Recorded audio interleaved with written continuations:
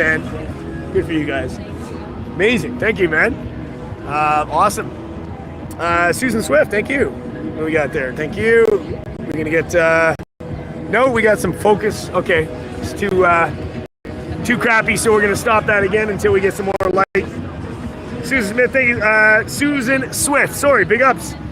So glad to see you back in the USA. Susan Swift, cheers, thank you so much. Jeff Mack rocks, yeah, man. Big ups, Jeff Mack. The hooligans. All right, Auto Walks is saying good night. Gonna get my drink on. All right. Yes, do it up, man. Saturday night. Do it up, Auto Walks. Have a good night. Have a couple for me, too. Ask they have PayPal. Oh, yeah, I know. Check PayPal. We tease Jeff Mack about her all the time. She's in love with the King Hooligan. Ah, right. Okay. Like really her? Like really? Like she is? Or like that one that I just met? Like she actually is in love with? Or is it just like a joke thing? But she actually is in love? All right, big ups. Damn. That's funny. Damn. Yeah, 460 in 3 hours. Holy frig, man. You know that's like, you know how many that is a minute? That's crazy. Don't get run over. Yeah, I know, Mr. Wonderful, yet. Imuna, thank you. Good night. Jeff, everybody in the house. All right, thank you. Love from Toronto, yes. My hometown, yes, where I'm from. Terrified now, Jeff Mack's terrified now. What arm is that you're using? I saw you use that earlier. Yeah, so this piece here is just the gimbal 4. And then this was from another gimbal, but I just took the gimbal off of this and just used the stand because it's more sturdier than the one that comes with this. Well, it looks like it's really, really stable. What brand is it? DJI gimbal, DJI Osmo 4. Osmo 4. Okay. They have the Osmo 5 now. I've been looking at one. I don't have one. I haven't tried the Osmo 5, but the Osmo 5 is the newest one. Oh, it's the newest one. Okay. Yep. Really stabilized it. Oh yeah, it's really awesome. Yeah, you can charge it, and you can charge like not how I have it, but you can also charge it from the gimbal into the phone and charge it. I gotta get one of those. Yeah, it's wicked. Yep. That's awesome. Yep. Appreciate it. Thank you. Yep, you too. Yep.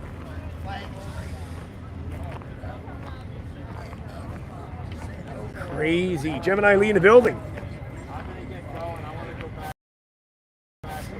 Amazing, guys. How are we doing on time? What do we got? I know it's going to be an early morning, but let's see how much time. What do we got? 10. Okay, yeah, okay. I could squeeze a little bit more out of me if we can do another loop around and see if anything's what's going on. I know it's starting to die down a little bit, but yeah, you got another walk out of me. Let's we'll see what's going on.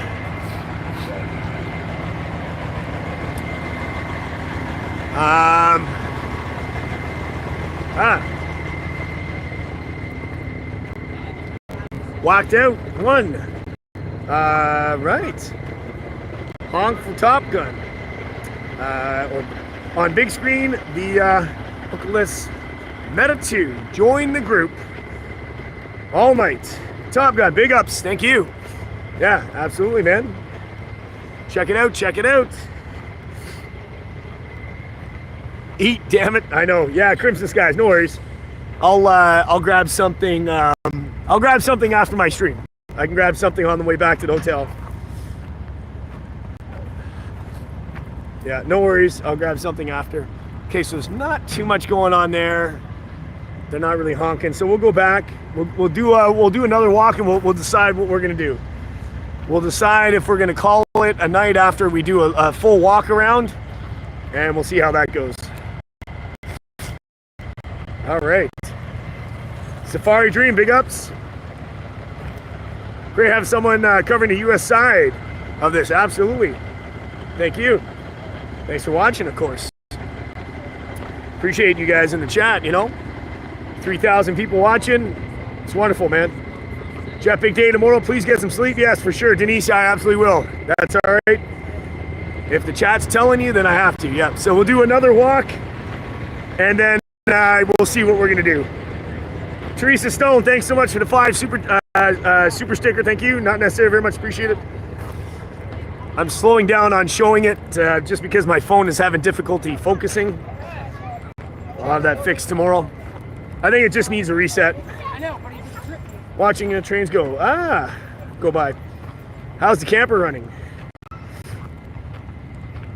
The camper. Which camper?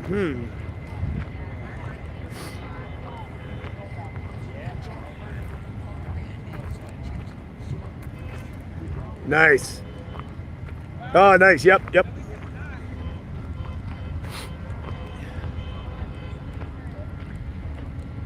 Fry TVs now. Oh, yeah. Solar golf cart. Yeah.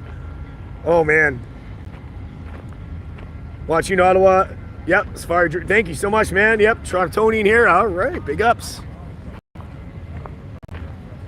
Yep. Yeah, definitely. Tomorrow we're going to talk to truckers too. That's right. Yeah, we're definitely going to talk to the truckers. Don't want to bother them now, but yeah, we are going to talk to truckers tomorrow. Get more acquainted with more people. What's going on? Seek Freedom 22. Thank you so much for that. Big ups, massive ups to you. Use this for monsters. Oh, that's right. I have to buy more monsters. That's right. I did drink them. I did have the monster, so I have to. And yeah, absolutely use monsters in the AM. You're gonna need them. Yes, I am. Get some rest. We need you in DC. Big ups. Yes. All right. That's what it is. That's what it's gonna be. Yes. Have other convoys arrived? I did not see them yet. I believe I've been hearing stuff about tomorrow morning about that arriving and stuff. So that's what I've been hearing. Yeah, that's what I've been hearing anyway. Shizer still in the building? Shizer's at the pub. Oh, yes. Shizer's at the pub. He's doing it up. Nice. All right, guys. Yeah, for those of you who are taking off, that's cool. That's cool.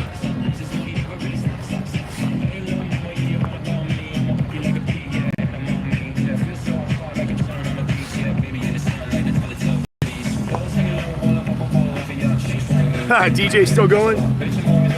Yeah, big up, Shizer. Yep.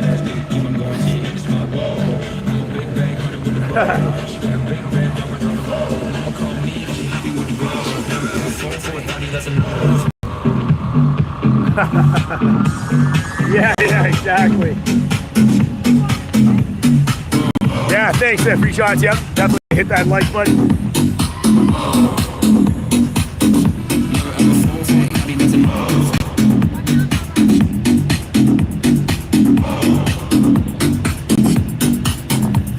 Oh, Cordelia, yeah. It's, yeah, but not, yeah, better not to do it now. It's 10:20.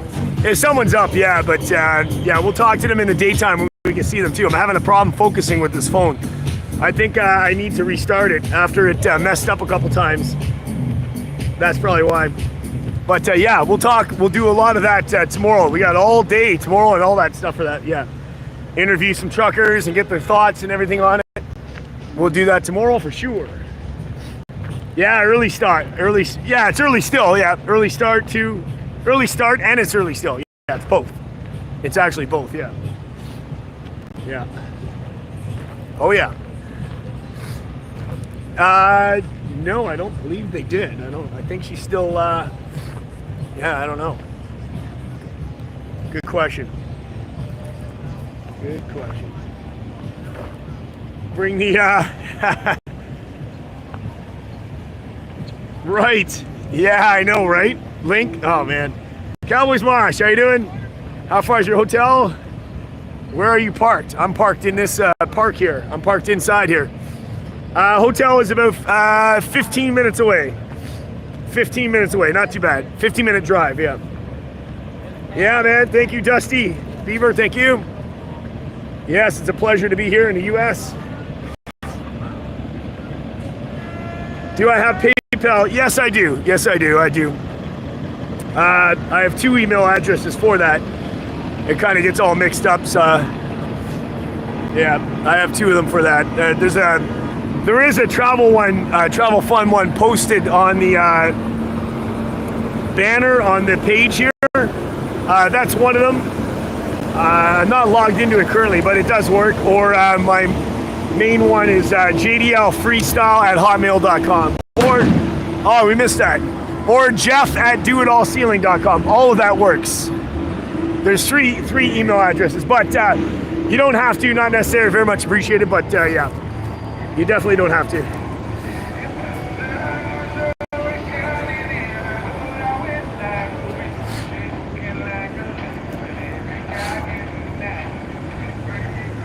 Thanks for dropping the links there at Crimson Skies. Had that nice concert last night there you went to.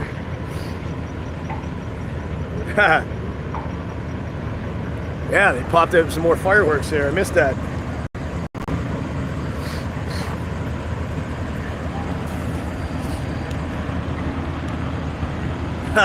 I still smell the burning rubber that guy did.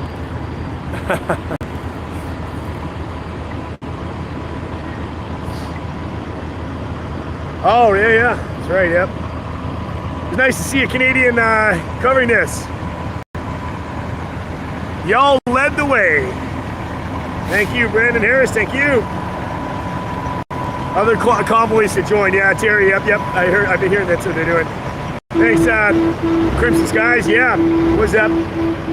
Send you some, yeah, the concert was epic, yeah, I know, I saw the pictures, it's awesome. Oh, yeah.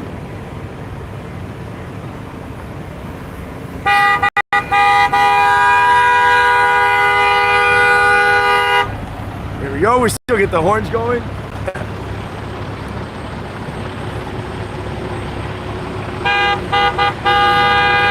Nice.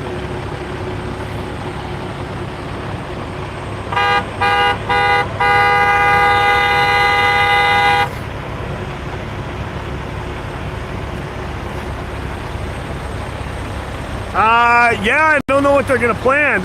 They said they're gonna announce something at 8 o'clock in the morning, and then whatever's gonna happen is gonna happen, and then I think they're coming back. I think that's the plan anyway. I think I have to stay another night. Yeah, it's crazy. Oh yeah, Cowboys Mosh. Oh damn. No.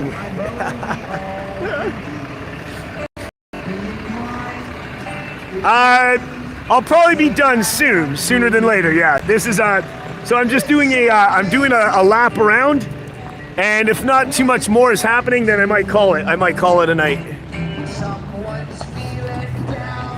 I might call it a night after. We'll see. Yep.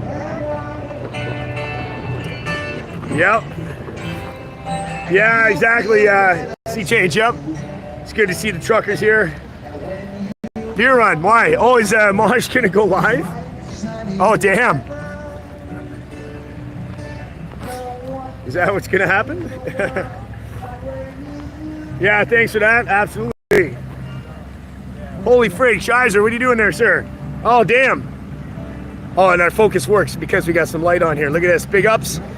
Making stateside, Jeff. Here is for your gas and hotel. Can't wait to see you riding along the People's Convoy when they arrive at the gates of DC, aka Sleepy Joe's Fun Park. Let's hope this ends the pandemic for good. Cheers. Big up, Shizer. Hey, man. Not necessarily very much appreciated, brother. And I'm gonna hit you up, beers and stuff like that. Beers and food, dude, on me, man. Thank you, sir. Not necessary, man. You know that. Yep. Yeah. Thanks for that, brother. Right? Yeah, I'll definitely be here. Citizen Debs, yeah, I'll definitely be here tomorrow. Yep. Susan, cheers. Awesome stream. Yep. I'll still walk. I'll walk back around the front, but yeah, just waiting to see what. Totally necessary. No. Oh, they got a little fire going here. I see. Cool camp rig. Yep. Cheers, Jennifer. How you doing? Andrea Cowan, thank you. Becoming a member. Cheers to that. Boom, shakala. There we go. I know I can't focus. Yeah, phone needs a reset. Thank you, thank you. All right, let's walk back. We'll walk back, and then we'll see what's going on. Fry TV Now, yes. What's Fry TV Now doing? How are they doing? Big ups to Fry TV Now. Sub them up.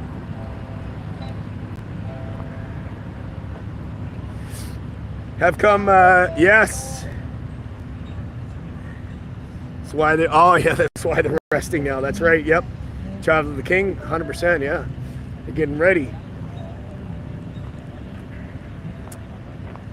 Still watching you on Fry TV Now. Nice, nice. Big ups Fry TV Now. Sub them up too. Thanks, Red. Yep, thanks for letting me know. Oh, what did I just do here? Oh, there we go. All right.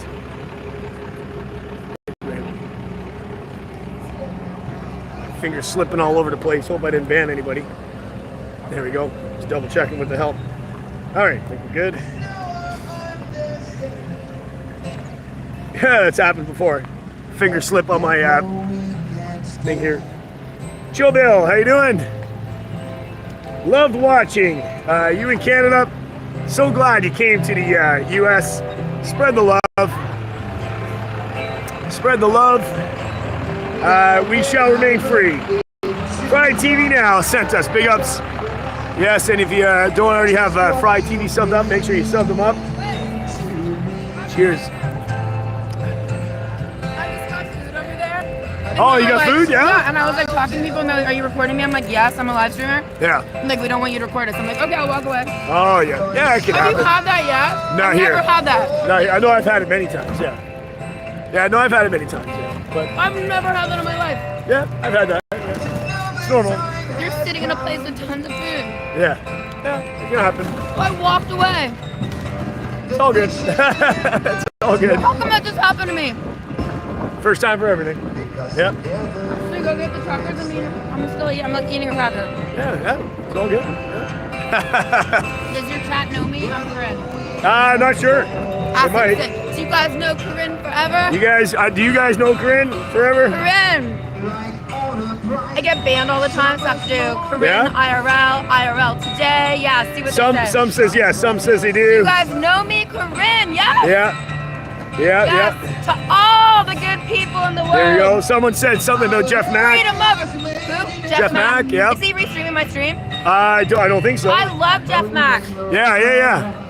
He sits and he restreams streams and he can restream Yeah, my that's stream. cool. No, a lot that's of awesome, people yeah. cannot restream my stream. Oh, okay, yeah. Yeah, a lot of I know people they don't. asked me and I give them permission. Some of these guys are awesome. Jeff Mack's cool. Portland Jeff Andy's Mack's cool. really cool, yeah. He's cool dude. Yeah, man. Yeah, man. So what do you do when someone says you can't like live stream them? I walked away. I'm like, okay. Well, I try to ask him before I get him on cam, but if not, yeah, I really, I rarely get it. I've had it, but I rarely get it. I rarely never get get it. to eat any food. Ah, it's all good. How do you eat? I didn't eat. I'll eat after. Yeah. But if I want to eat, I can eat, but I didn't feel like eating. Why am I getting so fat? All I do is run around. All I do is run around Washington, D.C. Why am I getting so fat? Yeah. It's all good. All the people I'm with went to go actually eat food. Yeah. They left me here because I was having so much fun. Should we walk by the truckers? Where's like the best content? Yeah. Right now, I think it's pretty much shut down. I'm probably getting ready to end, but soon, yeah, pretty soon. I the last person to do Ted. Yeah, it's all good. Yeah, they'll probably watch you then after. I don't care. Yeah, they'll probably watch you after. I'm so shadow banned everywhere. I never know. Yeah. I want the truckers to know they're supportive. All right. It's all good. All right. Cool. How you doing? This is my girlfriend, Mommy. Oh, cool. Oh, awesome. How you doing? She's live streaming too. Yeah, there's a bunch of us here. Yeah. Where are the rest of them? I don't know. All right. All right, cool. All right, yeah, I'll see you guys tomorrow anyway. Yeah, bye. Awesome. All right, guys, yeah. Go check her out, her stream, and yeah, there we go. There we go. All right. I'm reading the chat while I'm seeing the comments flying down the chat there.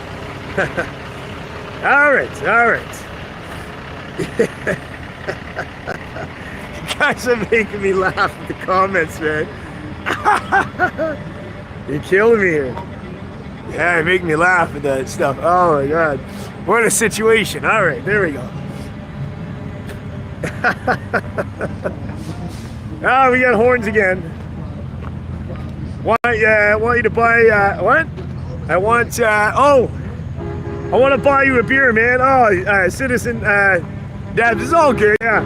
You know, the good thing is I could stop off at one of those stores and get them, right? Because that's what, in America, in U.S., you can pick up beer everywhere. In Canada, you can't. In the U.S., you can, I think. Julie, 45, no worries. Yeah, I'm just being, just being me. Just being me. Long time streamer. Oh, it says Tex-Mex. Yep. Yeah. Oh God, you guys kill me. You guys are making each other laugh. Oh man, this is good. Late night with Travel 169. You never know what's gonna happen, right? Oh man, cheers. And 5808, how you doing, man? Where to park? Oh, the parking area. You can park everywhere. Park anywhere you can see. Anywhere you can see. Yep. Yeah, Casey. I imagine. Yeah.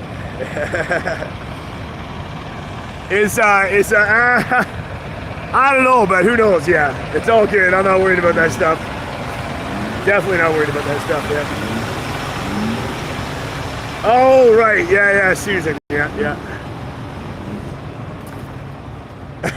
Mark, stay away.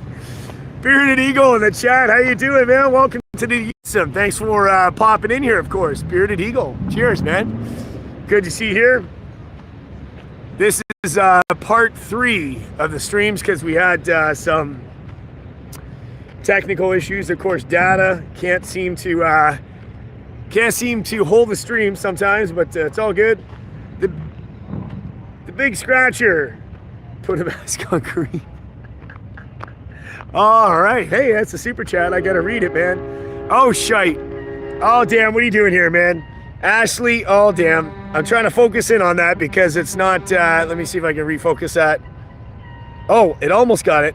Oh, we got it. Don't move it. Ashley, cheers. This is for dinner, lodging, gas, etc., along with a good old legal USA donation in the form of love letters. All right, love the love letter. All right, for the truckers you interview tomorrow from me. All right, cheers. I have to work on that. Ashley, thank you so much for that.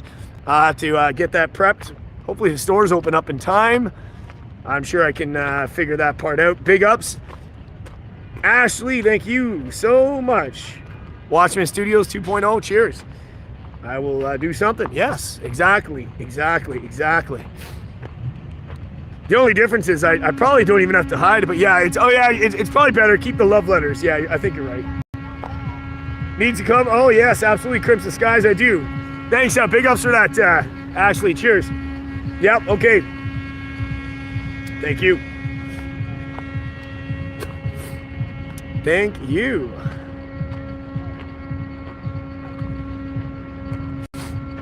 Oh yeah, maybe. Who knows, right? Not too worried about it though. Yeah, beers and cheers. Sub up the beers and cheers. Yes, it is. That's right. Love is legal here, right? Thanks, guys. It is legal. That's funny.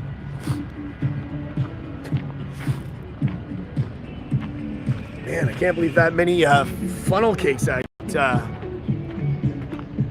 guy made. Holy frig. Come on, focus. What's going on with this phone? All right. The focus issues.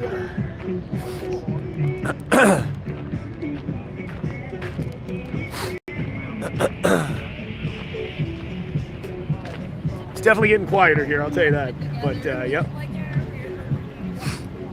Julie Burnett, thank you so much for that. Not necessary, very much appreciated. A super sticker. Julie, thank you so much for that. Big ups. Stores open later on Sundays. Damn. damn it. Yeah, if I have to be here at 8, shoot. I'll figure something out. Yeah. I'll figure something out. Yeah, I'll figure something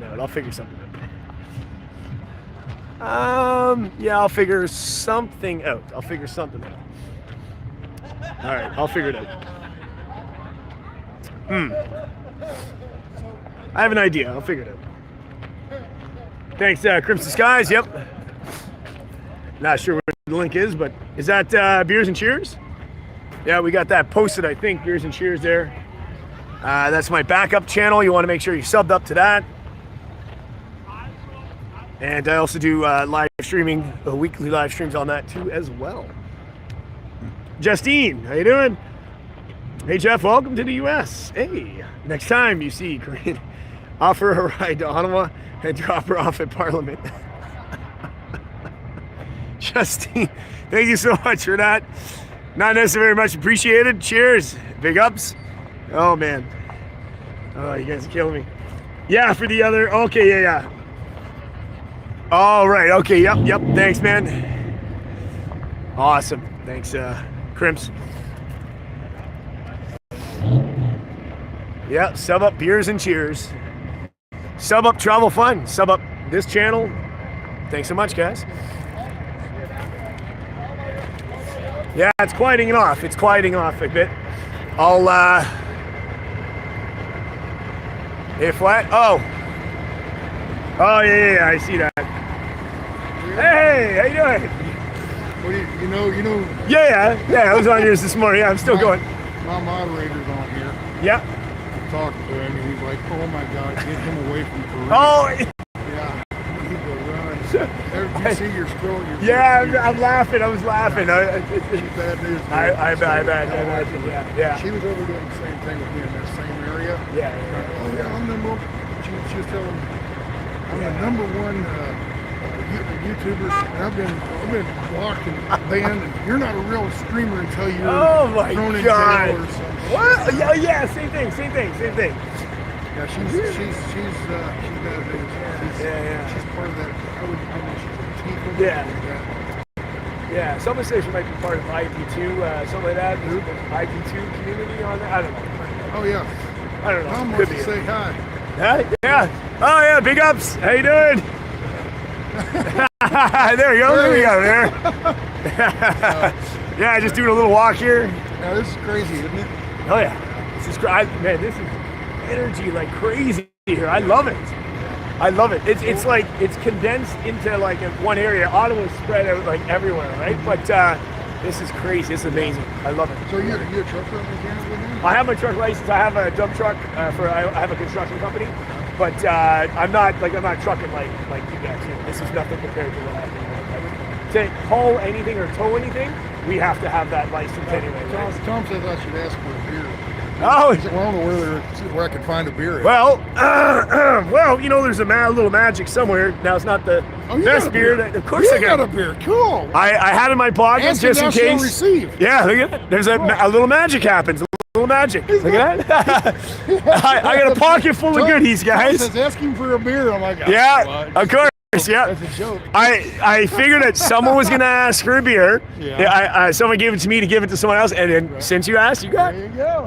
There you go. That's it. Awesome, man. Hold on, Tom. I gotta pop this beer. Oh, Lord. Have you ever watched my channel? Yes. Okay. I'm sub to your channel. 100%. Yeah. You know who Tom is? Is it your mod? Yeah. Huh? Your mod? Is it you're talking about your mod? Yeah. Yep. But yeah, I don't know if you'd ever watched the other parts. Probably never watched it until I got here, right?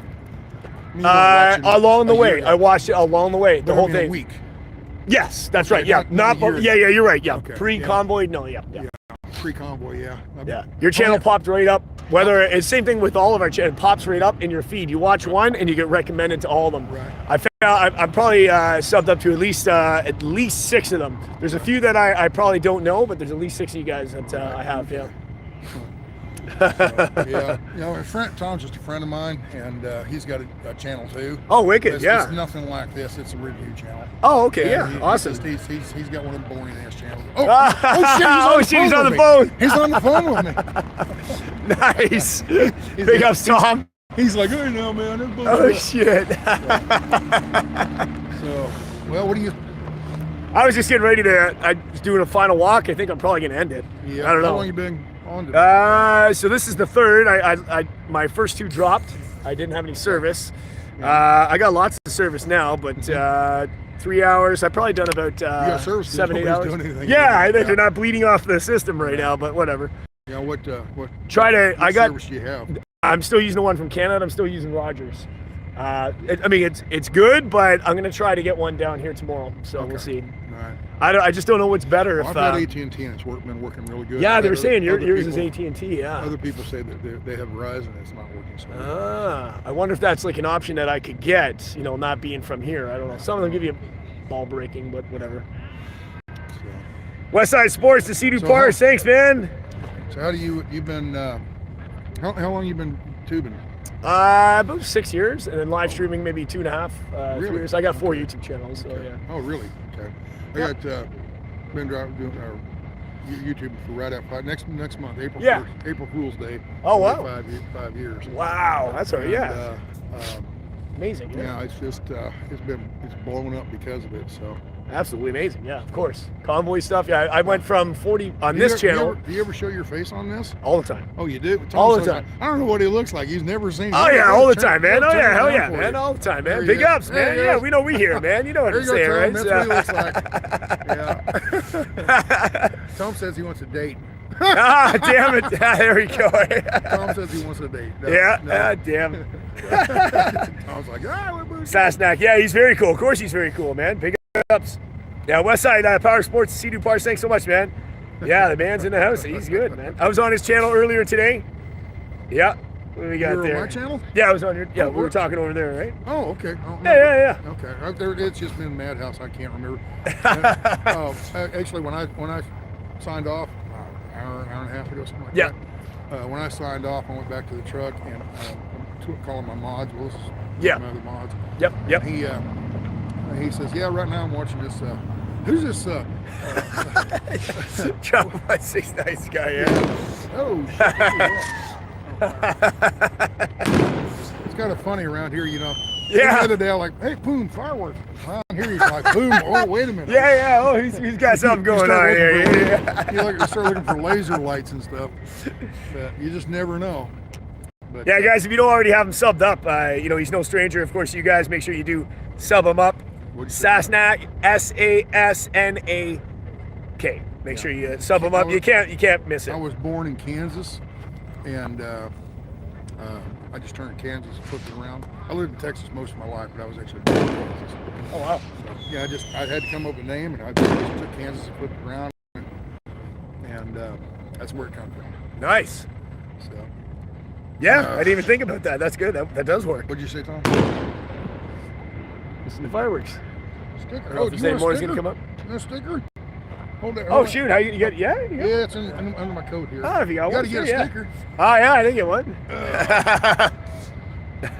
Nice. There you go. Yay! Oh, how the light good there? Oh damn! Look at that. Yeah. Oh, that's perfect. Look at that. So, that's for you, bub. Thank you, man. That's awesome. Thanks so much, man. Absolutely. Appreciate it, guys. Boom.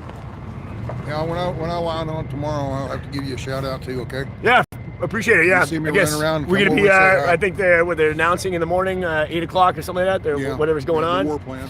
Yeah. Whatever it is. And then the only thing they said was if you got a hotel here to book another night. So I have to do that when I get back. What are you? You're staying in a camp or something? I just booked. Yeah, I'm like 15 minutes out of here. You So just in your car? No. I booked a hotel. I managed to get one. That's what I'm saying. But you're just in a car. So you have Oh yeah. You don't have an RV or No. Yeah. So I'll just I'll book when I go back. I'll just tell them to give me another night. Guess I'll be good. All right. So No, I was out there. I was sitting in the truck. I had my boots off and everything. Oh, sweet, yeah. And Tom's like, "Oh my God, he's talking to Corinne." Ah! Who? And he says he's talking. I'm like, "Oh shit!" They click warned over. about that, yeah. I click over. Yeah, that's her. That's her. You know, I said, "I gotta go save him. I gotta go save him." Julie, thank you so much for that, Julie. Thanks for the super sticker. Tom was thinking you're trying to pick her up. Oh, you know what they say about crazy chicks? Oh yeah. Yeah, God, no. Not a chance. Not a chance. Yeah, not a chance. Well, I was watching on my computer. Yeah. Through your camera, looking at her, and I'm thinking, I remember she wasn't that chunky in real life. You know, the camera. Yeah. The camera doesn't do her any favors. No. You know, makes her look a little. She gained about 30 pounds. No. I hope no, she wouldn't be. She's busy streaming. Yeah, it's all good. I hope so. Yeah.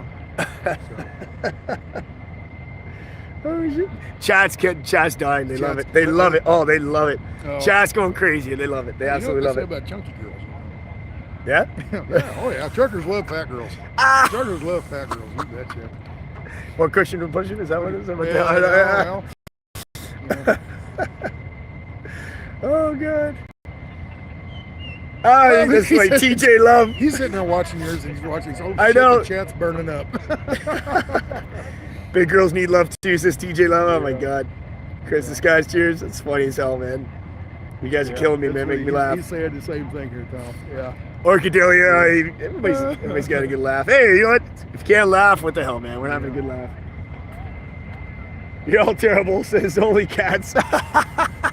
No, it's just joking. Well, yeah, it's just it's just yeah. My dad always told me take after the chunky girls. Yeah. And I'm like, why? He says, well, they won't run away, or they heat you in the summer, or they'll shade you in the summer. They keep you warm in the winter. Yeah. They won't run away for better. Yeah, nobody's gonna steal them. That's could be true. Yeah. Yes, that could be true. I'm saying this on your channel, not mine. Oh, but that's okay. Yeah, that's okay. Yeah. That's okay. And I'm not. A stranger is just walking by. I don't know who it is. On my channel, I got the most respect for chunky girls. Yeah. Well, there we go.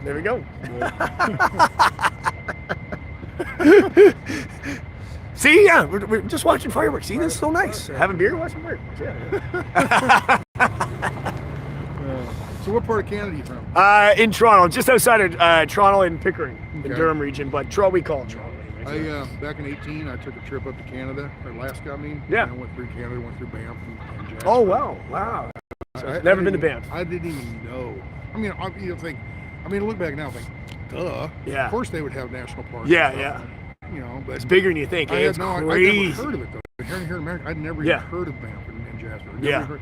So on my, I was telling people, months before I was going, and somebody said, "Man, you've got to go through Banff and Jasper." I'm like, "Yeah." What is a Banff? Yeah. No idea, Yeah. Got up there, and I'm so glad I did because I saw pictures. It looks crazy, eh? Yeah. I went up through there, and they have the glacier fields and all that, Yep. But yeah, it was so pretty. Waterfalls and everything. It was gorgeous. And then, what are you laughing at, Tom? Tom's laughing. The chat's still going crazy. We got to get you to 100K this week, eh? Tom says they want me to tell the joke again. Oh, really? Yeah? Good. No, don't put me on. Okay, yeah, no, all right. I was saying, I can give you a spotlight. Plausible deniability. All right. Yeah. That was a voice actor. There's so many people here. There's thousands of people here. Anybody can be here, Yeah. That's a voice actor. Yes. That sounds like Saznak. Yeah. But, no, my dad always told me, he says, go chase after them chunky girls. Yeah. I says, why? And he says, well, first they shade you in the summer and they keep you warm in the winter. Ain't nobody gonna steal them and they ain't gonna run away for better. Oh God. And there's other good jokes, but I can't. They're too naughty. So that wasn't too naughty. That was all, kind of. Someone said in her stream, someone's looking for her. What was that? I don't know what that was. That Corinne girl. Yeah. So I don't know what. Someone said something was looking. I don't know. And like I said, Tom thought you were trying to pick her up because you know what they said. Oh God, no. What they say about crazy girl. I didn't even see her coming. She just came up to me, and I didn't even know. The chat already knew, but I didn't know who she was, right? So I my never chat heard was her going either. crazy. She ambushed me too, and I mean, oh yeah, you got to do this, you got to do it. You tell me all what's your email and all that. I'm like, well, it's on my YouTube channel. And she was like, oh yeah, I got to. What is it? I'm like, what? And then right in the middle, she stopped. She says, so when are you going to storm Capitol? When are you going to storm the Capitol? I mean, she used those words. Oh, that's weird. Yeah. Really, I remember where I was. Yeah. It's hard to weird. think that there's people that want to come in and do bad things, Yeah, of course, yeah. Because everybody's having such a good time. It's like a big party, Ha! But, That's nuts. Yeah. she's looking for you now. Yeah, I know. That's what someone said. Yeah. Someone's trolling her, saying that I'm looking for her. I'll just say I don't know what you're talking about. Oh, it's funny, guys. You guys are killing me, making me laugh. Yeah, hey, we got to get you to 100K this week. You're so close, man. I'd like to talk to you when you're done. You want to talk to me? Yeah. You're not Corinne's bodyguard, are you? Huh? You're not Corinne's bodyguard, are you? Be right back. Yeah, no worries, brother. That's awesome, man. Yeah, you guys are killing me, making me laugh. Yeah, it's getting a little quieter here. That's cool. We had a little chit chat there, and I had a special beer in my pocket. I knew that someone eventually tonight was going to ask for a beer, and I had one. That was great. I passed on some love, just in the form of beer. So that's good. It's always good. Actually, smart that that couple brought beer and they were handing out beer. That's absolutely amazing. What's that? Oh, hang on. Let me see what that is. What the heck is this? That is... Oh, yeah, I saw that, yeah. That's funny.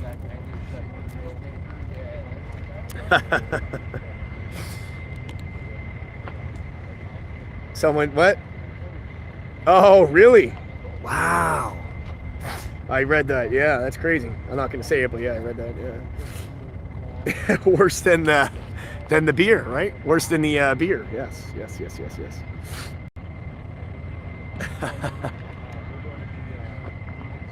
Yeah. That's cool, man. That's cool. That is cool. Yeah, so we're pretty much winding down.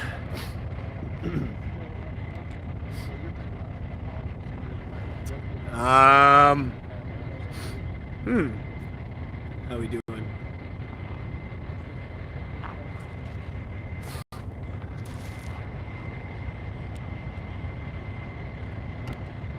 Yeah, exactly, right? Yeah, exactly. Susan, yep. Yeah. Easy to do in the daytime, of course, right? Nighttime, less people. Yeah, for sure.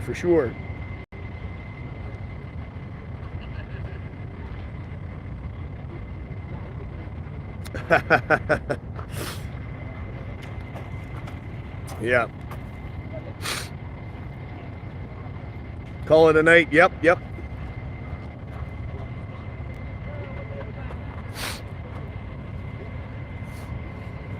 Yeah, exactly. Yeah, I wouldn't, yeah, of course, entertain that kind of talk for sure. Just trying to trigger you, yeah. Yeah, nobody knows where I'm at. Yeah, I'm good. Not worried. Yeah, awesome, guys. Oh, man, this is awesome. Run into a lot of traffic. Not really, and no, actually, it was clear sailing all the way, pretty much. Yeah, pretty much clear sailing all the way. Oh, we got some more fireworks here.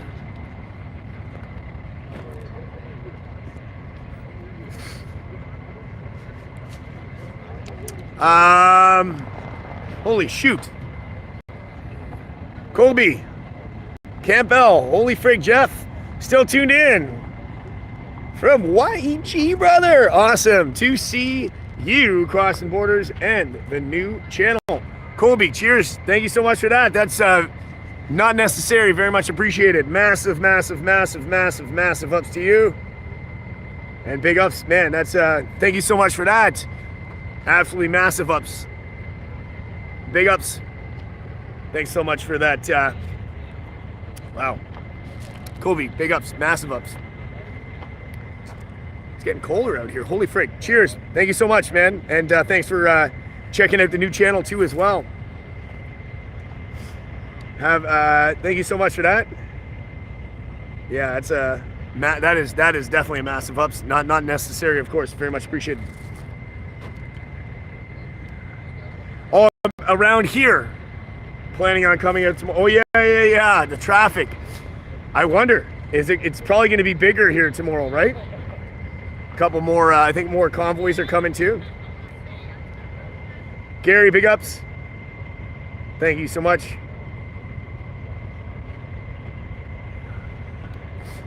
Yeah, for sure.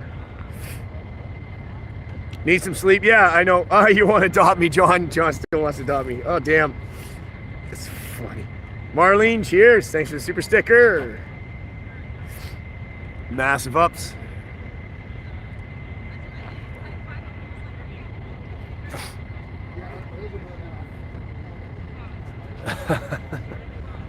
Damn.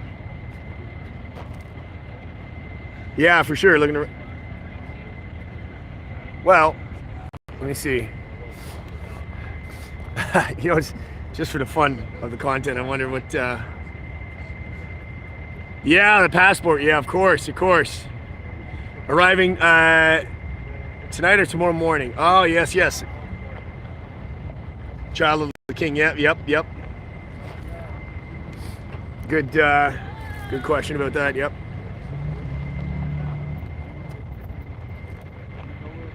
Oh yeah. I know exactly. I'm gonna grab something for sure.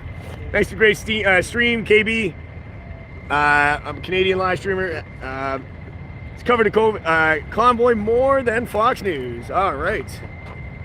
Who would have thought that one? I know, right? Cheers, man. Thanks so much for that. Good. You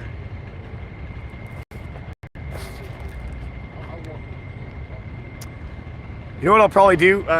Let's go. All right. Let's go to the end. My car's actually down that way anyway. So maybe I'll keep it rolling until I get to the end, and just in case we run into any strangers, and then I'll call it. Let's see if I can get to the other side. Cowboys Mosh. Oh wow, there we go. I knew I held off for something. Cowboys Mosh after stream party on my Cowboys World Order channel. I can set up now. Oh, there we go, bro. Perfect timing. Cowboys Mosh. Yes, I am looking to end. And I can walk slowly to the other side. So that's perfect. Get started, and the after party will be at Cowboys Mosh. That's cool. Thanks. You see where I park? Yep. Where to park? Yes, you can park anywhere. You can park on the other side of these trailers. There's cars all along the side, all the way at the back. Cars everywhere. We'll see what's going on. Robert Mack in Asia, how you doing? Big ups, brother. You're still here. Appreciate it, man. All right, awesome. Mosh, that's cool. He's setting up. I'll repin your link. Don't forget to subscribe to the backup channel, Beers and Cheers. I'll still go live on that channel as well. So yeah, check that out as well.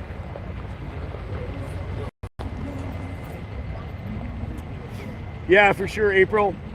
Thank you. Yeah, thanks, April. Still got more fireworks going on. That's crazy. Yep. Thanks, Stephanie. Yep.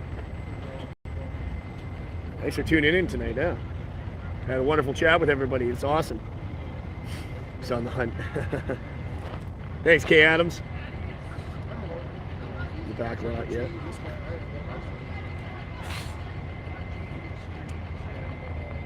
Oh yeah.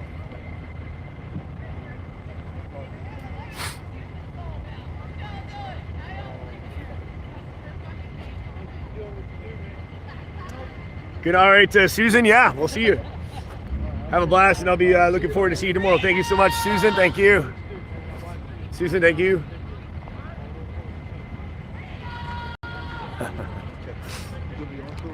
Huh? You want to be on for a while? Probably looking. One of the guys is going to do an after party stream, so I'll probably he's going to set up in about 5-10 minutes, and then I'm going to probably kill it.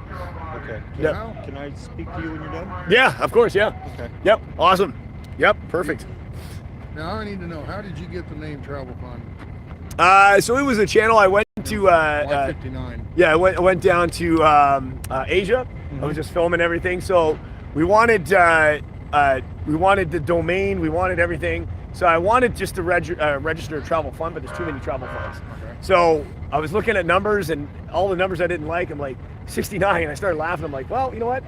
Do it just for the fun of it. What the hell? And in the original part of this channel, I didn't have my face on it for 2 years.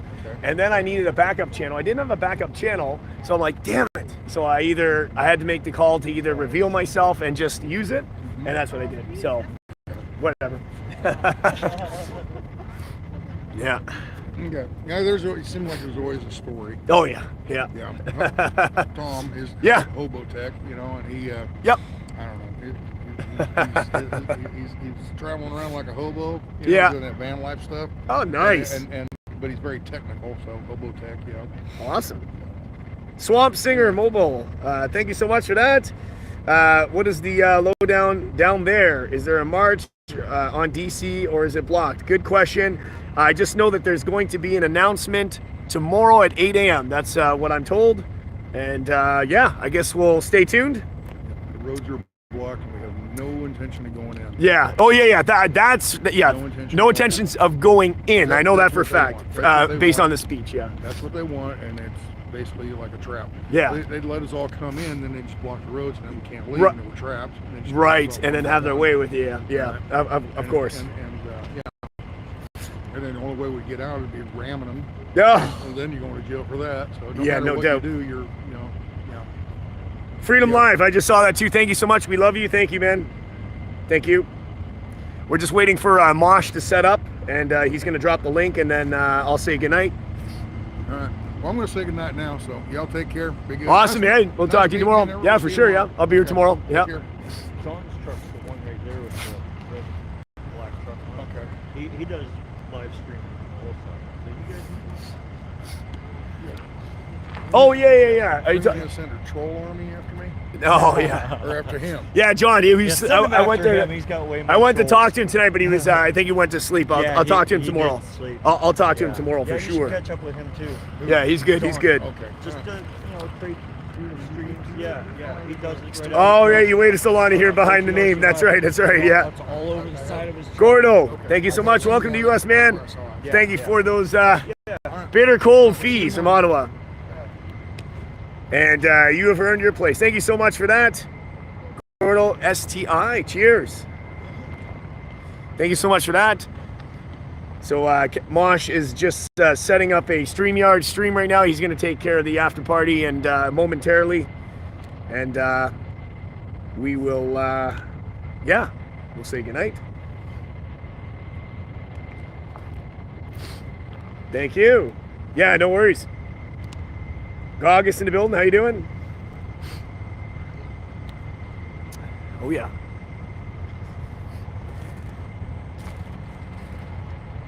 Oh, there we go. Brando's already got the. Okay, there we go. Brando's got it. All right, I'll flip the camera here. All right, so we're gonna end in about 2-3 minutes now. I'll give enough time for everybody to check that out. Let me grab that. Oops. I made a mistake and clicked on the wrong thing myself. Jeez. All right. Bear with me. Stephanie, thank you so much for that. Thank you for being boots on the ground at the People's Convoy. Yes, thank you so much for that, Stephanie. Not necessary, very much appreciate it. Thank you so much for that. Cheers. And here is the replace pin. Okay, there we go. I just replaced the pin. That's going to be after party. So he's just got a chit chat StreamYard panel with guests. or himself, whatever, and he'll be just having a little chit chat. If you want to check that out, feel free and go ahead and check him out. Mosh, the moderator in one of my chats, he also does live streaming as well. We can check him out. Thanks, guys. If you're able to check him out, check him out. If you can't, head over there and just hit the like button for him and subscribe if you want before you guys say goodnight. And thanks so much. The channel's pinned right now. Head over there to Cowboys World Order, Mosh. That's his backup channel. And I want to thank you guys for watching today. This is part 3 of the video. Hopefully we have some better better luck with signal tomorrow. But cheers, guys. Thank you so much. Thank you. All the super chats, not necessary. Very much appreciated. Thank you so much, guys. Really appreciate it. And we will see you tomorrow. Travel Fine 69, Jeff Lepard. Thanks a lot, guys. And don't forget to subscribe to the backup channel, Beers and Cheers. Thanks, guys. We'll see you tomorrow. Peace.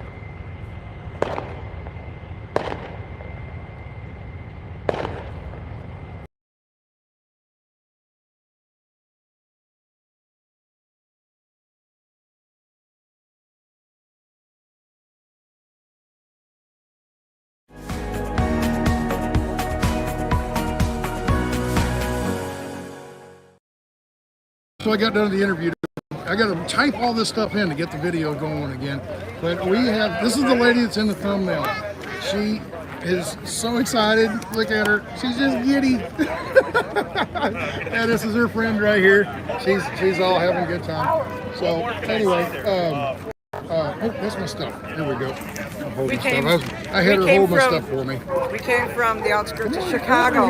You don't want to be? No. Okay. We came from the outskirts of Chicago this morning. We all the way from Chicago. all the way from Chicago to see Very you. We've been watching you and following you. We even did an overpass last night to bring in the Wisconsin-Illinois convoy down here for you guys. All right. So we had a good turnout. Very good. All right. Exciting. I'm glad. So yeah, I'm gonna do the speeches and stuff like that, and it's just we got 16 people. I had 5,000, but I lost my six. But that's okay because they're going to be looking for you again. Hey Stan, Jeff, hey, how you doing? All right, Dwayne back on as mod, but still feed is still frozen. Too many live streaming. Okay, can people see this? Hello, 1, 2, 3. Type in 1, 2, 3 if you can see this. If you can hear this. Is anybody there? We love you. Yes. 1, 2, 3. We got it. We got people. All right. So, you guys want to take a photo or something? No, do not. No, please. That bus right over there.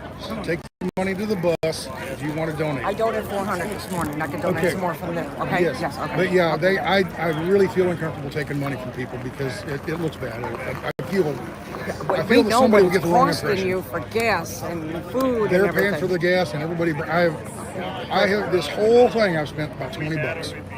I ate at a restaurant out in New Mexico, and I spent $20 on a meal. All right, we just want to make sure you guys are covered. That's all. No, we are. We've got it covered. Okay, So, great, Very great, good. Thank you very much.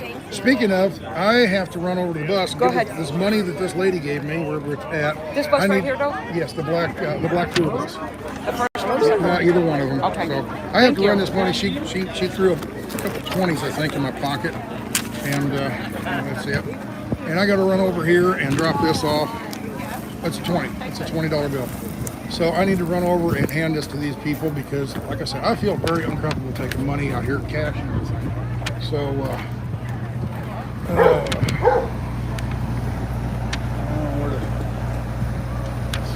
wish I knew where they were. So how we go? We got 136 people. Boots on the ground. Yeah, that's me. Boots on the ground. Well, I'm going to give this to. Here they are. Here we go. Here you go. I don't know where to put that money. That's fine. You can just give it here and we put it in. Well, I figure you're all busy, and I hate to knock on the door. Well, I'm and- not. and- This is my job to sit in here. Are you in there watching Andy Griffith? No. Got Newsmax on, but I'm reading a book. Okay, all right. Yeah, this is my coach. It's what I do. I People try. are trying to give me money. Please give it to the bus. And this lady, she wouldn't take it. No, she's stuck Well, it I'll in my tell you what. pocket. Take it and bring it over. Very We're good. fine. That way there, I can get it into the kitty where it goes. Very good. All right, thank you, sir. So now this is the mobile command center. This is I don't know that guy's name, but I know I've seen him all week. But anyway, I'm going to take this stuff back to the truck so I don't have to carry it around. Something, Mr. Sasnak, thank you. probably a thank you letter of some type. And then this here is this little boy. When I was off when the screen died, he drew these up for everybody, and he's handing them out to truck drivers. And he showed me that one. I like it. I says, "That's not my truck." And he says, "I'm sorry, but I don't have anything that looks like yours. But at least it's a conventional." He says, "Give me liberty or give me death." And this is from about probably a 10-year-old boy. So put this stuff. Where am I going to put it? I guess I'll just open it. And it's just been like this all day long. Go, go, go. I got up in the truck here a little bit ago, and people kept knocking on the door. To say hi, thank you. And it's just, non-stop. And I don't know how politicians do it or something, something like that. I don't know how they have the stamina to do this kind of stuff. But they thrive on it. So,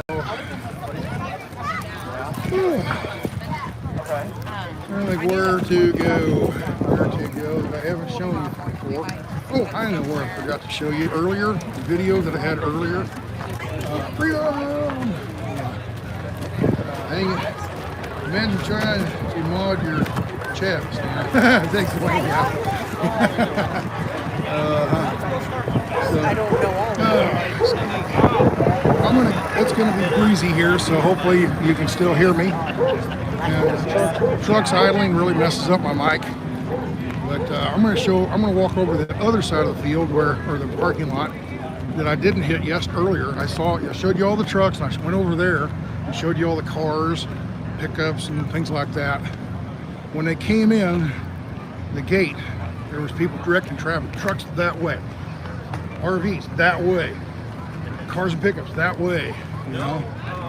And I come over here and show you a whole bunch of other people that I haven't showed you yet. And guess who I see? Do you see who I see?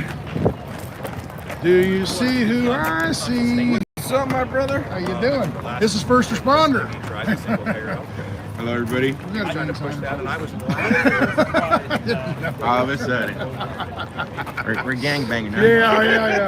Yeah. What's this here? Sign, people sign? Yeah. A whole bunch of beers. One to get my name on, to get their name on. Right about right in the center. Sorry. So like when we left there, Here we go. Sasnak. This is First Responder. He has been doing kind of the same thing I was doing in the van. Since I'm in the truck, I switched over a little bit different format. I'm doing the dash cam basically as we drive down the road, and when we're here, places like this, I do the same thing you're doing walking around. But if you can't find me, if I'm dead on the air, go to this guy, and he will help you out. There you go. Is that? Raven. I have a hard time watching. Oh, you're showing that. Okay. I thought you were trying to read this. Here, turn around. It's on the back. There you go. First Responders Media. There you go. So, where are you from? Bakersfield? Bakersfield, California. And you've been with them since in minute one. At Delanto for the 22nd meetup. Yeah. Right. Okay. And you're going all the way to DC? Going all the way to DC. Right. I'm staying there until it's over. All right. What's this? This is a Sonic tray. Carry. No, it's not a Sonic tray. Actually, for my West Coast people, if you guys ever been to In-N-Out, I'm the In-N-Out guy. Yeah. You guys want a number 1, number 2, number 3, medium fries. We like to upgrade to a large. So what are you doing here? You kind of basically showed me earlier. All it is showing me all 3 platforms. I got Facebook going, I got Twitch going, and then I have YouTube going. Right. So it's just like you have your chat on there. That's the only way I can keep up with all 3 How platforms. can you read all that? You do it, huh? Thanks again. Takes a gift. Takes a gift. Yeah, exactly. So Thank you so all much. right. Well, like I said, if you can't find me, I'm sorry. What do you love about? oh, we're on right now. You want to say hi? What for who? For me. He's a Sasnak. trucker in the Convoy. See, turn around and watch my finger. I'm keeping the camera up. You see the red truck? See the white truck just behind it? It says Sasnak. That's my truck. Are you on TikTok? No, I'm on YouTube. Oh, YouTube. Yeah. Here, Here, I got it. there you go. Start it off. There you go. Oh, okay, yeah. Well, thank you. He can tell you who I am and all that, or whatever. Well, go on YouTube. Take the message to Washington, D.C. Yeah. All right. Take care. All right. We'll So move that over for you. oh, look at this little kid up here signing. Everybody's getting involved. Come on down. We'll get you a little closer. He's trying. Arms too short. You were live for me? Yeah, I was live earlier today, about a couple hours. And I was like, I got to take a break.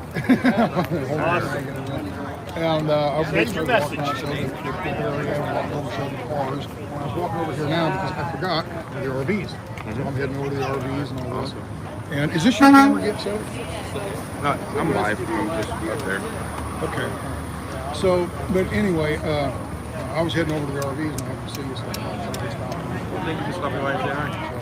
like I said, if you're watching me and I'm not on for whatever reason, this guy, he's on pretty much not 24, but about 18 hours a day. Seems like. I don't know how your batteries last that long. Well, I have a converter in the vehicle. I have 3 charges going on all the time. He's in a car too. He's not in a truck or something, a really big car. This one, like, this one's like freedom number one. I have 4 of the other batteries. Real quick, so after this is all over, you go back to Vegas. What do you do? Why Going up front. I don't know if First responders meet us. We follow everything that has to do with first responders. We show to use traffic conditions, structure fires, anything that's going criminal activity, shootings, standoff. We cover it all. Okay, so why this? This isn't criminal activity. I consider the truckers to be first responders too. They're the ones that come out after every big hurricane. Who shows up?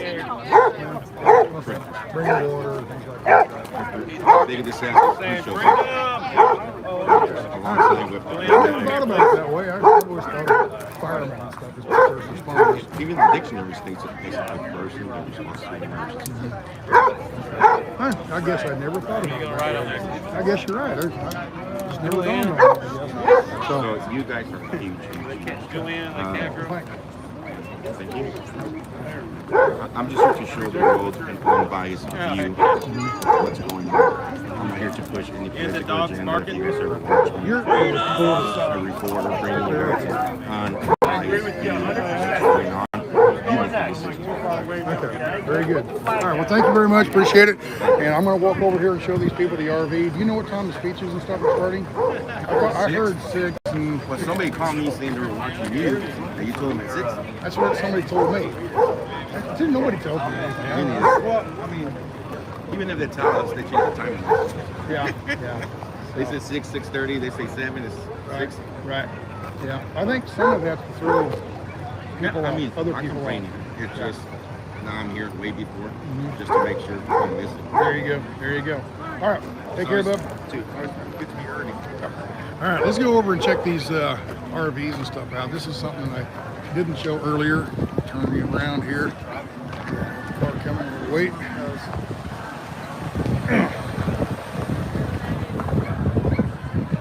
So, I got some music I hear over here, so I'm going to go the other way. But yeah, here's a semi. RV, all the way down. There's a few semis way down there. Way down here, there's some semis. But back in here, RV. Just everywhere. All these are the convoy. This is the convoy right here. All these people. Right here's a semi, of course, but these are the RV. I mean, this is the convoy. All right. So when they sit there and say, "Oh, how many trucks are involved?" It's not how many trucks are involved. It's how many vehicles are involved and how many people are standing on the side of the road involved. Okay. There you go. I love my country, but I'm ashamed of my government. An emergency does not last years, a war does. Leave your children a world where you never stood up. They'll inherit a world where they can't. Very good. See that? Leave your children a world where you never stood up. They'll inherit a world they cannot. All right. Okay. All right. So here's more RVs. There's cars. Now, I would imagine some of these cars are people that just showed up to, meet and greet kind of stuff. But RV after RV after RV, you know. They're back here, they go all the way back around way over there.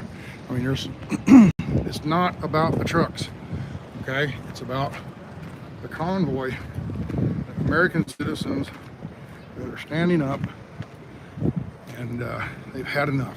They're just fortunate, clean your act up. I don't want to say any threats or anything like that. That's not what I'm here for. But just, you know, clean your act up. And I think the best way we can clean the act up is term limits. But that's not what they're pushing at this for their talking points. But I would like to see that. There we go. Get tough, America. God, family, country. God, family, country. For God and country.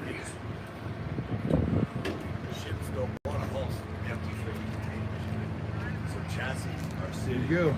There you go. He's got a big truck, or a big sleeper, what they call a big house. You got a big house just like me. I need to get some kind of mounts like that for the flagpole. I need to do that. I need to do that on my van, especially. But yeah, here's a whole bunch of overflow truck parking. There's a bunch more overflow truck parking. And the parking just goes on and on down in here. This is huge. I don't know how many. Thank you. So yeah, it just goes on and on. I haven't seen old Goldwing guy. I don't know where he's at, but he's hanging tough. And then Harley guy, he's hanging tough too. But yeah, we've got a school bus down here that looks like some kind of camper. We got one way back there. All this, there you go. It's a motorcycle of some type. What is that? That's just a Honda. A Honda? What do you mean just a Honda? It sounds awesome. Yep, it's a bike. Get your hair in the breeze, right? Snap, crackles, and pop. Yep. Christmas. Yep, there you go. And then, there's some leftover machinery parts right here. That's a whole row of machinery parts that are kind of left over or waiting for the next sale. Where we're at is an auction lot down here in Indiana. We're off at exit 59 in Indiana, close to Indianapolis, on I-70, exit 59. Oh, Canadian $10. Canadian, let's see. Canadians stand in solidarity. All freedom-loving Americans. Canada stands with U.S. Peace, love, and freedom from Ottawa. Thank you, Ottawa. You know, we're with you till the end, America. We're with you to the end. Very good. What you, I don't want to sound this wrong, but what you couldn't complete, hopefully we can. Okay, maybe we can learn from. I don't want to say mistakes, but maybe we can learn from things that happened in Ottawa and not have that happen here. Now, I keep telling people that this is America. Canada's different. They have different laws. They have different rules and way things happen. And maybe here in America, that won't happen. But you just never know. So anyway, we're getting back here. This is another section of the parking lot. It's overflow for cars. People are coming in. There's a pickup coming in right now. And here's some farm machinery that they would do, you know, the auction for probably the next auction, or maybe it's left over from the last auction that they haven't picked up. I don't know. But with that, let's flip you around here. Dwayne, oh, thank you, Dwayne, for answering that. Yes, I own my truck. It's paid off. Basically I have no bills other than cell phone. I'm pretty much debt free. And that's one of the nice things about being debt free. I don't have to worry about making payments. I don't have to worry about, you know, paying bills. Well, I still have to pay bills, you know, cell phone and things like that. But yeah. Whew. Let's walk down through this way instead of where we just came from. Might find something different, something new. So while I'm walking, let me see if I can read some of the comments here while I'm walking. Hello from Kentucky. Freedom! From London, England. And I'm not going to stop you. I'm going to read them as quick as I can as you go by. From Scotland, here you go. I used to drive. Can I have a blue wrench too? Let's see here. Who is that? Blue. I try not to give moderator status to anybody unless I know them. So I hope you understand. Don't take offense to it, I hope. But Yeah, I don't want somebody, I have no idea who they are, and they could get in there and mess it up, you know what I mean? So please don't take it as an offense or anything like that. But thank you for the offer. All right, hold on. Nope, that ain't right. Wrong one. There you go. There you go. You're a moderator, dear. So anyway, I just happened to see that. I had to make somebody a moderator. All right.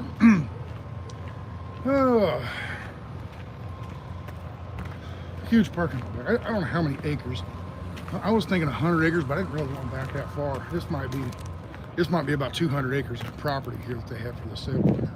It's huge, very large. They need that, you know, farm machinery, tractors, combines, takes up a lot of space. All right, just wondering when I can see and watch you you all go by. We're leaving tomorrow morning.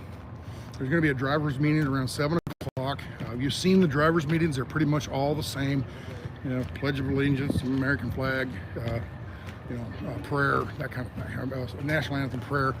And they talk about what we plan to do today and how to, things that might have happened the day before and what we need to be on guard for, you know, that type of stuff.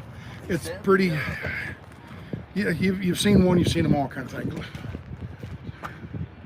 Oh, go to the building. All right, we're going inside the building here. So, thank you, Jan, appreciate it. I think that's the speeches and stuff. I really hated to miss that. But, go to the building, as everybody say. I'm hearing things. Hope these doors are unlocked, or otherwise I gotta run all the way around. But, anyway,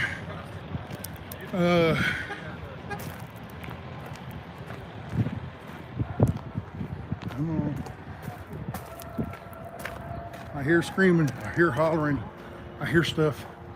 I sure hope this door's unlocked. Yes. Oh man, look at this. Look at this. Come on in.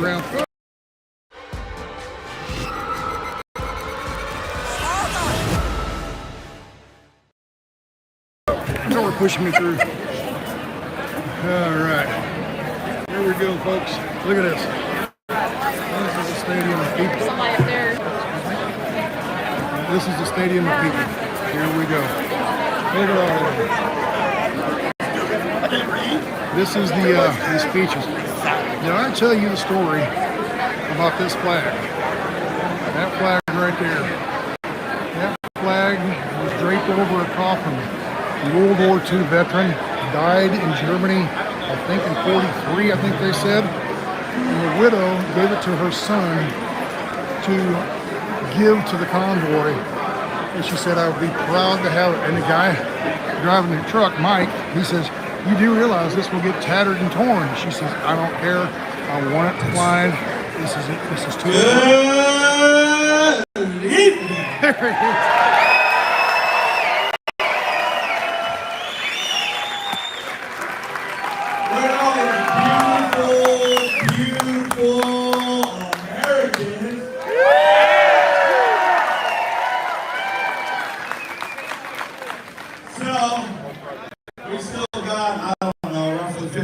Or something before we start. We start at 7. I guess you're all just super eager for some of that freedom talk. But I want to take the moment right now before we start, welcome someone up here to the stage, Mr. Ted Everett.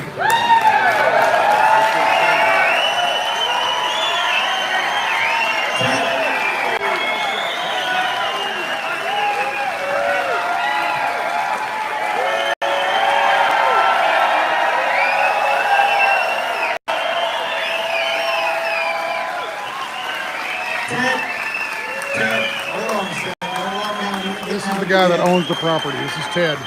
Ted here is the reason we're all here right now on this planet. And from the bottom of our heart, and everybody in this convoy, we want to say thank you for allowing us to use this space and allowing us to put this together here. And by the way, he's been here as long as I've been here, so he's here like 24 hours a day right now.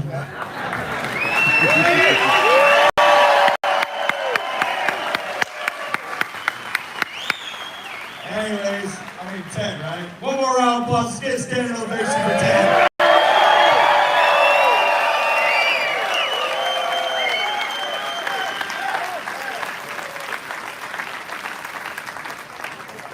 Is there a Miss Higgins here? Higgins. Higgins. Date of birth 63. 63. Miss Higgins from 1963. Higgins from 1963. Come on over. I went on a shopping spree. Thank you for donating so much money to the Convoy. She lost her pocketbook. She found her. She dropped her pocketbook. Somebody found it. Was teasing that she donated a lot of money. See all these people, Marcus? Credit cards, haha. Look around, Marcus. Come up here a second, Marcus. Come on up here. Come up here. Come here, Marcus Summers. Come on. Come on, Marcus. Don't be shy. Marcus! Marcus! Marcus! Marcus! Marcus! I can tell you something. There's so many I can call up here, but before we get started tonight, I just want to say, Mr. Marcus Summers here has been busting his butt 24 hours a day for the last 3 weeks to help put this thing on. He might not be up here talking a whole lot, but you should know that there's about 30 other people just like him busting their butt to keep this thing moving. Can we get a round of applause?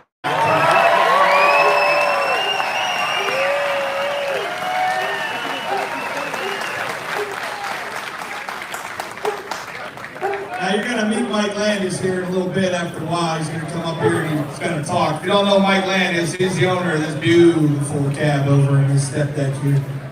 So Mike Landis will be up here in a little bit. We get to use his stage. Can we thank him for allowing us to use this beautiful step deck stage?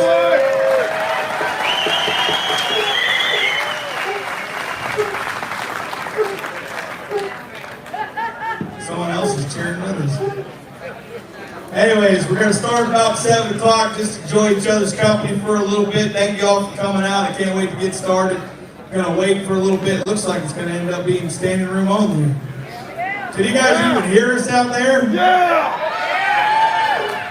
Yeah! Wow.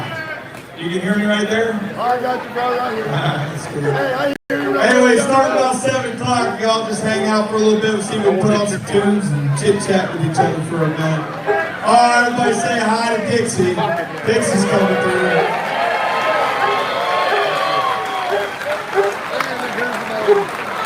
That's awesome.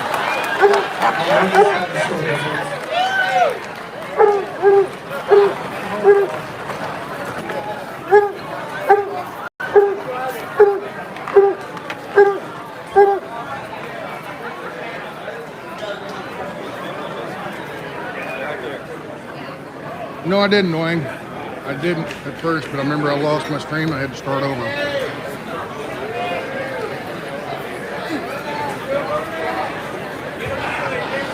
Sorry, folks. I was talking to Dwayne there. He sent me a text message.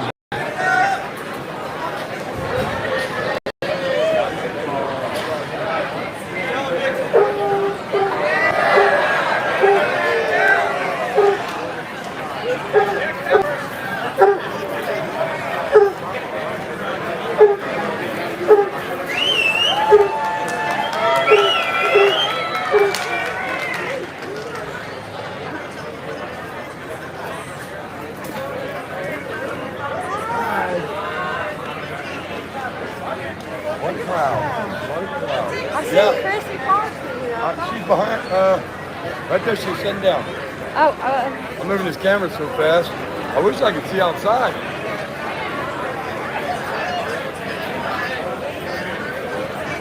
Hey, hold this for me.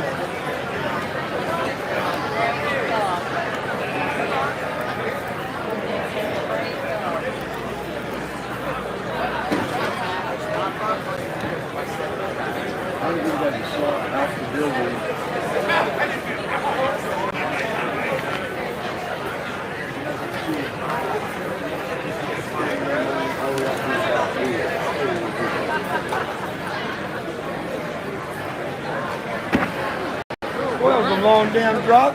I'm getting ready to drive. That thing's drunk. Yeah, it was. Yeah. Got jumped off the tractor, the trailer. Here's this flag. You gonna put that interview? Pardon? Give me a quick interview? Sure. Well, here's the flag. The American flag was draped on the coffin. It's starting to get a little tattered. There you go. Real cotton. You can tell it's the real deal. It's built a little bit different than most flags.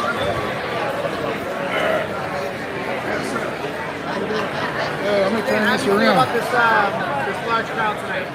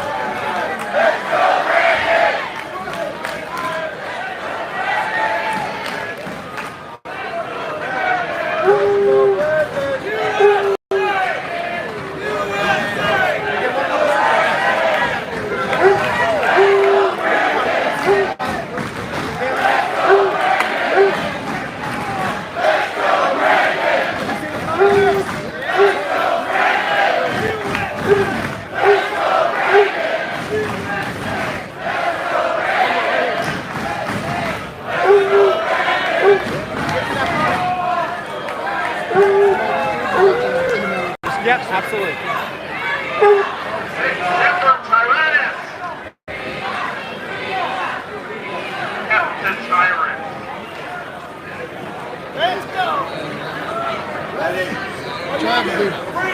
Try to do an interview.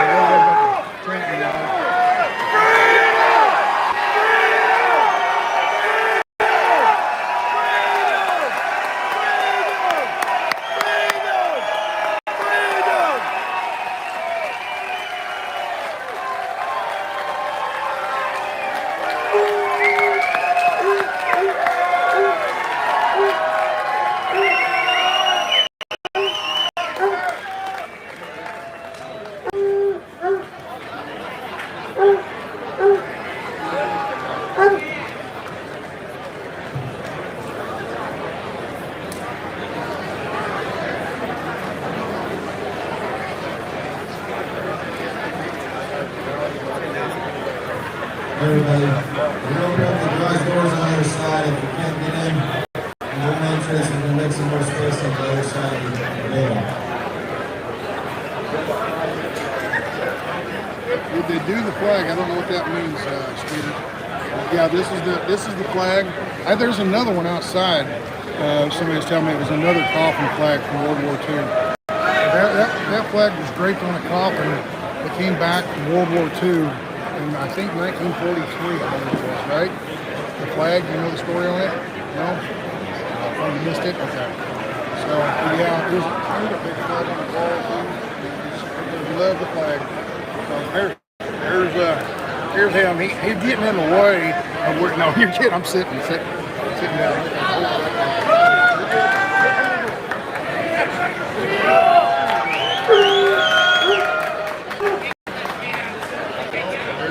There's your mascot right there. Open. Dixie. Her name's Dixie. There you go.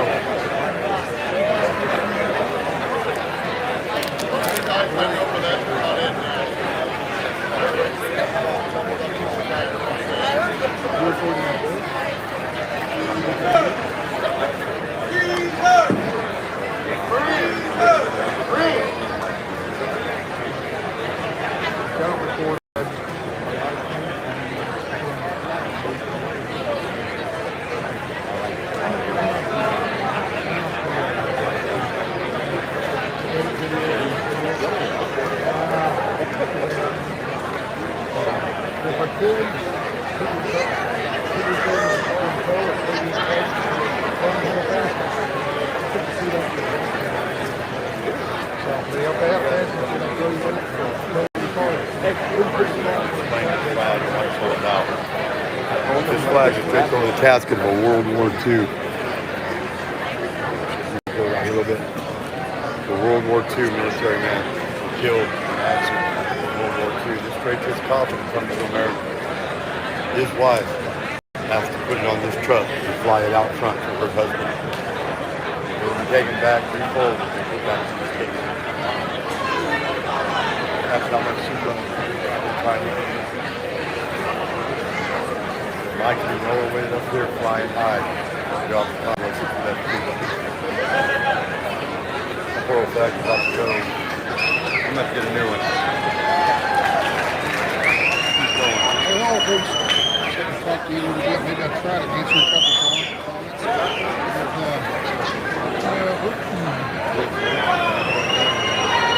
One of the righteous warrior leaders, the man shall inherit, we shall inherit the earth. You see here.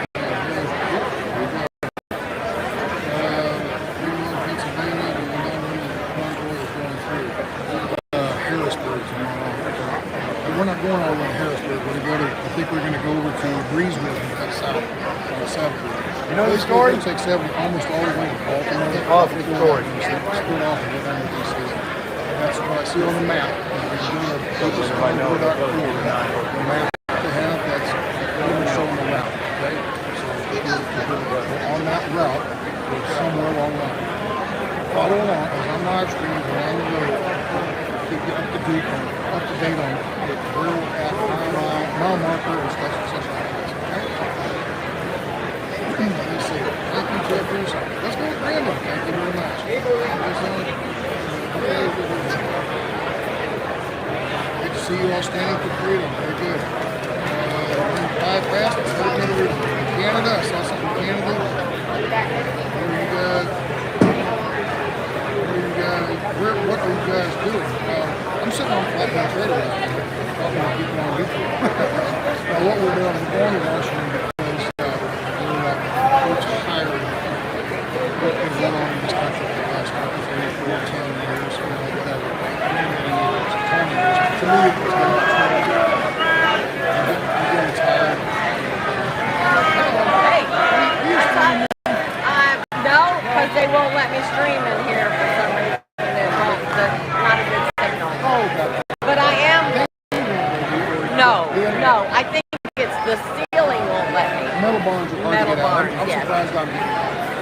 What I wanted to say to you is you and I talked a while ago, and you let me give my Facebook thing on, and I had a lot of people just text, say, hey, can you?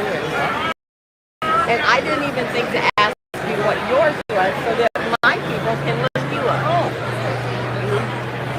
Saznak. We're getting right now, right? Saznak. If you look at it, it's Kansas backwards. Oh my gosh. I was born in Kansas. Okay, can I have that? Yes, that's what I'm doing. All right, awesome. But I have a truck driver, 35 years. Right. 5 years ago, not only in the truck, but everything I do. Right.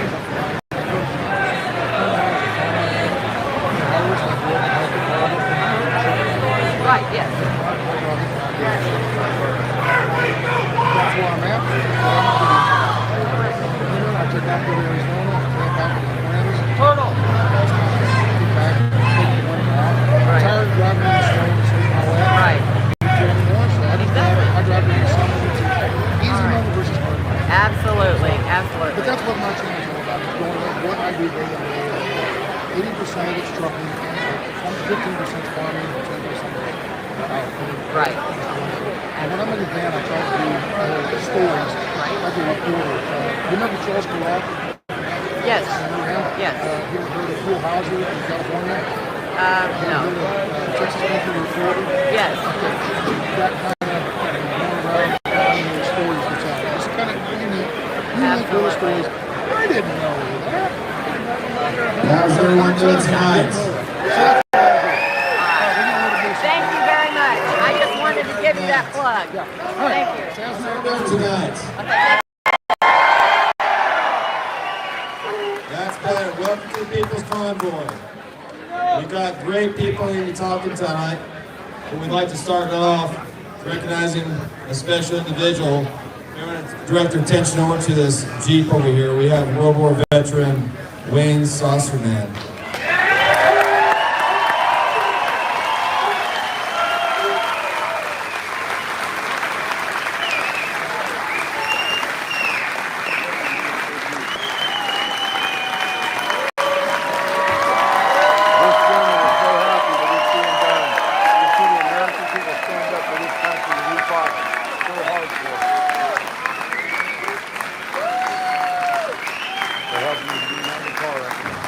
It's hard for this guy, but he's going to do it. He's going to do it.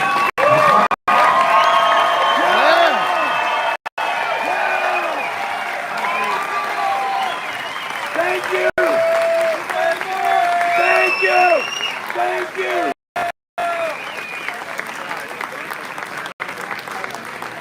Thank you for your service. Thank you. Thank you. We'd like to start off with a prayer. Jeremy Moser and Dixie the dog will be offering the prayer for us. Dixie the dog.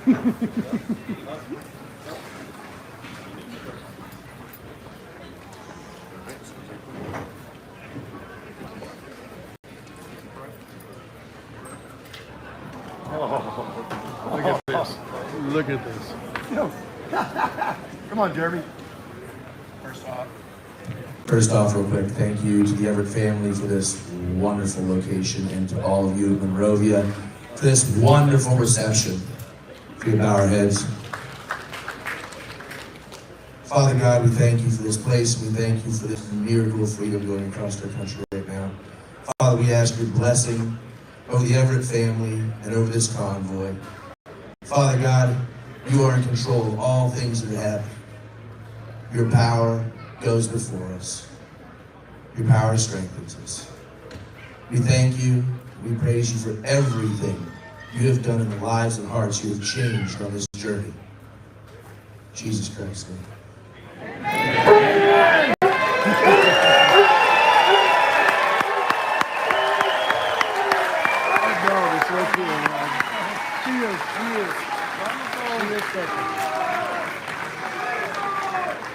I'd like to invite up to the stage now Dirksen Newfield for the national anthem. Yeah.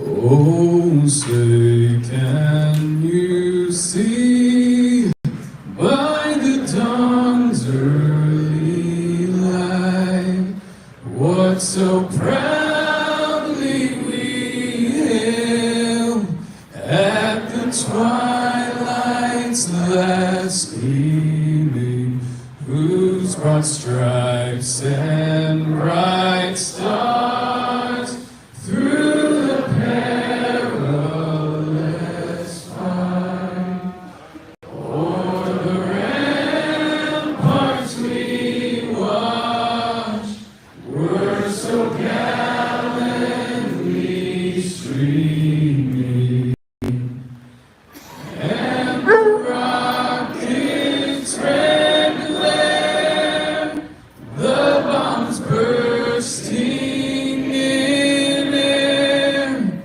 gave proof through the night that our flag was still there.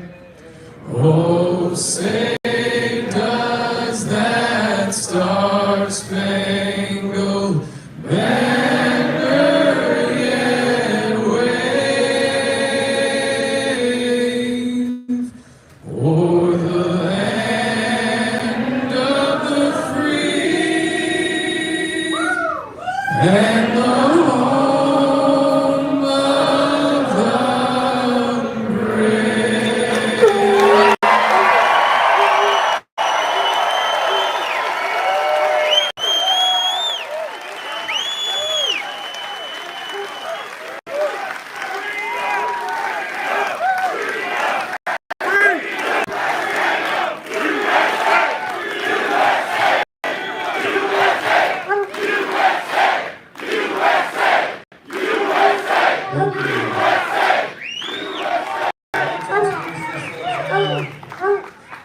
Grace Kingman, who's going to sing God Bless America for us.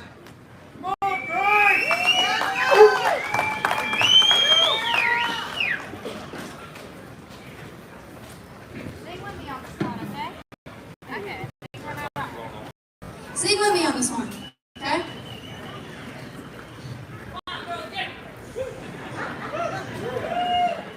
God bless America, land that I love.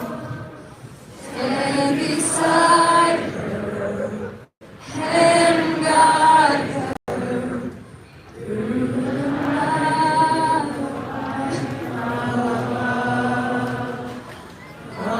You know how hard that is to get up there?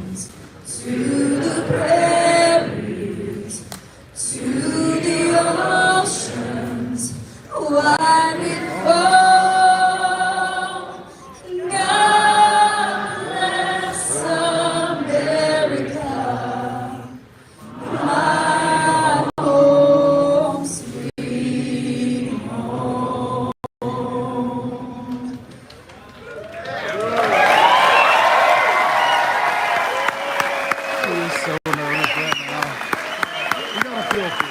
Thank you so much.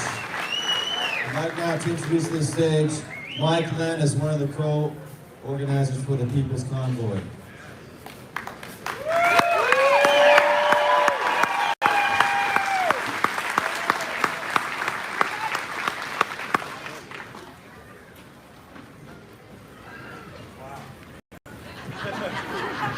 You can tell I don't do this very often, right? Anyway, wow. Wow. This is amazing. And I don't know that Brian and I could have ever imagined being a part of something like this when we were sitting in American government in high school together. I don't know what to tell you. Solomon, turn it up or something. All right. There we go. Dixie approves. So, first of all, I want to thank everybody for coming out to this. Anybody that's watching, everyone that's come out on the overpasses at all the places we stopped at nighttime, everything.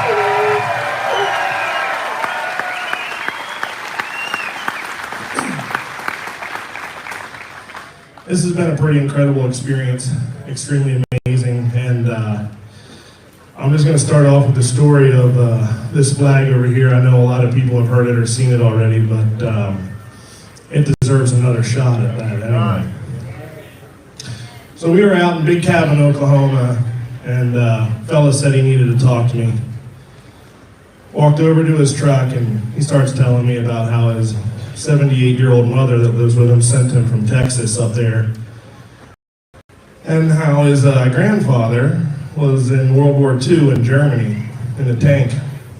As he's doing it, he pulls his flag out from behind his seat and it's folded. I immediately knew what it was and started crying because I was scared of what he was about to tell me, to be perfectly honest. So he tells me that he got killed in action in Germany in a tank in World War II, and that flag covered his casket coming back. His mother and him decided that they wanted it to be flown behind the lead truck in this convoy because it was the first thing since that man passed that represented freedom in their eyes.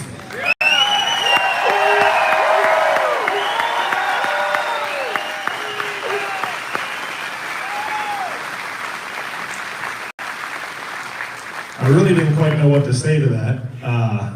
It's a pretty heavy experience when he handed that out the window, but who am I to deny that, especially in honor to let something that has 48 stars on it, because it was folded for 70 plus years, fly behind this convoy. So we left a little early the next morning and went to 4 states in Joplin and got that flagpole set up. Beautiful eagle on top, donated by the cashier at the shop there that she said needed to be on top, and we're letting her fly. Now, the thing is this family didn't want recognition, they didn't want their name put out there because it's not about that man. But there's been many men and women that have served this country to keep our freedoms that we have, to protect our Constitution, and have died.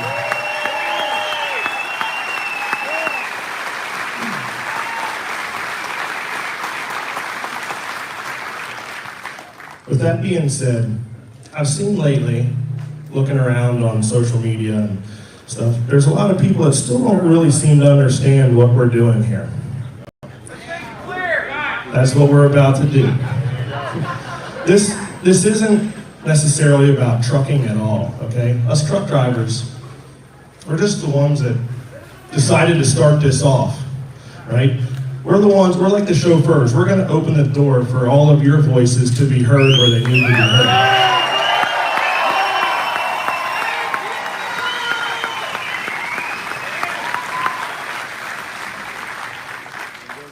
You see, we have the thing called the Constitution, right?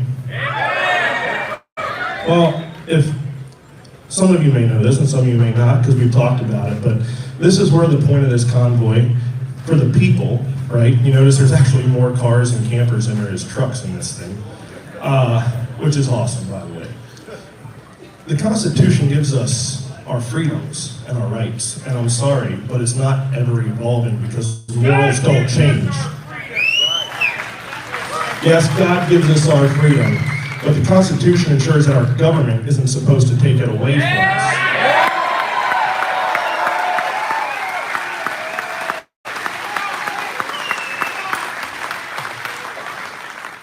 That Constitution right now is up to our government to be null and void because of the emergency declarations due to COVID. If you didn't know that, you know it now. What that means is we can basically live under dictatorship rule if they so decide. Yeah.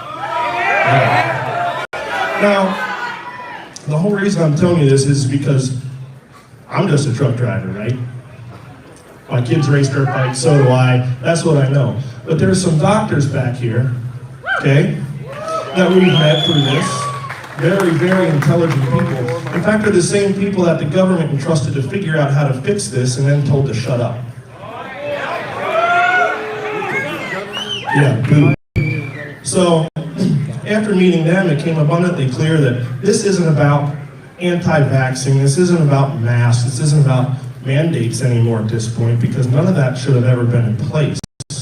Because they can prove that within 14 days, we didn't need to have an emergency anymore. And for the last 2 years, we've been living under this dictatorship-style rule for no reason, other than financial gain to some of our government cohorts that decided they wanted to make money off of this, okay? Nobody ever had to die. Nobody's ever had to take a vaccine, but if you choose to do so, that should be your choice. However, you should be properly informed, not just from the government, because whenever the government tells you they're the only source of information, you should be extremely worried. But you should also hear from the doctors that create this, because they know exactly what it can do, okay? So the point of this is we really have no reason for the Emergency Powers Act for COVID, which means we really shouldn't be living under any type of dictatorship rule if they choose to do so. We should have our Constitution restored, and once we have our Constitution restored, and we can prove why it should with the voice of our doctors, who are very brilliant people, way smarter than me, so I'm not going to talk about it much, but we can then go back and hold these people accountable for everybody that has died and everybody's lives that are ruined because of this farce.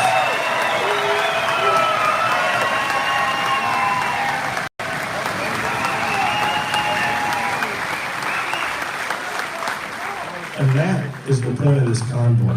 It is about making sure that that Constitution that says we not only have the right, but the duty as American people to stop a tyrannical government. Well, I would say that a government that's telling you what to do with your body is tyrannical. And when we can prove that it shouldn't be, we have our duty to go stop, and that's exactly what we're going to do. Thank you. Thank you so much.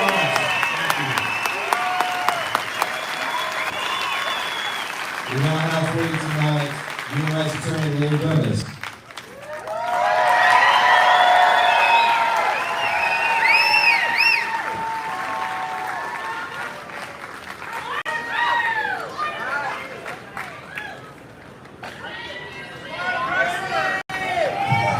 Let's try that again. Hey guys. How's Indianapolis doing tonight?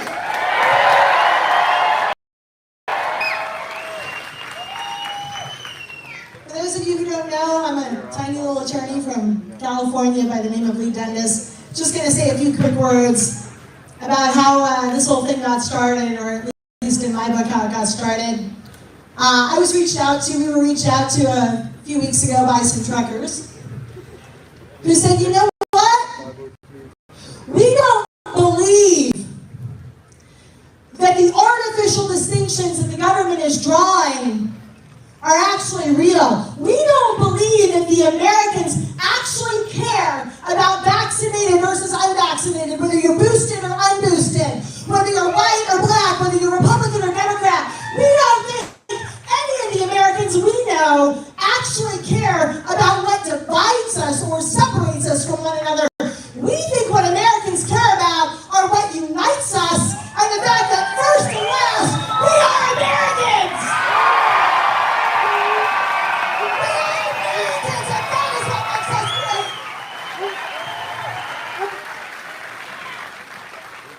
And they further said that after 2 years of COVID, and the policies put in place to contain COVID, which have caused much destruction, that now that we have COVID in hand, through a variety of medical therapeutics and protocols, which the doctors are probably going to bend your ear about tonight, that it is time, after 23 months, that we reopen this economy, get back to work, jumpstart our businesses, and start living and loving and doing what we do best, which is being Americans in a free society. Even the dog agrees.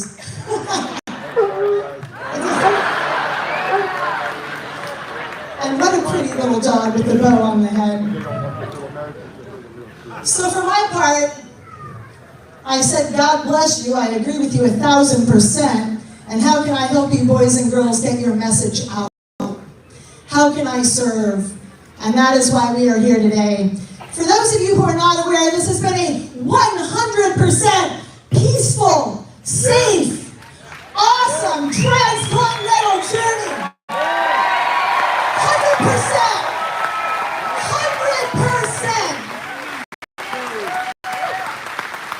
We have working dogs, we have security, we have huge logistics teams, we have former naval commanders. Not because we don't trust the truckers to be safe, but we want to ensure that they are safe because they are leading the charge in restoring freedom to America.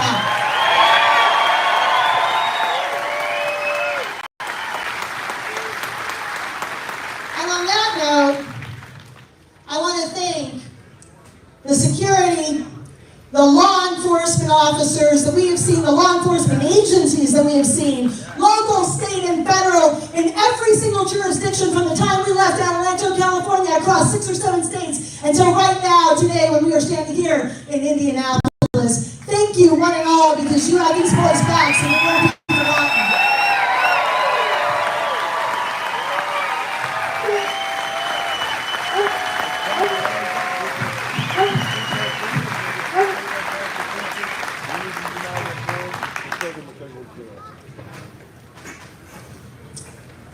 We will not be going in downtown DC for reasons that you all know. I don't need to spell them out. All I need to say is these boys are very important, as are the girls in those trucks. They are the leading edge, and they need to stay safe.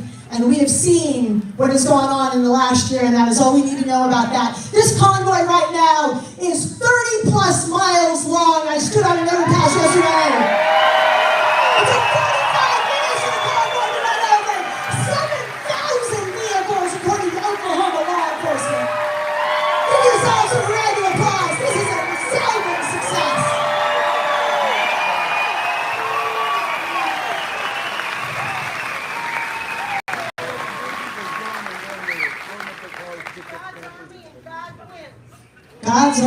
God's wins. I couldn't agree more.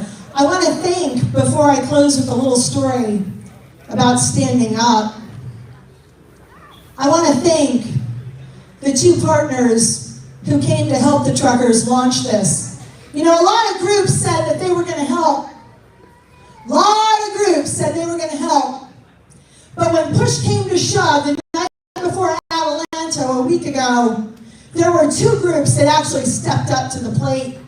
That is the Unity Project and the American Foundation for Civil Liberties and Freedom. And let me tell you something, they did one hell of a heavy lift, along with a lot of other people. Give them a round of applause. They earned it.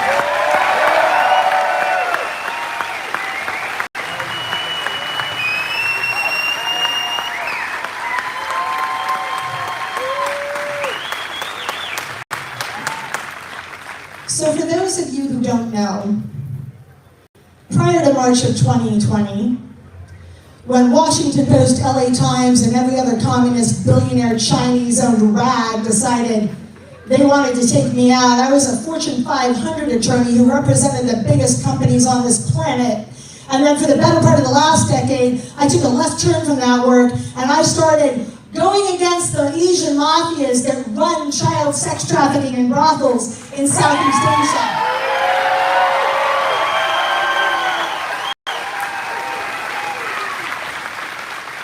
And the best story I ever heard about courage came from my time in Thailand in 2013.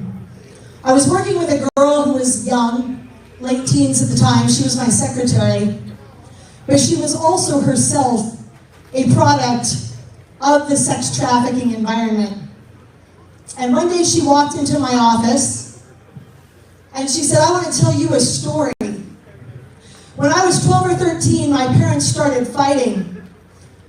And I walked down the street to clear my head, and I sat down at the end of our dirt road in rural Thailand on a bus bench. And about 15 minutes later, a pickup truck full of 3 or 4 men came by, and they jumped out of the bed, and they wrestled me to the ground, and they shoved a needle in my arm that had a narcotic agent in it. And when I woke up, I was in a slave trading camp on the Thailand-Burmese border, where men from all over the world would come to look at us and buy us for their brothels like you would buy cattle at an auction. And when she woke up, the reason she woke up from that narcotic agent is because a guard had knelt down and executed a 2-year-old baby next to her for crying too loudly. This is the world she came from. This is the world I come from now. And that is why I don't bow down to tyranny, and I don't give a damn what hit pieces are put out on me by rags from the Washington Post and the LA Times.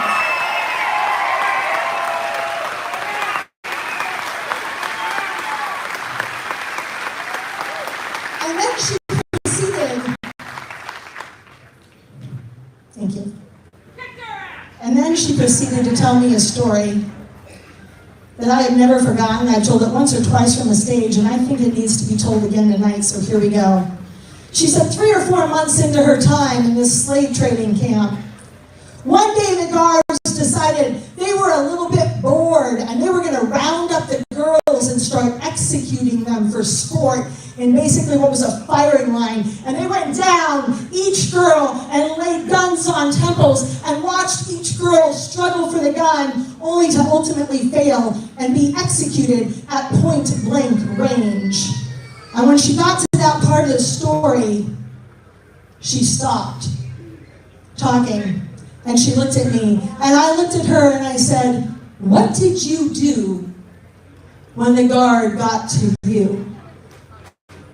And she looked at me and she said, "I stood up and I reached out my hand and I said, you give me that gun, I'll shoot myself because I don't want to ever live like this anymore." And the owner of the trading camp was walking by, and he overheard her and he let her walk free.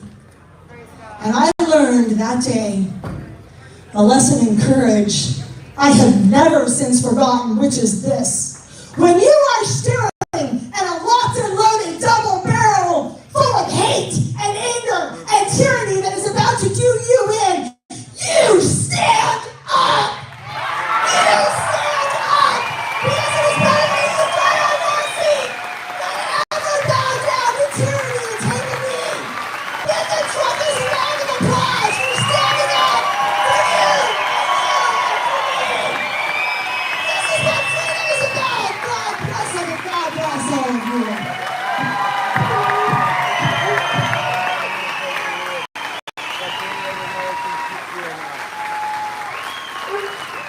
Thank you so much.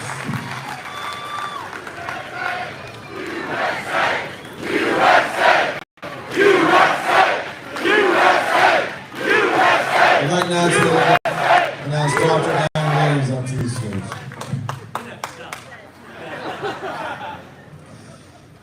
We're all here today because we know that freedom does not come from the end of a needle.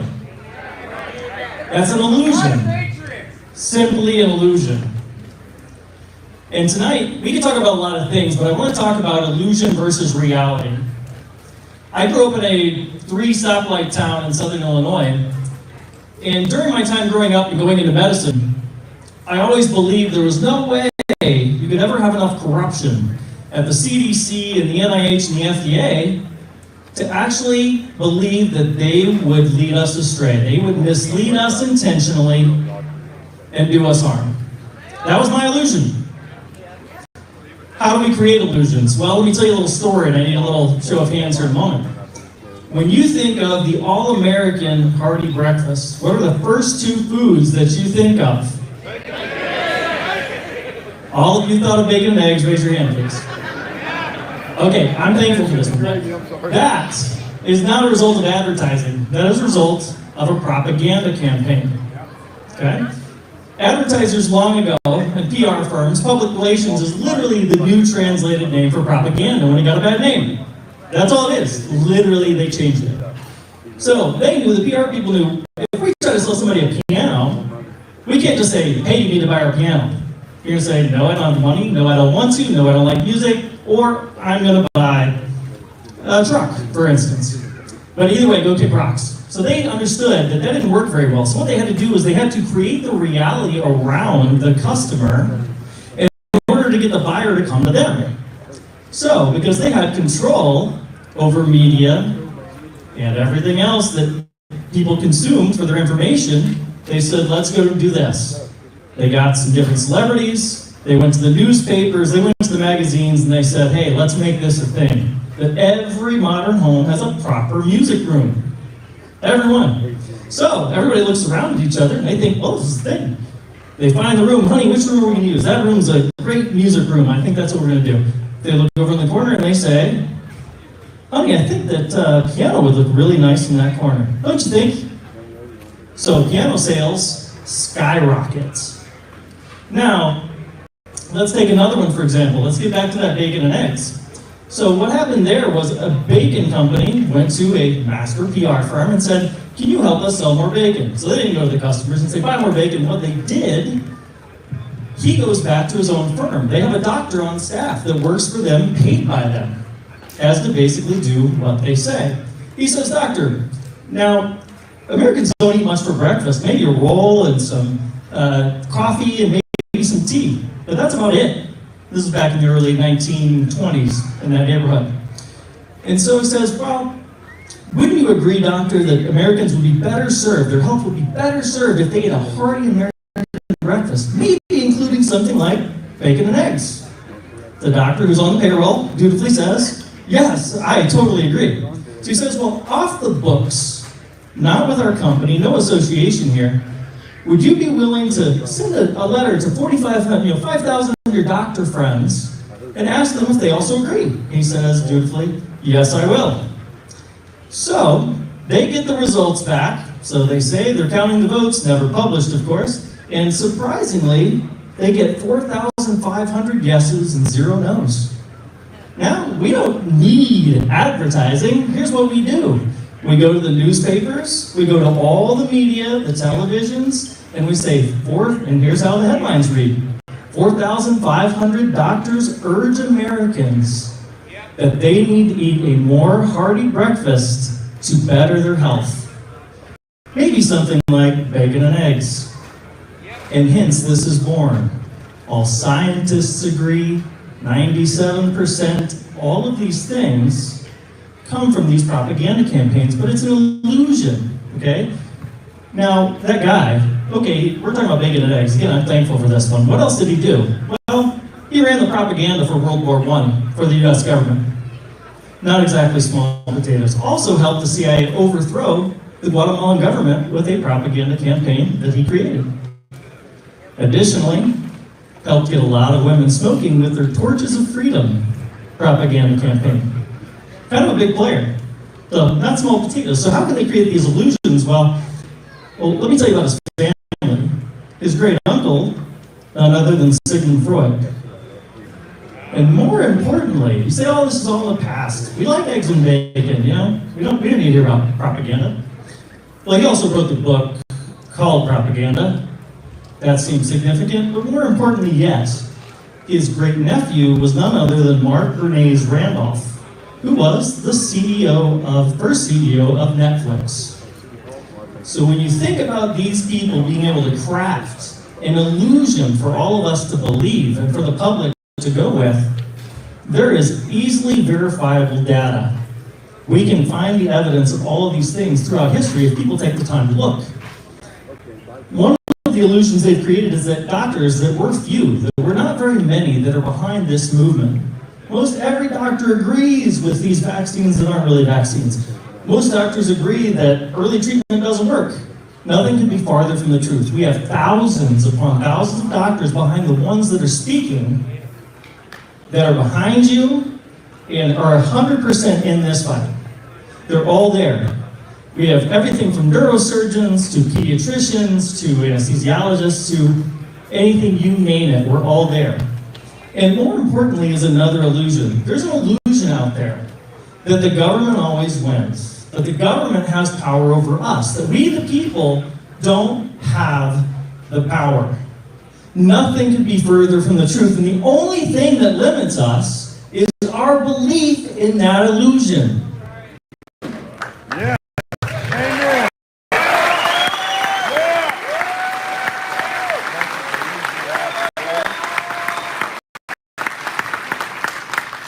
So aside from all the medical talk, what I want to tell you is that you have to understand that and break that illusion.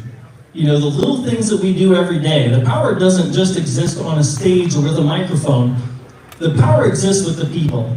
The constant pressure, the peaceful and constant overwhelming pressure upon the system until the house of cards falls.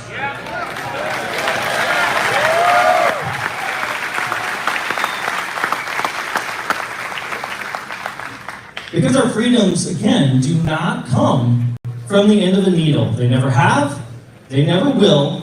They don't come from a government that puts into law injustice. They legalize injustice. That's not where our freedoms come from. Thank you.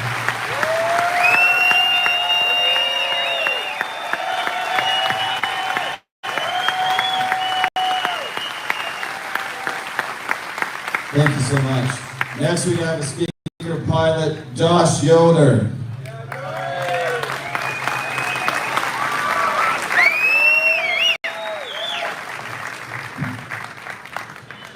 Hi, good evening. So happy to see all of you here this evening. It absolutely warms my heart every time that I'm in a group of patriots like this. The reason everyone's here tonight is because you're standing up. Finally. We've been waiting for so long across this country for people to stand up.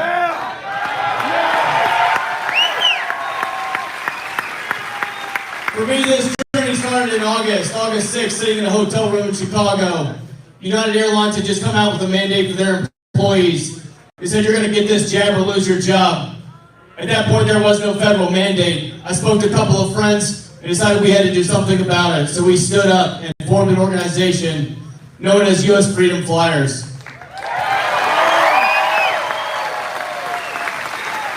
You may have seen the meltdowns that happened at Southwest and American Airlines. They blamed it on clear weather in Florida. You know, it's really pesky.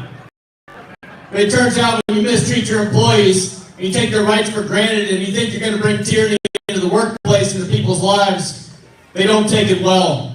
And I'm happy to say we still have a lot of patriots in this country who stood up and didn't just say no, they said hell no, we're not going to take it. That hands down was the most effective thing that we ever did. On November 22nd, we filed a lawsuit against the Biden administration. We're suing them. It's the federal contractor clause of that mandate that all these airlines large trucking companies, Sea Shipping and Rail, they're hiding behind it. They're saying, hey, it's not us, it's the government, they're making us do it. So we said, okay, no problem, we're gonna help you out. We're going to get rid of that and see what you do when you stand on your own. We're currently out of 27 airlines, 5 rail companies, Lockheed Martin and Boeing. Most of them have backed down. They've accepted religious and medical exemptions. To this day, we do still have 4 airlines who have stood up and they said, we're gonna have a mandate regardless of what the federal government says. And we're getting ready to file lawsuits against them as well.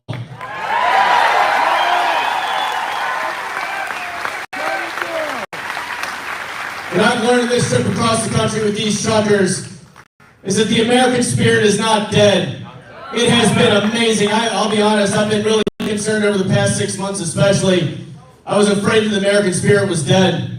But I can tell you, driving from California all the way out here to Indy, I think I counted less than 7 overpasses that didn't have Americans standing on them with flags. It is one of the most powerful things that I've ever been part of.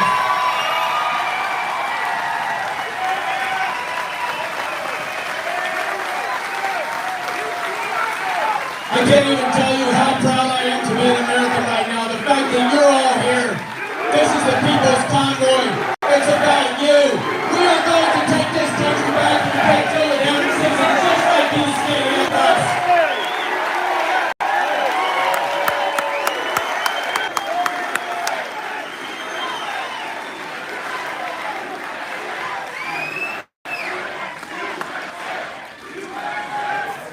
I want to give a huge shout out to the truckers. I'm obviously not a trucker, I'm an airline pilot. I actually come from a family of truckers, and that's one of the ways that I got involved in this. But without them doing what they did, you would not see the movement that you're seeing across this country. Look at all these people that have come out. Look at all the average citizens in their cars that are following this convoy, and they're a part of it. It's because you see that there's a problem, and you want to make a change, and the truckers are spearheading it. These are people that have gone unnoticed and unappreciated for way too long. And you know what? It's over. They're the tip of the spear right now. They're standing up for you, and you're standing up with them, and we're all going to stand together as Americans. And we're going to tell this to the tyrannical government that we're done with this. We the people are the government. We're going to take the government back. And we're going to take some tyranny anymore.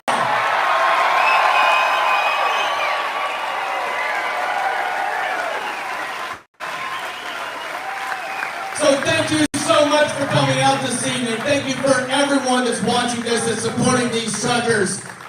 You know, together, standing together, we're going to make the difference. We're going to change our country. We're going to do it peacefully. We're going to do it lawfully. We're not going to go into D.C., but we're going to stand up and say, hell no, we're not taking it anymore. The games are over. We're taking our country back.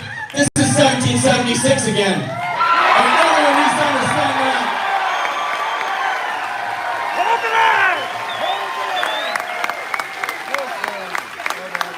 Our rights, our unalienable rights, they come from God, protected by the U.S. Constitution. And the people that aren't government, they've forgotten that. You know, we the people, we are the government. We're going to stop it. We're going to take it back. I have a lot of faith in this nation. All the citizens of the United States. You know, we see what Canada did. They're standing up. This is happening all around the world. So many people are fed up. This is about all of us as humanity, standing up for human rights and for each other. And I just encourage you, never underestimate the power that you make or have as an individual. When you stand up and when you do the right thing, you never know who you're going to influence around you. And that's what you're seeing. You're seeing people who stood up, and everyone is rallying around those people, and we're changing the world. Thank you so much for coming out this evening. Thank you so much. I'd like to invite Dr. Ryan Cole from Idaho with the Frontline COVID-19 Critical Care Alliance.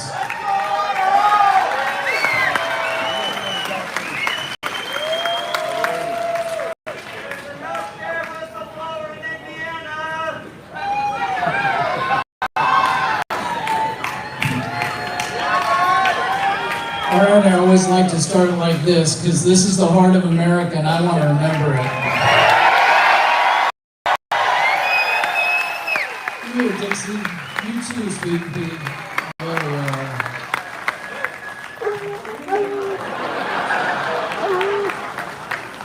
It's an honor to be here. And I want to thank you here, because I have a daughter who's a Hoosier. So I feel like I'm coming home when I'm here with you. A man who wrote a little pamphlet called Common Sense a long time ago, Thomas Paine, said, "If there must be trouble, let it be in my day, that my child may have peace."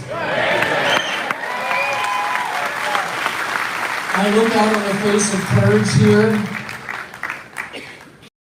This is real America. I don't see fear here. I see the hearts of lions. Thomas Jefferson said, "I am a revolutionary, that my children may be farmers, that their children may be poets." Now, I can stand up here and spew a bunch of medical knowledge. You guys can go online, you've seen us, you've seen my colleague, Dr. Malone, Dr. McCullough.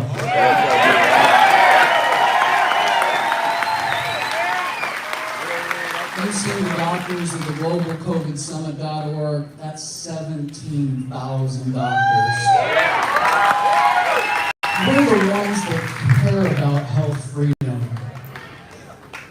That's more doctors than are at the NIH, or at the CDC, or at the FDA, who have combined, thank you, who have fed you nothing but a crock of lies.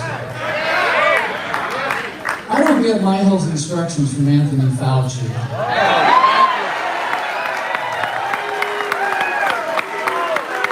And I welcome a debate with him anytime. I don't trust him as far as I can throw him. Yeah. But what is this about? It's not about red parties. It's not about blue parties. It's about red, white, and blue. Because that's who we are.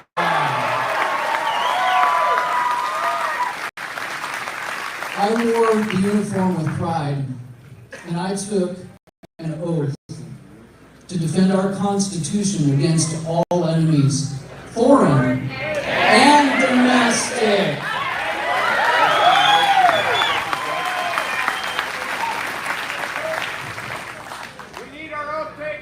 We need our oath takers.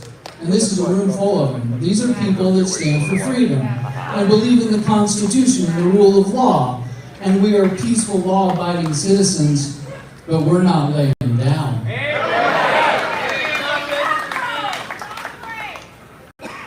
If your doctor thinks MD means minor deity, find a new doctor. If your doctor thinks MD means make a difference, you found the right doctor. It's interesting in history, if you look at how tyrannical governments and socialist communist movements started. Mao, Stalin, Pol Pot, Hitler, where did they start?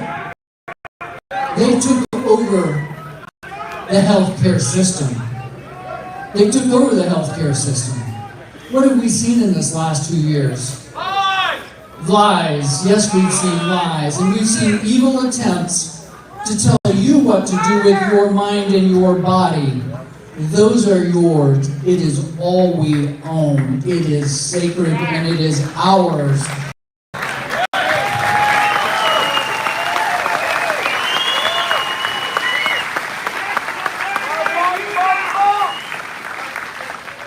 I took an oath, and my oath wasn't to the government. My oath was to the patient. My sacred oath is between you and me and my ability to help you be well. But you know what? The best doctor you will ever see is in this room right now.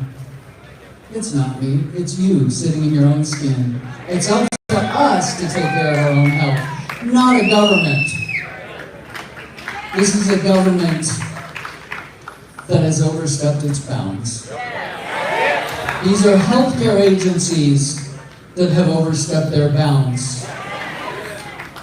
It is time to restore freedom to this great land. There is no medical emergency anymore. If they tell you that, they are lying.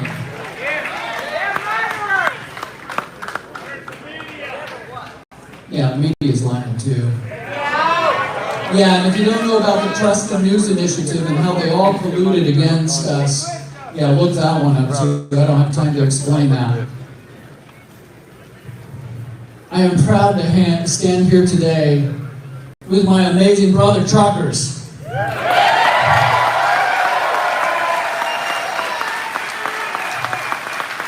And my sister truckers, because you're beautiful too.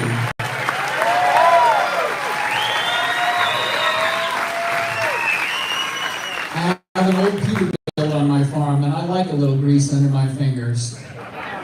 And at the beginning of the day, I put my shorts on 1 foot at a time, just like the rest of you. Sure, I wear a title. That doesn't matter to me. The only title that matters to me is that I'm American.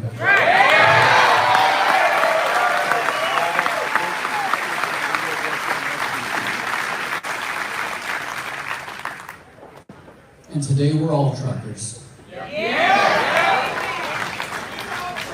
This, if you keep on trucking, and let's stand in freedom and unity with peace, firmness, and strong resolve. This is about our children, and we will never bow the knee and never let this happen to us again.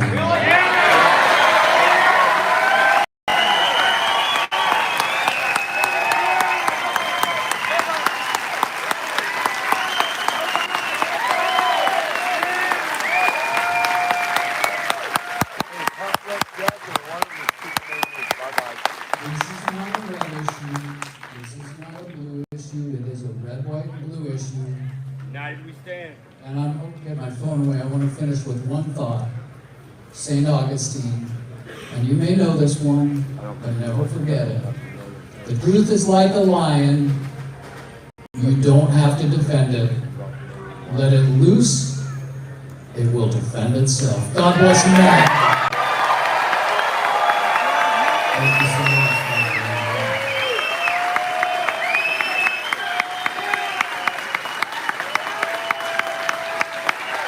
We got another Indiana doctor, Don Stock.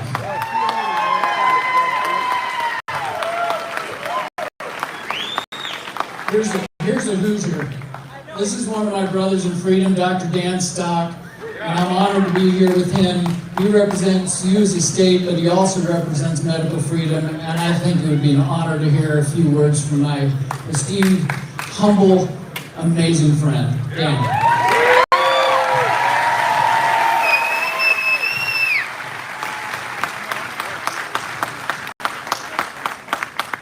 My lovely wife Elizabeth and I came out here tonight because we figured if there was a group of people who were willing to inconvenience themselves and put their finances and their names at such great risk to stand up for freedom like this, the least we could do is walk out here to say hello to them.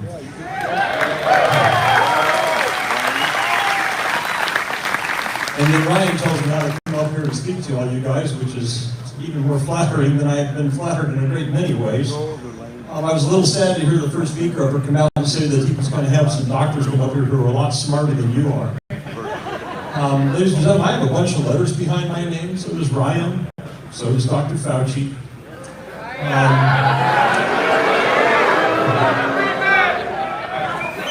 Those letters and those credentials may have let me find out that this was a sham a little sooner than you guys did.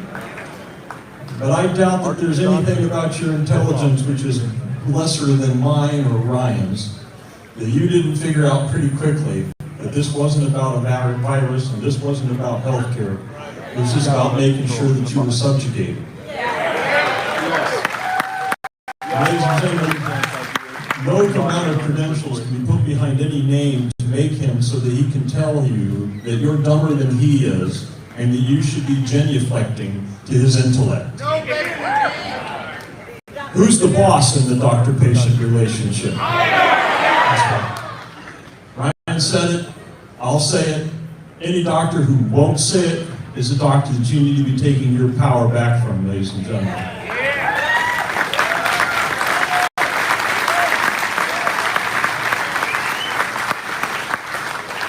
I'm very honored to be standing here today, but let me tell you what kind of things honor me more. I am the son of a 35 missions over Nazi Germany bomber pilot and the woman he came home to cry out all the horrors that he experienced over there. And ladies and gentlemen, we're not going to put up nearly as much sacrifices to people who fought underneath that flag today.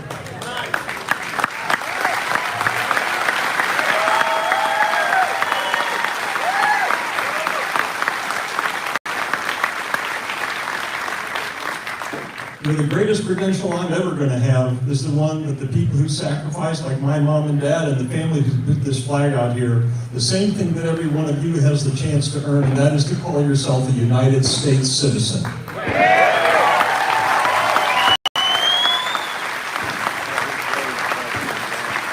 And let me tell you how I hope you're going to exercise those incredible credentials that you share. Because the reason we got into this, ladies and gentlemen, was our legislatures have failed us dismally. Those governors, that president, Dr. Fauci wouldn't have that power if our legislatures had not given it to them and then walked away and let them keep it. And if you live here in Indiana, you know that because you watched our legislature with a super majority of Republicans do nothing to take back that power.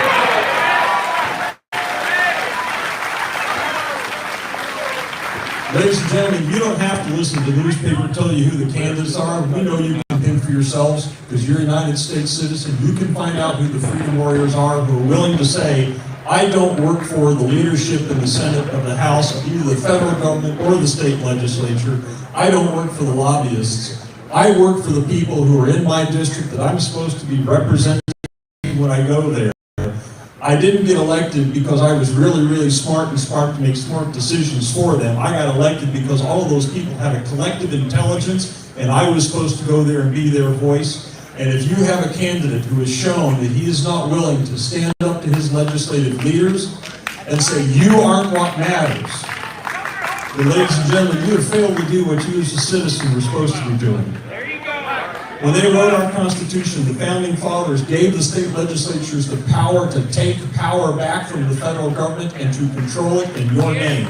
And you need to make sure that that is where you concentrate your efforts, because the legislatures of every state across this country are where the solution to this lies. Not getting a new governor. We're not going to fix this by shooting Dr. Fauci. This is going to get fixed by having the legislatures take that power back from the executive branch where they gave it. We have candidates here stepping up in the state of Indiana to do that. Heather Carey, Becky Cash, Mark Pierce, Sean Selby. I'm forgetting Richard's last name. Bagsby, thank you. And ladies and gentlemen, they need your time and their energy. And for those of you who aren't from Indiana, find out those candidates in your state and get that state legislature back under control so it's serving you. Not the leadership, not the lobbyists, not the federal government, it's serving you. And then, ladies and gentlemen, we will have earned the right that these guys fought for and not for us. My mom and dad won't have suffered in vain, and your children won't suffer in the future. And that's what we all need, ladies and gentlemen.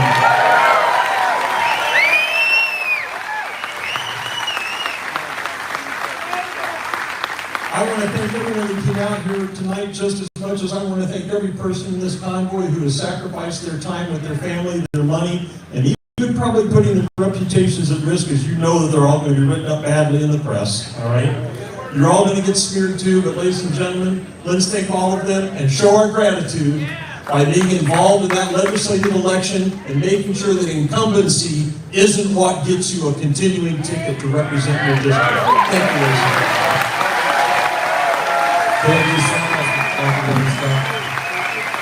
Next speaker we've got Congressional candidate North Carolina 12th District, Tyler Lee.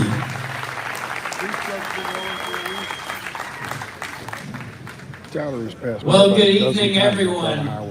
As he said earlier, my name is Tyler Lee, and I'm a congressional candidate out of Charlotte, North Carolina. I just want to say it's such a privilege to be on this stage with fellow patriots like yourself, because this movement would not happen without all of you. And these truckers, I just want to take a moment to say it's an honor to stand beside them. And let's just honor them right now. Let's give them a round of applause.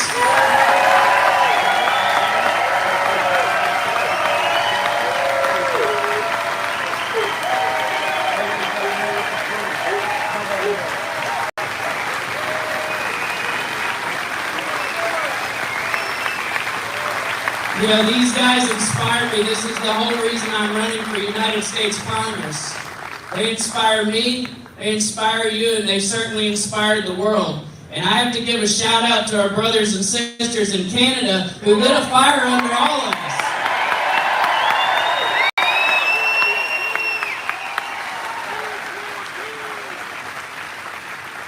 Two years ago, a line in the sand was crossed for me when the government decided to shut down my church and my friends' small businesses, but they left open the strip clubs, the abortion clinics, the liquor stores, big box retailers. And you know what my own governor in North Carolina said? He said, we're going to leave the liquor store open because we need to be able to cope with this pandemic. Yet, people were isolated from their community, from their church community, and because of that, we saw mental health and suicide skyrocket, and this is pure evil that we are fighting against.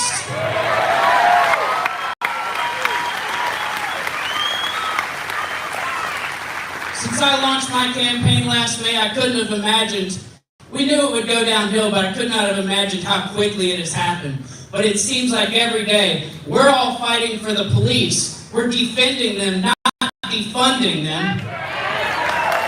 We're standing up for parents because their children are being indoctrinated with this evil propaganda. We're standing up for healthcare workers and individuals like yourselves who have been terminated or threatened over termination from their jobs because they decided they wanted to make a personal choice that they didn't want to take the vaccine, and that is unconstitutional and un-American, and we've got to put a stop to it, and we will.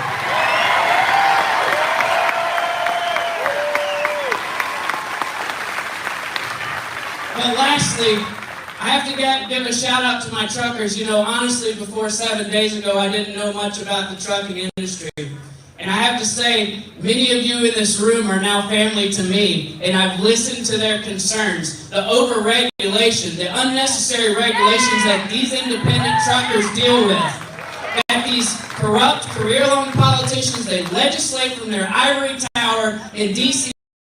and have no clue what these truckers and individuals deal with in their businesses on a daily basis.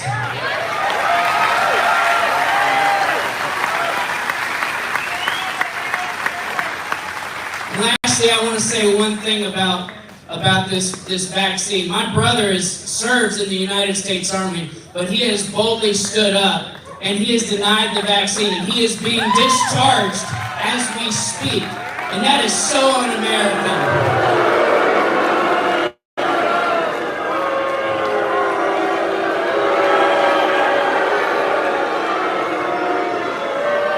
We're going to put a stop to it. That's the whole reason I left the business world behind. I've burned the ships. I am so sick and tired of corrupt, career-long politicians that don't listen to we the people.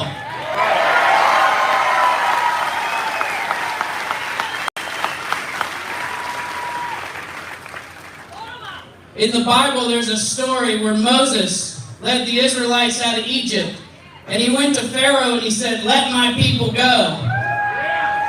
This convoy is going to D.C. to say, "Let my people go, Joe!"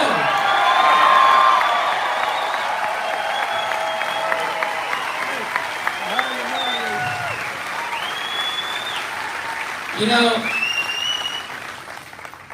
I followed the Lord Jesus Christ, and I don't believe anything of eternal significance can be accomplished without prayer.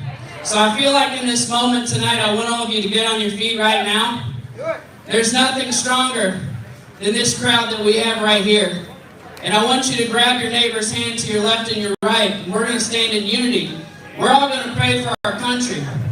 We're going to pray for this convoy. We're going to pray for the administration. This is not about Republicans or Democrats. black people versus white people, although the elites want us to be divided, but we're not going to fall for that anymore. We are going to lead boldly and out of fear and fearless. And we're going to pray now, and we're going to pray over this country. So bow your heads with me. Father, we come to you now. It's an honor to stand here on this stage. Thank you for this platform that you've given all of us in this room. You've certainly given us a desire, a sense of boldness to stand up against this evil that the church has failed to stand up against for many decades. And it's sad that we have to be here today and do this, but Lord, I pray your angels of protection over this convoy as we make our way towards the DC area. Lord, I pray for our country. I pray that scales will be removed from people's eyes and that they will see the light and that we give them a sense of hope and that you continue to use us as a vessel for your glory. I pray for our administration. I disagree with what they're doing, but Lord, I pray for our administration right now that they will come to see you and that they will begin to turn away from these evil ways that these paths that they're taking us down, Lord. I thank you for what you're doing in our lives, Lord. Thank you for this convoy. Thank you for these truckers, all these patriots. I just pray that you meet them wherever they are at right now, Lord. Whether it's a financial situation, it's a health situation, you know their individual needs, and I just pray right now that you continue to bless us and bless our journey as we head towards DC. It's in your name I pray. Amen.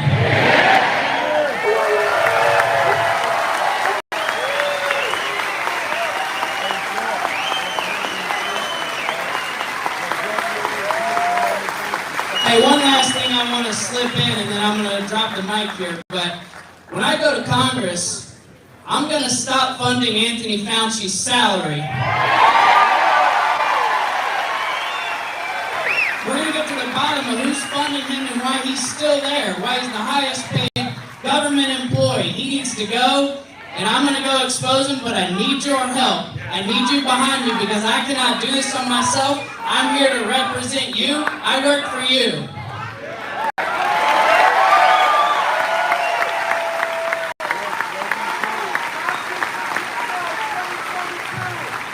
We'll try to lock them up.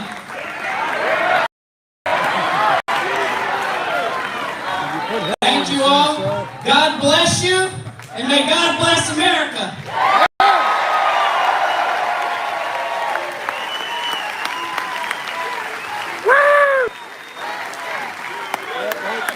Thank you so much. We got a special treat for you tonight. Just show up. Indiana Attorney General Todd Rokita.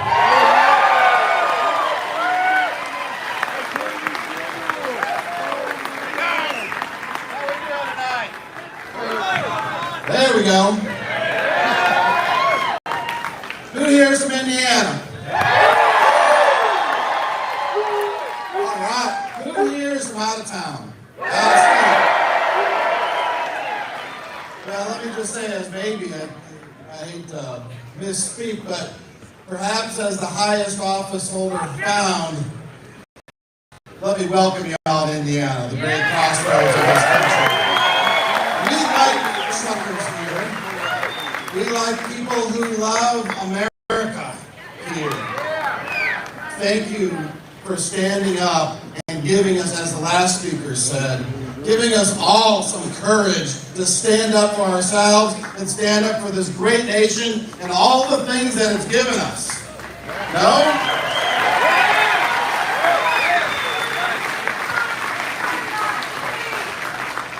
And I don't know, maybe it's okay that Canada had to wake us up in this regard, but I think we've been waking up for a long time.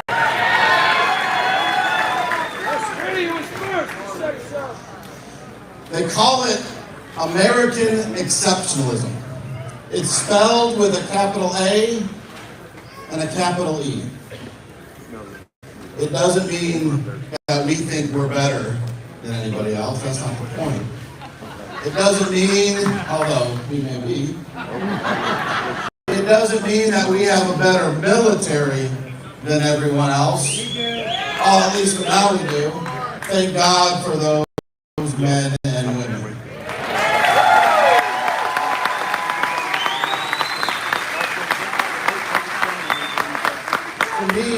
the Attorney General of the state of Indiana what American exceptionalism means. What American exceptionalism means is that we are unique to world history. Never before. And that's why you're standing here. You're not standing here because you want me to do something for you. You're standing here because we as the people need to make sure we're keeping this republic like our founders intended. That's the purpose. That's why you're here. If you're here looking, let me tell you something. That guy with the mouth who says, do something for us, bring us justice, let me tell you something. Because no politician will ever be this honest with you. If you're looking for me to solve your problem, we will have the problem. This is not a one-person thing, and not one person, whoever gets on this stage, is going to solve it for us. It's only by keeping this republic and taking this country back. And that doesn't mean just going to Washington, D.C. I've been there. It's a terrible, toxic place. We'll go be known there, but you know where you got to be? You got to be in your school board meeting. You got to be at your city hall. You got to be at your county commissioners. Because that's where this pollution is starting. And that's where it's going. And that generation after generation is being indoctrinated. They're not being taught the things that we were taught in grade school and high school. They're not being taught any of that. They're being taught garbage. You know what? I've been to 100 schools. I swear to God. I have been to 100 schools across this country, not just in Indiana. In every classroom I go to, I ask them this question. Same one I'm asking you. Have you ever been taught American exceptionalism? Have you ever been, do you know what that means? Has your teacher ever said that to you?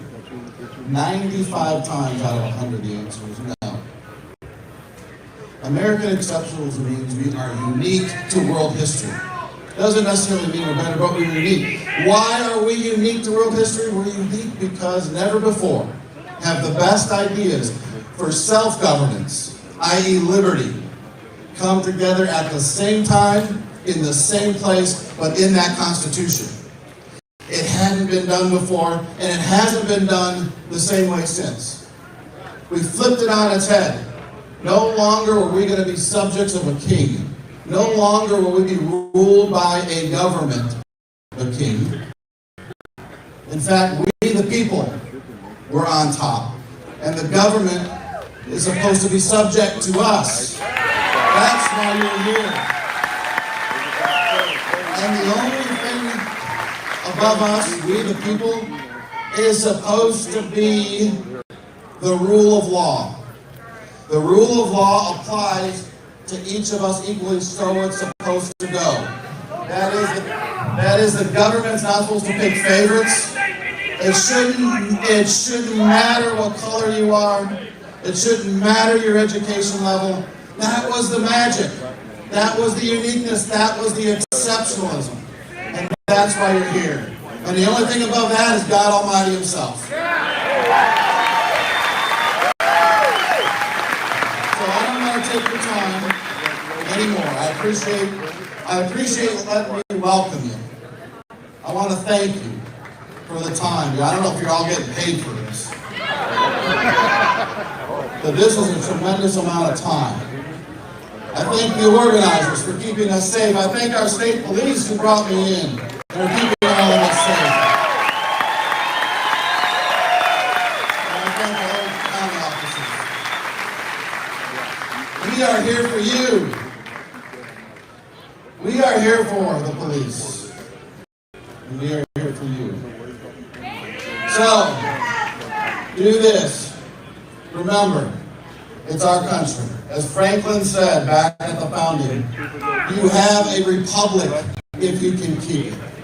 That's where the focus has to be. And if we all get involved, if we all keep the pressure on, if we all keep the focus on, and if we all keep, yes, people in office like to be accountable, then we will be all right. Thank you. Thank you so much, Attorney General. Next for you, we've got Brian Braze, People's Convoy Organizer.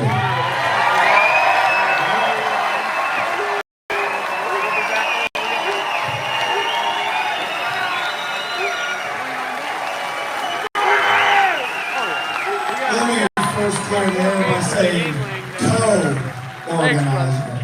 co-organizer, because this is not just a one-person job. I'm not the only one doing this. There are many, many, many people a part of this. Many of them are here in this crowd right now. There's at least 30 truckers that are part of this. There are multiple organizations that have come that you've seen some of them here that have come up to help us get this going. So, organizer, no. One of many organizers. And right now I want to give a big round of applause for those hard workers behind that have done this every single day.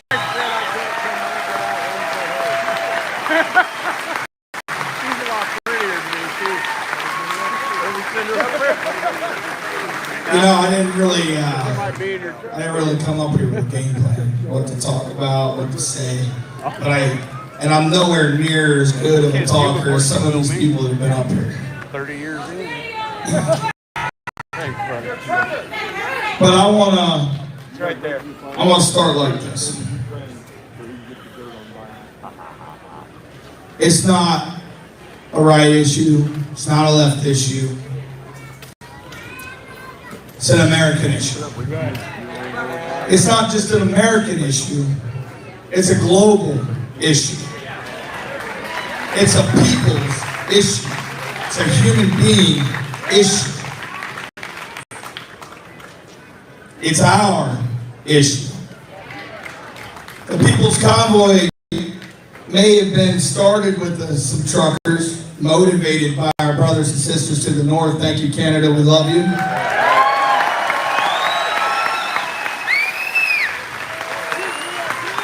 But this isn't a trucker's convoy. I know, weird. Told you. Not a trucker's convoy. It's a people's convoy. If you look around in this room right now, you see a lot of different symbolism around. You got a side-by-side hanging out over there. You got a pickup truck over there. Of course, you got the 3 semis in here, but you got a couple beautiful bikes too. You got an old Jeep. You got a pickup with a travel trailer out there, and happens to also be a mobile kitchen because he's taking care of some of us. You see an RV over there, and then you see a bunch of pickup trucks and cars out there.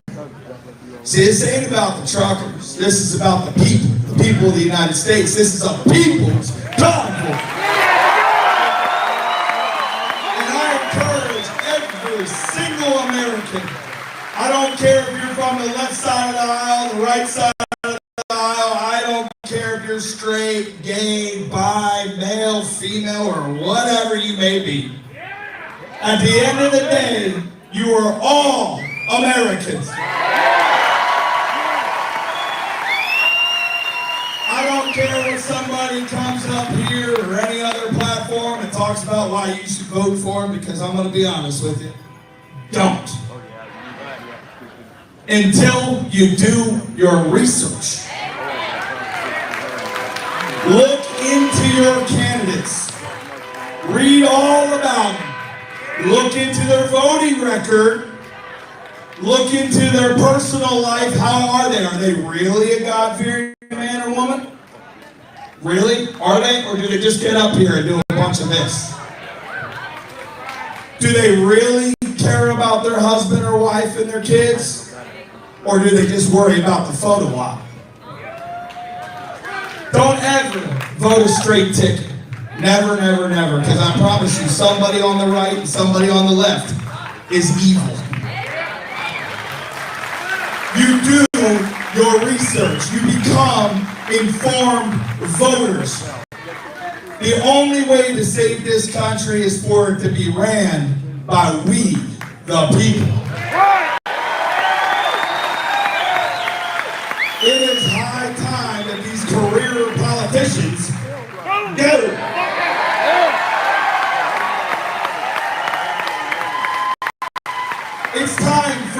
like, I don't know, term limits? Yes!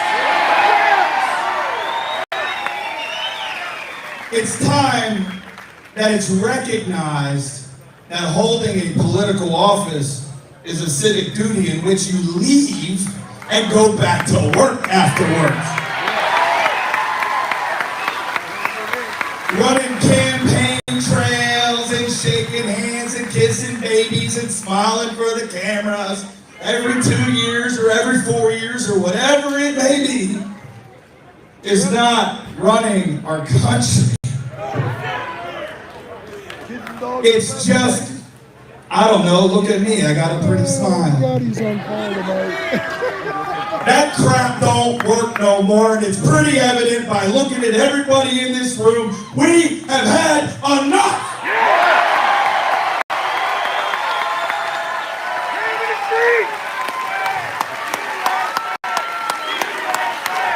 USA! USA! USA! USA! USA! USA! USA!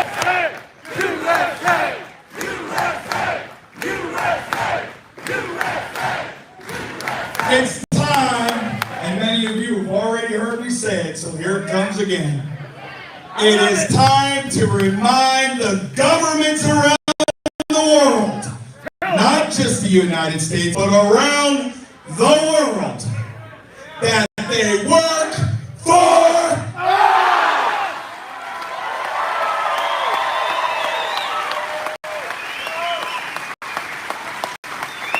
I love each and every single American. I love each and every single human being on earth. I don't care about your background, where you came from, what you believe or do not believe in. I do not care. I don't care because I believe in freedom. You have the right to be and to do and to think and to act as you feel. Doesn't mean you have to agree with it. Believe me, I don't agree with everything either. But you can't stand up here and talk about defending the Constitution of the United States or believing in absolute freedom, guided by rule of law, under the Constitution of the United States and the Bill of Rights, and then try to, not like something and protest it, really, right? But what you can do is you can stand up to a government that wants to violate your constitutional rights. You can stand up to people that try to take away your freedoms, and you should. At this point, this is your civic duty to stand up. It is the civic duty of all Americans, of all citizens of the world, to stand up.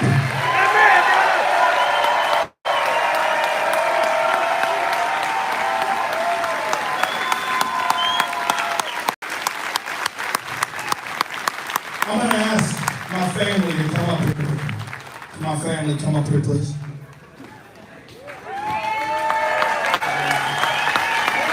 That includes you, Dan, and you, Alan, and Bonnie. Come on.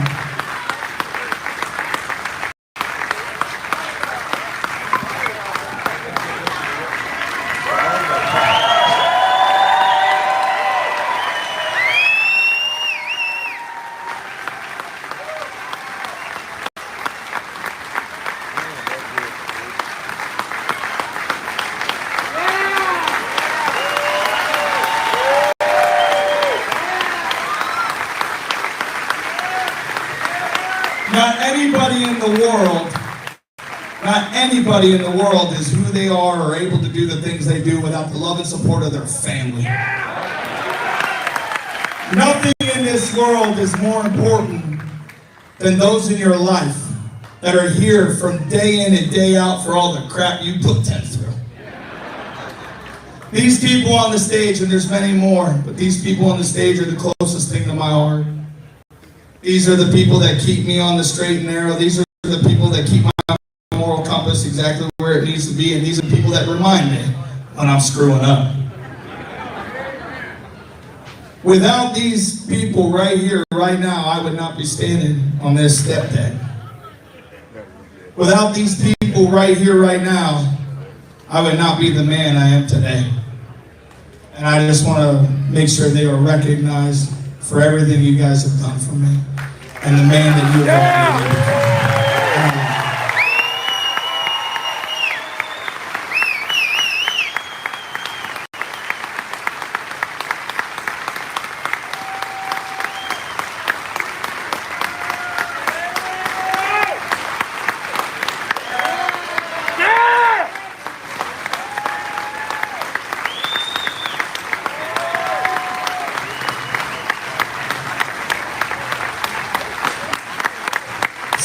That ain't a family photo op, that was real. You see the difference?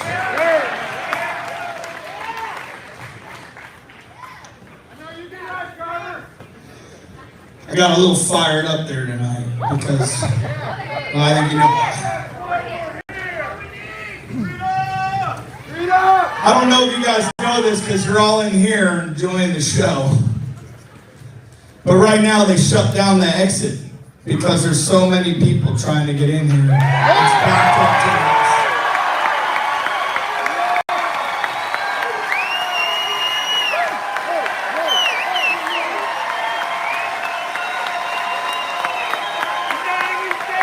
You know what that tells me?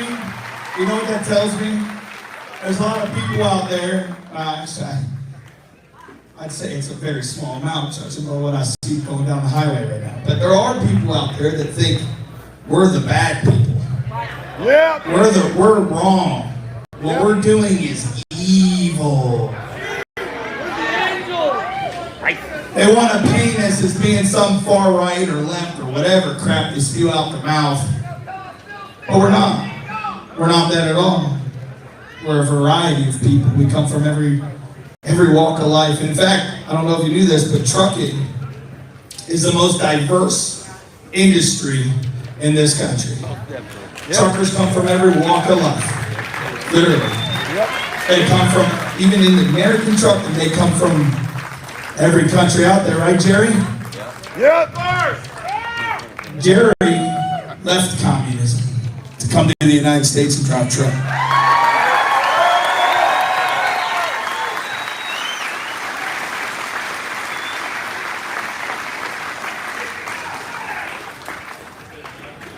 Throughout the journey to this spot, it's played in my head. Am I wrong? Am I the one that's wrong? Are we the ones that are wrong? I agree. The answer is no. And I know that because, like they said before, every overpass, I'd say from Arizona to here, has been packed full of Americans.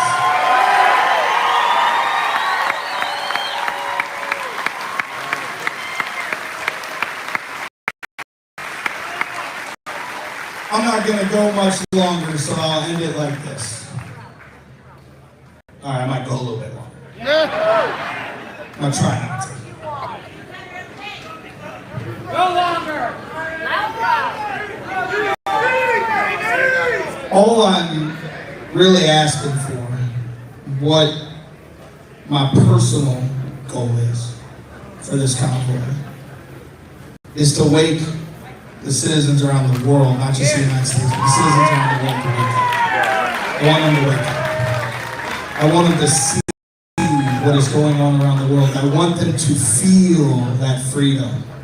I want them to strive for freedom, and I want them to fight for freedom.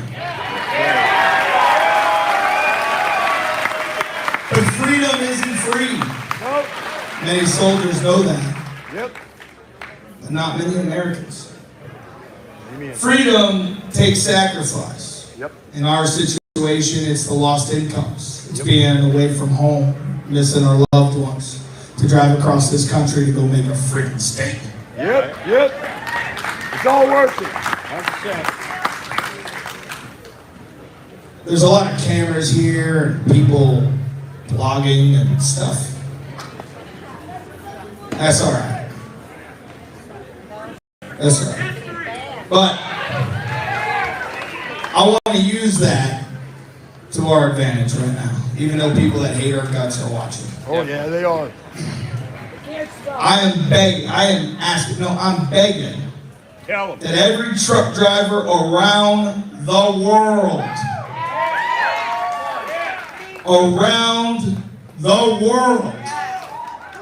stand up now.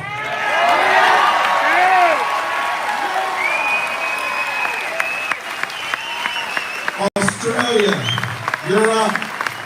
Batter up, Australia. I know you've gone through hell.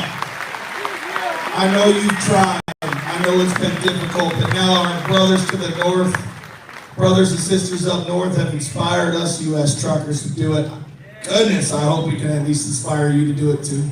Germany, Poland, Israel, Finland, Sweden, you name it, every single truck driver around the world, now is your time to stand up and send a message to your world leaders and your governments that they work for us!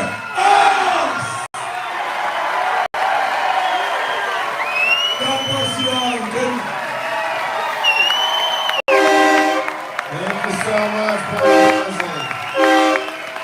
We're going to have for you John Spencer from Epic Flag Events. I just knew he was going to drop that. The rolling American flag.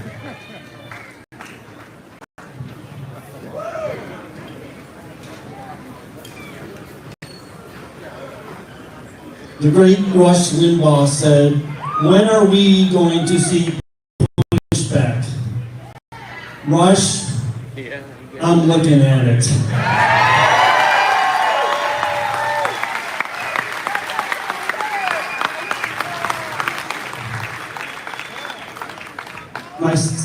I'm John Spencer, and my son and I drove in from Nebraska with a huge, ginormous flag. And it's sitting right over there in between a whole bunch of trucks, and it's crying out, "Illuminate me, illuminate me." I purchased this flag a year ago, and it's been sitting in my camper because I've been waiting for the right time to unfurl it. I decided a while back I was going to call it the Unite in Light Freedom Flag. And I heard about this event, I was following them, and God told me this is the time to unfurl it. It's never been unfurled before. This is going to be the first time, and there's no other flag like it because it has that beautiful Spanish gold border around it. So, when you leave here after the last speaker, we're asking you to go out these doors, head over there, pull out your cell phone, turn on the light, and think about someone special in your life. Maybe it's your uncle who died in Vietnam. Maybe it's your dad who fought in World War II. For me, I'm thinking of those 5 sailors last August that died on the USS Abraham Lincoln in a helicopter accident, crashed on the deck, flipped over into the ocean. The reason it's close to my heart is because my son is a rescue swimmer, and he was a squadron just before that squadron, and they had to go train somewhere else, and that squadron came in, and they weren't scheduled. They volunteered to go replace them, and they're the ones who had the accident. So when I hold my light tonight and I'm walking under that flag, I'm thinking of them. We can think about the Canadian truckers, the Ukrainian freedom fighters, whoever, but think about someone and hold that light to illuminate that flag. The truckers are going to turn their headlights on, and we're going to have a procession through, because we have different backgrounds, different nationalities, come from different parts of the country, but we're all Americans, and we're all going to unite in light tight to illuminate that flag. See you in the light. Thank you so much. We now have co-organizer for the People's Convoy, Marine Steele. Ain't gonna have nowhere else. I don't think I got milk on here. I got my milk. Hi, everyone. Hi there. This has been an incredible experience, and there's a few sentiments I wanted to share with everyone tonight.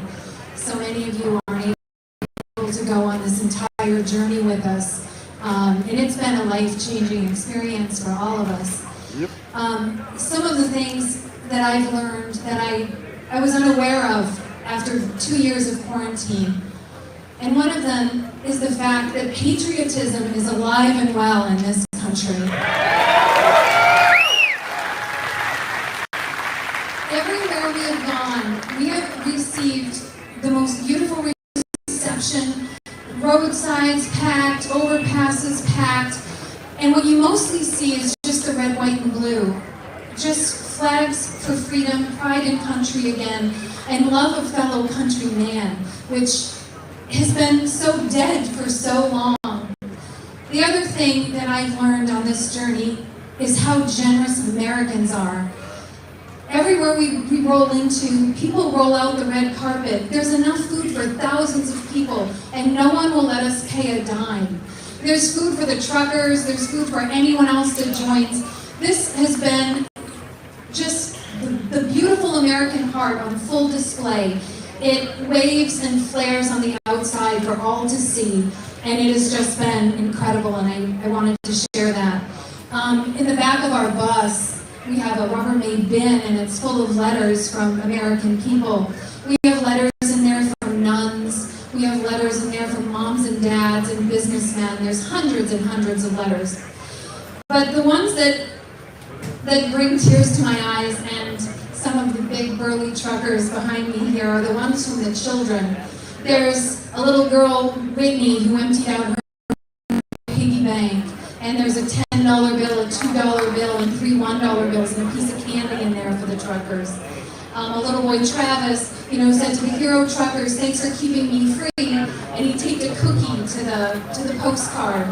And it's these beautiful things like that that are so heartwarming, seeing the American people come together, united for sure, but the beauty of the American heart and American generosity, it is second to none. We've seen it historically when people wash upon our shores for freedom, and they are welcomed here with open arms. We cannot let the light of liberty go out on our watch. It was handed to us by our elders, and we need to hand it down to our children for them to grow up in a free country. Yeah. So I'm so proud of you all for being here.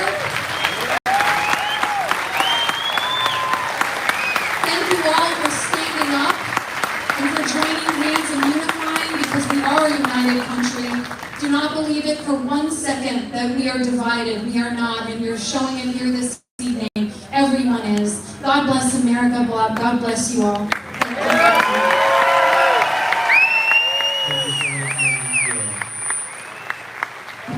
Our last speaker, if I need microphone over here, is Marcus Summers for the People's Convoy co-organizer.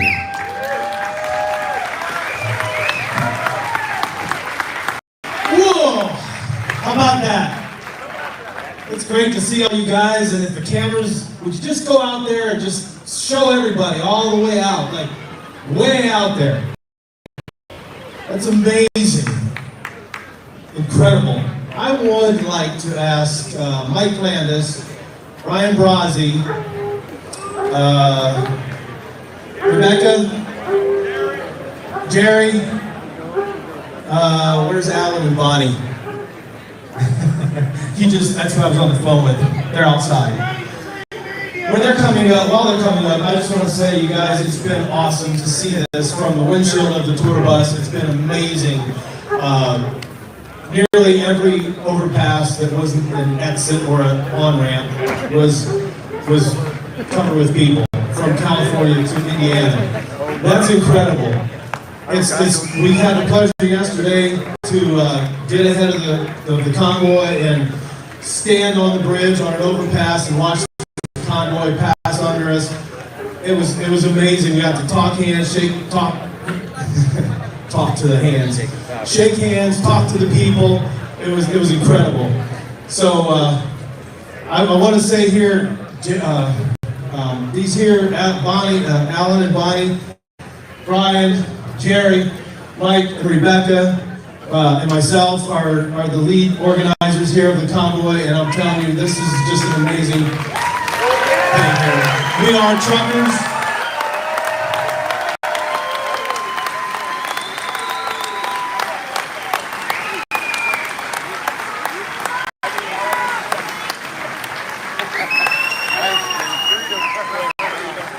I'm a trucker.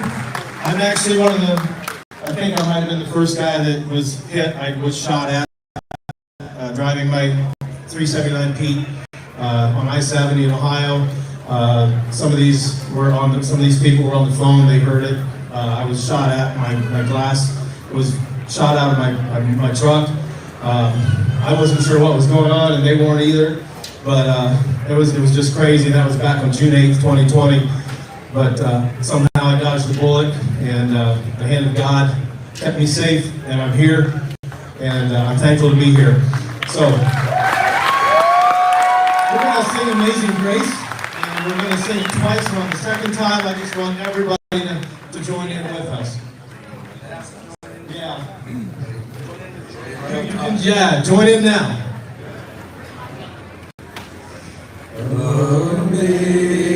Amazing grace, how sweet the sound that saved a wretch like me.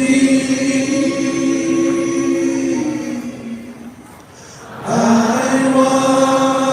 once was lost, but now I'm found.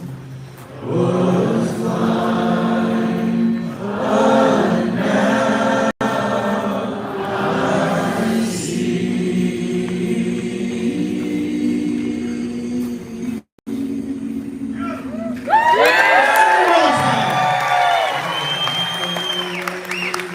Amazing grace, how sweet the sound that saved a wretch like me.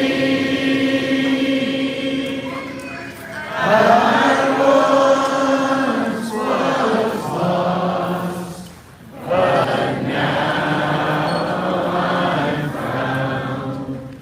Was blind, but now we see.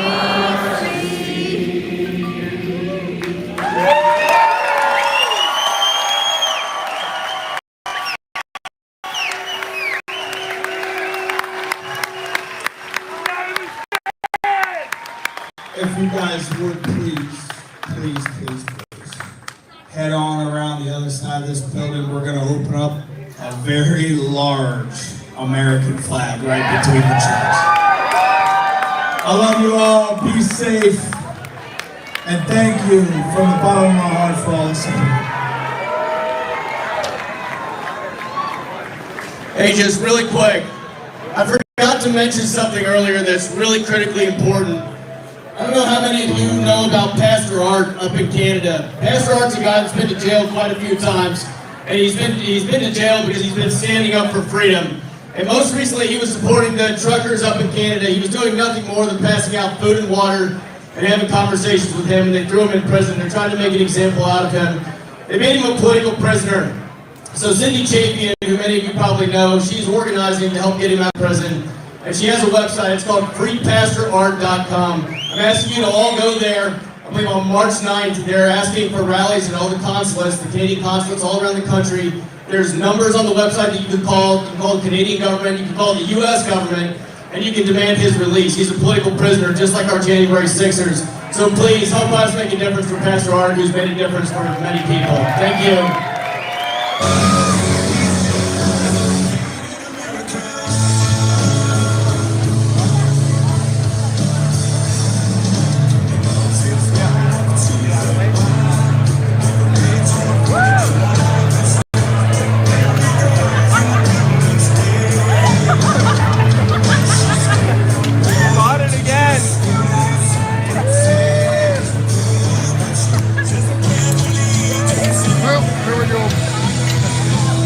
Street food.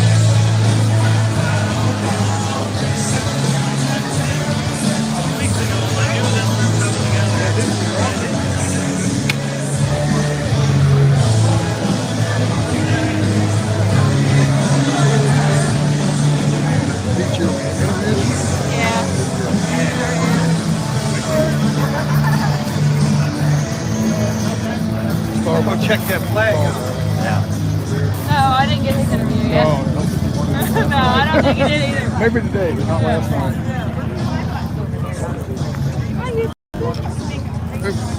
Forward here. You want to throw a plug out for you? Yeah. Hi, you guys. There you go. Okay. Hello. And who are you? Okay, I'm Claire Dooley. I'm from Children's Health Defense TV. And today, every day we do live updates at 10 a.m. There we go. There we go. Yeah, every day I do live updates at 10 a.m. on Children's Health Defense TV. You can look at it at children'shealthdefense.org. Children's Health Defense? Yes, Children's Health Defense. All right. Very good. Thanks, you guys. Yeah. Okay. Very good. Now we're going to see the flag, right? See the flag. Yeah. Have you seen them open it up earlier? Yeah, I saw them unroll it, but not open it up. This is the first for me. Oh, really? They opened it all the way up? Yeah. Makes a nice sense. This is divine intervention This is right God. here. This is not? all the Lord. Absolutely. Absolutely. We put our faith in Him and we are winning. Yes. I'm like 4 miles away. No, but I walked out when he got topped. I don't know who was doing all the heckling. It was Somebody was probably doing a Brother lot. Kendall. I was loving it.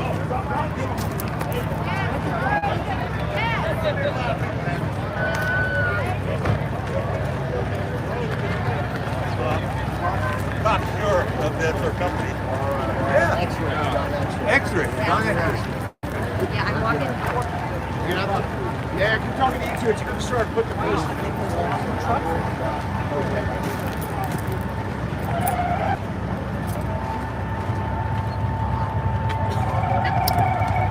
Hey, what's up?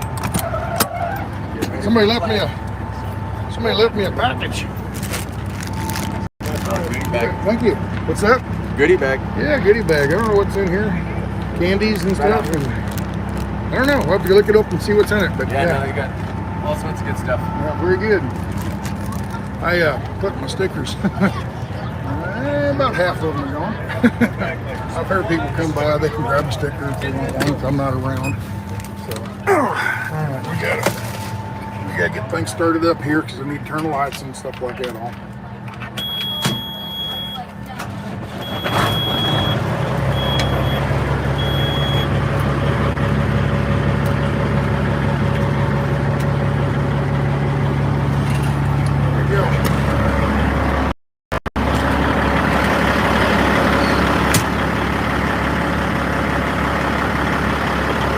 Got all my lights on, except the headlights.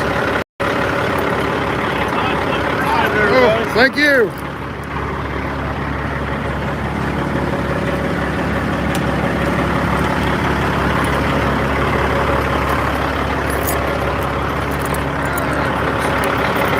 Keys are getting all wad up. Oh, okay. You bet.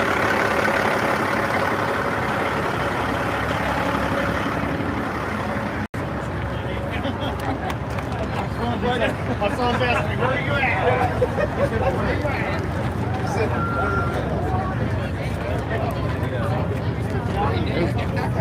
stand up on this. That's why I started screaming to Santa like I did. He got my spree. We're staying here. How you doing? I'm here. You want a hand? Need a hand? Here you go. Thank you. Absolutely. Crawled up on enough police over the years. Yeah, me too. Trying to get up here and get a good vantage point. Yeah, that's what I said too. Demoralized. That's what the enemy is trying to do. And all the doctors in the world, I love the flag out of night. This is the biggest cube, which I know.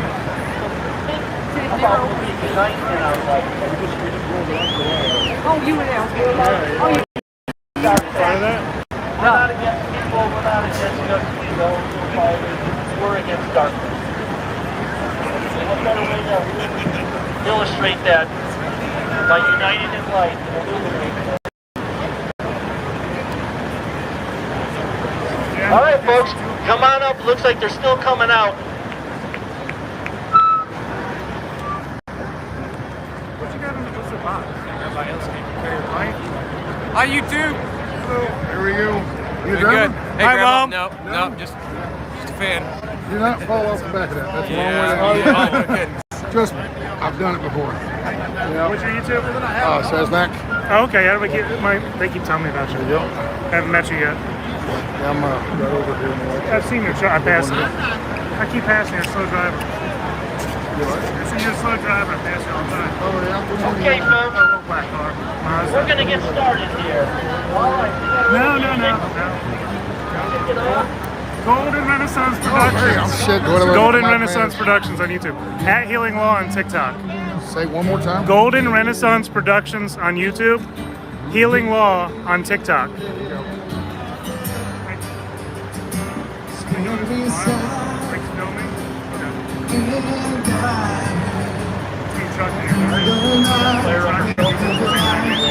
Hold your lights up. Hold them up.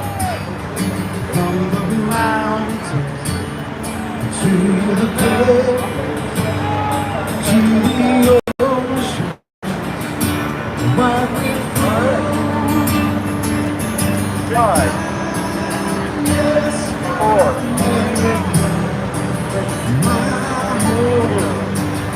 1. All right, let's unfurl that beautiful flag. There's no other flag like it in the world with the man.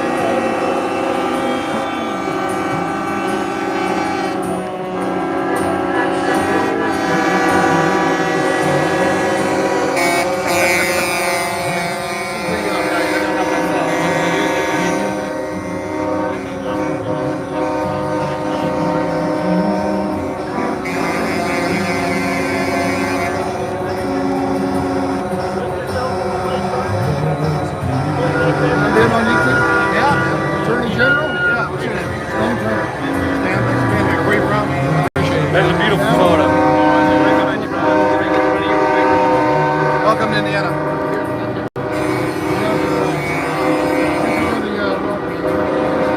Listen, I tried to give some inspiration and motivation tonight. You guys have given me more back for me to do my day job as Attorney General, and I could ever give to you. So thank you for that.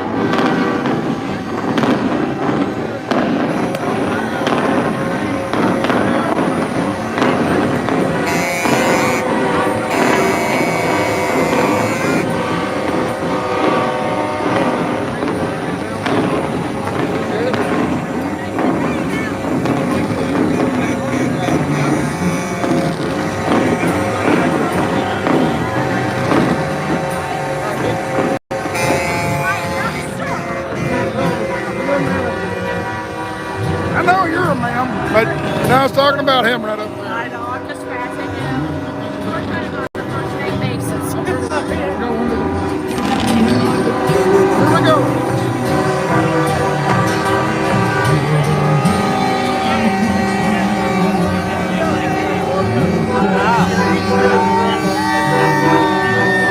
Thank you, thank you, thank you.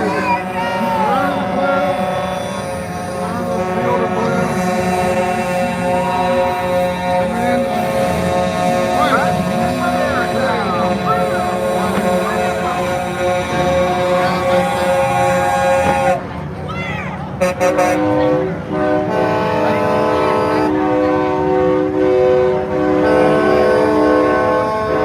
blue. Thank you.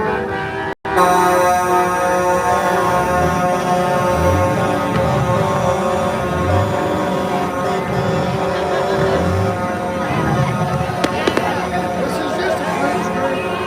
Ain't nothing to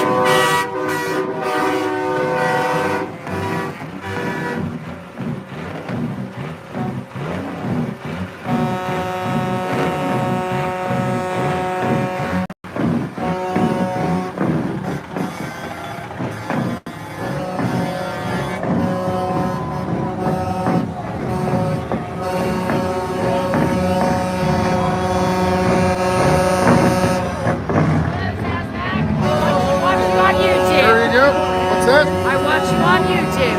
Thank you, and thank you for rolling. Thank you. Surely they got to know. There you go. Come here.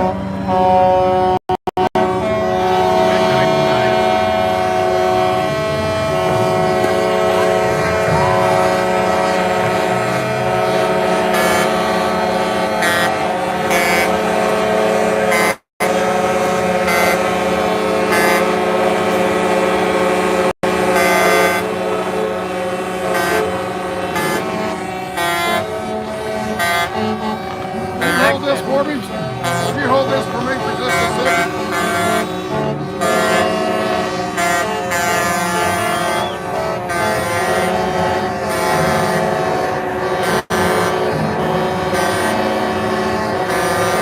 Thank you, sir.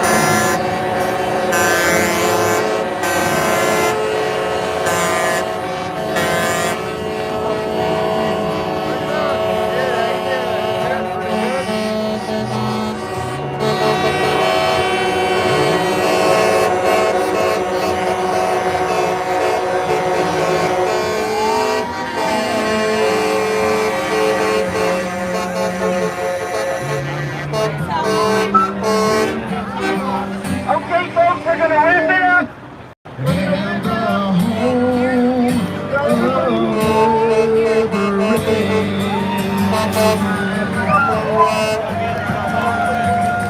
Okay, we're going to start.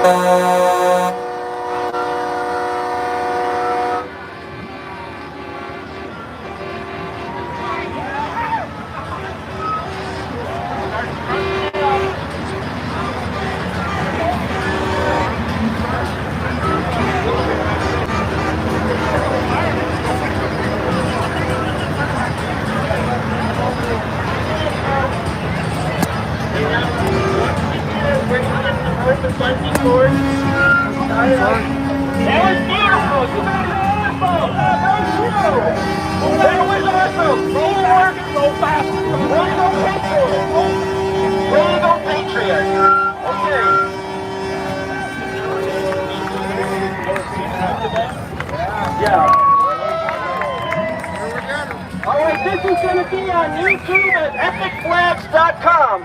Epicflags.com. You'll be able to see this. Once we get the drone footage, we're going to put it up on epicflags.com. Yeah.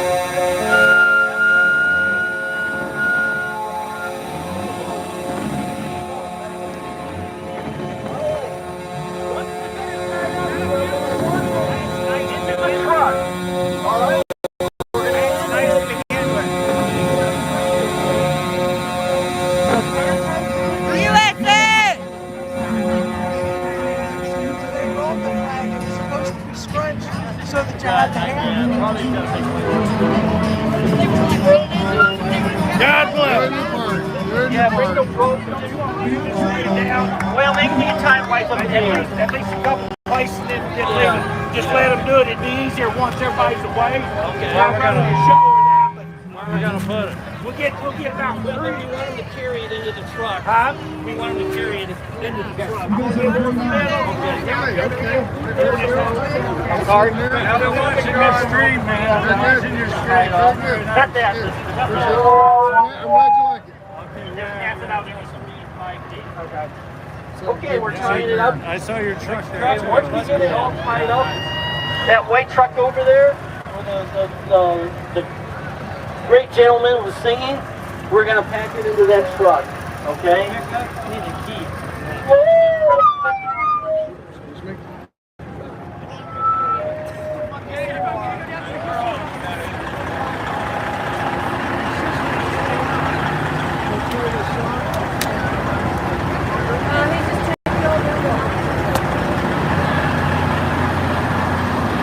That's me right there.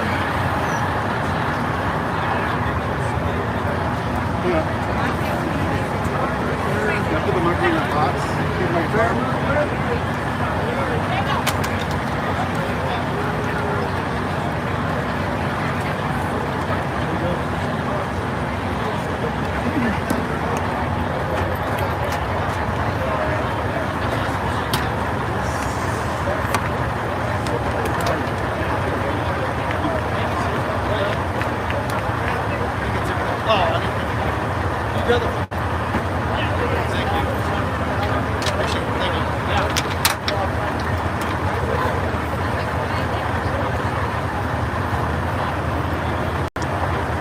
Everybody, I hope you have really had a good time watching all of this. I appreciate you watching.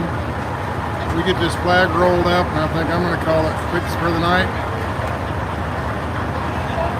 And we'll see you tomorrow, okay? That's what I'm planning on.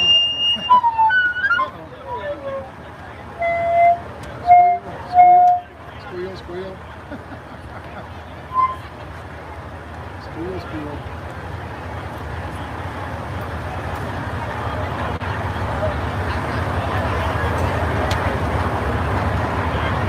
right. Also, earlier, we're not quite ready yet. They're still getting ready to bring the American flag. They're going to bring it in and roll it up in the back of the pickup to store it. I want to thank you for all the people that did the super chats. I was right in the middle of watching the speeches. I shouldn't really talk very much about it, but thank you very much for the super chats. Appreciate it. I'm so overwhelmed and thankful and happy, joyful, and just keep picking.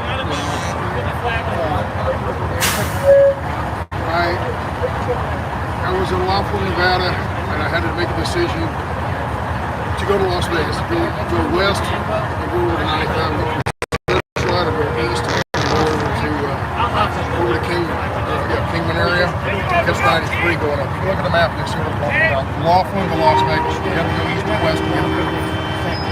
And why did I choose east? I don't know. It's just, it's one of those fate things, you know.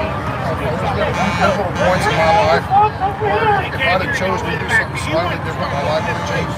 Who knows how it would change.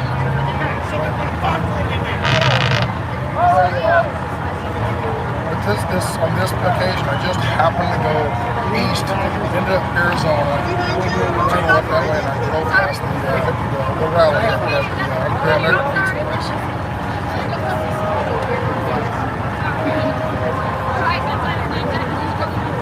Okay, shout out to Raymond Dresky. I didn't Raymond something, Dwayne, I missed it. Send me another text there, Dwayne. I missed it. Shout out to somebody. Here they go. They're rolling the flag up. There's a process they go through. Turn you around. And of course, a flag this size, you can't fold up in the traditional manner. American flag will sit in the bed flat. I got tied down to underneath here.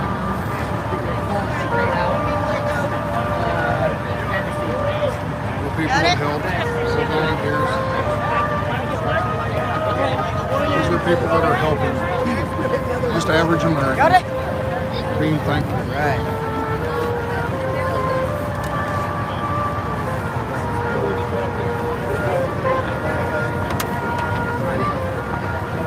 Over here, Joe, he's saluting. They didn't get any ties on this. Do you have any more ties?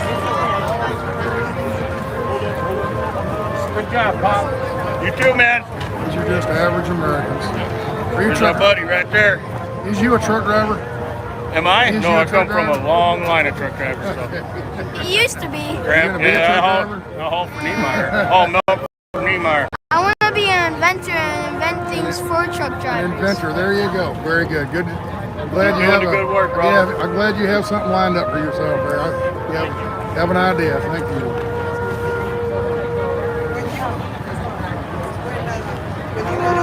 So where this flag in here, it takes up the whole bed of the tight, so all the handles are inside.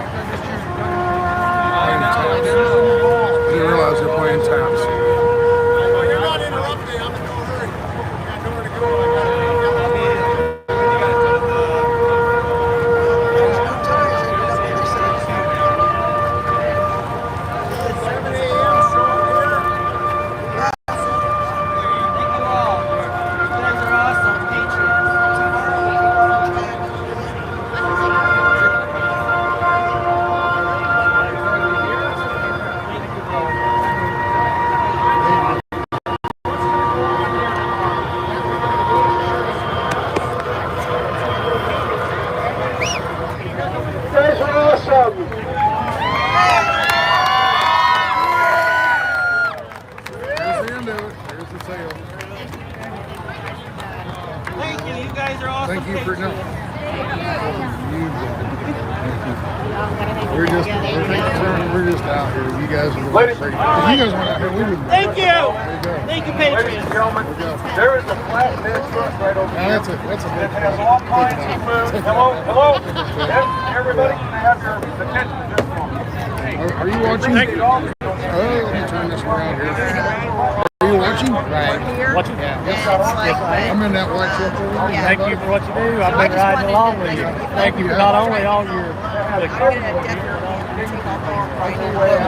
If you did a southern route, I don't know where you live in Northern California. Yeah, take the southern route. Go down Virginia. Right, get on.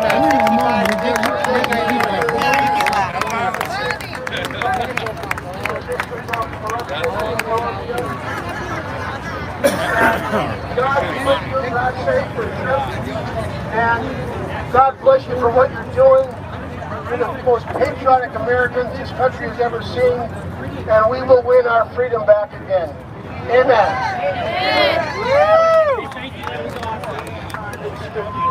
Washington District of Corruption.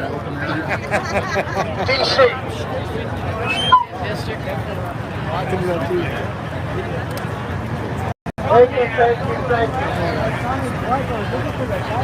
Like I say, personally, I haven't seen anything that remotely even looks like hate. They're going to try to paint us off as, write us off as hate mongers and whatever.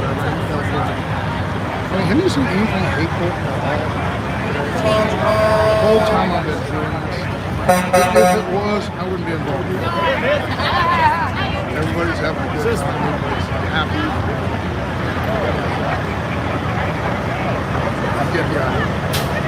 We go to Super Chat. I can actually say hello or say thank you to somebody. Lady Ella, to God, the Lord, yes, thank you very much. Susan Westerfield, thank you. John Bruno. Hello, sir. How you doing? Howdy there, partner. I saw you earlier. You might be on YouTube. No, I don't. No? There you go. No. What's your name? My name's Jacob Shaw. Jacob. I'm here because I was watching your live stream yesterday morning. Oh, really? Northern Michigan. Oh, really? Yep. Northern Michigan. Northern Michigan, all the way up to TC is where I was at. Wow. Saw your live stream? On a UP? No. South. Traverse City. So, yep. We saw it. We're like, well, what are we waiting for? We got the band 2 hours later, they're headed down here. Very good. So thank you for doing the YouTube channel. And hey, y'all, get off your butts and get out here. We'll be in Cambridge, Ohio tomorrow. I'm not sure where. It's kind of eastern Ohio.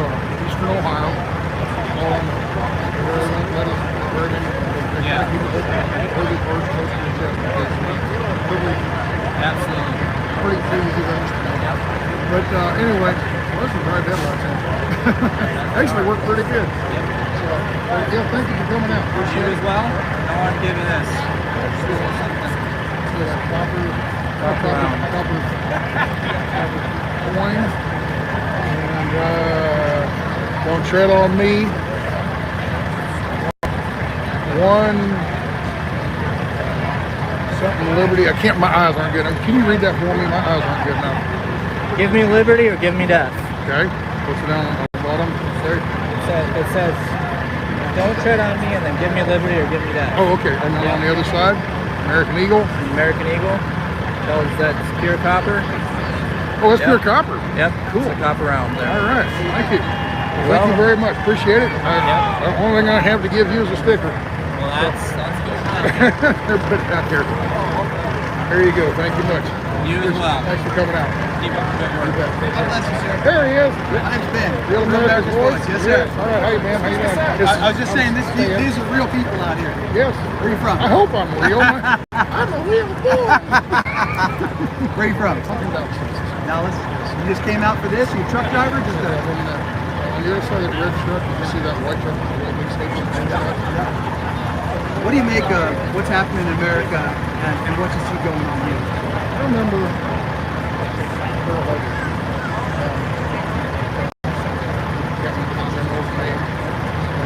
Pearl Harbor, the general that led the attack, and after he was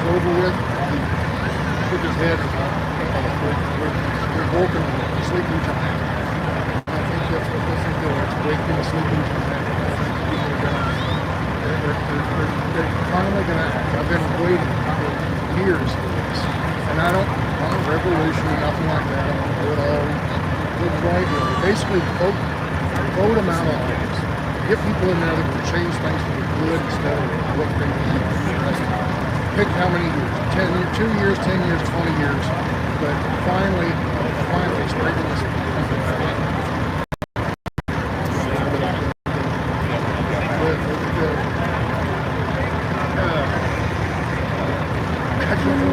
There's a phrase I'm looking for. I'm on the spot. No, you know what? No, I love it though. I totally agree.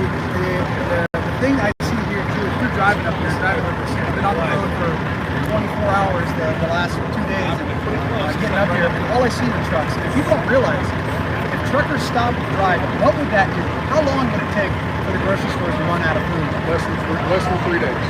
The grocery stores. And other retail stores, it wouldn't take long either. The grocery stores, they would last about 3 days with the groceries they have in their big distribution centers. Yeah, it would be gone. Walmart would be gone less than 2 days. That's how big of a turnaround they have in their DCs. DCs are distribution. And this is one of those things too. You guys, every year, every day, every week, it seems like there's new regulations, new things coming down on you that you can't afford. We escaped California a few months ago, moved to Arkansas, and it's like they don't care. The people in Washington, the people in the state of California, they don't care. But it's like they live in a little bubble. They don't understand because all they hear is. It's like a movie star that all they hear is, hey, how great you are, how great you are, how great you are, and they start to believe their own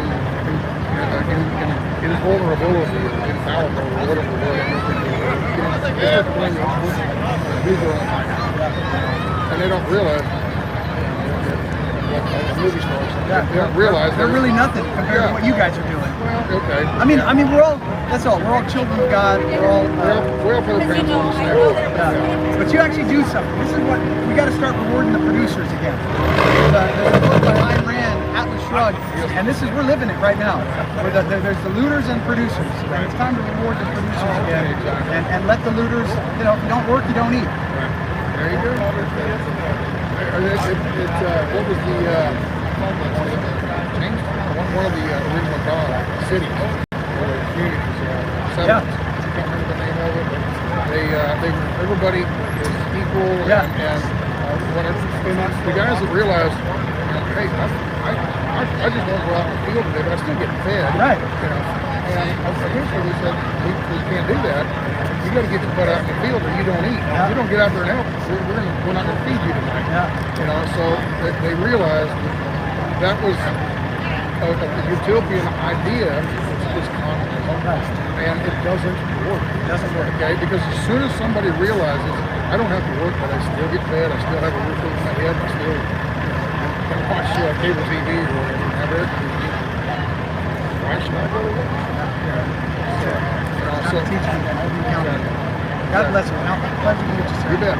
Tell me your name again? My name is Stan. And right now I'm on my YouTube channel. I love it. Can I do a shout out? Yeah, of course. Saznak. Yep. It's Kansas. I was born in Kansas. Okay. I was born in Kansas, so it's Kansas spelled backwards. Saznak. I'm a trucker, and I have a YouTube channel. There you go, sir. Right. I have a YouTube channel, and I'm streaming as we drive down the road. I'm streaming from the dash, so people can watch. Here's my idea on this.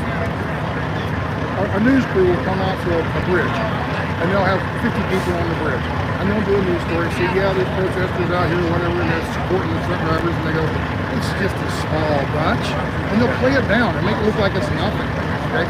Another channel will find another bridge that has 70 people, and then another one gets 100, but it's just that one bridge.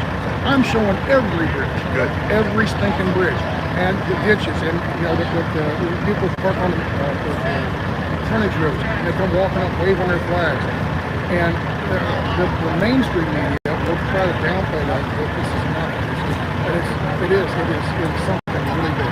It's amazing. You got a second? Oh, you're light. There we go. All right, we're back up. Lost light for a second. Yes, and put that sticker up again so we can see it.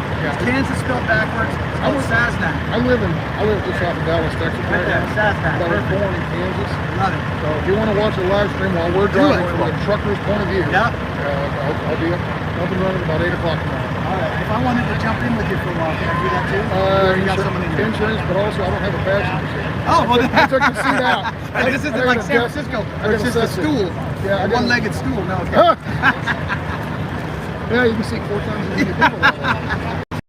God bless you, sir. God bless you guys. Hey, check them out, guys. Sasnak. Kansas spelled backwards. If you want to see the whole ride in the truck, love it. How you doing? So, anyway, with that, people, I want to do one quick thing out here. One more little thing I want to point out. For you people that are wanting to do these super chats and everything, I know there's some people out there that don't like the idea of giving money to Google, because for every $10 that you give, $3.50 goes in their pocket. Okay. So, hello, how you doing? Hey, how's it going? How you doing? If you don't like that idea,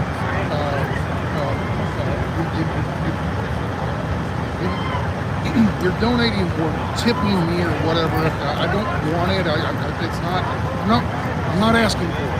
But if you feel the desire and you feel the need, okay, there's 2 options. You can do it through Super Chat, or you can go to PayPal.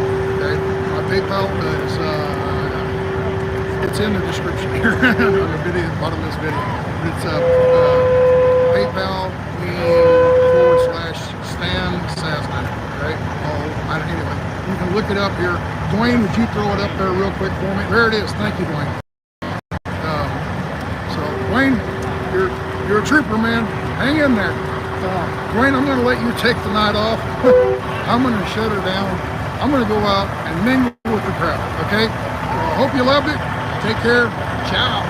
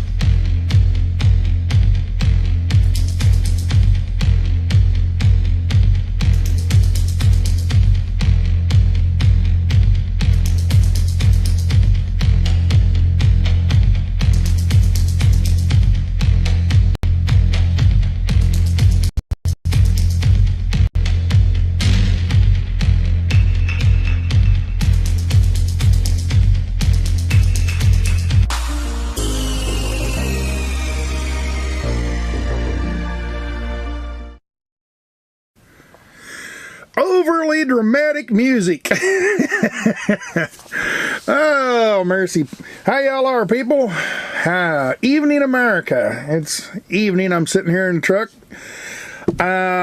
Recently on a few comments, people asked me about all the different trucks I've driven over the years. And I thought I'd go through, and I don't have pictures of all of them, of course. I've got pictures of a few of them. It's the ones I've owned, of course. And I've got a couple pictures of company trucks that I've driven. But for the most part, most of these, at first here at least, are pictures I got off the internet of similar type trucks that I drove.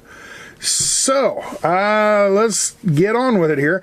I started driving back in 1987 on April Fool's Day, April 1st. And I hired on with a small flatbed company up in northeast Kansas. And the very first is a flatbed company. And the very first truck I drove was an 86 Kenworth W900 B model.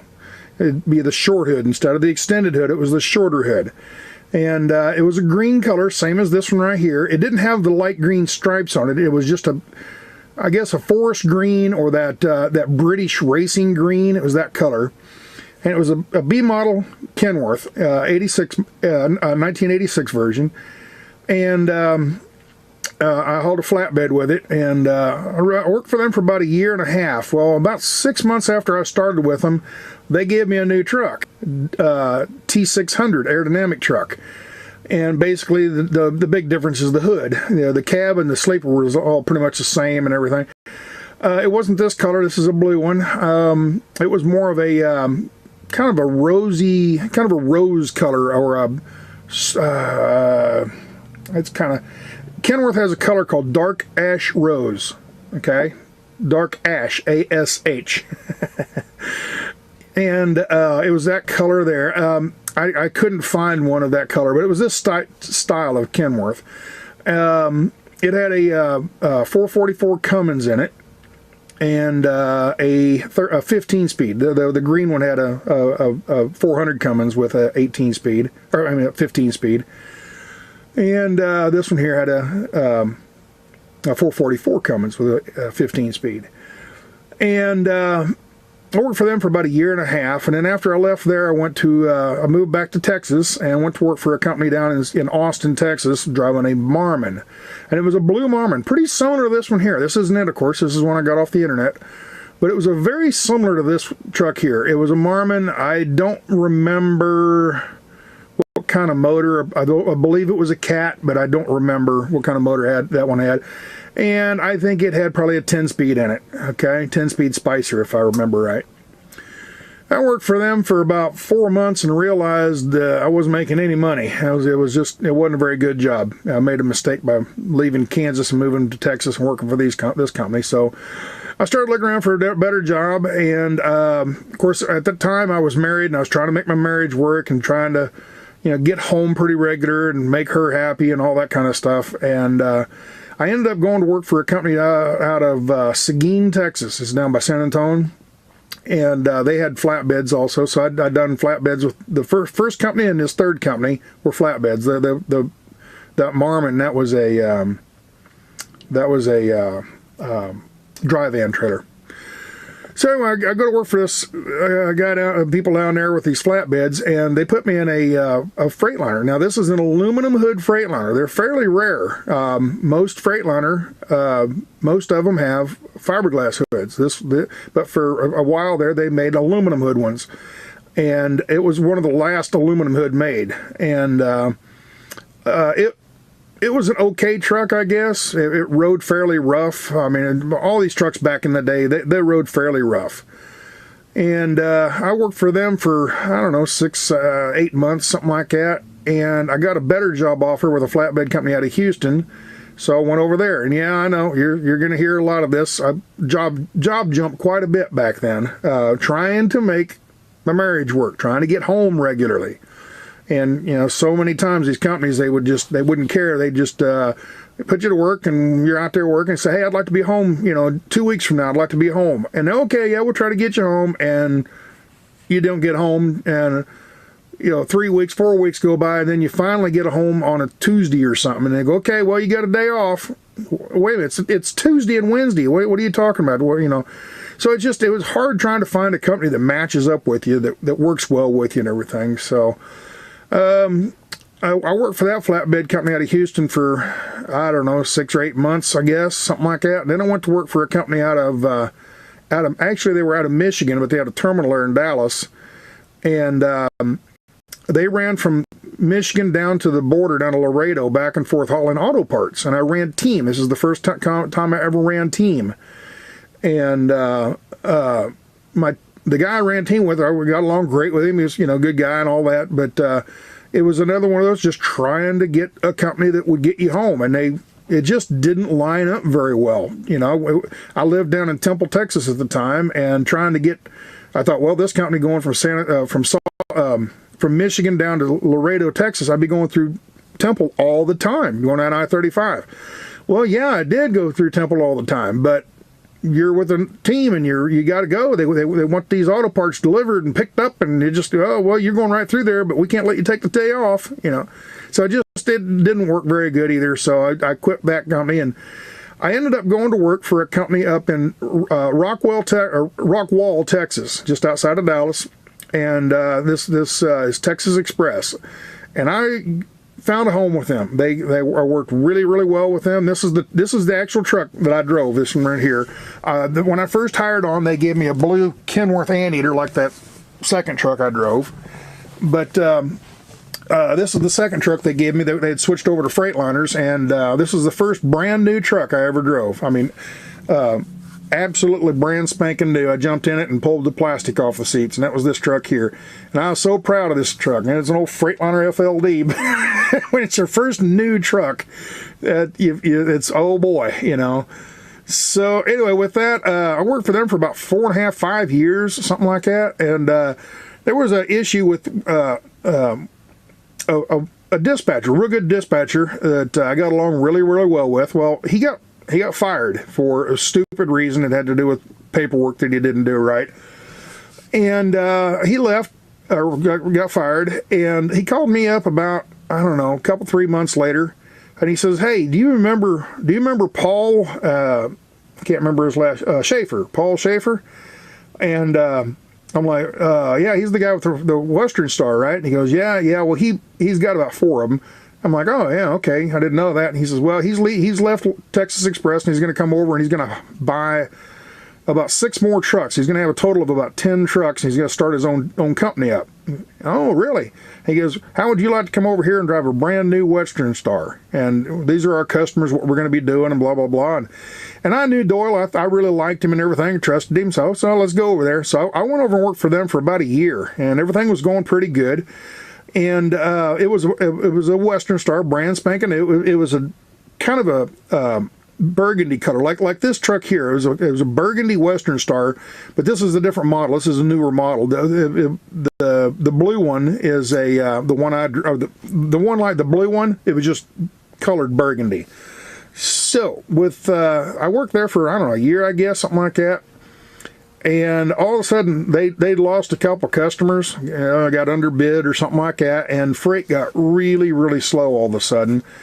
And I said, "Man, I got to do better than this. I can't, I'm not making enough money here. I got to go somewhere else." So I went back to flatbed, and I went to work for TMC out of Des Moines, Iowa. And I drove a truck almost identical to this one right here. This is not my truck. I got this off the internet too, but it was another old Kenworth B model, a short hood B model. And it wasn't old. It was only a year and a half old. It was a fairly new truck, but I went to work for them and worked, I don't know, a year and a half, I guess, something like that. And I was driving around down in Tennessee one day, and this guy passes me, or I passed him, I'm sorry, pulling up a hill, and I passed him, and this guy was laughing and just, having a good old time. I saw him in his windows. I passed him. I'm like, "What?" So I hollered at him on the radio. So what's so funny? And he goes, "Oh, I'm just in a good mood, blah, blah, blah." We got to talking. Well, he started telling me all about his company that he worked for. And it was a company out of Tennessee. And what they did is they hauled plastic resin from Tennessee over to North Carolina back and forth. And it just sounded like such a good deal. Boy, you're home every night kind of thing. And oh, wow. And at the time, I gotten divorced and I was single, completely single. I've been single for several years now.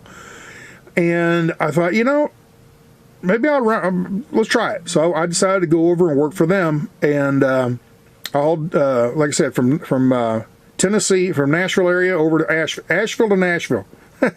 Nashville to Asheville, back and forth. And it was an overnight run. I'd leave about 6 p.m. and I'd leave and run over to North Carolina and deliver about midnight, and then come back home and be home about 6 in the morning. And then I'd sleep all day, and I had to get an apartment. Instead of sleeping and living in the truck, I had to go get an apartment. It's the first apartment I'd ever had completely by myself, because previous to that, I'd been married and had a wife and all that. And before that, I was in the military. So this is the first apartment I'd ever had. And the only reason I got the apartment is because I couldn't sleep in the truck, because they used it during the day to move the truck around during the day to load it for the next night. So anyway, I lived in Tennessee there for a little while, and I lived there. I worked there for about a year and a half, something like that. This would have been the early 90s, 94, 95, right along in there, I think. And my father called me one day and says, "Hey, we just bought a nightclub up here in Kansas, a little bar, and we sure could use some help running the bar." Oh, okay. So I thought, well, I'd be the good son, and I'd go home and back to Kansas and help them run this bar. So I went back there and I managed that nightclub bar for about another year and a half, and that got me into 96, I guess. And I knew I needed to get back out on the road before I'd lost my seniority, because I'd worked all these years at that time. What was that, about 8 or 10 years, something like that, 8 or 9 years. And I had seniority with trucking. I could hire on with any company I wanted to. And if you stay out of the business for about 2 years, then you lose that seniority and everything. You got to start from the beginning, like you have no experience at all. So anyway, it's crazy. Well, I've got 10 years experience. I've took 2 years off, and now I got to start over as a rookie again. Well, the trucking's changed a lot in 2 years. Well, no, it hasn't, but that's just their way of, so they don't have to pay you good. They can pay you, rookie scale again. Anyway, I wanted to get back into trucking, so I went to work for a company up there in northeast Kansas in a blue Peterbilt, almost identical to this one here. Very, very similar to this one. And I hauled a reefer trailer, and we ran out to Northwest, up to Oregon and Washington State up there. And we'd pull meat up there and deliver boxed beef, and deliver that up there, and then we'd bring apples and stuff back toward the Kansas City area. So I did that for I don't know, another year, I guess. Year and a half. A lot of year and a halves in here, ain't there? Anyway, I was driving along one day, and this pickup passed me, and this guy had the trucking logo on the back window, and I keyed the mic up for some silly reason. I don't know why, but I keyed the mic up, and I was going to give him a little shit about hey, what kind of a trucking company uses a pickup, And he goes, oh, no, this is my personal pickup. I've got 3 trucks. Oh, okay. He says, yeah, we run from Dallas to L.A. back and forth. Oh, really? And he goes, yeah, we run back and forth to Dallas and everything. And I thought, okay, well, that's pretty cool. And I gave him my phone number. Of course, I didn't have a cell phone back then, but I gave him my folks. I gave him my folks' phone number. And, forgot all about him. Well, one day, I called home, was talking to my mom, and she says, hey, this guy named Kirk called, and he said something about a trucking job. I'm like, I don't know what you're talking about. So I called the guy, who it was, I couldn't remember. And he says, remember I talked to you in the pickup up in Kansas? I'm like, oh, yeah. I says, well, I just had to fire a guy, and I was kind of curious, was you interested in working? And I'm like, we're doing what? He says, well, I put you in an almost brand new Kenworth. It's only about 8 or 9 months old. Brand new Kenworth going out to L.A., from Dallas to L.A. And I'm thinking, boy, I'd love to move back down to Texas. So I decided, yeah, I took him up on it. So I moved back down to Texas and went to work for him, driving this truck right here. And it was the best, it's one of those fate, I guess. It's fate, how it's kind of funny how it works. But I run into him, and he kind of changed my life. That was a changing point in my life. I had just got an old girlfriend of mine had broken up with me, and I was all brokenhearted about that same time, and was just wanting to move back to Texas. So I moved back to Texas, and I go to work for him, and there's a lot goes into it. I was blowing my money left and right. Every time I turned around, I would spend all my money. I lived paycheck to paycheck as a driver, and I made pretty decent money. I wasn't a millionaire or anything like that, but I made good money compared to flipping burgers and stuff. And I didn't have any money. I was broke all the time. I couldn't figure out why. Well, it was because I blew it on silly stuff, and just wasted it. And once when that girlfriend broke up with me, I didn't go to the bars hardly at all anymore, and realized I was spending a lot of money in bars, going to the nightclubs and buying $4 or $5, beers, stuff like that. And it was just, you realize you waste so much money in the bars and everything. So I kind of gave up on that and quit going to bars near so much. And also I run into Kirk, and he was doing very well. He's a year younger than me, and he was doing very, very well financially. He had a lot of stuff, a lot of toys, a lot of property, nice house, that kind of stuff, And I realized he's doing something right, and I'm doing something wrong. I'm broke, and he's a year younger than me, and he's better off than I am. And he didn't inherit any of his money. I'm thinking, so I started paying attention to him. And everything started falling in place. I mean, money started staying in the bank. I just, my whole life kind of changed around, right around, it was like 98. It was November of 98 is when I went to work for him. And anyway, I drove this truck for about 6 months.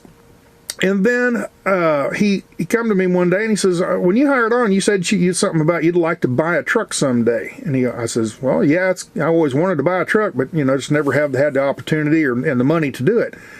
He says, well, I've got an offer for you. And he says, I got an older, it's a 92 Peterbilt. And the guy just told me yesterday that he's going to quit. I'm like, oh, you mean Gordon? He says, yeah, Gordon's going to quit. He's going to move on, and I've got this truck, and I was just curious if you were interested in buying, I'd sell it to you. Oh, okay. So I went ahead and bought it, and I fixed it all up. It was already a pretty nice truck, but I took the bumper off, put a bigger bumper on it, put straight stacks on it, and then I got the idea one day. The truck is made out of aluminum. Most of the panels are made out of aluminum. The roof of the cab and the roof of the sleeper are fiberglass, but the hood, the door, the cab, the sleeper, just about all of it's aluminum.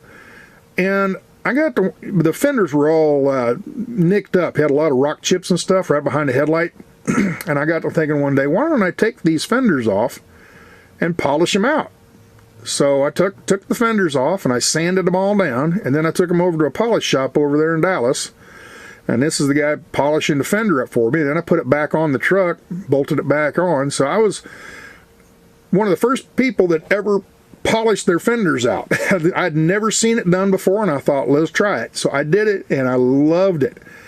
And wouldn't you know, about 2 years later, Peterbilt comes out with a 379X, which they had polished front fenders from the factory. So, did they get it from my truck? I don't know, but I was I'd never seen it done before. And then right after that, Peterbilt changed and offered a truck with polished fenders. So, anyway, we kind of joked and laughed around about that. That maybe that was my idea, and it caught.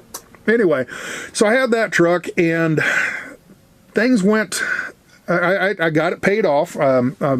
We had a neat little payment schedule and everything, and I don't want to get too detailed in it, but basically he financed it, and once it was paid off, he just wrote the title over to me. It was kind of a handshake kind of deal, There was no contract, no paperwork. I trusted him, he trusted me.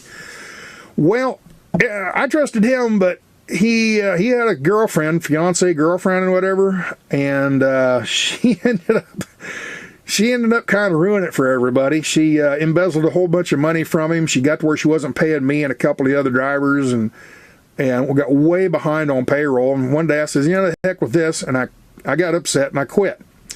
So I took that truck and I took it back up to Kansas because I didn't have a house in Texas. I didn't have any property in Texas or anything like that. So I just drove it back up to Kansas, parked it at Mom and Dad's house, and I figured, well, what am I going to do now? And I didn't know anything about owning a truck. I owned it, but I didn't know anything about owning a truck and how to lease it on and do all this kind of stuff. I was a real rookie when it came to owner-operator stuff. I didn't know anything. I knew how to drive a truck, but I didn't know anything about owning a truck. So the truck just sat there, and I thought, well, I better get back to work doing something. So instead of leasing the truck on somewhere, because it was too old, it was a 92, and this would have been in 2001. So, it was almost 10 years old, and most companies didn't want to lease on it. Every company I called, no, that truck's too old. We don't want to lease it on. Okay. And there's different theories on why that is. A lot of the companies will say they don't want an older truck because of maintenance and breakdown, possibilities.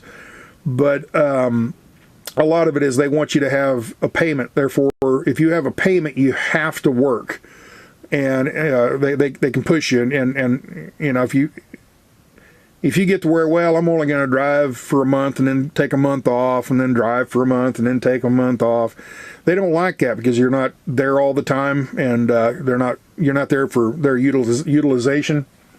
So they want you to have a payment, so you have to, it forces you to work. And that's a theory. I don't know if that's exactly true, but that's a theory some drivers have. Companies want you to be in debt, therefore it forces you to work all the time.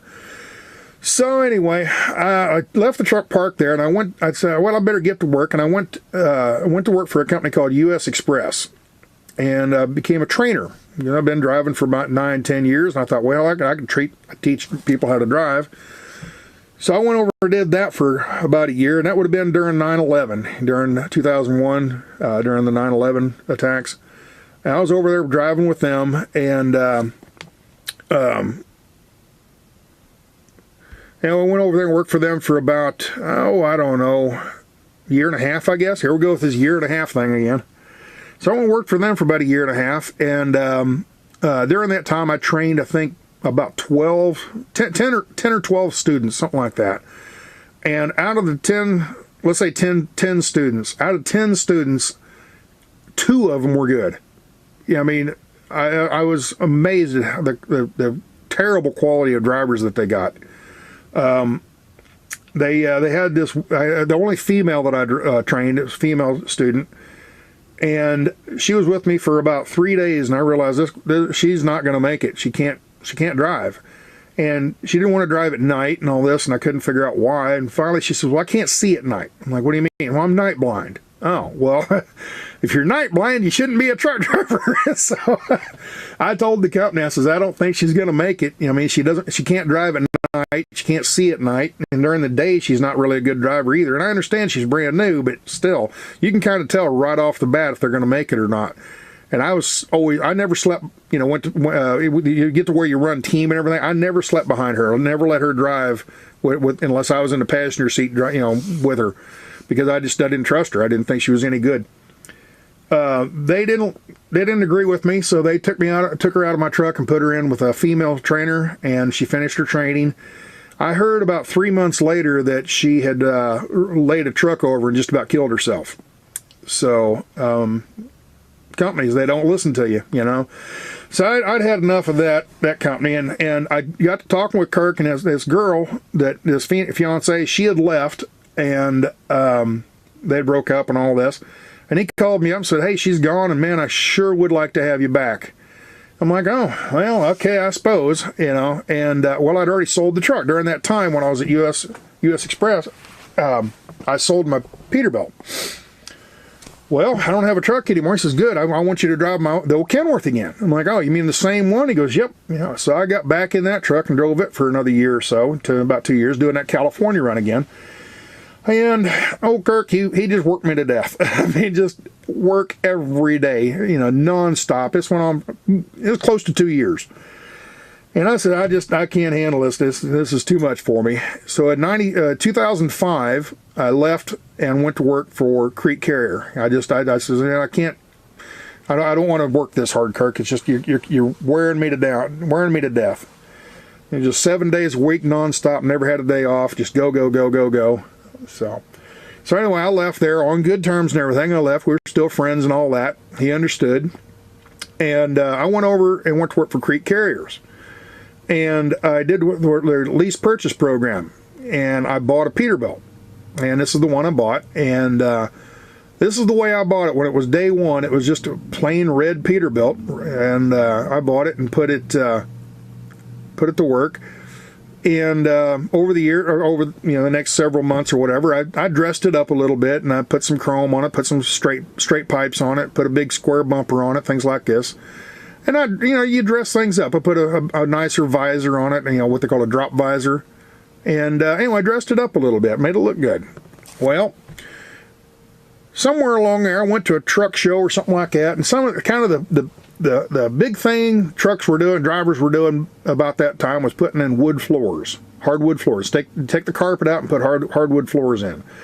So I take the carpet out and I put wood floors in, and I thought that was pretty good. And then I thought, well, hey, I don't like this chair over there. Every time I'd hit the brake, my map would, the road atlas, my map would slide off onto the floor, So I got, that was about the time I bought my first computer, and I thought, hey, I'll just build a little desk over here. So I built a desk and put my laptop on there, and that way, when I needed to get on the computer for anything, the laptop was sitting right there conveniently, and it had, underneath I had a cooler, like a refrigerator. So at any time I could reach over and grab a Coke or something, and so I built that all up, and I thought, this is pretty good. Let's just keep going with it. So I kept building more wood, and I tore the sleeper out a little bit. I was going to build a little cabinet, and some drawers and everything, and this is what I got done, and I took the sleeper, in the sleeper I took the closet out.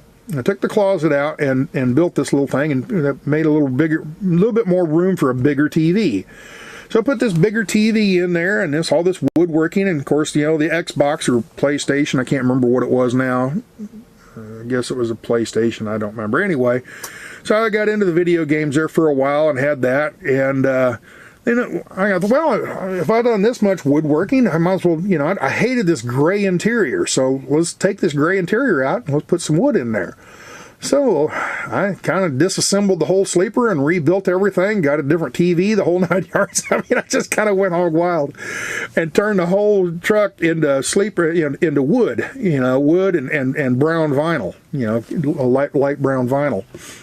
So anyway, I got that all done, and man, I thought, boy, I really like that. I really did a good job on this.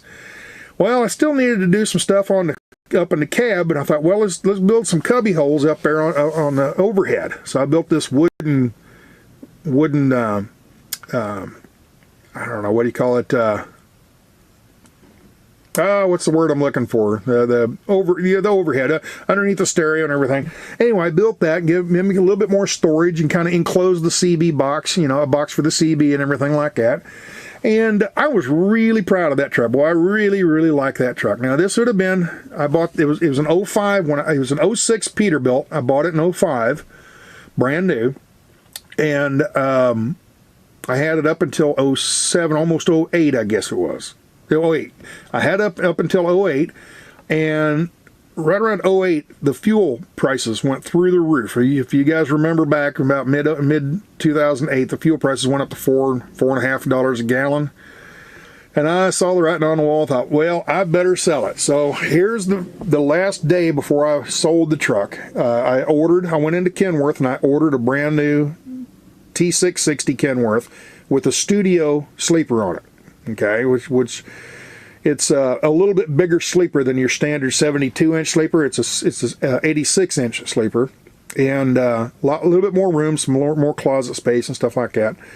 Anyway, I ordered this, and when it came in, about a month and a half later, it finally came in, and I went, and this is the day when I traded. I brought the red Peterbilt in, and here's the brand new blue Kenworth, and I traded, and I thought, well, I get better fuel mileage. Well, actually, it was a good move. I'd put a lot of work into that Peterbilt, but by buying that Kenworth, it pretty much paid for itself just in fuel savings. And I was getting about 5 miles a gallon out of the Peterbilt, and I was getting close to 7 out of the Kenworth. It was a good financial decision. I hated to do it because I really liked that Peterbilt. I didn't put so much work into it, and it was kind of, I wouldn't call it a show truck, but it was very nice. I was real happy with it, and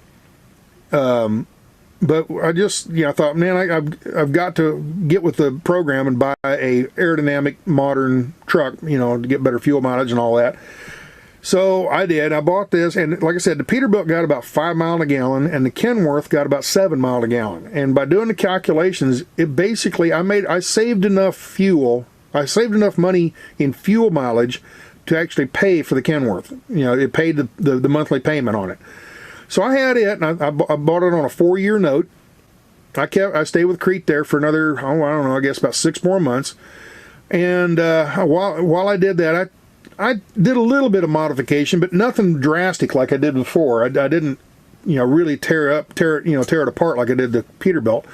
But I wanted to make this cabinet, on the passenger side, there's a cabinet right here, and there's just no good place to put a TV in there. And I like a big, large TV. So I started disassembling this shelf here and put in this TV in the console in the 2 cabinets there. And I really like that. I mean, I did an okay job. It wasn't the best work I ever did, but it was okay. It worked. And then instead of bringing the wooden cabinet from the Peterbilt over, I just went down to, I think it was Staples. Went down and I bought this little drawer cabinet, and that's the one I still have. I'm still using in the Big Pete that I'm in today. I've had that cabinet's been in 3 trucks now, so it's It's I've gotten my money out of it. What it is, it's a side drawer. It's a side cabinet or whatever for you put like a printer. You have your main desk, and then off to the side that would be where a printer would sit, and then the file cabinet underneath. Well, I took the files. There's no files in there. I took it and I used that as a storage. Stuff that I have in the truck. That's where I stick it, and that way it's at at arm's reach while I'm driving down the road. It's just close in storage. So anyway, I bought that and drove that truck for about 5 years, 5.5 years, I think. So, and one day, I bought that truck with Crete, or while I was at Crete, leased it on with them for about another 6 months, and that's when Kirk calls me one day and says, "Hey, I'm going to retire from trucking." I'm like, "You what?" He goes, "Yeah, I'm going to retire from trucking, and I'm going to go up and farming full time up in Kansas." Now, if you haven't figured it out yet, Kirk is my farmer friend up in Kansas. That every summer I go up and help him with wheat harvest. And he says, "I'm going to quit and go up to Kansas and go farming full time." I'm like, "Oh." I said, what are you going to do with the company? And he goes, "Well, do you want it?" Do I want it? "Yeah." Do you want it? And I'm like, I can't afford it. Because I figured, and he goes, "No, I mean, you have your own truck. You'll have to buy a trailer and get your own authority. And I'll just give you the phone, blessings. I'll just tell the customers, hey, I'm quitting on this day and Stan's going to take over on that day." And because they all know you already, you've already done the route many times. And I said, "Well, that sounds okay. Let's do it." One of the best decisions I ever made. And so I quit with Crete. I bought Kirk's old blue trailer, the one I used to haul years ago. I bought this old blue trailer from him, and I ran that for about a year. And everything was working good. I couldn't, I was real satisfied with how everything was working. So I thought, this trailer's pretty old, and the floor was kind of wore out. It was about a 20-year-old trailer, and I need to upgrade. So I went and bought a brand new Great Dane spread axle reefer with a Thermal King unit on it, and took it down to paint shop. And we painted it up and painted where the silver stain, the aluminum rails on the top and the bottom. We painted them, got them all cleaned up, and then I drove it like that for, I don't know, 6 months or 8 months, something like that. And then one day I thought, I'd like to put some graphics on it. So I went down and had graphics put on the driver's side only. I didn't put them on the passenger side. I just put them on the driver's side to see if I liked them. I put them on. I thought, yeah, they're pretty good. Okay, they're all right. And I'd always planned on putting them on the passenger side. I never got around to it. And one day, I'm out in California. I'm in the warehouse, and this happens.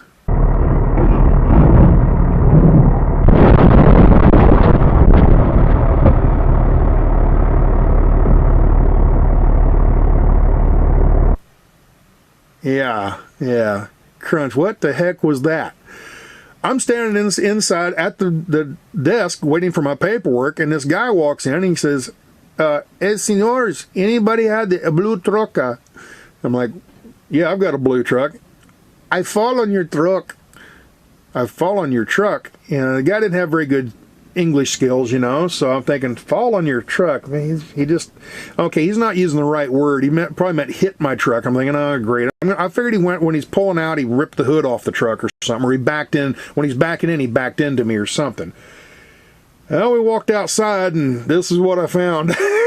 So, he had unhooked. Remember, I tell you, when I'm backed up to or hook up to a trailer, you always put it in first gear and pull and give it a little tug to make sure you're connected.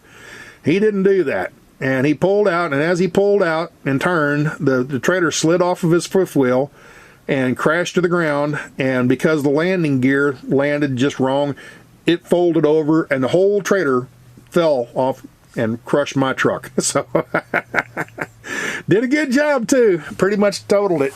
At the time, I think that truck was probably worth about $50,000. I'd used it was about a 5-year-old truck, and it was worth about $50,000 with the number of miles on it and everything. I think it was around 750 or about 750, 800,000 miles. I don't remember exact. But anyway, I'm like, well, shoot. So as you can see here, it fell over and crushed the wheel and bent the rim, blew the tire out and bent the rim, and barely missed the trailer. And the top corner, it's a container, and the corners are really strong, heavy duty, because that's what they stack them on. Well, that came down and hit my frame, and I figured it bent the frame, but it didn't. It tore up the sleeper real bad, and of all, as bad as it was, it could have been so much worse, because I still was able to drive the truck. I was able to drive it while I put an order in for a new truck, a 2015 Kenworth. So,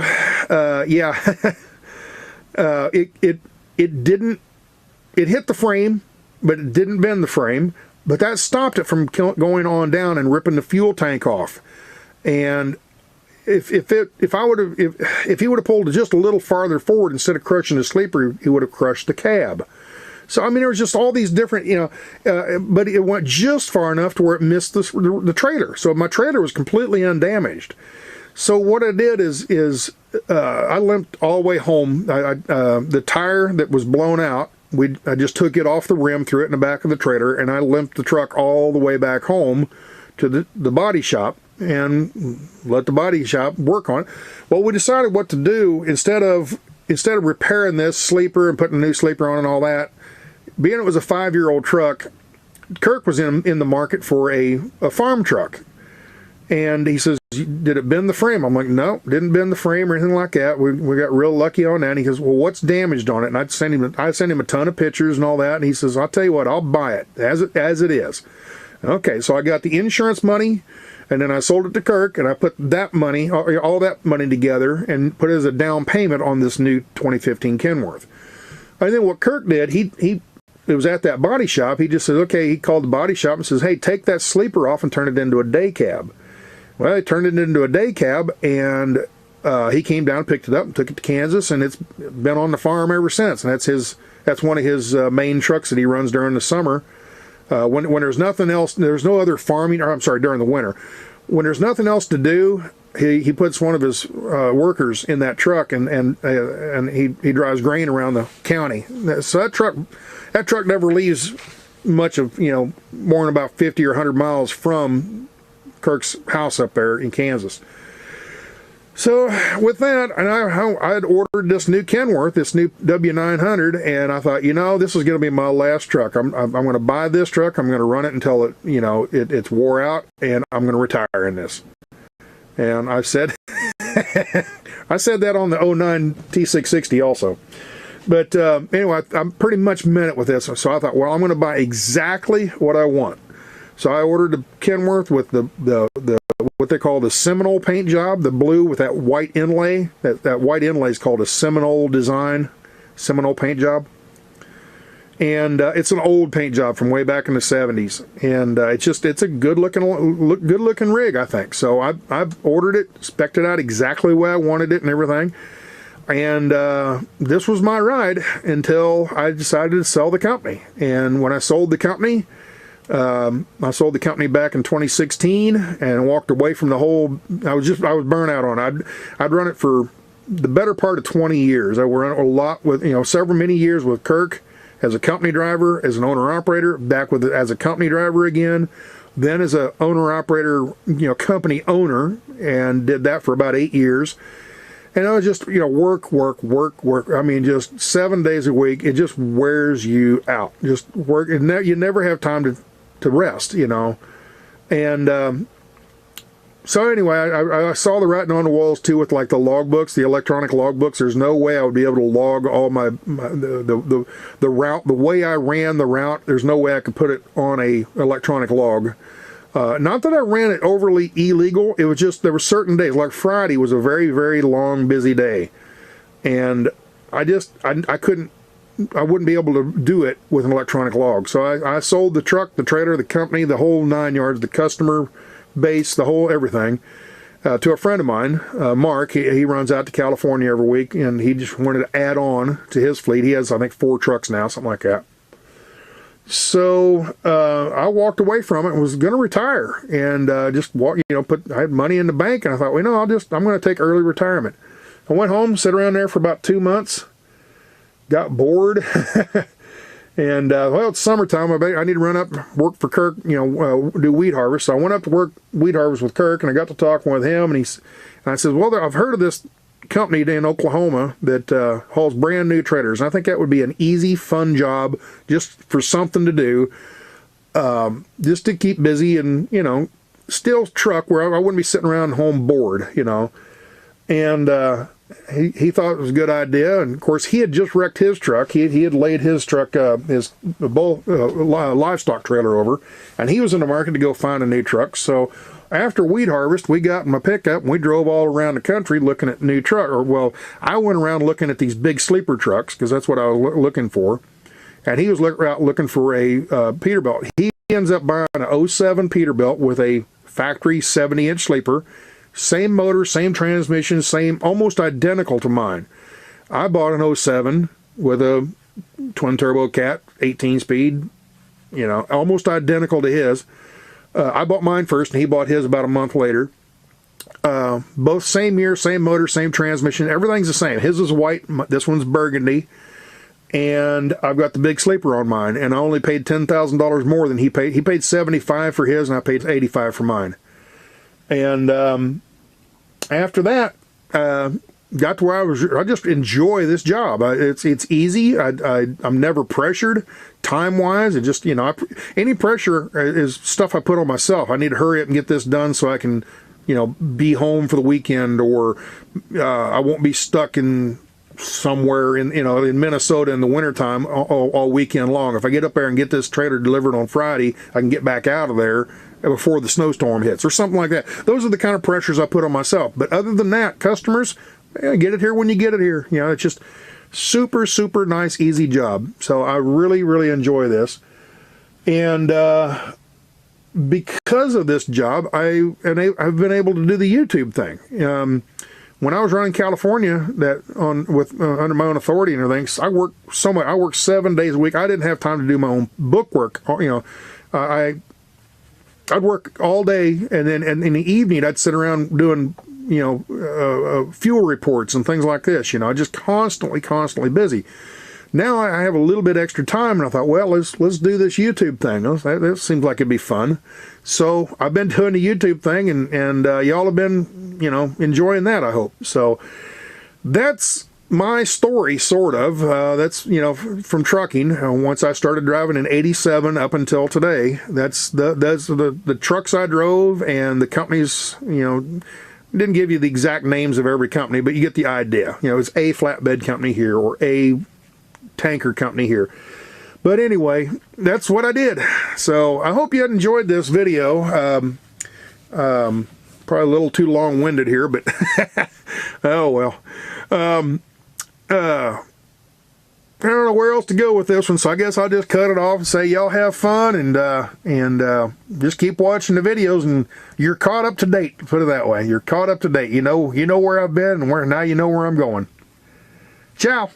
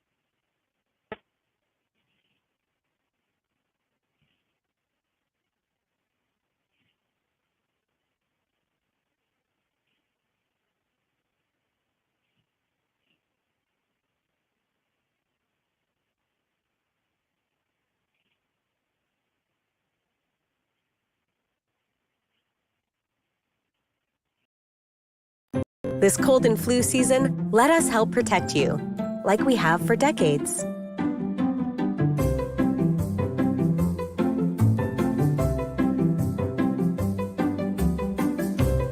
Protect moments that matter with Canada's most trusted disinfectant, Lysol, 130 years of protection and counting.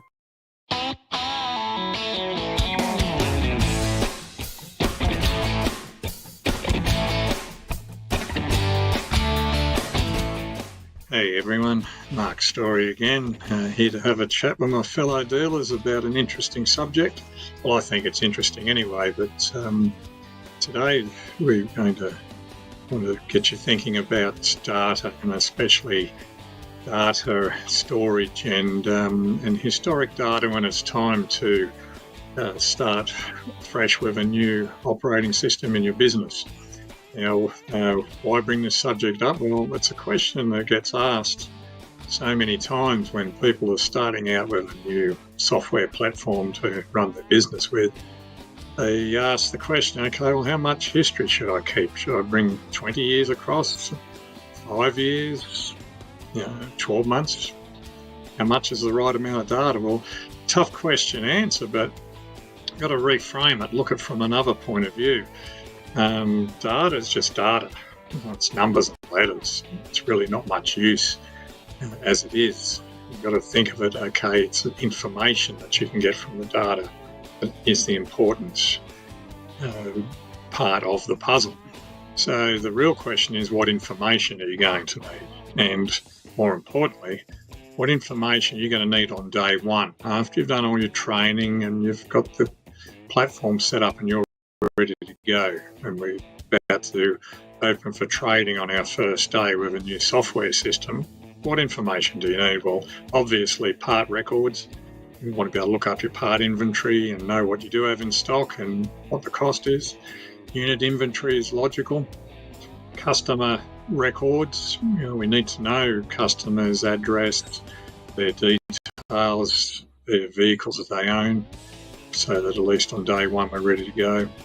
Vendors, you're going to need to know who your vendors are and what you purchase from each vendor and how to submit orders. But really beyond that, what do you need on day one to operate the business smoothly?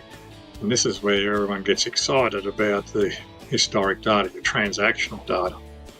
Well, our experience is that after the first 2 to 4 weeks of trading, the need to go back and recover any transactional history really falls off a cliff. After about 3 months, you hardly ever go back and look. Obviously, the first couple of weeks, there may be a customer that wants a credit on a purchase made previously. That makes sense, but do you need to have your system all blocked up with years of history purely just in case? So what we advise is still download your data out of your old operating system, but don't follow the herd and just upload it all into your new system. Keep it fresh. Don't bring in all this old and potentially inaccurate data. Download it somewhere off to one side. Put it in a hard drive that's accessible as need be, because this transactional data isn't something that you need immediately. It's not of any urgency. Well, as long as you can access it and get back to the customer fairly timely, that's fine. But do you need it right then and there? More than likely not. So get that hard drive somewhere. Make sure that a trusted employee has access to it. Focus on getting across all the important data that's going to give you the information you need on day one. Keep your system clean and fresh, and you're going to have a lot smoother run as you go forward in developing a new mode of operation with a new operating platform in your business. So hope this gives you something to think about, and talk to you later.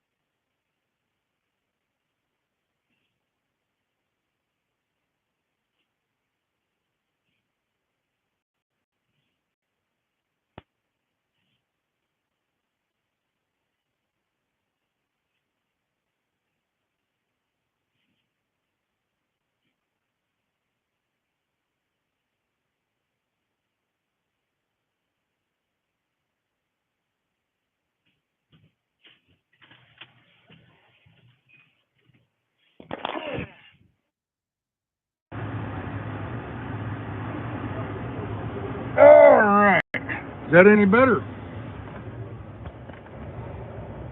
We have sound, yay! My earpiece. My earpiece was still connected to the phone because I'm not that far away from the truck. How you doing? Well, did you ever get a hold of your mom? No. I tried to call you this morning. I tried to call you this morning, and for some reason the phone wouldn't go. She has a phone that goes through the internet or something, or internet, and it doesn't today, so it's fine. No big worries on that. Did you ever figure out what's on top of the trailer? Not mine yet. I think I know what's on there. Oh, you're the other truck. I'm the other driver. Okay. Yeah, the couple that has they've got FJD on there. Right. Yeah. I think I've got that still there. Okay. Very good. Thanks to the kind folks of Alabama who started that camp. Yeah. Gotta love Talladega. Yeah. There you go. I've got a live stream going here, YouTube, and it's live. I haven't put it on you because I haven't asked you. Do you mind being online? I don't care. Okay. This idea of this video, go walk around and talk to God. It's not any detailed politics or nothing like that. Just who you are, where you're from, and you're going the whole way, that kind of stuff. I joined this afternoon. There you go. What's your name? Brian. Brian? Yeah. Brian, where are you from? I live just north of Montgomery, Alabama.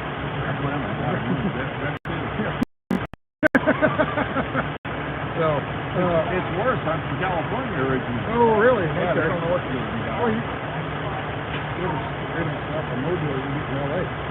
Lower Alabama. Lower Alabama, you bet. I live halfway between Tuscaloosa and Auburn. And on Sunday school class told me I had to choose.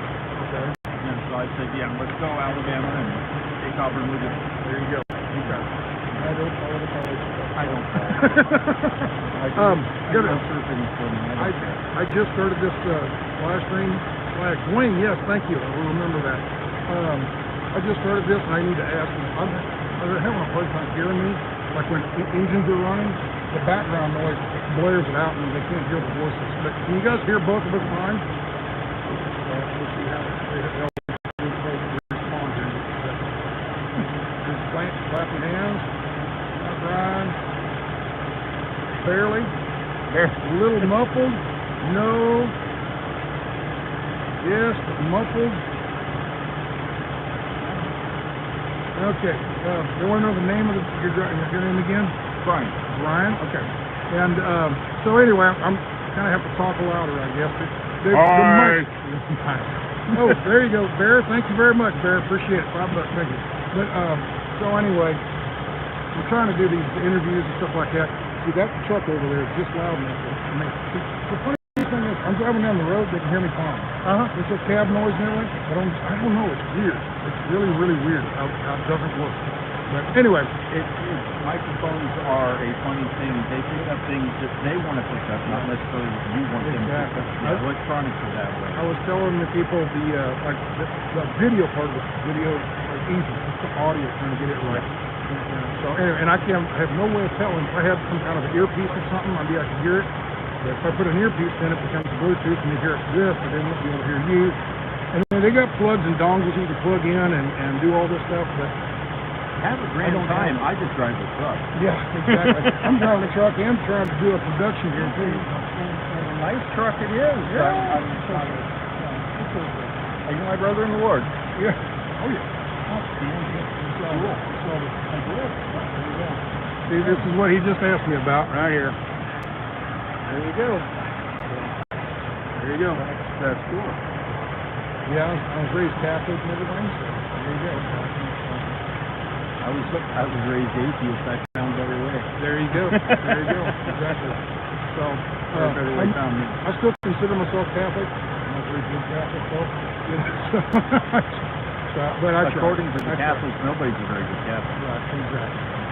Yeah, they're really hard on themselves.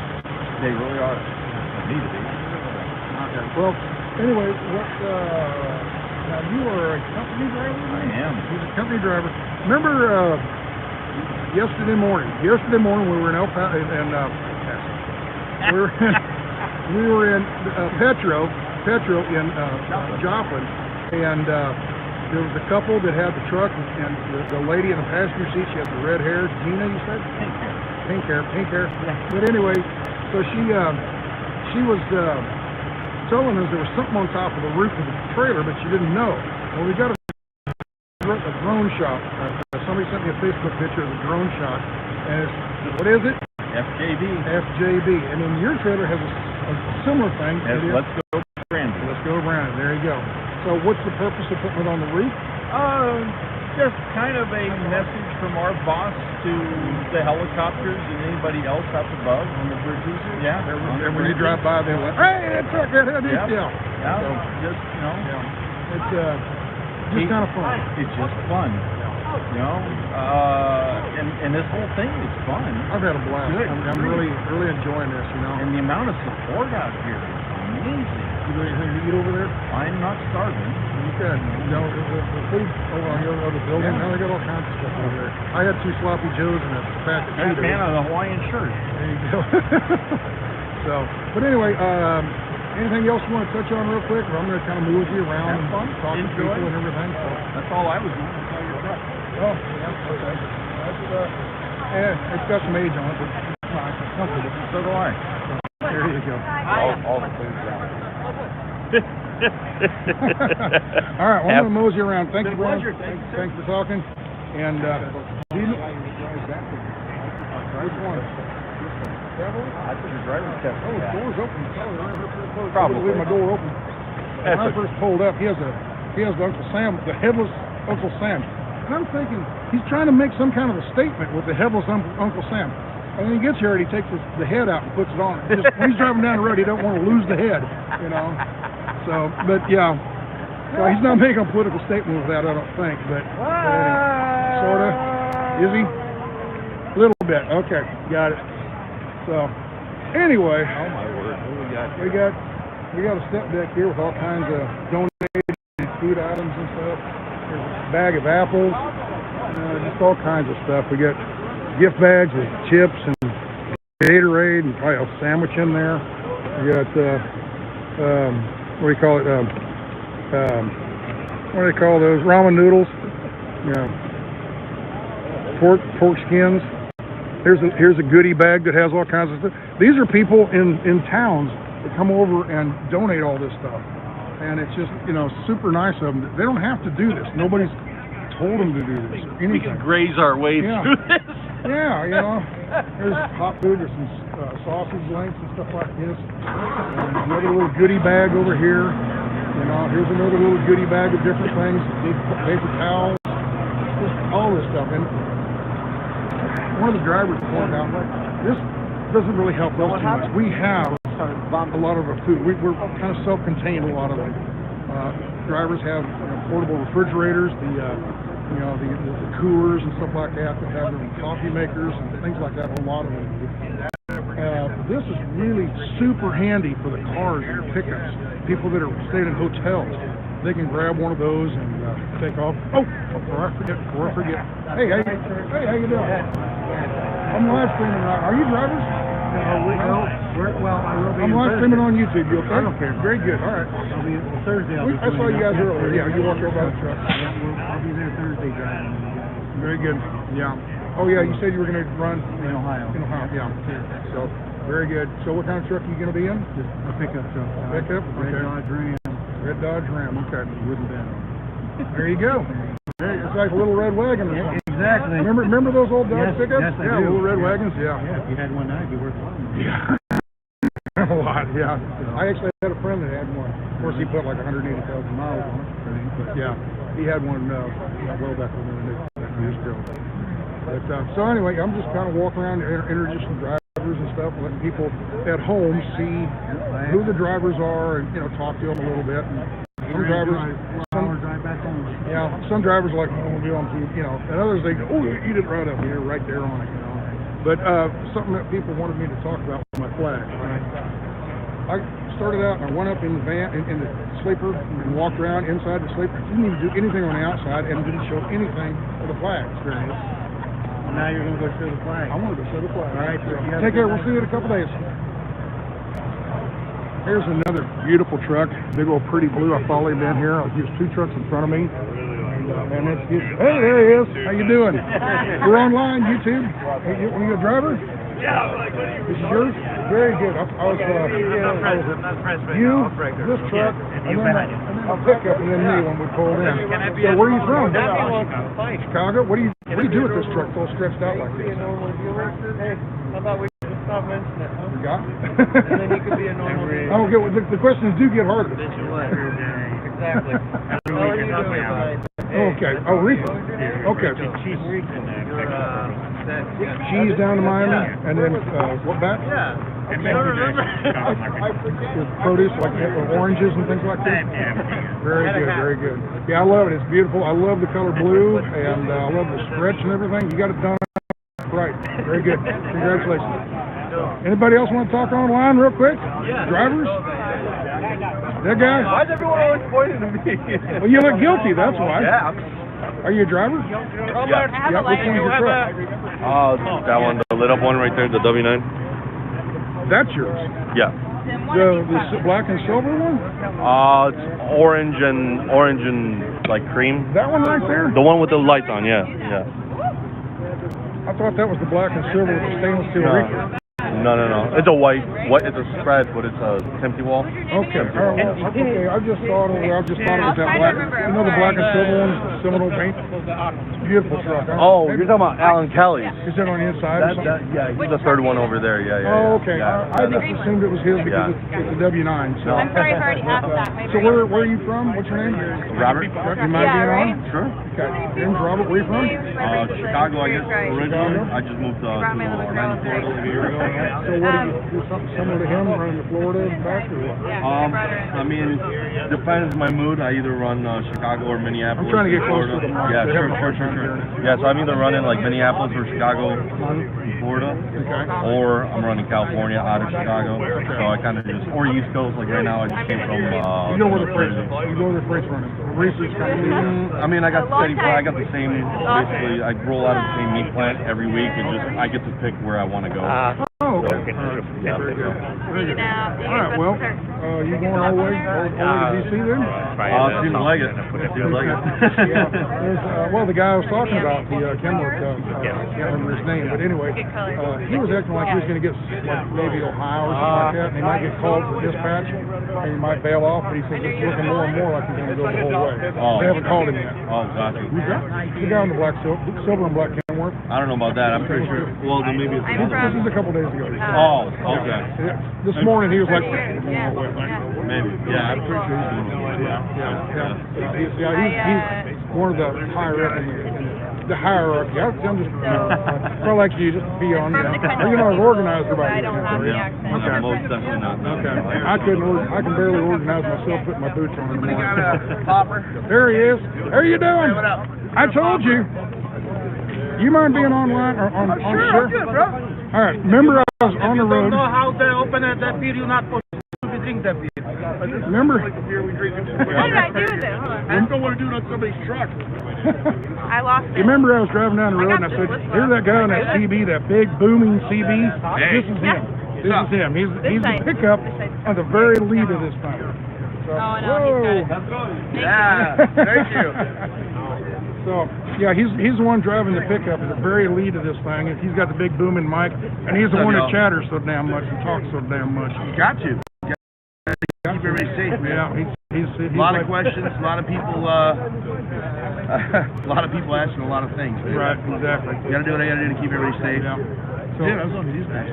Was you? Yeah. Cool. Very good. Very good. So, was it positive? Yeah. Okay. I just, of course, making sure. Newsmax is positive. They love it. Very good. I don't know. I don't watch our. By the grace of God, someone loves it. I just kind of quit watching news. I got so sick of everything, and that's why I'm kind of getting into this. But people, do you know this person or them? I've never heard of them. So I'm also, funnily enough, one of the two people that sings here in the Convoy that does Amazing Grace at the end. Me and Marcus Summers do that together. So. You remember the guy singing the song, the singing truck drivers? Yeah, the singing truck drivers. That's what they're called. Are you the tenor or the? I'm the one that does the high notes. He does the high. I'm the one that goes up high, but yeah, I'm actually a baritone. Okay. But I have like a 3.5 octave or 4 octave range. Do you? Yeah. Yeah, I can sing real good, but nobody wants to see. I can sing real good, but nobody wants to see me do it because I got to be naked in the shower. Hey, some people sing their best in the shower, man. Absolutely. Yeah. I sing really good behind the wheel by myself. I get in front of anybody, and I get in front of anybody. I freeze up. You know, it's like, Gotcha. You know, I was talking to people that when I got here, people kept walking up in front of me, you know, and talking to me. Hey, you're the guy that's doing the YouTube thing, yeah. And they said, you ought to get up there and do a speech on the flatbed. I'm like, no. The thing is, when I'm doing the YouTube thing, I'm talking to the person that's listening. I'm talking to one person. Might be 5,000 or 10,000 people watching. I'm talking to one person, like you're sitting in the passenger seat beside me. Yep. So yeah, different vibe. You get me up on a stage in front of people looking back. I was just saying, you got a good following there, man. That's what, 1,400 and change? We had 5,000 earlier today. Damn. Coming through town. There we go. Freedom, baby. Freedom! There we go. Oh, it didn't do anything. It just went up. Okay. But yeah, I had, when we come through St. Louis and all that, you remember? When you guys got on 355? 255. I ran up to 2. There we go. We got some more. There we go. I went up to babies. I went up to A's or B's or little guys. I went up to 270 and ran over to get in front of you. Right. I had to use a little more. Yeah. So I ran on out there. 700 stuff. Right. So I went around and got up there, and when you guys came by, I just. Whoa! Now that was a big one. That's a good one. That was a big one. Well, I knew when that one took off, it was a good one. That was a big one. So anyway, I'm going to let you go so you can enjoy your barbecue and all that. I'm good, bro. I'm going to walk around. You want to keep jacking? Here, take it. You just take it. See you later. Well, I guess I'm your new host. Hey, I'm Jeremy. What's going on, everybody? So, wow, here we go. Here goes one. There's a good one. Look at that. So apparently, so. It's not so easy, is it? Oh, dude, I'm used to this thing. Oh, really? Absolutely, yeah. Oh, yeah. Okay. I actually used to live stream a lot. Really? Yeah. Oh, okay. Like on a platform live stream. I don't know where that was. No, I'm actually quite. Wow, they got some good fireworks here. Pretty decent. Pretty good size one. Pretty decent. I'll sing for people, all kinds of stuff, man. Yeah. You're not shy. Luckily, I ain't got cannons though. Come on, shy. Now, what kind of trucker or what do you do? So I drove for 18 years. I now own my own company. I have 5 drivers. I retired in August 2020 from the road. My mom had a massive stroke. Like 85% of the rights ever made destroyed, and I just felt like God was saying it's time to go home, time to go off the road. You have a wife, 3 kids. You get Lester? Time to be with There's sons. more important things. Yeah, right, exactly. You got the guys to do that. I got 5 guys. I was like, you know what? I'm making enough to pay the bills. I don't have to be on the road anymore. Here's a good one. That's beautiful. I don't have to be on the road anymore, so you know what? I'm just going to take that leap of faith and be there for my mom, be there for my family after all those years. And, So, what kind of trucking do you do? It's a small fleet. 5 trucks. We do flatbed and dry van. Okay. What part of the country? All 48. 48, okay. And it seems like Brian and Mike and all them, those guys, are they West Coast guys? No, they're East Coast guys. Actually, Mike and Brian are both in Pennsylvania, my home state. Oh, okay. They just live on the other side. They're over around Lidditz, where I'm on the other side by Pennsylvania. Or Oil City, over by Erie and Pittsburgh. Okay, all right. The reason I was wondering is because when we were out in Tucumcari, one of them said, they called him... God bless you too. Freedom. Like you're reading those. I get to talking so much. Like I said, I used to live stream, so I'll actually watch the comments. And one of Joe Biden is, hey, let's go Brandon. So yeah, no, I'll actually look at the comments. Really? So when I can, when they're really going by, I pick and choose what I can. What I can do, if I'm sitting there talking to these people about whatever, I can do it. When I'm talking to you, I can't do 2 things at one time. I can do this and this. But you can't do that. It's the verbal thing. Well, that was a big one. That was a big green one. Big green and red. That was pretty. So, what were we talking about? Brian. Yeah, Brian. Yeah, they're from Pennsylvania. Well, when we went to Tucumcari, and they stopped and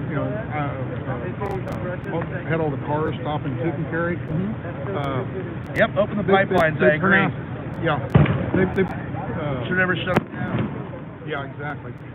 That's what you get when people like communism. Just saying. Yeah, that looks good. Well, the reason I was saying is Tucumcari, they pronounced it wrong or something. I'm like, every truck Sorry. Yeah, something like that. Yeah, Tuck and Puri or Whatever it was, weird. yeah. And I'm thinking these guys maybe don't run out here or something, but So like Mike stays a lot, plays a lot in the East Coast because of what he does. Rossi, I don't know. Yeah, but he also runs tankers too. I don't know what Rossi does as far as where he runs. Hold on 1 second, brother. Okay. Well, we're at this stuff. You gotta. Let me take this I'm call, gonna man. walk around. Walk around your thing, brother. Okay, I know where to find you back there. I'm gonna get you a hot dog. No, I'm getting ready to do my podcast. Oh, okay, very good. I mean, whenever I was saying, I can actually bring you on it if you want. Sure. Just have to get your phone number so he can call you because we won't be video today. Because we do a video podcast. Okay. But hey, Devin. Hold on. Hey, I'm gonna give you a phone number to have a second call to the conversation. We're gonna just screw it, huh? Wait a minute, you gonna call me now? Yeah. You can't do it. Oh no, he's on live. Yeah, that's fine. That's not But we'll do it sometime. I'll pull you into the podcast and we'll have fun. I'll get you on the road or wherever. There's a number for you. All right, beautiful. I'll add that to my stuff. Okay. Hey, take care, everybody. Nice meeting y'all. God bless. And let's go freedom. There you go. Thank you, sir. Oh, got to show you the flags, everybody. All right, what I did, here's the outside of the truck, okay? It's the Peterbilt. That's big stripes, and this phone is not a very wide angle lens. As you can tell, we're getting close to the mic, and we're blowing it out with the lens. But anyway, it's not a GoPro. It's a 379P, it's an 04, it's got a Caterpillar motor in it, 13-speed Eaton Fuller motor, or transmission in it. 379 body and everything. But I've got this custom sleeper on. It's huge, 132-inch custom sleeper. That's 11 feet. Most factory trucks start the sleeper will start here and we're going to about right here. Mine's more than twice, 2.5 times this size. Okay, I got shower, kitchen, and the whole 9 yards.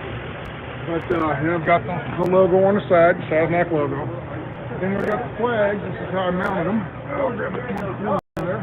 I mounted them on the ends, the corners of the sleeper, and they drive down the road and they're flagged. It's 5x8 flags. I got 2 of them. The organizers here, they had a whole bunch of flags and they gave me some. Actually, they handed me about a dozen flags and said, hand them out. And I kept 3 of them. So, I was giving them out, and then when I got to the truck, I had 3 left. So I was going to keep 2 because I knew I was probably going to do this. So anyway, here's another one on the other side. Same way, I just drilled a couple holes. In the corner, right, real small holes, and put some screws in there and washers, and they're holding very well. I was worried those would rip out at highway speeds, but they've been holding up very well. So here, let's see here. Let's turn you around. So that's what she looks like going down the road. Got the flags playing back here. About to the 5th wheel. Probably about right here. They come back to about right here, okay? So that's about how far. I mean, they're not by the tires, they're up in the air. They come back quite a ways, and you can definitely see them. So even from the front, because they're flapping and waving and everything. So yeah. So I'm gonna walk around and show a little bit of this place. I forget the name of it, something farm machinery auction, something.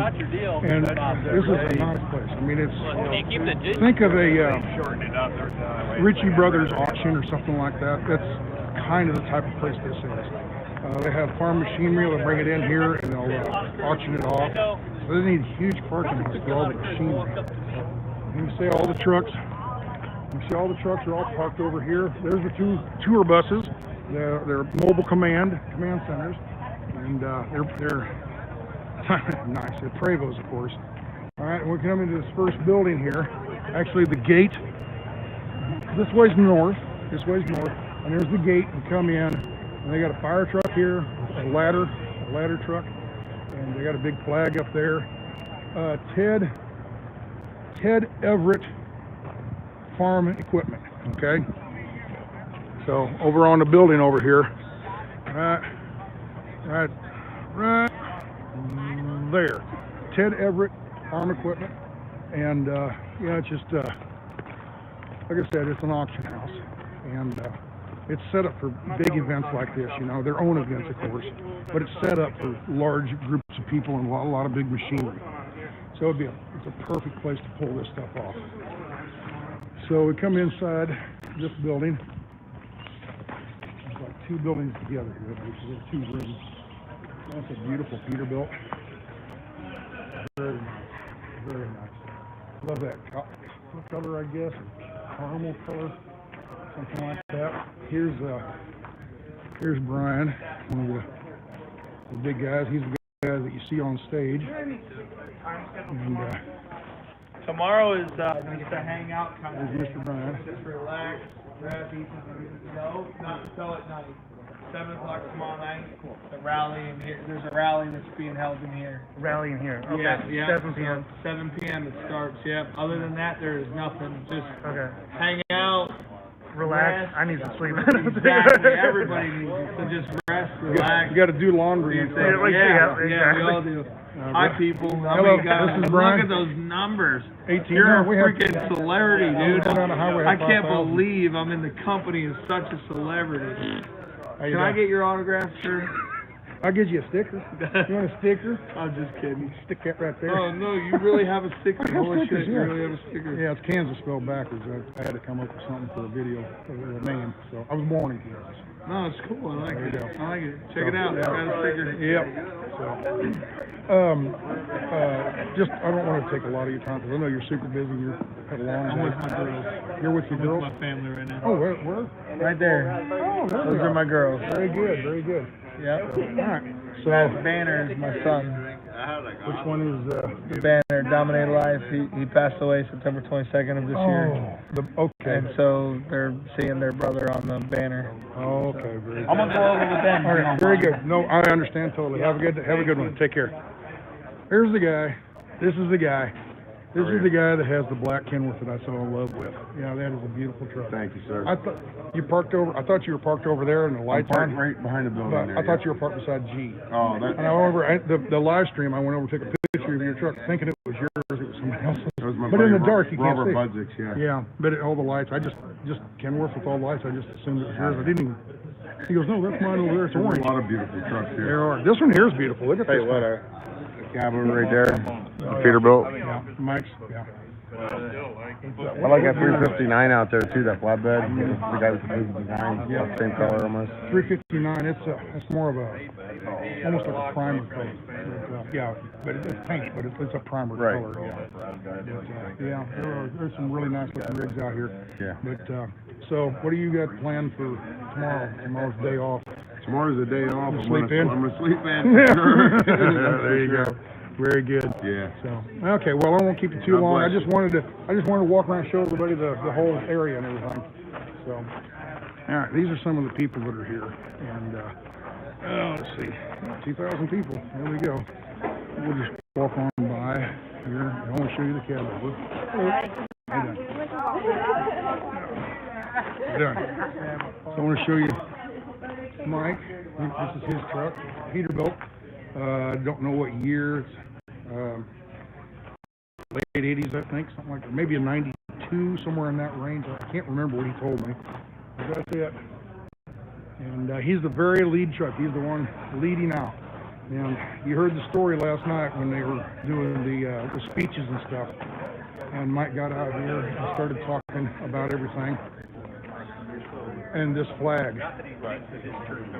is, it's a coffin flag from a World War II vet, and his widow donated it to the cause. And it's an actual cotton cloth American Catholic flag. It's starting to ripple a little bit. He told him, you got to worry about that. It's gonna scare her up and everything. She says, I don't care. It's for a better cause. So she said it's just going to sit there in the attic or wherever, and she wanted to get it out into the world again. So it's like a 70-year-old flag, whatever. I think 1943 was when he died, and that's from 1943. Do the math. I don't know that off the top of my head, but yeah. Anyway,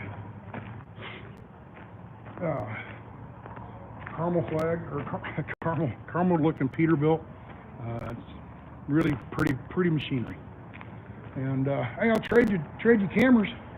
I'll trade you cameras. It'll be a fair trade, right? that's a nice rig. So, all right, we're gonna walk around to the other building. I'm not gonna do a super long one. I'm just gonna walk around and show you the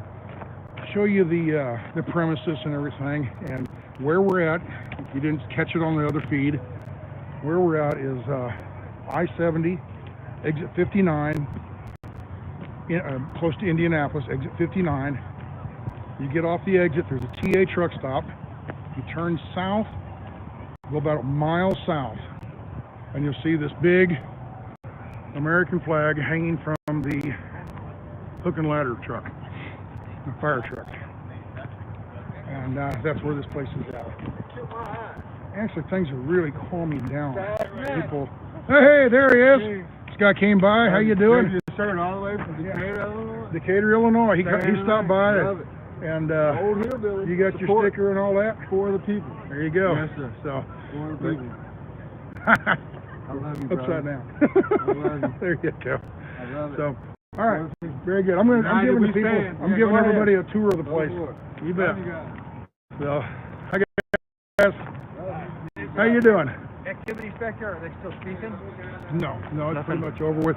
I'm on live, so I don't know if you want to be on camera. Live. Where are we out? Live all across America? Yeah, all across the world. Yeah, it's live on YouTube. So, but the speaking is all done. People are just sitting around socializing and talking, barbecuing and stuff like that. Thanks, so, yeah, I'm just giving everybody a tour of the place. So. All right, then we have vendors here. We have people that are selling flags and hats, and FJB stuff. And I didn't do it. I'm live streaming right now. How you doing? You know what? I have tried all day long for days to get a hold of you and get a hold of Trucker G, and I've not been. There's so many people. They're over there right now. Well, I don't know if their truck is over there. Well, it's nice to meet you. We traveled an hour and a half. Can I show you on camera here? I look awful bad, but no, you don't. My son. You look beautiful. Okay. Where are y'all from, and where did you come from? Seymour, Indiana. And you drove how many hours to get here? Hour and a half. Okay. And well, I just picked him up, and hello, Mary. Freedom. Yep, there we go. America. Right. Oh, I said I want to be in that convoy so bad. Yeah. My kids think I'm crazy, but my son said, Mom, you want to go to the road. It's not too late to be getting up there this time of night. No, it's not terrible late. It's only 9 o'clock or 9:30. Yeah. Oh, yeah. It's just going so fast. I used to get 3 or 4 emails a day. I'm getting like 30 or 40, plus all the comments, plus all the it's just and just go. Oh, here. There you go. There you go. Oh, okay. Hold that forward. Okay, very good. Let me stretch this out. It is so nice to meet you, and I sure want to meet them. But I think we're going to put this up here. I told my son. Okay. All right. You want to get this in the picture? Sure, yeah. As her. Here we go. There you go. You got it? Got it. Thank you. Yep. So you can show people that you were talking to me while we were live, and the whole nine. He's got your sticker. But I ride along with you, and the G's. Very good. Oh, got a car. Okay. Thank you much. See you. I'll see you tomorrow online. Thank you. Got to shorten the stand back down. So here we go. Walking around. This is when you first come in. You'll see the Ted Everett farm equipment on the front building here, and we've got a whole bunch of all the cars and campers and all that are on this parking lot, and all the trucks, semis, and whatnot are on that side over there. And I've got several vendors here. There's a vendor here. There's a vendor there, and there's one on the other side over there you saw. And it's all, flags and hats and t-shirts and that type of stuff. And over here they're cooking up some food. This is where I came and had a bite. I was inside and grabbed a couple sloppy joes. It's going to get noisy. There's a generator over here, so bear with me on the sound. But here we go. Here's some of the food. We got hot dogs and whatnot around here. This is coffee. Here's the coffee. Very good. And you're kind of wrapping this up right now, aren't you? We are, but we'll be back in the morning with donuts. I think we're cooking lunch, and then we'll have pizza the next night. Very good. Thank you very much for the support. Thank you very much. So, anyway, let's see if this door's still unlocked. It was open earlier. Yeah, it's locked. So, might have to go around the other way.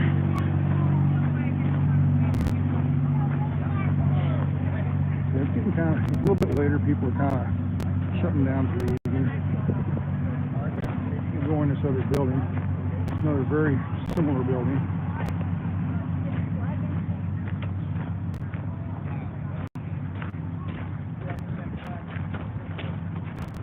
I don't know about the other buildings, but this one has a large bathroom, several stalls, that kind of stuff. All right, yeah, they've locked it up for the night, but here we go. If you look in here, I don't know, let me turn you around. They have all kinds of tables and stuff set up in there. All donated food, that type of thing. Right in here would be probably the auction room. They have bleachers. They have bleachers set up. And I imagine they bring the equipment with it drives. They bring it in here, park it, and they'd auction. And then when they're done, they'd pull out that door. So like I said, it's an auction barn. And we got upstairs, probably an office or something upstairs. So there you are. You guys want to be on YouTube real quick? Yeah. Okay. You driver? Yeah, but I'm not driving in this one today. You're not driving? Okay. I know you're a driver. I'm a driver. Yeah. This is my dad. I'm riding with him. You're riding with him. Okay, very good. Yep. And what's your name? My name's Joe. Joe, nice to meet you. I've met you before, but just for them, Joe. This is Joe. Right. And? I'm Jesse. Jesse. Joe and Jesse. Very good. Where are you from? Mountain Grove, Missouri. Mountain Grove, Missouri. Okay, and what kind of trucking do you do?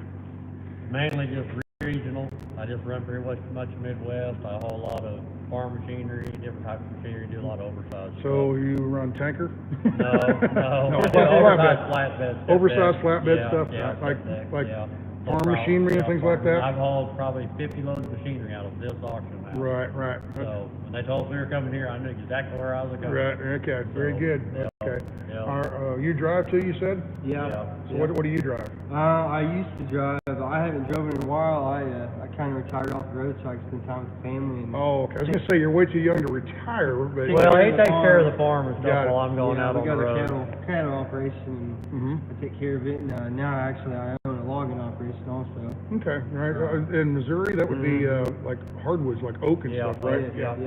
What's that company up? I'm trying to remember the name of the town. When you leave St. Louis and go to Kansas City, about a third of the way there's a big Petro. It's that town, like straight north of Jeff City. Kingdom City. Kingdom City. Yes, Between Kingdom City and Jeff City, about halfway, there's a log cabin building company there. I can't remember the name of it, but I've hauled for them. I hauled a log cabin from there over to Topeka, Kansas, and delivered. They cut them, build them all up, then disassemble them and ship them. Right. Anyway, when we was over there, I was working for a flatbed company at the time, obviously. It took 3 truckloads to get the whole cabin over there. Right. While we were unloading it, they had the foundation, the basement basically, concrete all poured and everything, and they were building it himself. He built this whole place by himself. And while we were unloading, he says, give me about a year to have this thing up. It won't be perfect by then. I mean, yard and all that. So about 2 years later, I just happened to be driving by that area, and I swung in there, parked and walked in and knocked on the door, and again, I'm looking like this, just no truck driver. I walked in, or knocked, and they come to the door, and I says, you probably don't remember me. Yeah, you're the guy that delivered the trailer, or the house. Wow, I couldn't believe they could remember me. I was like 2.5 years, But man, what a beautiful home. It was just gorgeous. And they didn't stain it. It was all natural colored wood. They what do you call it, slacked it or whatever, varnished it. But it was clear and no stain or anything. Just left it. Man, it was gorgeous. It had here's Brian again. family. If you go anywhere between Springfield and West Plains, Missouri, and you get at the gas station, they have little bundles of firewood. That could have been some wood from my farm. Oh, really? Yeah, Okay. yeah, we sell a lot of scrag and Scrag? Yeah. Is that a term? Yeah. Small logs. It's Small trees. Small trees. Oh, okay. They make pallets, a lot of pallets out of Okay. it. They make some places make charcoal Okay. out of it. They do cut some some of the places make former firewood. They make a lot of your former boards. Very good. Your Dunnies wood. Right, yeah. Flatbed, that's where it comes from. Yeah, you said Small logs. charcoal down there in Branson, Missouri. I went and picked up some, I think it was Kingsford charcoal. And Royal Oak. Royal Oak, yeah, that was it, yeah. Royal Oak, yeah. They got a big plant in Summersville, Missouri, and they got another one in West Plains. Okay, yeah, this was just right north of Branson, Missouri. Yeah, they got several big plants down there. Yeah. They'll take a lot of the outside, when they're sawing the logs, and they shave off the outside with the bark and stuff on it. They haul all that scrap, basically, to the charcoal place, and then they burn it, and that's what they make the charcoal out of. Yeah. I'm gonna switch arms here. My arm's about ready to die. So, I guess something I can point out here, we've been talking about all these different kinds of truck drivers. I ran reefer I've run flatbed, tanker, reefer, van. I've done several of them. I've never done heavy haul, but actually I've oversized one or two loads, but not much. I mean, like 6 inches or 8 inches over on each side. So I've never done the really big stuff. I don't want to do it. That's why I haven't. Oh, it's fun. No, it's not. No, actually, I would love to pull a windmill blade once, just for the that fun would of be it. cool. Yeah, just to say I've done it, kind of thing. Just like these cab overs, Mike's cab over. I want to drive a cab over one time so I can say I've done it. But You need to drive a 2-stick. yeah, I have. I drove a 2-stick Yeah. across the parking lot one time just to say I did it. Some guy, he had an old. Find you a 3-stick then. I've never done that. Never done that. Y'all know what a 2-stick and a 3-stick is. I'll explain it later. But anyway, it's a theft prevention device, is what it is. It is now. Nobody Would can be drive the today. dang thing. Would be today. Yeah. So it's a truck that has 2 gear shifts because it has 2 transmissions in it, and you have to sync them up and shift them both at the same time. Not every shift, but several shifts. Yeah. Right. You hook your arm to the steering wheel. Yeah. You got both hands. Yeah. You can Google that or do a YouTube search on twin sticks. Okay, just type in twin sticks semi or something like transmission. Shifting the twin stick. And you'll see them. A lot of them are on those old 2-stroke Detroits, and man, they're revving. It sounds like they're gonna blow up, So. That's what's in the skidder. It's in my skidder, is an old Detroit. There you go. 67 model engine. Right. Wow. 67. I'd have been 3 years old. 453. Yep. 453. Yeah. There you go. Yep. You know a lot more about this stuff than I do, because I've just done this, modern trucks basically. I started in '87, and I think the oldest truck I ever drove was an '85. Right. It was '85 Marmon. You ever driven Marmon? No. You know what they are? No, I know. You do. Yeah. I drove a lot of older ones. Marmon made a lot of cab oils. That's who Davey Hunt always used to work at. Right. That's who built So those they went to cab the oils. internationals. Yeah. But the Marmon's was a custom built. Most trucks are cars where we built on an assembly line. Model T Ford started the assembly line. Marmon, they came in and they put 2 sawhorses down and put the frame rails on it and just started adding parts. And once the parts were all done, the truck was done. 6 guys, I think, on a crew. It took them like a week to build the truck. But it was a hand built truck instead of an assembly line. And I drove one. It was super cool truck to drive, but it wasn't a very good truck. Right. It leaked. It was noisy. The heater didn't work worth a darn. I was going across the boot between the cab and the sleeper. The boot would leak, and the sleeper would get water soaked into the carpet. I'm going across Wyoming. I woke up one morning and it was ice. Woo, that's cold. I put my shoes on somewhere else. But I got all kinds of truck driving stories like that. But no, what I was going to point out was these guys are doing this kind of hauling. Those people out there, we talked to, they're hauling reefer, doing a totally different kind of trucking. Another guy's pulling tanker, like a gas tanker, is more of a regional or local delivery type stuff. Out there now too. Oh, we do? I didn't see the bull racks yet. 2 bull racks down the far end. Okay, I didn't see. I've been down there yet. I talked to the people last night, and they said they had a couple bull racks out in Nebraska that they were going to have come down and join in with us. So I wonder if that's not who Yeah. those are. Now remember, some of these people don't know what a bull rack Oh, is. they haul Explain- cattle. They haul cattle. A livestock Sorry. trailer, yes. Yeah. Livestock trailer. Yeah. But bull rack or a pot. Yeah, yeah, So, yeah, hauler. yeah. Yeah. So A lot of them do other stuff now too. They have the cattle trailers, and then when they after they deliver cattle, they go wash it out. They collapse all the floors down, and actually it's just like a dry van. right. Yeah, I see a lot of them pull for a backhaul hay. They'll bring hay back Yep. in them. You know, you got a Some of them, I mean, hand they'll drive forklifts in them, and they'll haul everyday goods. Oh, really? They got Yep. the doors in the back that can open up. Really? I've never seen that. I've seen the grain trailers that convert into a flatbed, Right. or I mean like a short dry van. Right. You know, the floor flips open where the hoppers are. The floor flips, and you know. So I've seen those, but you know, it seems like they'd be kind of heavy though, aren't they? Well, probably not, because I'd say it's all aluminum. It's all aluminum. So, I mean, I'd say, you know, it might add 3,000 or 4,000 pounds maybe. I mean, I'd say it's probably not much heavier than a regular drive van. A regular drive van's a wood floor. Right. Pretty heavy. Right. you know? Wood's heavy. Right. Yeah. Especially if you get old on the steel frame and steel cross members. Mm-hmm. All right, well, people, we've got 2,000 people watching this here. So Right. I told them I was going to make this a short video and then run into you guys. So, All right. Thank you. You bet. See you later. And I'm going to walk back. Oh, can we go this way? Oh, okay. I didn't know this. They're showing me the. Yeah, there you go. So here we go. You say, oh wait, you take me in a back alley, gonna mug me, aren't you? Yeah. Yeah. Don't scream too loud. Yeah, there you go. So we're just coming out of this building, and there's of course the flag up here, so it gives you an idea where we just walked out of. But anyway, I think I'm gonna walk around over closer to my truck, and I'm gonna watch the scroll and answer a few questions real quick, and then I'm gonna wrap this up. Okay? So y'all be good. Take care. We'll see you around. Okay? Thanks everybody for watching. There you go. You guys tell them make sure to like and subscribe. Yeah, I don't say that hardly at all because I mean everybody knows. But today on the live stream while I was driving over here, usually 3,000-4,000 people, and I'll get 3,000 or 4,000 thumbs up. 12,000 thumbs up. 12,000. Good deal. Yeah. Look how big it's grown just today. Yeah. Well, no, I'm talking about the people I know. online. Look how big this has grown Yeah. today. Yeah. We've doubled in size today. Sure has. Yeah, here's the guy that I thought his truck was over there. It's right here. This is his stainless reefer. No, this is a different one. That's an all black one. So yeah, we've got several new trucks that I wasn't aware of. So, but yeah, it's because it's grown. There's got a lot more trucks around here. So. Oh, gee. Anyway,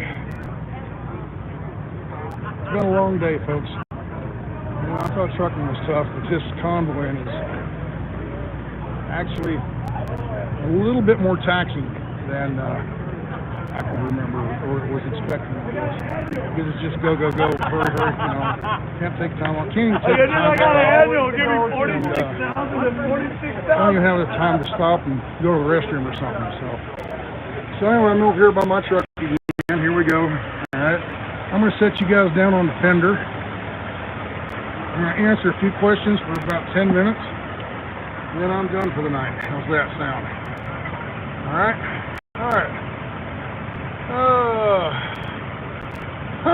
They're going too fast. Of course they would be.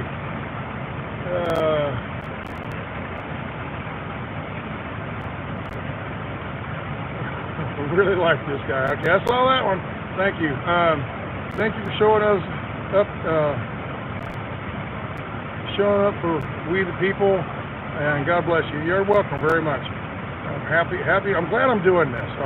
It's been a neat experience, and who knows what's on down the road here. But it's so far it's been from day one. I've been pretty happy with this. My blood remains pure. I don't take shots or test. Yeah, there you go. How about you, Janice? Yeah, who was that? Charlotte, thank you. That's a way of good way to phrase it. Hit that like button. There you go. Thank you there, Donnie. Well, what have been your favorite moments and favorite sights driving down the road? I can remember one of the prettiest places I've ever been was southern Utah, down by Escalante.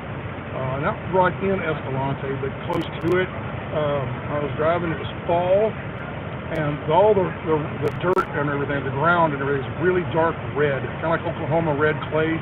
It's all really dark red, and we got somebody spying on us back here.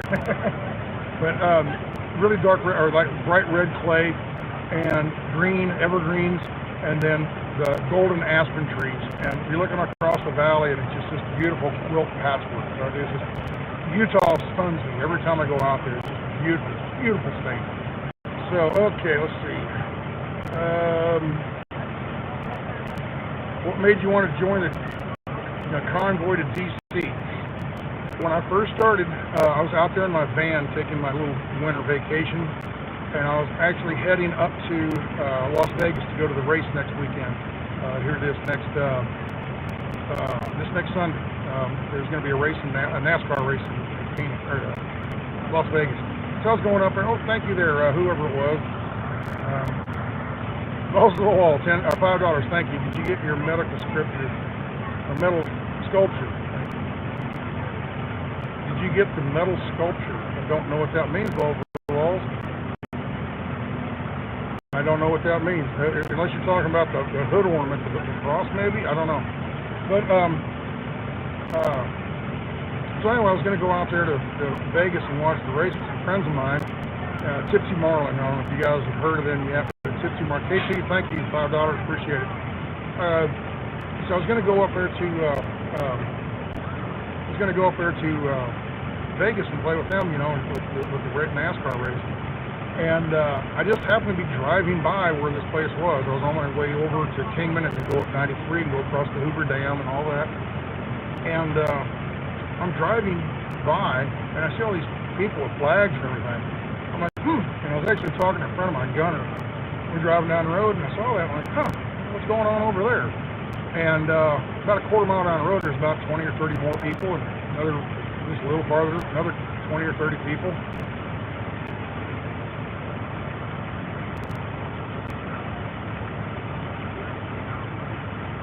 Okay.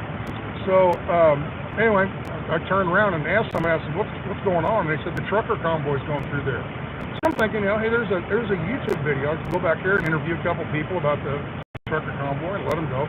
Because I thought it was just going to be another trucker convoy where they go to D.C. and bitch about fuel prices or something. I mean, that's obvious what they'd be bitching about now is fuel prices. And I get in there and I start realizing it's not a trucker convoy.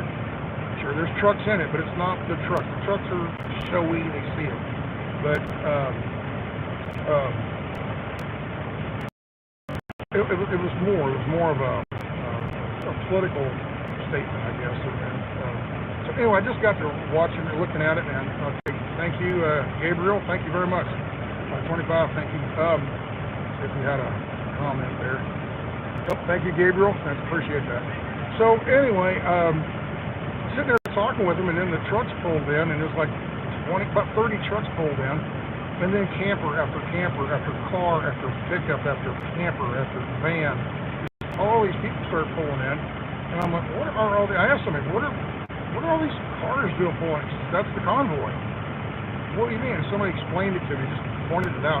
It's not about trucks. It's about people, and everybody's going. Just so happens some of these guys are driving trucks, and the trucks. They get the attention. They get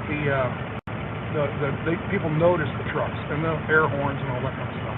So if you had a convoy of pickups, nobody cared, nobody come out, you know, and it wouldn't grab attention. So that's why they put the trucks up front. So I thought, well, I'll follow them along there a little bit. I wasn't expecting to get past Flagstaff because I figured there was a blizzard the day before, and I figured it's going to be all blocked up, and we're going to have a heck of a time, and I'll have to turn around and come back. And so I thought I'd travel one day. Thank you very much, Shelley. Appreciate it. $5. We got to driving and got to listening to everybody and talking to everybody and all this. And the road was bone dry, beautiful blue skies. We kept driving, got all the way to the other side of the state. And got out. This was at the Indian Reservation out there at the Navajo Indian Reservation at the state line. And I got to got to talking to some more people and everything, and the more I thought about it, yeah, why not? Why not just go across country? At worst, I can go to Oklahoma City and bail and head south and go home. But as I was going across there, it just kept getting better and better and more interested in it and everything. So when I got to Amarillo, I decided angle down to Dallas. Thank you there, whoever, Wesley Shoup, thank you very much. So I got to Amarillo, and I thought that's my decision. Keep going in the van or run down and grab the truck. So I decided to go down and get the truck, and angled up and met back up with them up in Big Cabin the next night, on Sunday night. So that's kind of the story of how I got where I'm at now with this whole convoy stuff. And I'm glad I did it. I'm having a really good time, enjoying all the, just everybody's so stinking nice, you know. It's been enlightening, eye-opening, you know, and all that. Got me back to carrying again. I got burnt out on all the politics and arguing back and forth. You're conservative, you're no good. You're a liberal, you're no good. And it's all point at each other. You're no good. Well, you're no good. You're no gooder. You're even a little more gooder, you know. And it's just the arguing back and forth. And you kind of realize after a while, that's what they want. They want us fighting against each other so that we don't pay attention to what they're doing. So that's kind of where I'm at on that. Like I said, I'm not really good at political stuff. That's why I usually don't talk about this stuff on my channel. I'm not a good speaker when it comes to remembering talking points. When I talk, it's just, you know, what I'm thinking, what's in my heart kind of thing. I'm not good at, like, here, give me a script and you got to hit these talking points and blah, blah, blah, blah. You know, I'm not good at that. Getting up on the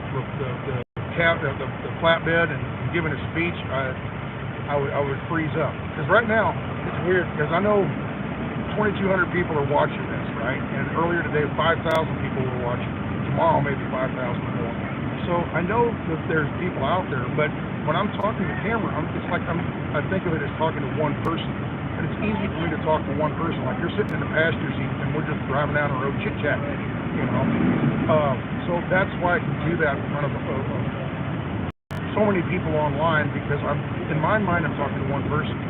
You get up on a stage and all these eyes are looking at you, it's scary, you know. It's stage fright kind of thing. So I did it one time out in Arizona at the RTR, and the whole time I was just, I don't know if it showed, but I was scared to death and nervous. You know, I didn't care for it. So I'm not good at public speaking. I'm good at one-on-one talking to each other.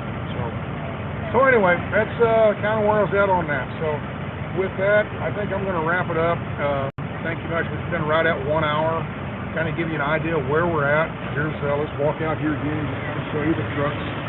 And we've got the old 359 Pete with the flatbed over here, and they were up on that one talking because the other flatbed, the cab over flatbed of Mike's, is inside the building.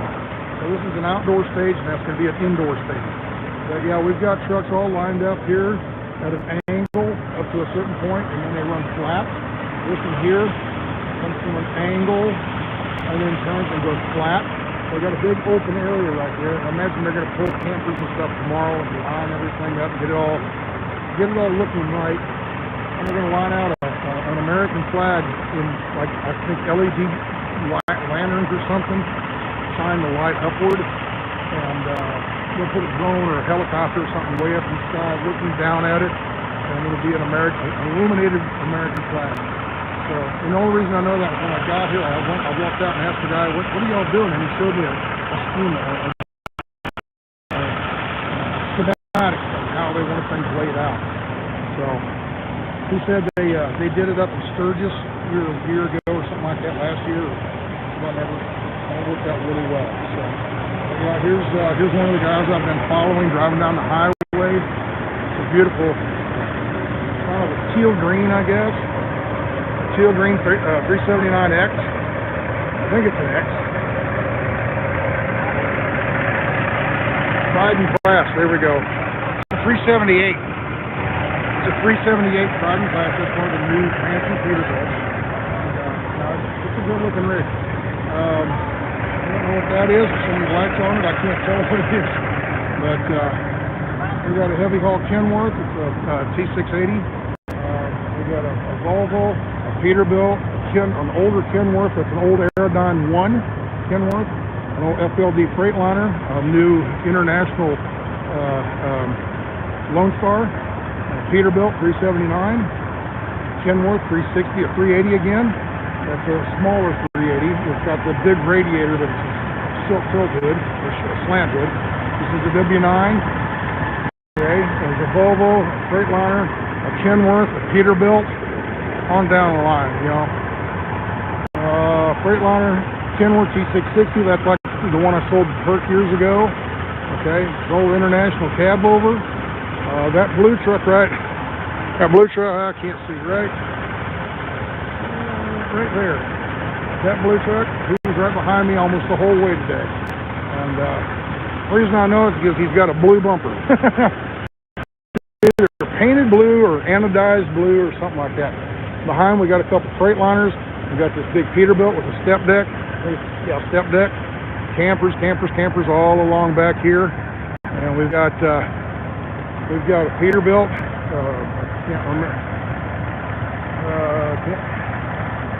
Woody Booger. Woolly Booger. I'm going to show you a Woolly Booger truck. You ever heard of a Woolly Booger?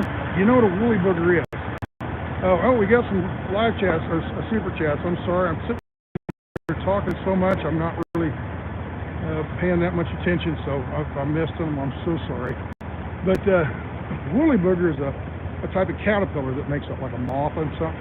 Well, this is Woody Boggler. Woody Boggler, so we call him Woody Booger. Right? We call you Woolly Booger, right? Yeah. Woody Boggler, yeah. Yeah, Woody Boggler, but on the radio we call you Woolly Booger. The caterpillar, you know? So anyway. Are you a company driver? I am. Yeah. You want to be on YouTube real quick? Just real short. What's your name? Ian. Ian? Okay, here we go. Let's get you up here, we can see you. There he is. There's Ian, and where are you from? I'm from Utah. Utah, what part?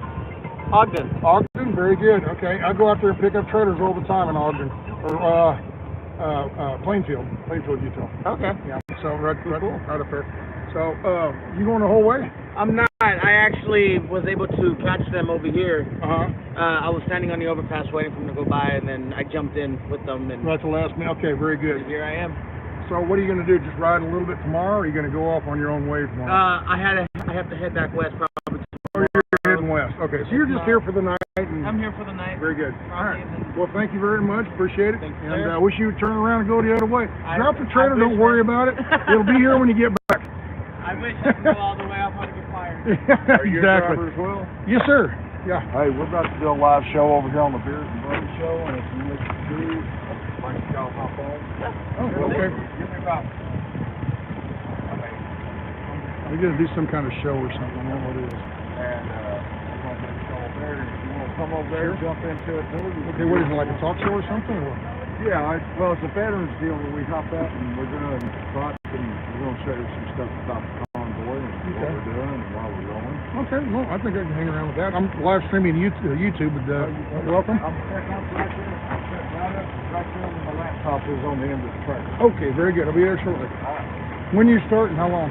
5 minutes? Give me about 10 minutes. Got it. Okay, very good. I can wait. You see more drivers over there want to come in here and share their stuff too. Very good. Come on over. All right, what are you streaming on, or what is it, or blog, or what is it?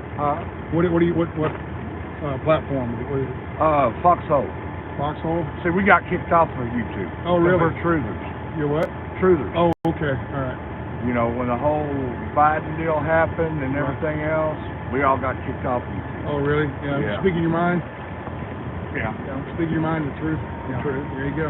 And sharing the truth. Okay. All right. Good enough. Get set up. We'll be around there. Okay.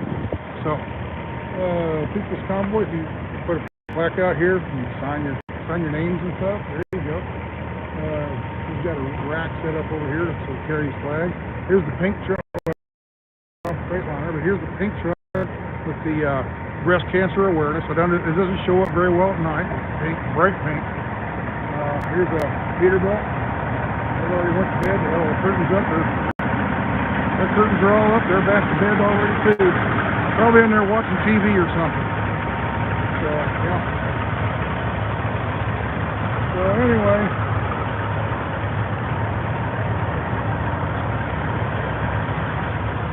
I talked to this guy. Well, it's not that guy. Who was it out there? How you doing? What's your name, brother? Stan. Stan, okay. I saw you this morning on. I've been watching these guys from Right here. California. Right here. Oh, okay. On You're on YouTube. right now. I'm on right All right. now. Well, I saw your stream. Is this your bike? Yeah. Man. Oh, it's an Indian. Okay. That's sweet. Too bad. See, I don't know if the light will shine good enough to pick it up. There. Let's pull this off in just a second. There we go. I thought that was you. I saw you. Yeah. I thought that guy was yours. Yeah. I've been watching Okay. all the streams. I'm a logger. Oh yeah? Okay, great. So yeah, here's a guy brought his motorcycle out. Beautiful Indian. What I like about Indians, I love their seats. It's this leather-looking seat instead of just plain black all the time. But yeah, I like Indians. The newer, the latest one is just the older. This is 2017. The first one they got. They put all the other I've never ridden one. I actually test drove the older S&S Indian way back when it first came out. But for people here that don't know, Indian was an old bike company back when Harley first started. Actually started 2 years before Harley. Harley was those three. But then they changed out to 15. Well, they didn't get the contract for the war. Harley did. So it really hurt them, and then they never quite caught up. And when did they go out? Late 50s? 56, 57, and then came back. For a small stint. Yeah, for a small stint. I think Gilroy picked up this. Okay. And they revived the name.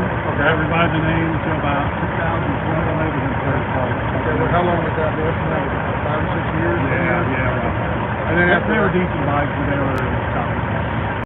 So, and then after that, now Polaris owns them? Polaris bought them, got rid of the Victory model. They got rid of 2 or 3 others. All their research was on it. Which one is this one? The Chief? This is the Roadmaster. Roadmaster, I got the front wheel for it. Right, yeah. It looks nice. What is it, kind of a green? No, it's black. Black and gray. Black and gray. Black, gray. In this light, for some reason, it looks green to me. But, okay, very nice. Like I said, I love the seats because it has that leather look. Yeah. It's not coming out for these people here that watch. I mean, it's just not the lighting here not any good. So, yeah, very nice, very nice. Going all the way to the seat? Hang on. Let's say shoot me the. All right, we'll see you later. Thank you. Take care. And then, remember I told you the story? Let me get away from that engine running right now so you can hear me a little better. Remember I told you the story about the guy that had the Penske truck? He worked for a big, large company. I don't think I should say the name. It doesn't matter, but I don't know. But anyway, he worked for this big carrier, and he was pulling their trailer. He rented or leased it, and he was pulling their trailer with his truck. Well, his truck broke down right before the Convoy started. So he went down and rented a trailer from, I just already said it's from Penske. He went down and rented a tractor. Some blue light just went, probably a drone falling out of the sky or something. But anyway, he went and rented a Penske truck and got into the Convoy. Well, after the first day with all the media coverage and everything, Penske saw it and said, "Oh, we don't want our truck associated with this." So they called him up and says, "You have to get rid, or you got to get out of the Convoy." And he says, "I ain't gonna." And he says, "You're gonna have to, otherwise we're gonna shut the truck off." And they have a way to shut it off remotely. So we'll shut the truck down. So he said, "Nope, I'm not gonna." And the company he leased to, they called him and says, "We don't want our name in this Convoy either. Get your butt, back out of there." He says, "No, I'm gonna run." And so there was a little tussle back and forth, I guess, or arguing, verbal tussle. And finally they said, "To heck, we're gonna shut it down. So get off the road somewhere. You're gonna shut you down." So he shut it down, and he pulled all the stuff out. He had a big sign right down the middle of the trailers. It was the sign on one of the very first videos I had. this huge sign went right down the center of the trailer, and that's 4 or 5 foot tall. And he took that sign off, went and got a pickup. I don't know if it's his pickup or borrowed a pickup or something like that.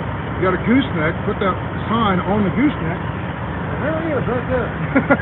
So, I know it's going to be noisy, the engine's idling, so you probably won't be able to hear much. But this guy had his buddy had a fab shop, and he come over and got this gooseneck. Let me just turn you around here.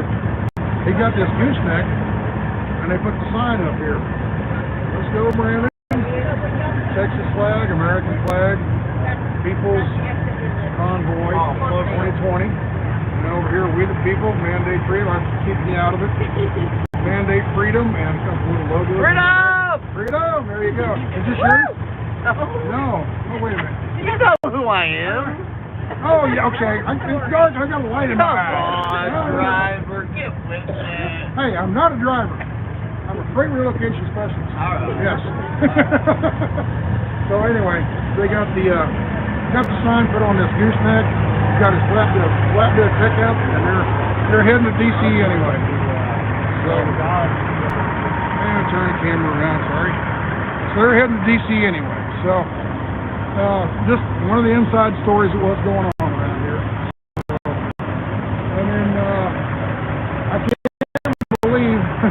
I cannot believe this is when we were driving down the road. Remember I told you the big company, the big name company? That's one of them.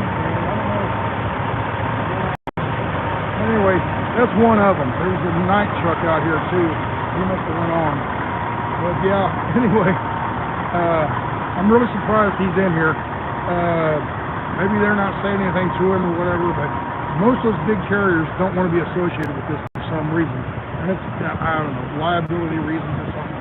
They brought out, donated a pallet of water for us, all kinds of things like classic mixed nuts. What do we got over here? Potato chips. Yeah, tortilla chips.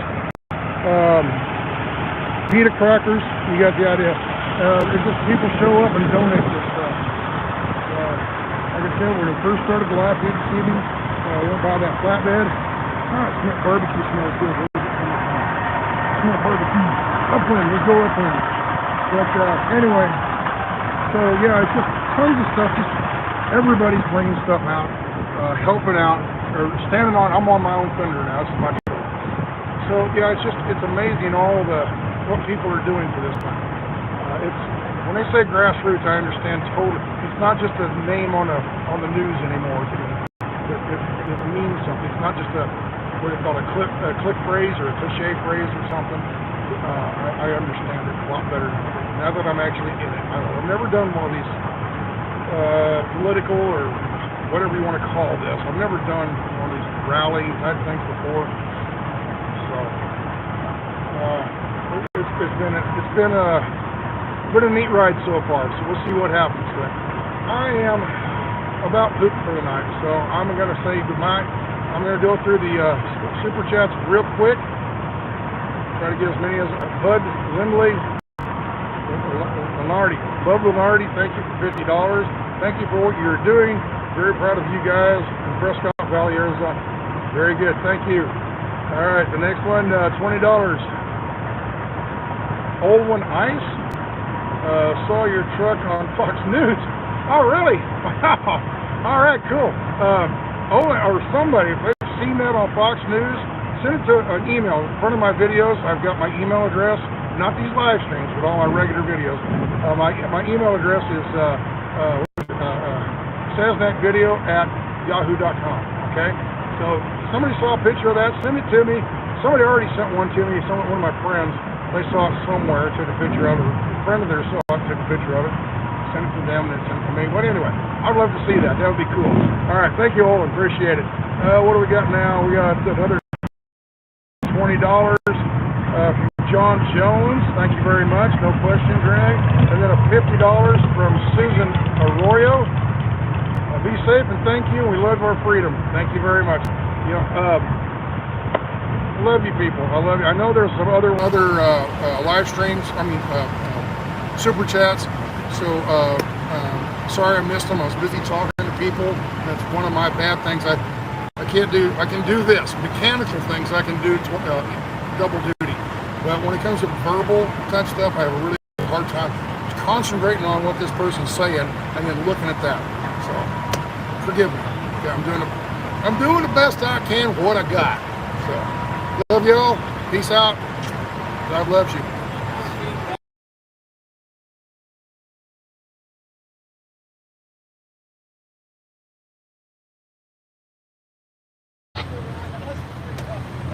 Morning, America. How we doing? We got to turn the camera around here. They are getting ready to roll. Everybody's lining up.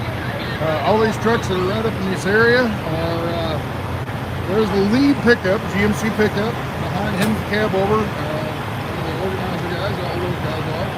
And then this truck, that truck, that truck, that truck. We've got a couple more trucks out front here added on last night. All these guys over here, they're all getting lined up, ready to go. Right here's the command center, the Prevost bus. Behind it's the King Air. Those are the command center buses, and this is one of the organizer people here. They're just, I mean, they're all over the place. Over here's trucks ready to go. There's only about 35 came in last night. Remember, we were counting as far as trucks, but there was a ton of RVs and cars and stuff like that that were showing up. That stayed back in Tucumcari last night at hotels. All right, so I can count 3, 4, 5, 6. I can count 6 right here. This where I'm standing right here. New trucks that I haven't recognized before. So you know, I don't know how many count we're going to have, but it's not really about the counting. I guess I shouldn't be getting off on the counting. It's more about the the idea of rolling across and getting exposure, I guess. So anyway, let me sit you guys down here. Here I got. Unless you just pulled yours out. I got me a little CB last night. I'm just playing with you, man. Everybody's grumpy this morning. I'm just trying to lighten it up. So, apologize if you happen to hear something on the radio that, you know, for little kids. It's a CB. Oh no, I use this every day still. So, I guess while we're sitting here waiting for them to actually pull out, I can do answer some questions, I guess. Let's scroll back and see here. Yeah, when we leave this parking lot, it's going to be empty. Slam the button. There you go. So, all right. I don't know how long I'm going to do this, just as they pull out, and then I'm going to roll with them today. We're going over to, eventually we're going to Elk City, Oklahoma. I don't know the parking lot or where we're going exactly, but it's not a truck stop. I think it's a private property or something like that. It's going to take 10 or 15 minutes to get all the four-wheelers out. So if you guys can do 30 miles an hour for the first 10 miles or so. Elk City, Oklahoma, but they're going to make a pit stop halfway across in Amarillo, and they got another private parking lot area somewhere. They're going to stop there for a couple hours in Amarillo and kind of, you know, take a break or whatever, get exposure or whatever. So,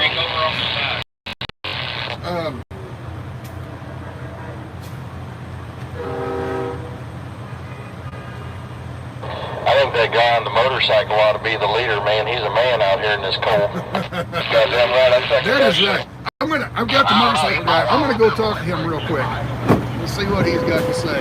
Since I'm right here, there's a guy riding from LA to Washington D.C. on this cold one. And yesterday it was 10 degrees when we left out, and this morning it's about 18 or 20 right now. And it is cold. This guy, hey. Give a shout out. You're running for Congress, right? Yes, sir. I'm on YouTube live stream. All right, let's do it. Get the light for you right here. Who are you? Hey guys, I'm Tyler Lee. I'm running for United States Congress. I'm based out of Charlotte, North Carolina, and I'm here with all the truckers just to represent the people. We're fed up with tyranny, and we're tired of all these corrupt, selfish politicians that don't care about our interests. And so I'm going to Congress to represent all of you. All right, very good. Yes, sir. Best of luck. Thank you. When's your election going to be? The primary is scheduled for May, and you can learn more about me at votetylerlee.com. VoteTylerLee.com. L-E-E.com. Very good. Yes, sir. All right, take care. Have a good day. All right. We've had several politicians coming in. I talked to them. People running. I shouldn't say politicians. People running. How you doing? I'm live streaming on YouTube, following you guys. Okay. I'm a retired truck driver, so I'm kind of part of you guys. You mind being on camera? This guy's got balls of steel. Or frozen. Right. You run the whole way to DC on this thing? Yeah, okay. I picked you up at the pizza place the other day. Yeah, that was cold this morning. Yesterday morning.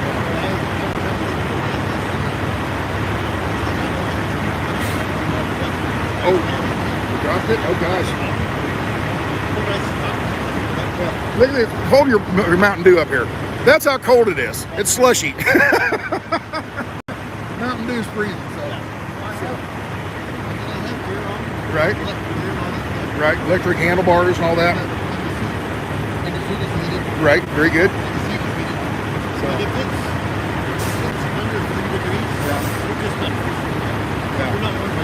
Right. Yeah. Right. Right. Yeah. Yeah. So. Yeah.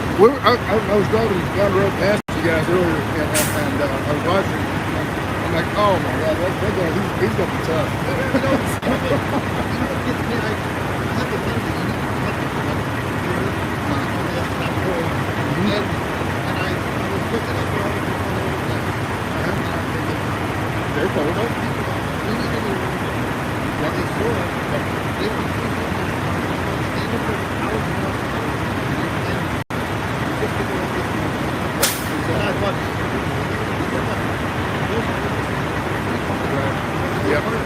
But yeah, I usually pass everybody, get out ahead of the convoy, about 5 to 10 miles, and I'll drive by and I'll honk at them. There's quite a few on the bridge. I'll pull up on the off and I'll honk the horn and they go, what? And I'll honk. I'll say, hey, they're 5 or 10 minutes out, and they all cheer, yay, you know. And then I take off and go to the next bridge. I can't do it the whole day. Yeah. Oh yeah.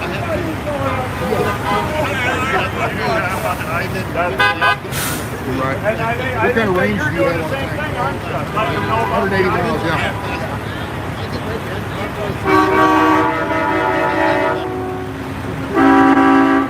I think they're honking horns. They must be getting ready. So I better get over the van. So take care. God bless. We'll see you in DC.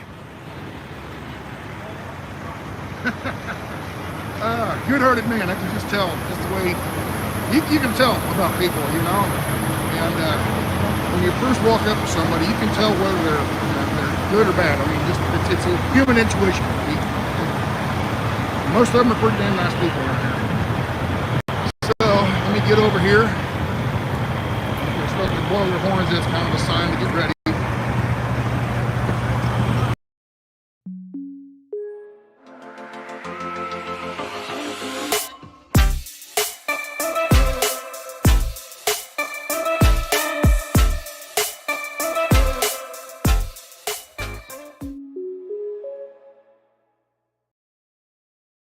Having your car stolen is terrible, and it feels like you'll never move past it. Luckily, Intact Insurance is there to help you get back to what's important. It's Intact Insurance. Intact. Coffee? I'm going to sit right here as they drive out.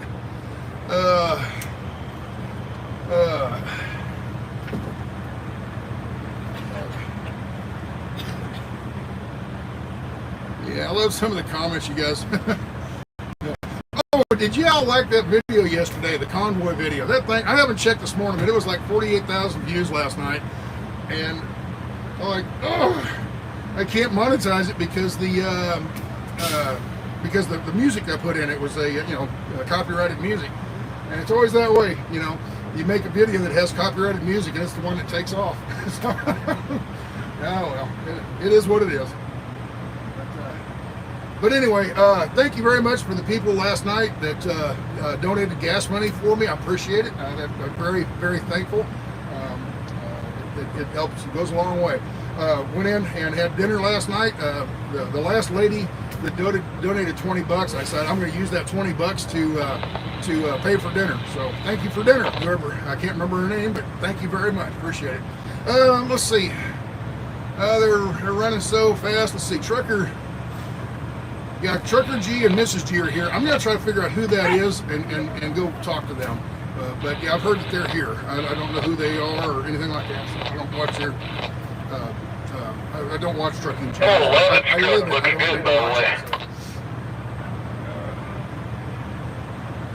So. What did you say? They had what? I don't know if I had talked Oh, about. love its truck. I just telling it looks good. There was a truck in the early couple The days. driver of the headquarters RV has the motorcycle guy's phone number, so we're gonna let him know. There was a guy early in the video in the convoy. His truck was broke down, so he rented a truck. That's great. That motorcycle and the thrown in there, I'd be real proud to follow that guy. Yeah, I sure as hell would be too. they're on the radio talking about the guy on the Gold Wing, and they're like, man, you know, be real proud to follow him, you know.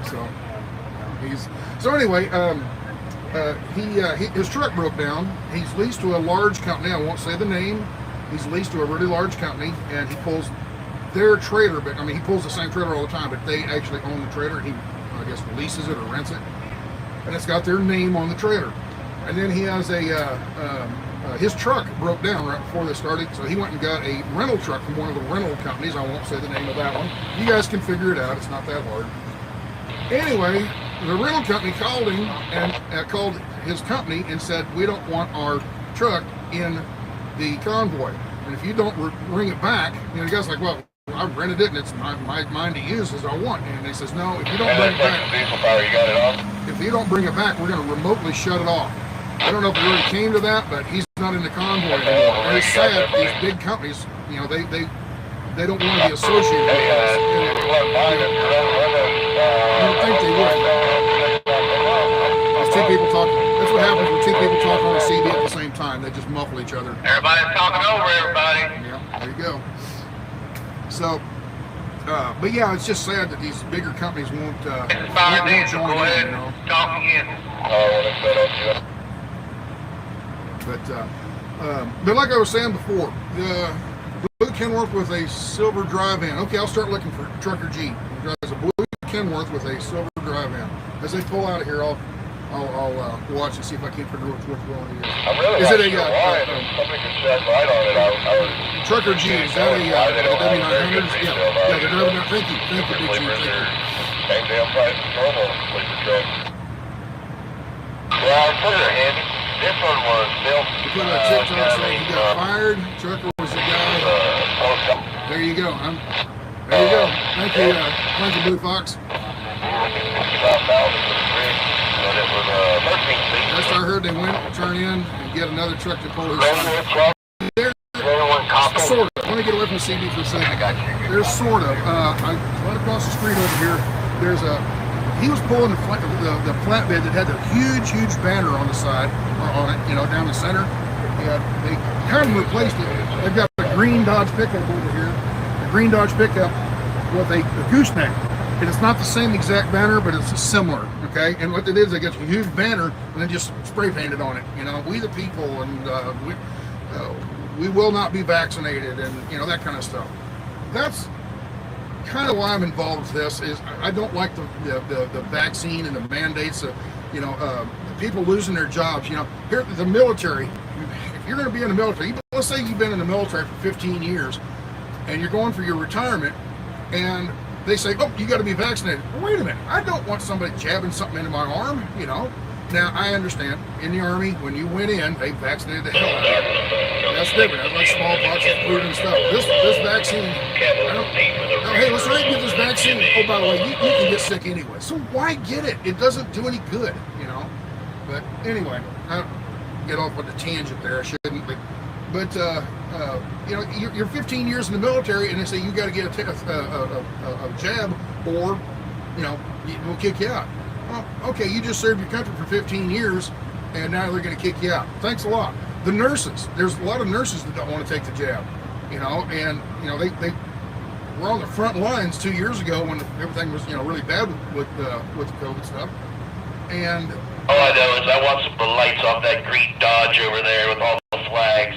Brother, can I have some of your lights for my forward truck, please? Every time they get him on a CB, something about his lights. Now, the problem is he's got lights that are amber Tech and lighting blue. out of, I think And they're the out blue of lights, this the area. cops will have something to say about the blue lights, I think. So. Say that again? They're made by Speed Tech Lighting out of, I think they're out of Missouri. Oh, he's asking who makes I them. say, you can just bring them over here and slap them on my GMC. I'll take them. Here's just a regular trucker still going about his business. What Giving would your I freight use? to you. Hold across the scale to get a weight. I suppose, right? Getting ready to leave and head out, you know. Yeah, so not all the truck drivers are shutting down or anything. We're still bringing your cargo to you and everything. We're just going up there leading the way with all the other people. It's not about trucks. Trucks just happen to catch the attention, you know. They put the trucks up front, makes it look like a trucking convoy. Over there in the It's not a green trucking guys, if you're convoy, looking it's for a some people's rocket panel convoy. lights, check out Strokes and more. They got the best ones on the market. Let me read some of these comments here. Pure blood, I want. 10-4. Let's see here. I don't even blood transfusion because of being from that. Yeah. People don't want somebody sticking stuff in their skin, you know. Your CB is nice and clear. It is. Can I ask what you're running? I'm in my van, so I just grabbed one of these. It's a Uniden, $69 radio. Put them on our records. They're about that's it. 150 a piece for them small. It doesn't have very much range. It's only maybe a quarter-mile range is all. I just wanted it so I could hear what they're talking about, and when I'm passing, I need to say something like, you know, somebody coming on an on-ramp, and I come on out, you know. That Hey, kind of what's the stuff. record service on a mule shoe? But it's not a very good CD, but it's handy because it's a walkie-talkie. I'm going to keep it in the van for other issues somewhere down the line. Yes, sir. Yeah, we are still in Glen Rio. We're at Russell's Truck Stop, exit 369, and we're getting ready to leave. Yeah, we bought that 35-ton from Florida. Every time they say, "Oh yeah, we're ready to leave," and I go over and start a live stream, and we sit here for 45 minutes. I got a weird question. Why do they call it good wrecking? Because generally you guys aren't doing the wrecking. You're doing the cleaning up from when somebody did the wrecking. So, got my coffee That's here. $1 million question. Actually, I'm very thirsty. I'm gonna get me a bottle of water. Definitely the $1 million question.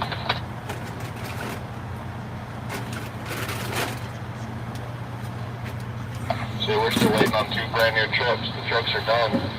Can't get the PTO in. That's what they're waiting on. Oh, that's what. Okay. That's nuts.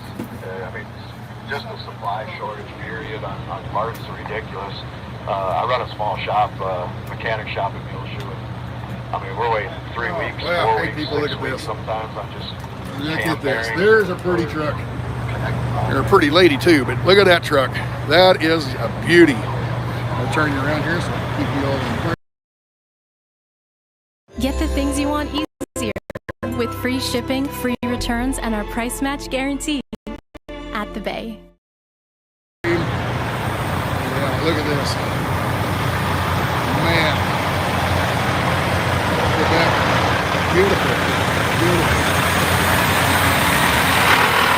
I'm like a bigger sweeper than that. Beautiful truck.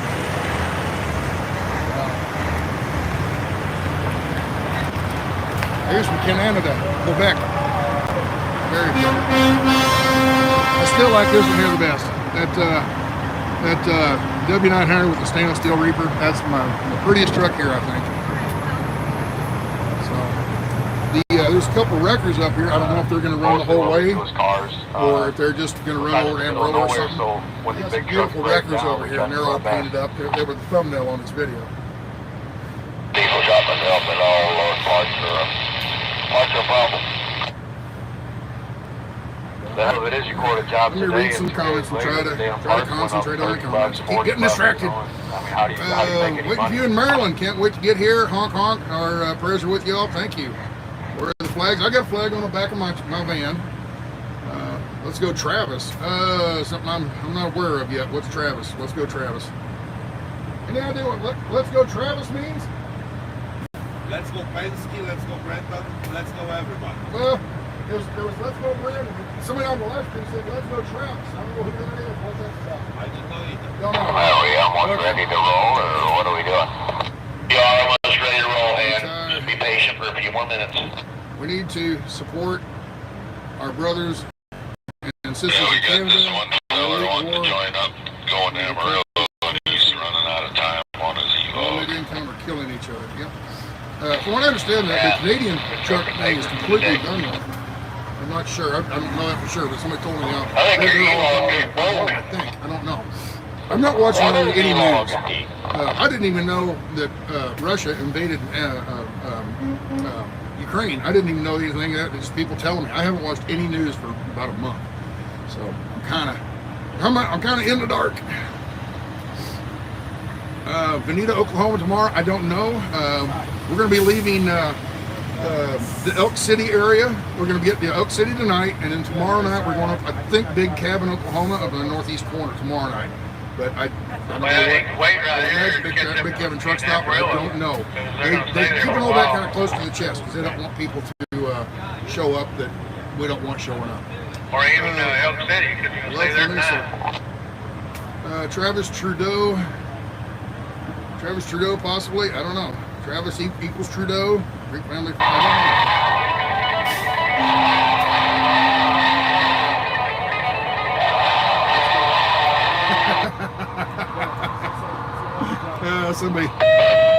Somebody keyed up AC/DC.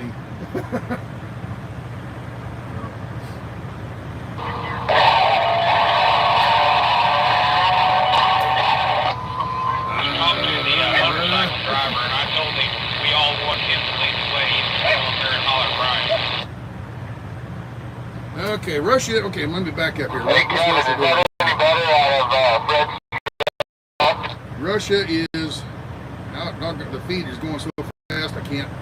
Russia's invading, helping Ukraine. A bad dictator government and clearing out the okay, I don't know. I don't know much about it. I just know that it's in the news, and I haven't been watching it. Thunderstruck, that's the song. Yep, there you go. Turn down the volume on the CD so I can hear it. No, because I want to hear it myself. So. It's fine, but you ain't taking your balls with you. Just tell her street lights ain't coming on, I ain't coming home yet. How about that, is that any better? Yeah, that's what somebody pointed out here.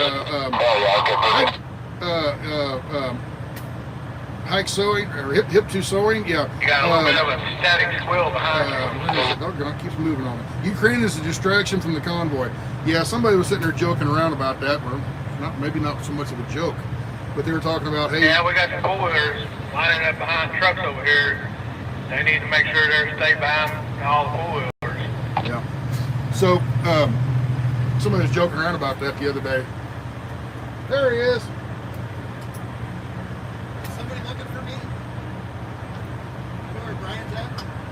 No, I sure don't. Once that song is on top of flatbed. You lost that thing. I don't know.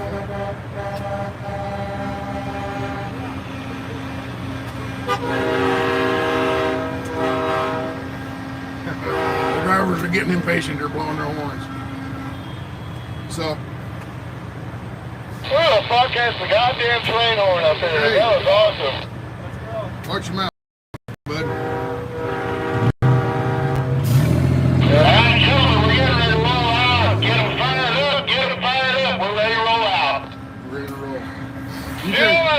Just give them the key and start the trucks and get ready to roll.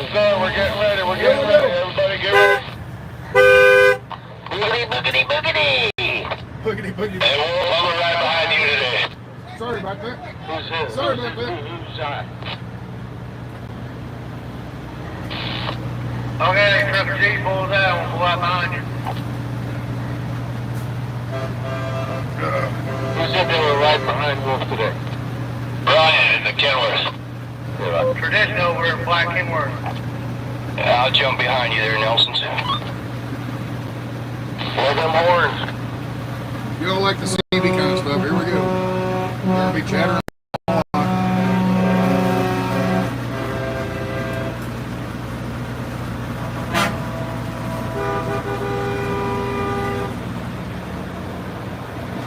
We got mirror. Beautiful mirror. Yeah, thanks. Oh, yeah. Roger, Roger. We're going to let the organizer buses get moving on. We are rolling, folks. We are rolling.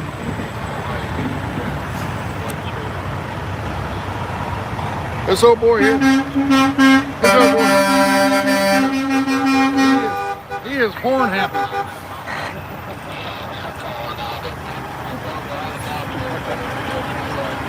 You are very horn happy.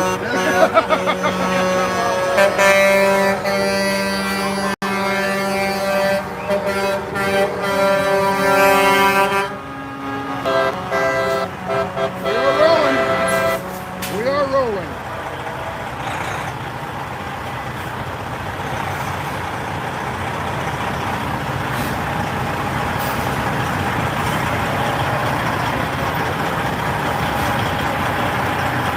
How do you like your Fitzgerald? What's that? How do you like your Fitzgerald glider kit? I love it, buddy. Yeah. Maybe 4 grand last year. I got a friend's got one and a Ken one. I would have made 7. Yeah. Yeah, I would have made 7, but my compressor went out in Ashford. So. Oh, okay. Here's what we're talking about right here. Maybe I'll tell you a little bit about that here in a bit. But let's watch the trucks first.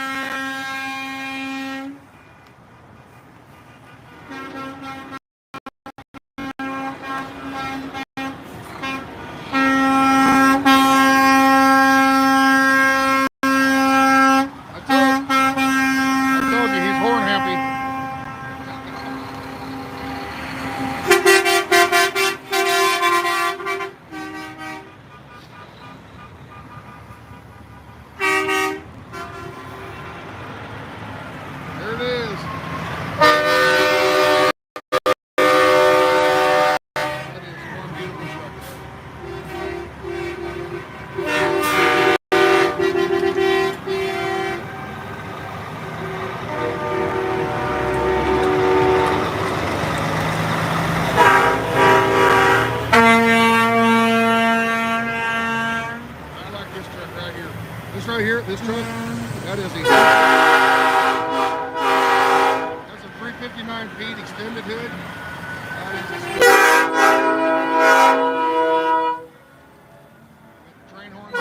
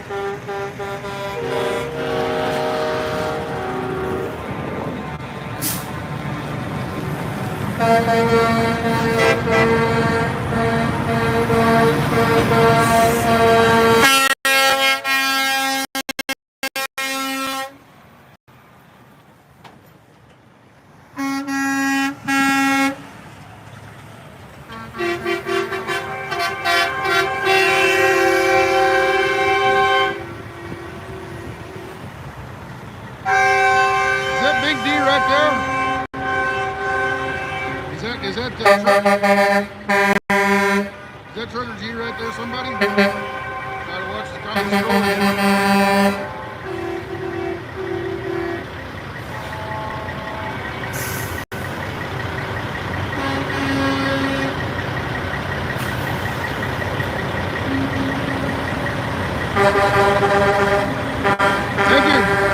Thank you for the $50, whoever it was. I appreciate it. I've been so busy watching all this, I haven't been watching the scrolling, but I appreciate it. Thank you very much. Here we go.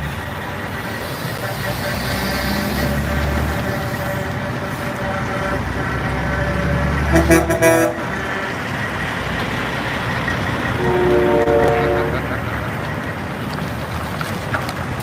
here's a good looking truck too, I think. Yep. Up there. See that? Oh, there we go. I didn't know I could see one on the live stream.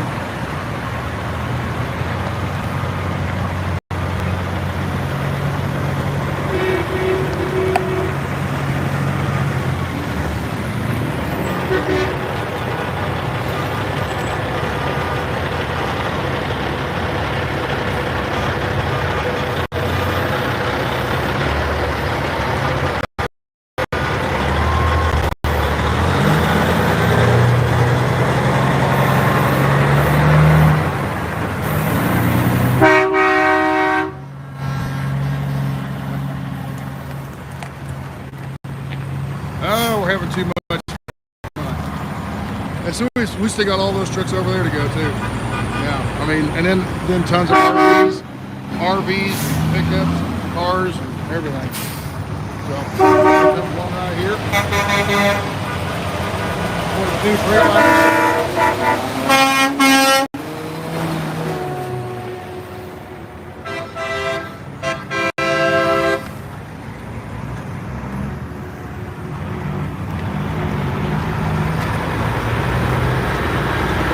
Original Aerodyne sleepers, right there, same one.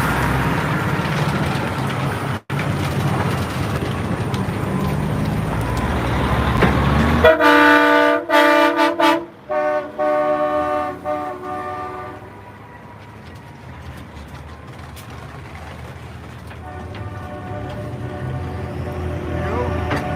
Support the cause, breast cancer.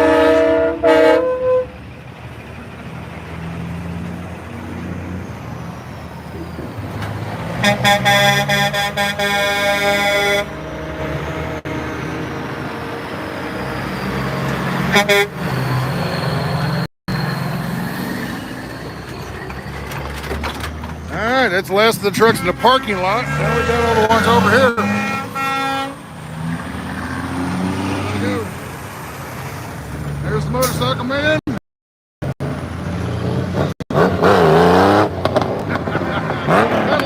Gotta love it. Alright, I'm gonna go get in the van and get ready to roll and be part of the car parking, the car convoy part of it. So, thank you much, people. Let me turn you around here real quick. Thank you very much. Appreciate it. Somebody another $9. Thank you. I'm sorry I haven't been able to watch the live stream enough to see who that was. Thank you very much, though. Thank you very much. Appreciate it. So with that, I got to get to rolling. See y'all later. See, now I got to come in and cut the camera off. So much for dramatic.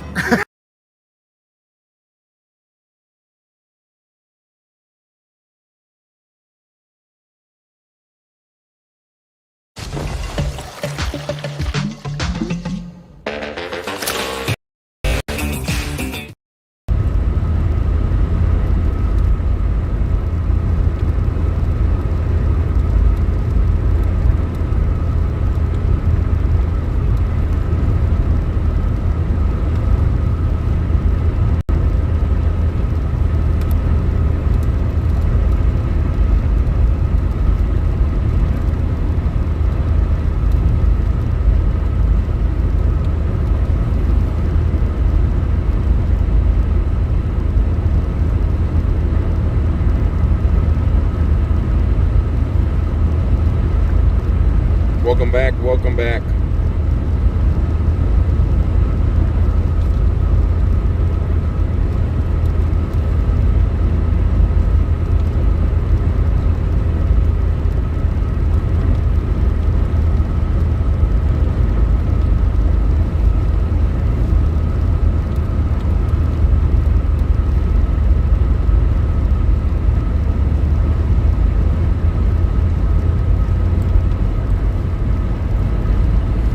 We're back, guys. Sorry.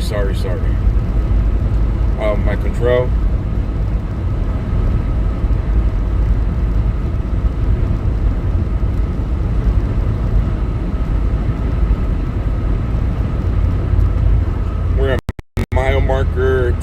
5.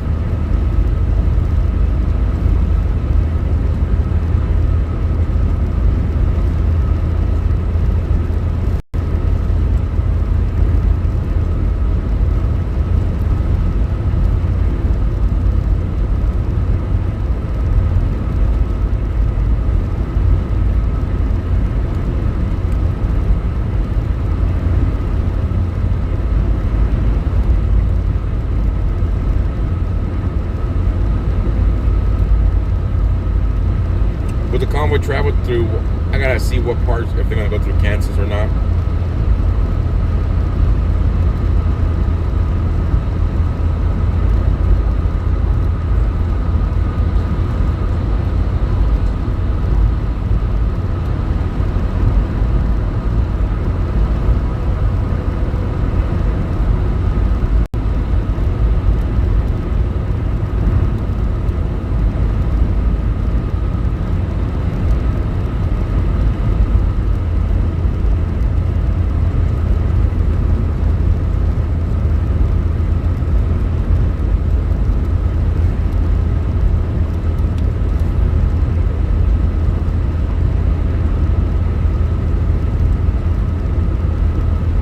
We lost reception back there, guys.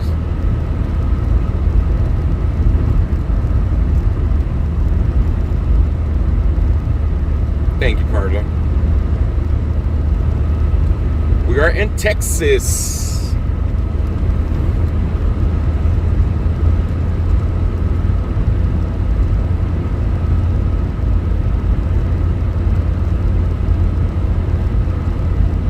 My handle will be Taco Joe.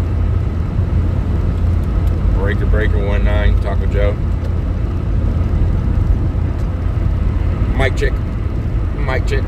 Oh, sorry. Radio check.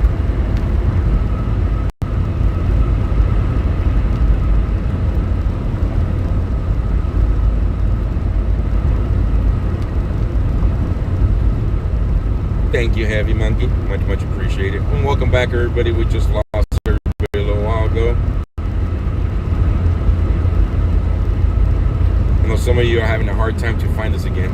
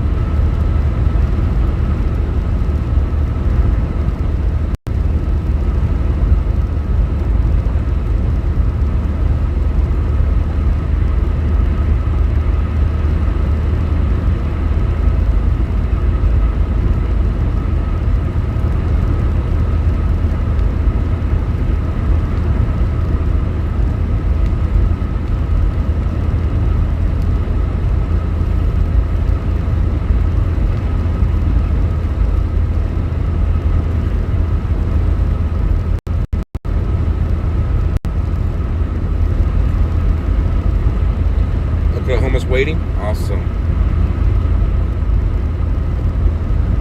Thank you, John.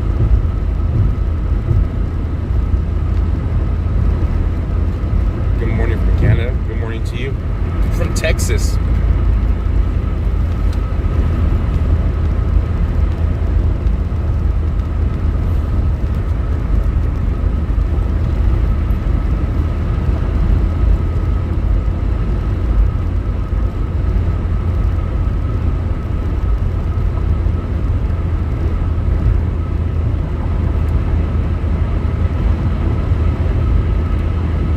Abdi, thank you so much for that PayPal.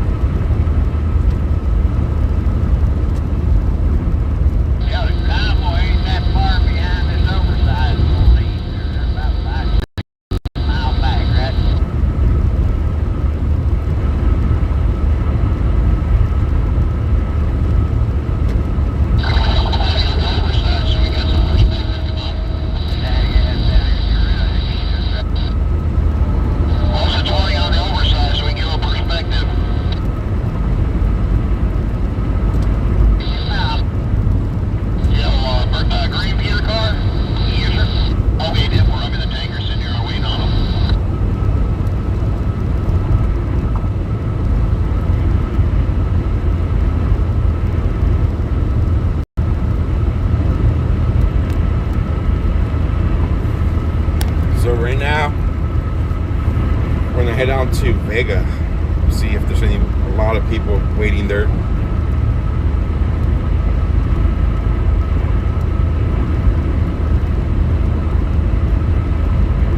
Where's the expense go to people that donate to us? It goes to me to pay for the fuel, to pay the hotels all the way down to DC.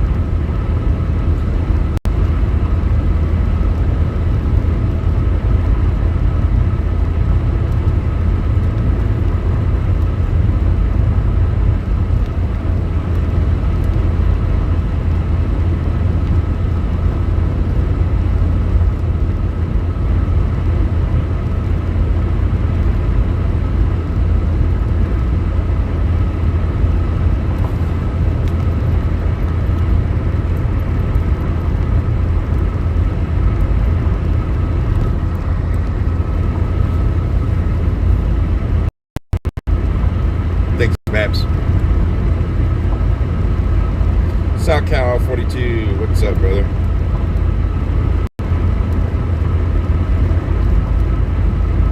So we have a whole bunch of people waiting up here.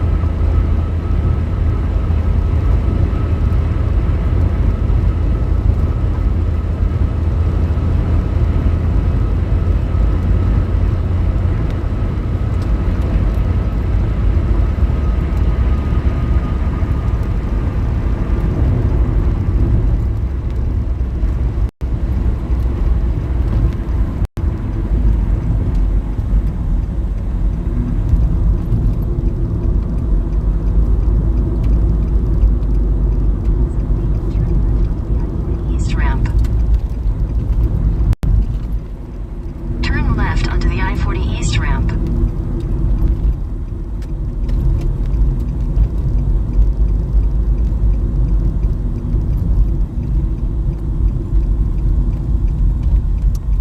In a quarter mile, sharp left onto I-40 Business West. All right, let me set up the camera, get you guys zoomed up over there real quick, and we'll catch it here as the convoy goes by here in Vega, Texas.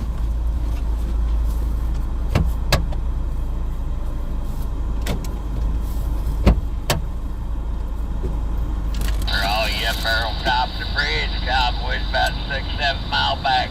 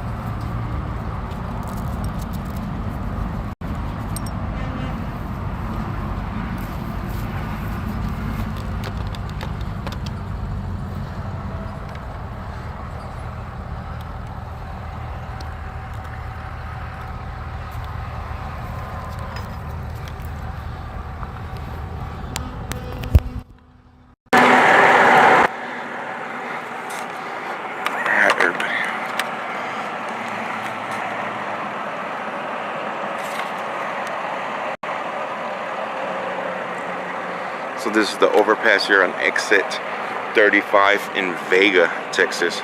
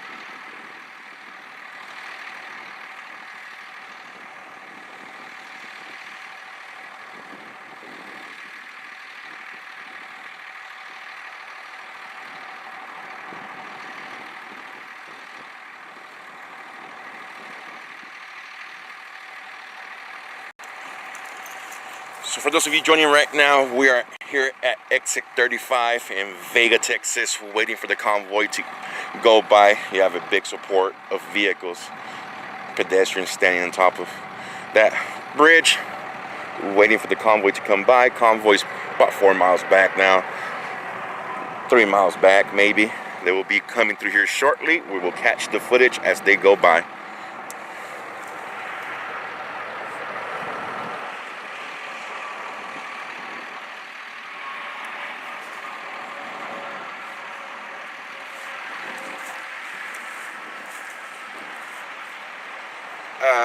I'm stopped here in Vega right now. They're not too far behind, so as soon as they go through Vega, it'll be whatever it takes from Vega to 37, 30, this exit 35 in Vega. Yes.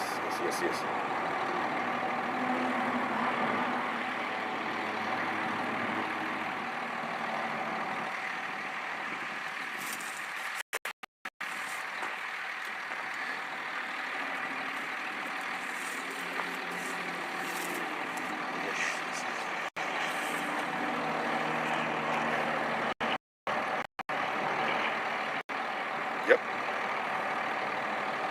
Absolutely.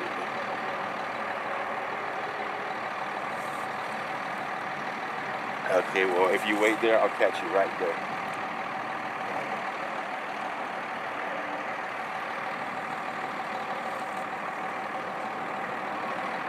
Correct, yes.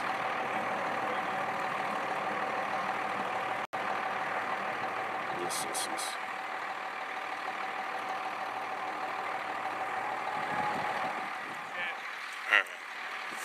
All right, brother. I'll catch up to you here. All right, bye.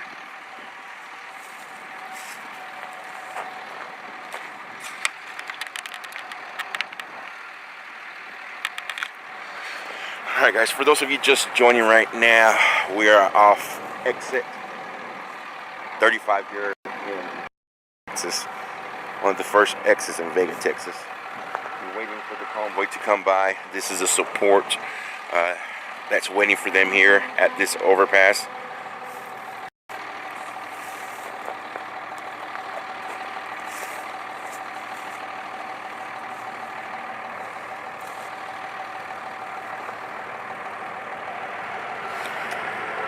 The big Texans for the big steak. We're trying to get the steak.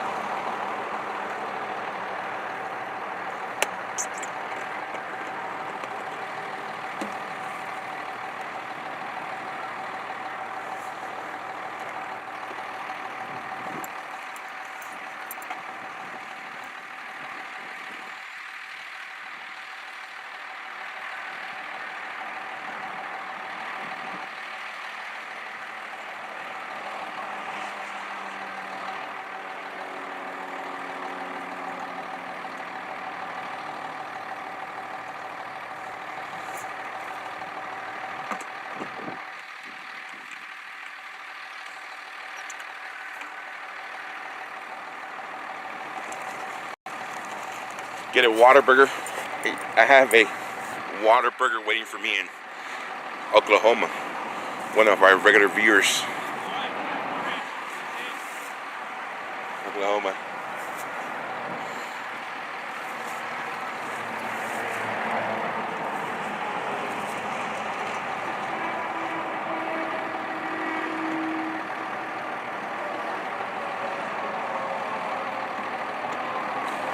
You want to zoom in the truck with the flag? Sure, I'll give you guys a close-up with the truck with the flag.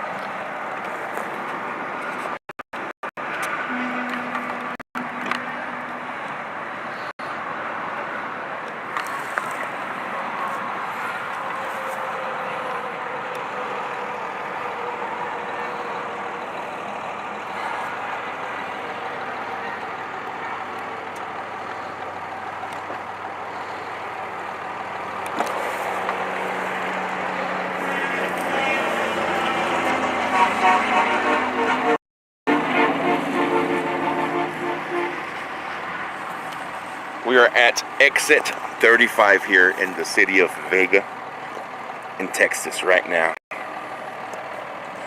This is the group of supporters that has gathered on the overpass here on the bridge to show their support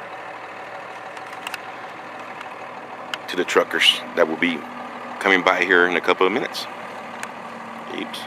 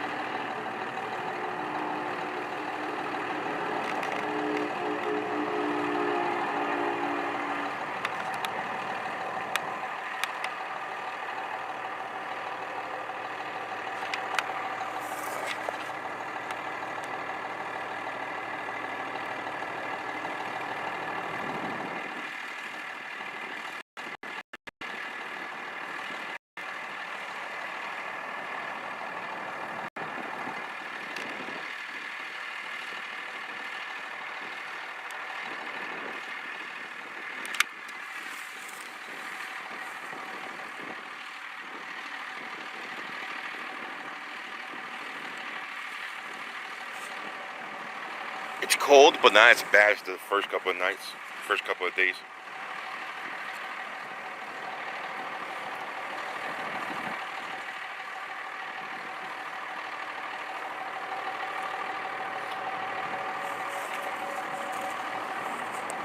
So the convoy shouldn't be too far back. They're driving pretty slow today compared to yesterday. When I passed them, they were only going about 50 miles per hour.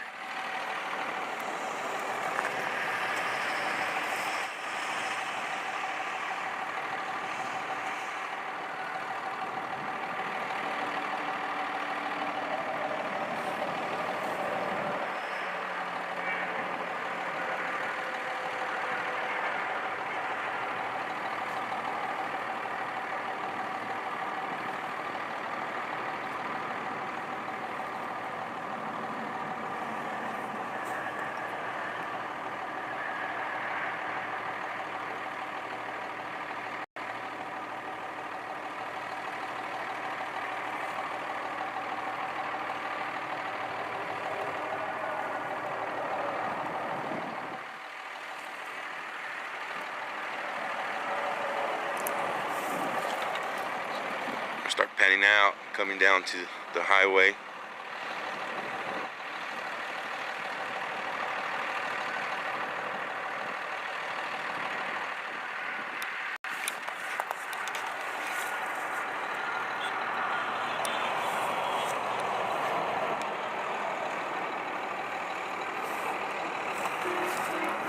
So here they come, guys. Right here.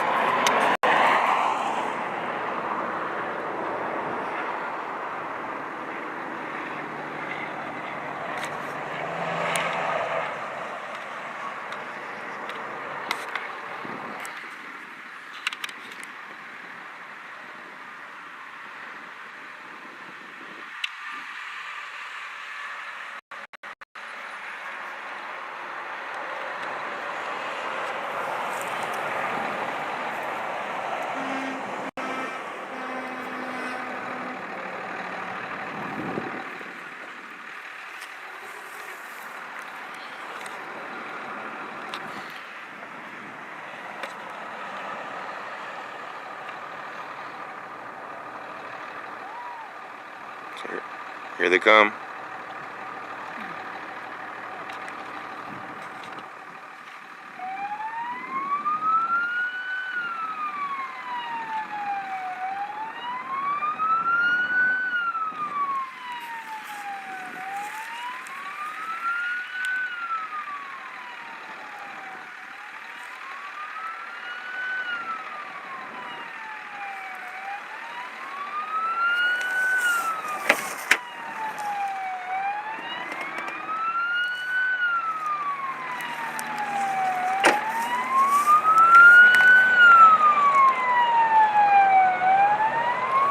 So that's the truck here leading the convoy. Right there.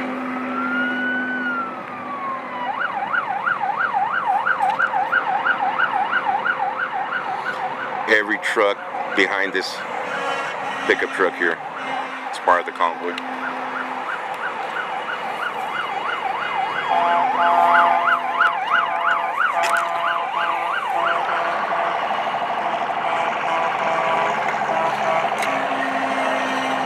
So there you go.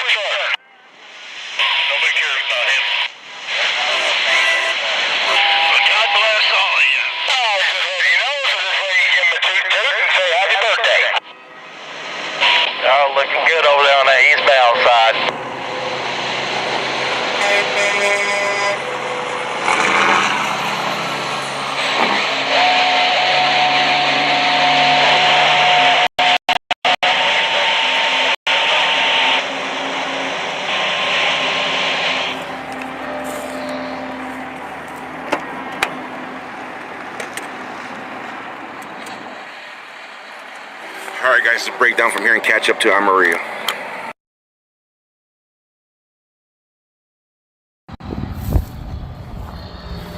Break down the equipment real quick and we'll take off.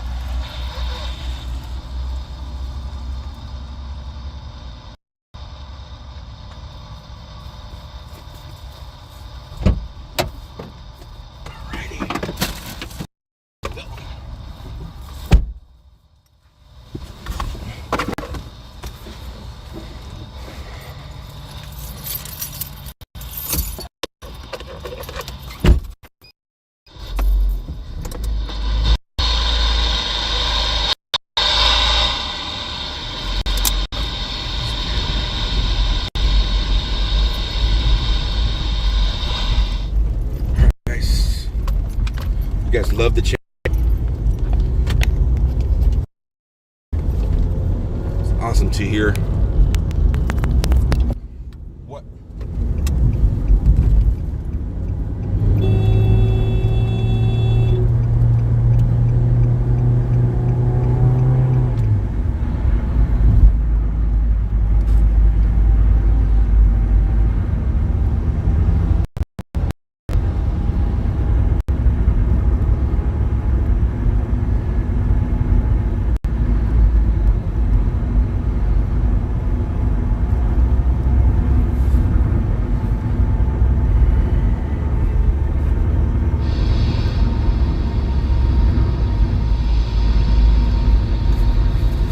Personal phone real quick, get that GPS going to the location where they're gonna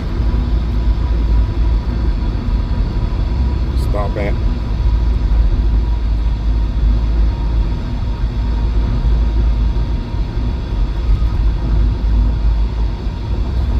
So we're 36 minutes away to where they're gonna stop and do a slow roll, just hang out there for an hour. I'm gonna try to get ahead again to catch them coming in. Let's see how many people are waiting, showing support. $3.28 a gallon. I gotta move to Texas.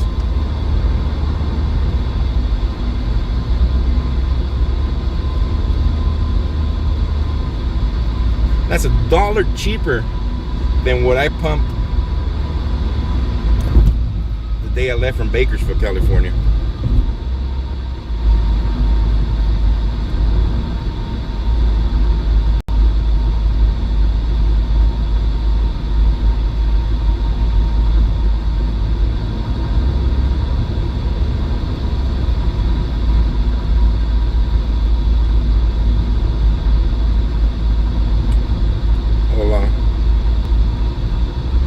That's the price when you live in Georgia. You want to know the worst part? That they drill and get so much oil out of Kern County, where I live in. They have refineries in town, and we're still paying $4.30 something a gallon. Makes no sense. I know that Texas drills their own oil too, but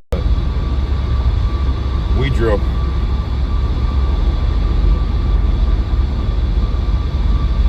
You pay $4.19 this morning in oil though. There you go, $4.19. It's 90 cents cheaper here.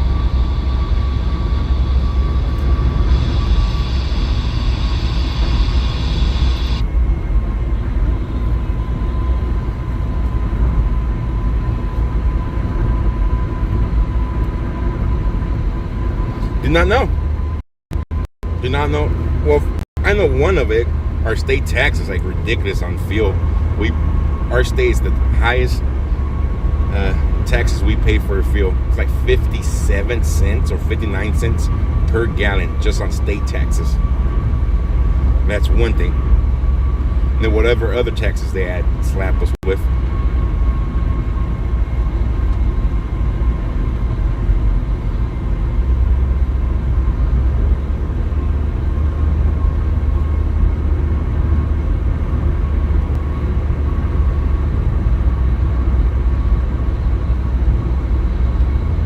To get ahead, 32 minutes away from our stop. We want to beat the convoy there. That way we can set up again with the equipment and catch you guys some great content, some great footage, some great coverage of when they arrived for their slow roll.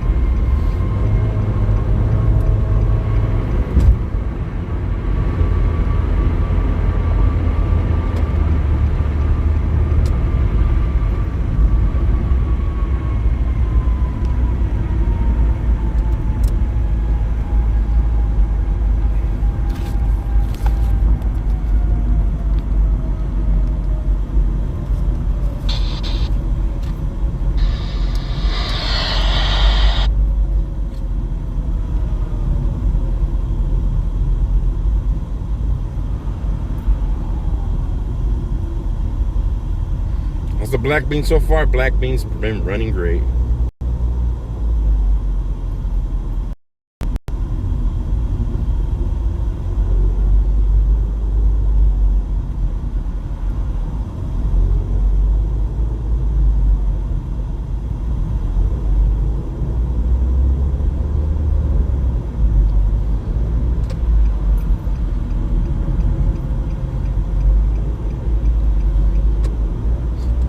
Oklahoma City, they won't be going into Oklahoma City, I believe.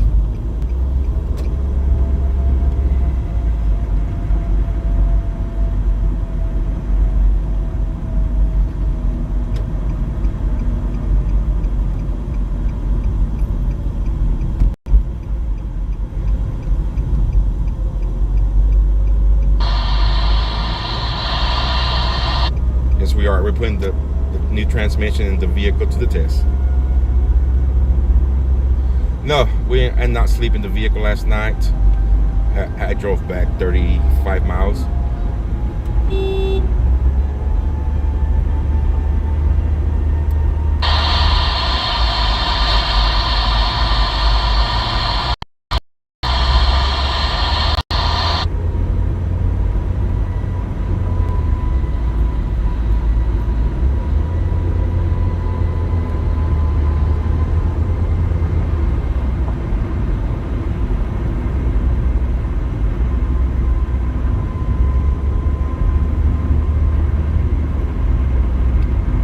Yeah, Oklahoma City, but not on thing tonight. That'll probably be tomorrow. Who knows?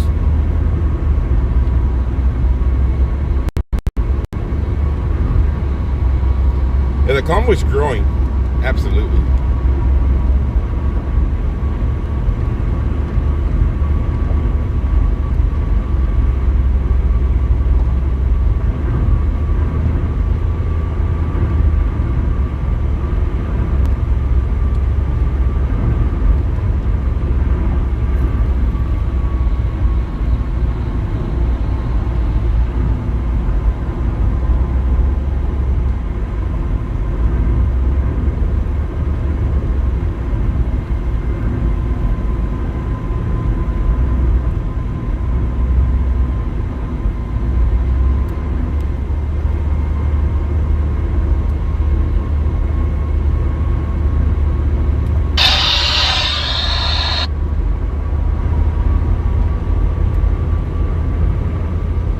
Yeah, Greystone. Once it started dropping more and more, I was like, nah. The problem is I did not want to drive. And I could have slept one more hour today. I just didn't know what time zone I was in. Since it was state line. My cell phone kept on changing back and forth in time while I was walking inside the travel center.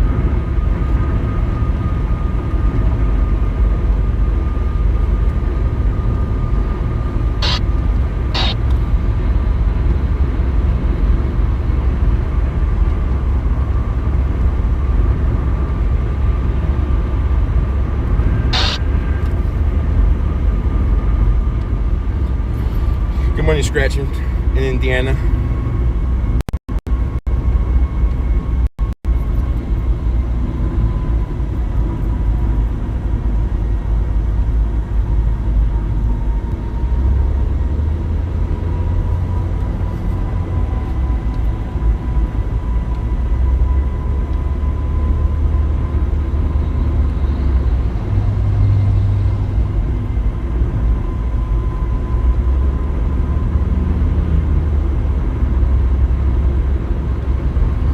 The rumors are true of Ted Nugent.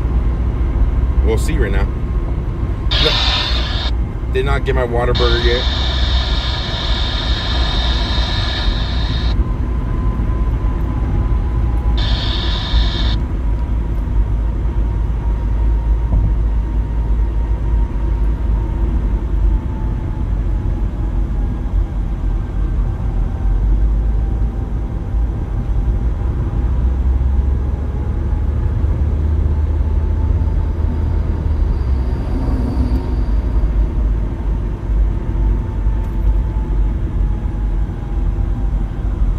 You're welcome, guys.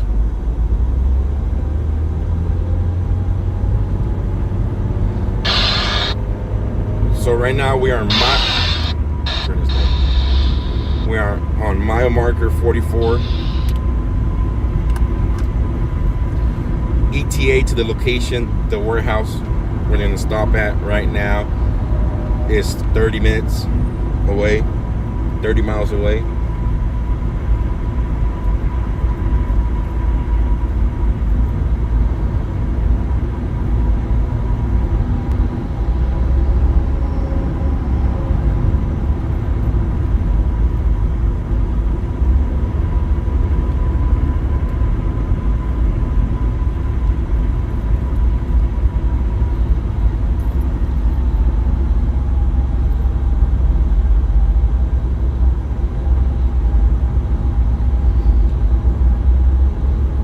The convoy probably gained another mile.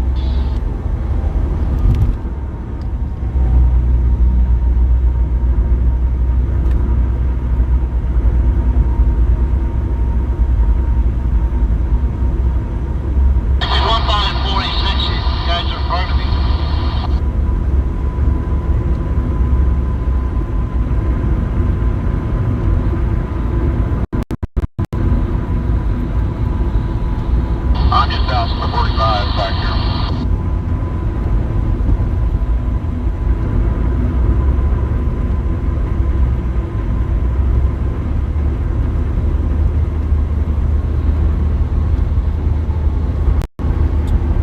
Good morning, Josh. Good morning, everybody who's just joining us.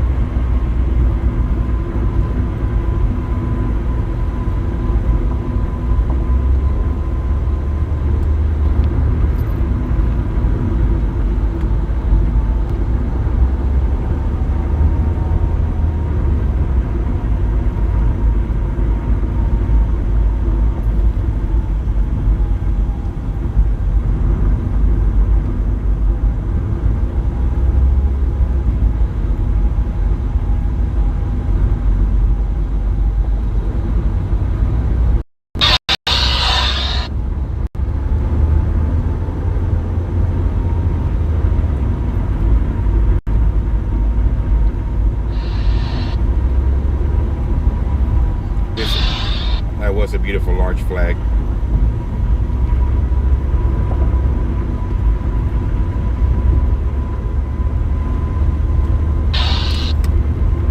Hopefully here I will get through the convoy again.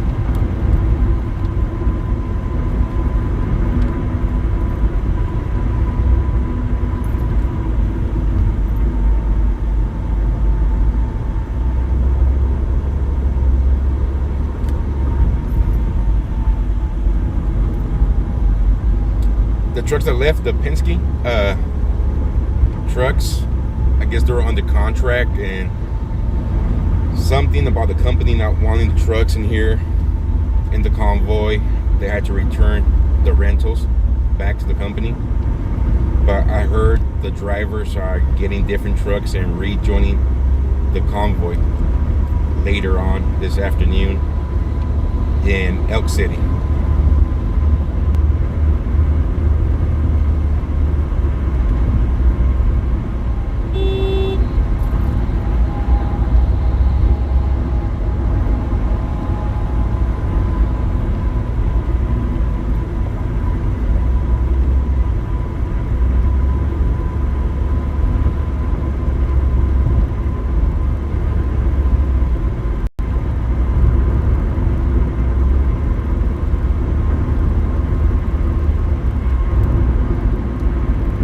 Meet.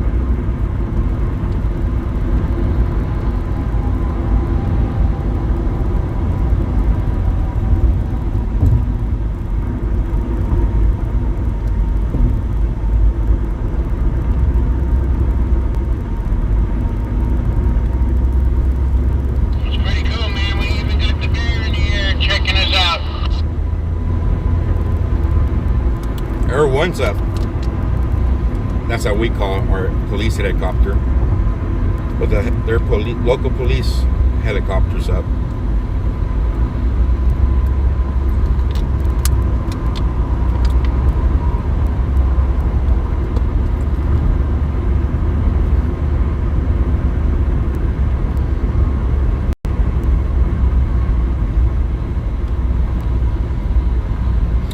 now, guys, we are passing the convoy once again.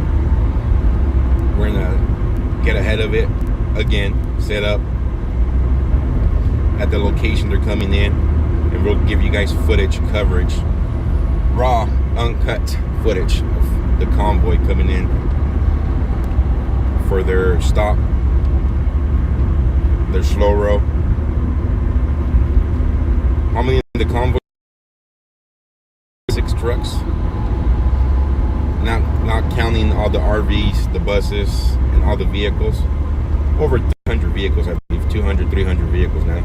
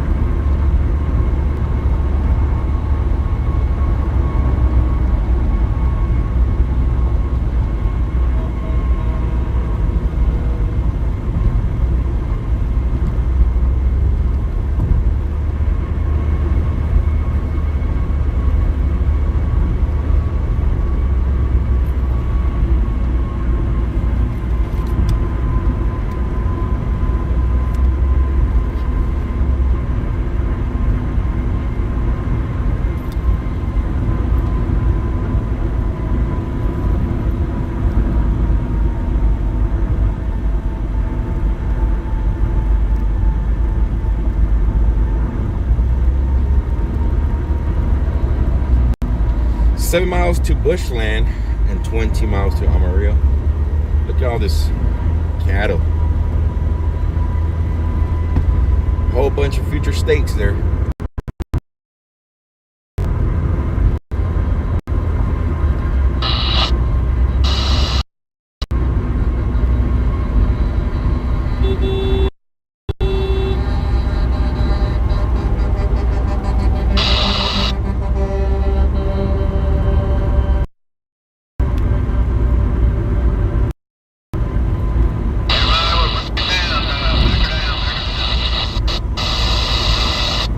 Norman, thank you so much for becoming a member over on the YouTube side.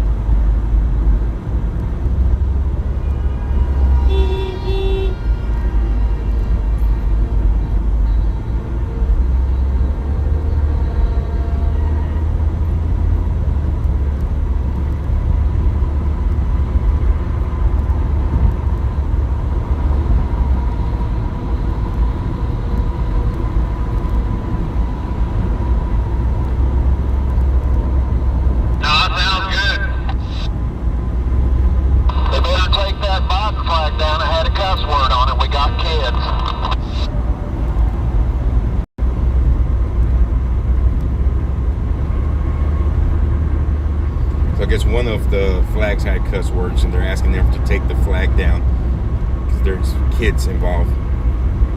Yeah, I seen some of them on the four-wheelers.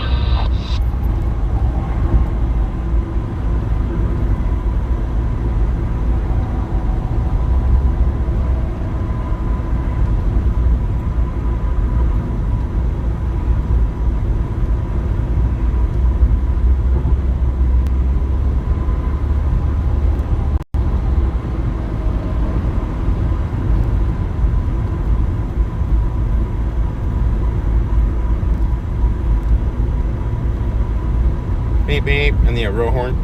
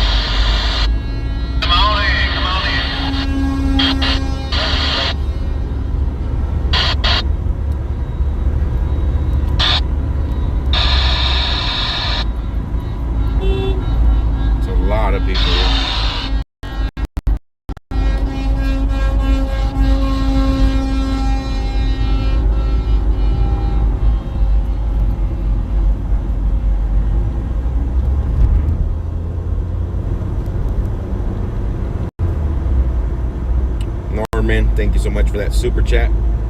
Much appreciated. Thank you guys who've been supporting the last couple of days financially to keep me going to DC. We're going all the way. For those of you that do not know yet, this is day 4 of 11 days I've been with the convoy since the beginning, since the day before the meetup date. So we have traveled with them the whole way, and we are going to continue to travel with them.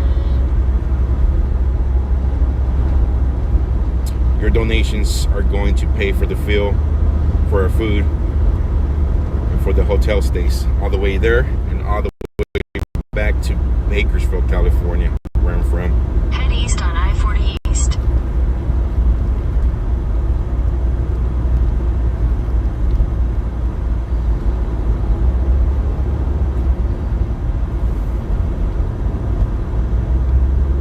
You guys are enjoying the 1080 feed? Awesome.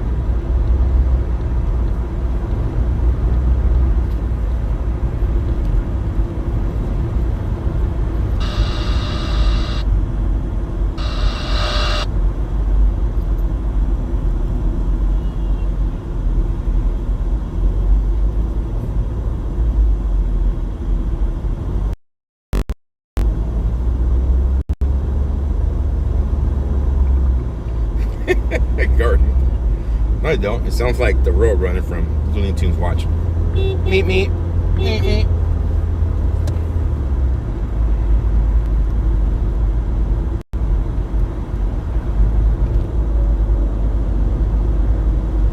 Thank you, Norman.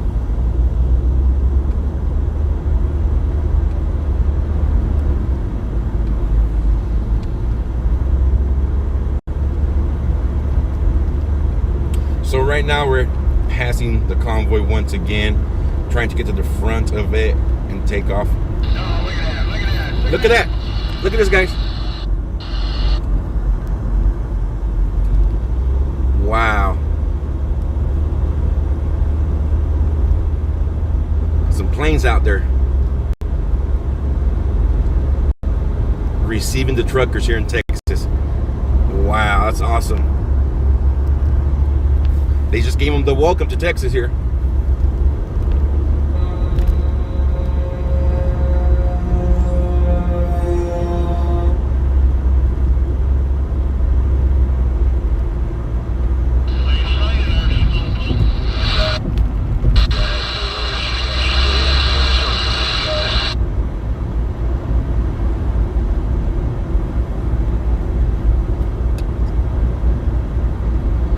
That's probably the best I've seen so far on this 4-day trip. Look at the view out here. Planes.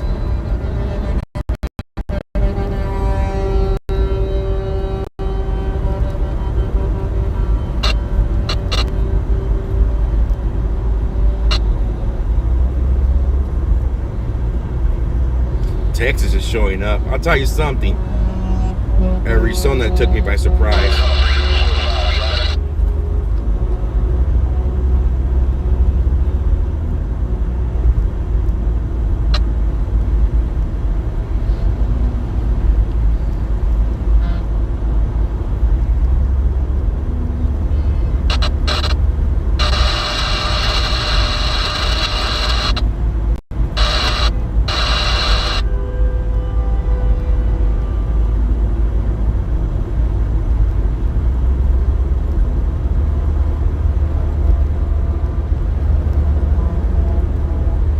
Thank you, Mike, for that sub over the new sub. Awesome, using your Prime. Thank you so much.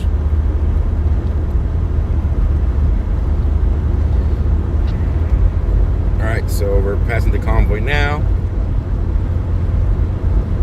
Let's head on to the exit. Nighthawk, thank you so much for that super chat. Super sticker.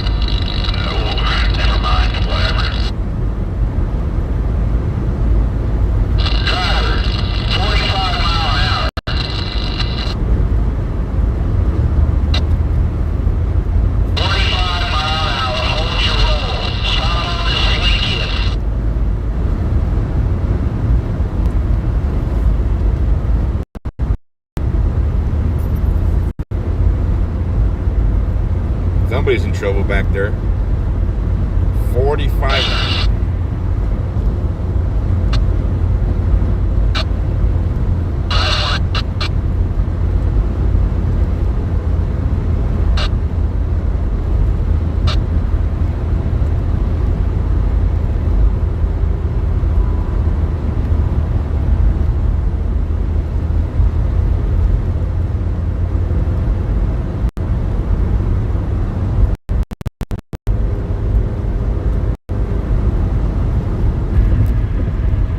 No, that was not for me. That was for somebody back there. Somebody is trying to pass them and go up in the front.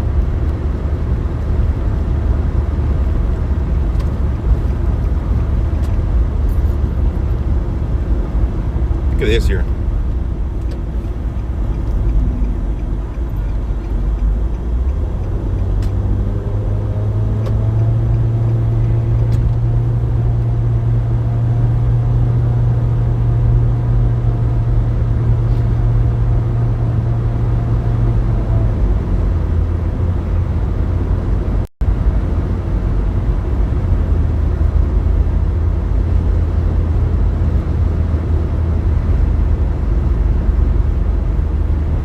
Look at here.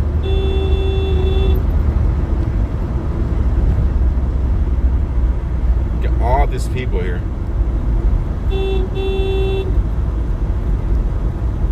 Wow.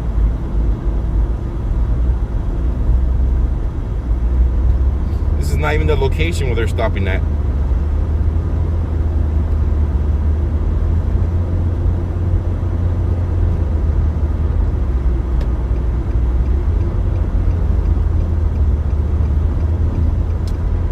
You guys want an interview with the driver of the pink truck? Yes, I'll look for him or her later on today.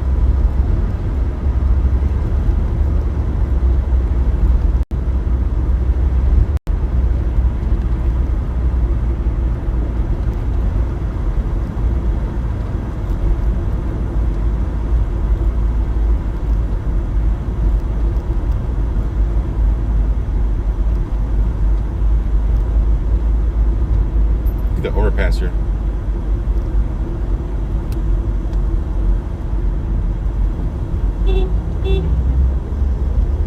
Mimi.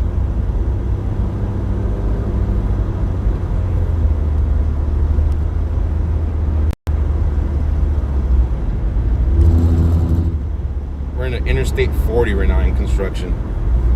So we're at Amarillo.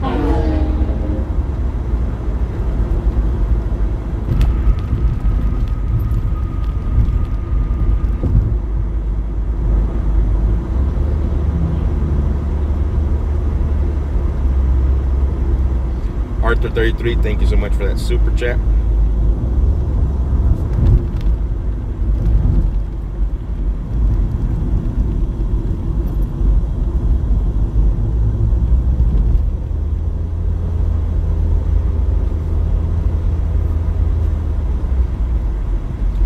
mile marker that's here. I'll let you know here shortly.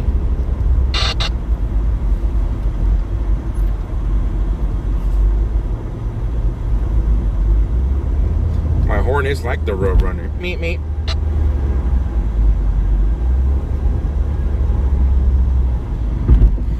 So 13 minutes to the exit or to the location, the warehouse where they're gonna slow roll real quick. I'm gonna get down there, set up.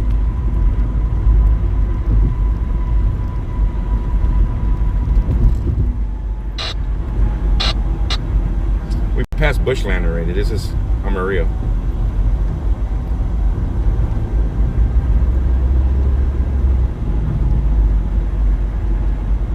We are in Texas right now, guys. We are in Texas.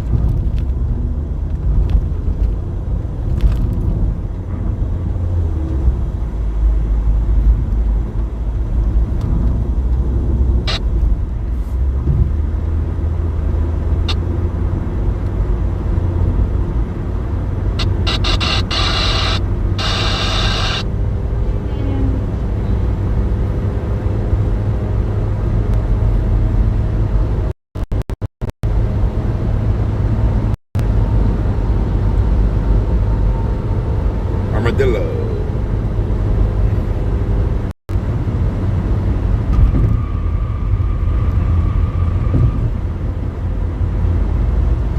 Copy with all of you, what is signed to give us a fine.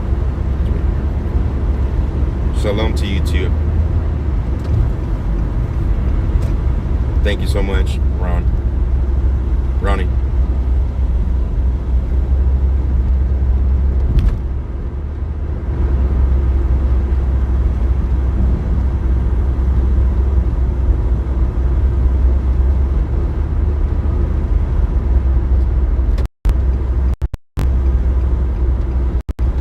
So right now, we're gonna head out to where they're gonna stop.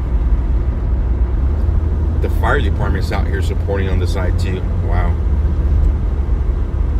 $3.11 a gallon here? Wow.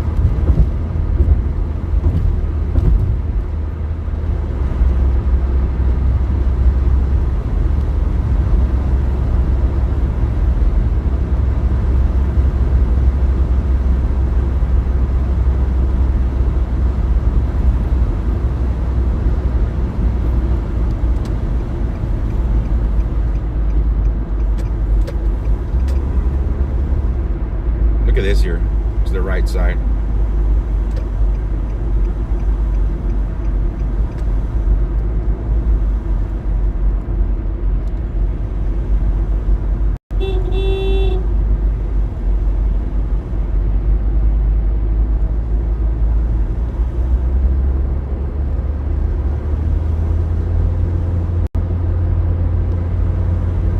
Look at up here in the bridge.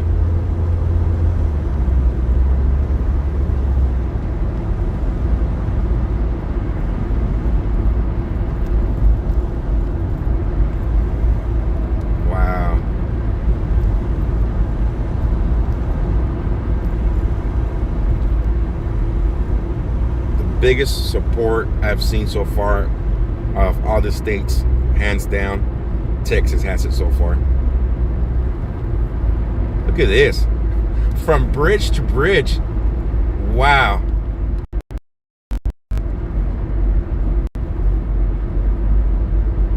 Both sides too, from bridge to bridge. We have not seen that out of the 3 days.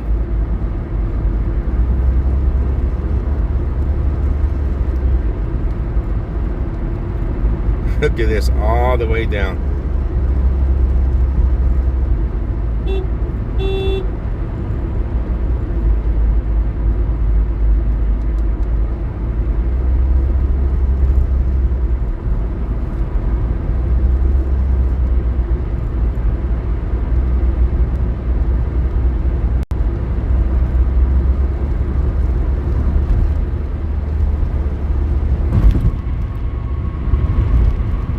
So we're 8 minutes away from the location they're gonna stop right now. I'm gonna catch up there and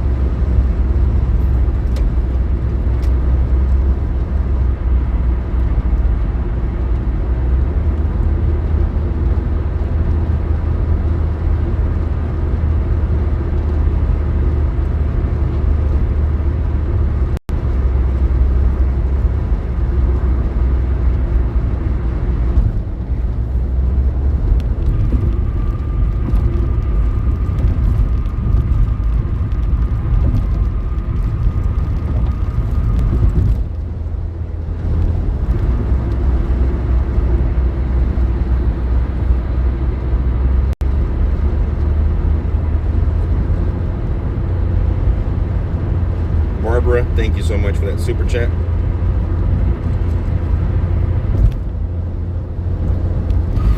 So we're ETA to the location we're heading to right now, 7 minutes out. We have a 7-minute ETA. We will be there shortly. This is the location where the slow row is planned at. I'm going to show up and see how many people are there. I'm pretty sure a lot. If there's this many back here.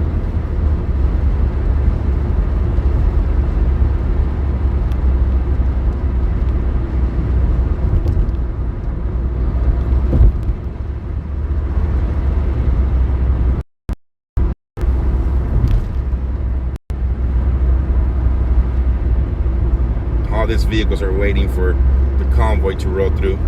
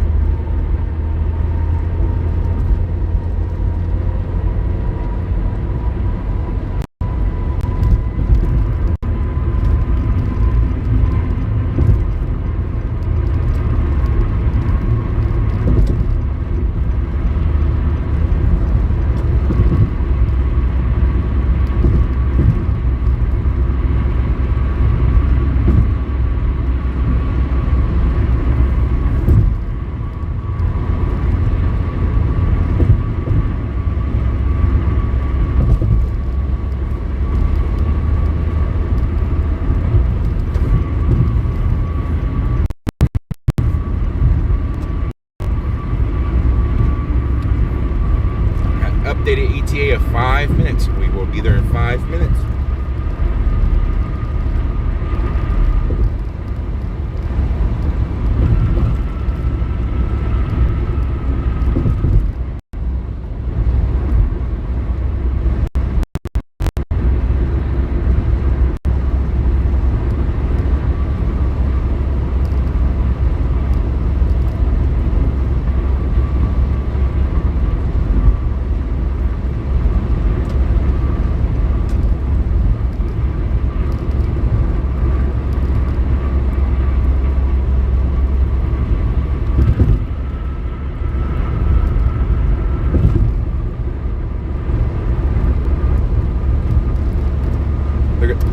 It's supposed to be a warehouse.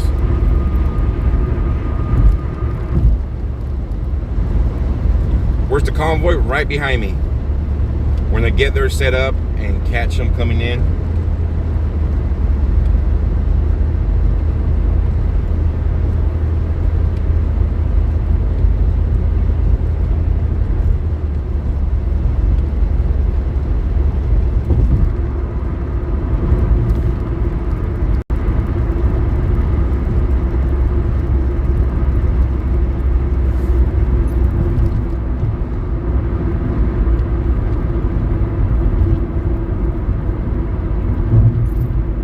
All these vehicles here.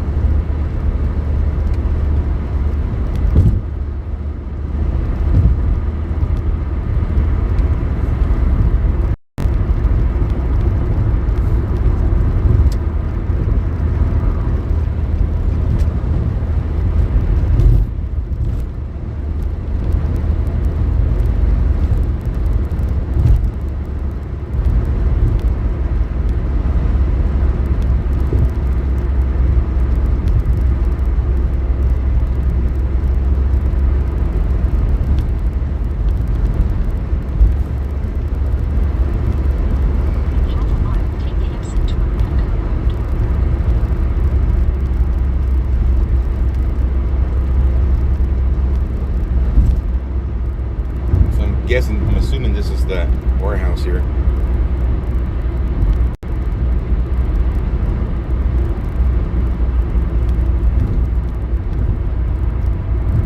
Exit Whitaker Road, then merge onto East Interstate Drive.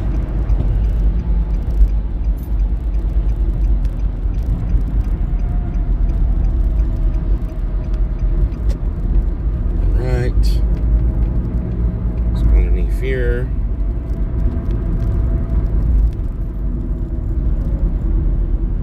In 1,000 feet, turn left onto South Whitaker Road.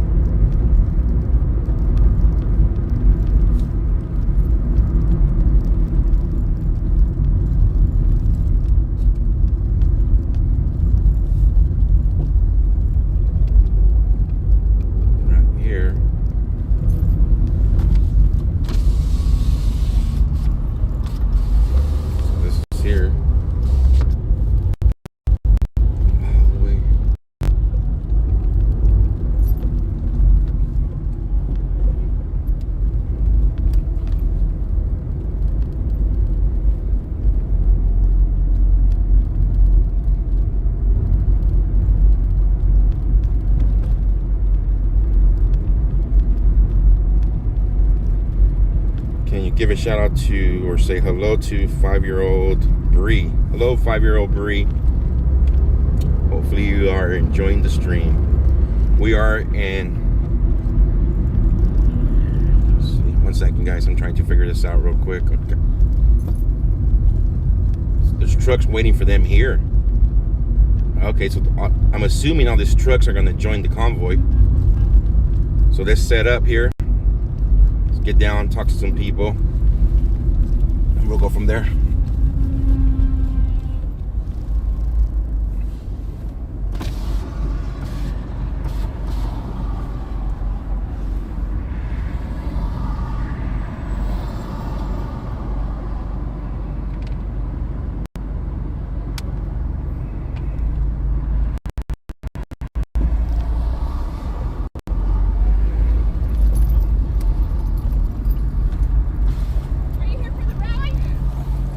I'm live streaming the whole event. I started with them back on day 1. Perfect. So so you need to be where you can, since you're doing that, do you mind to pull up on the other side of that white pickup and yes. park as close to him as you can so All we're right. leaving room for the truckers? All right, sounds good. Thank you. Perfect, thank you.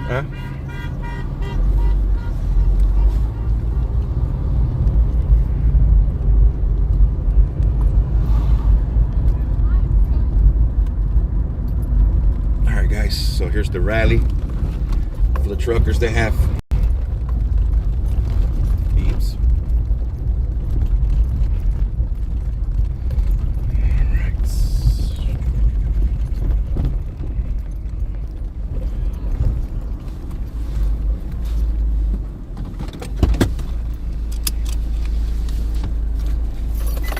All right, get you guys on the gimbal. You guys get dizzy for a little bit, bear with me. Set you up on this, that way it won't get you dizzy as we walk around.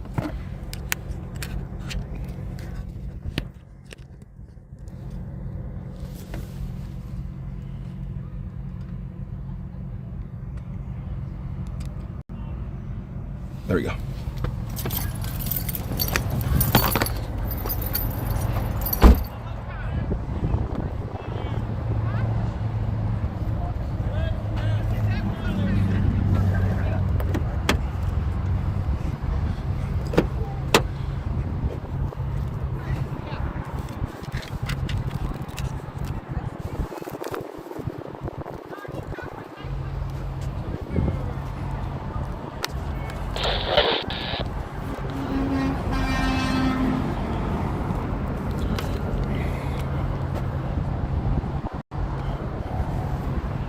How's it going, sir? Hey, how you doing?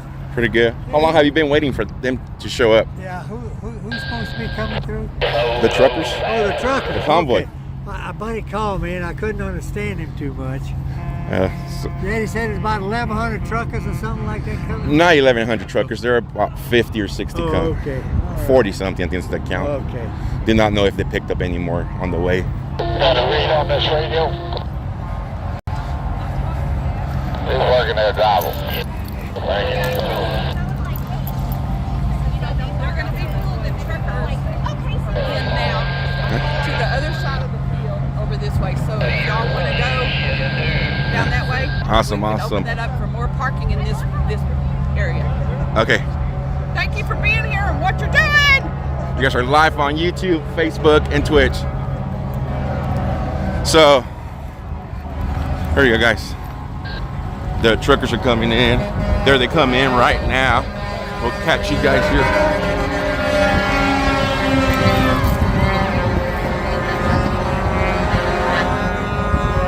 Going, guys.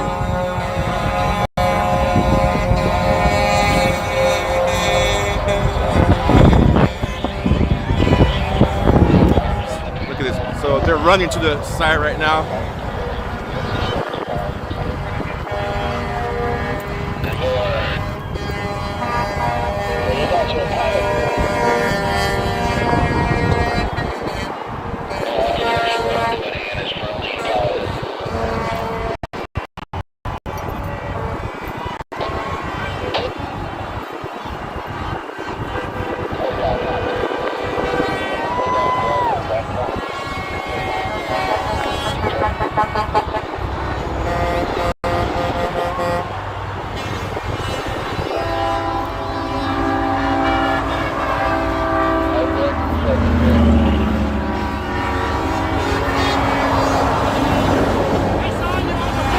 Sign on the way. Thank you.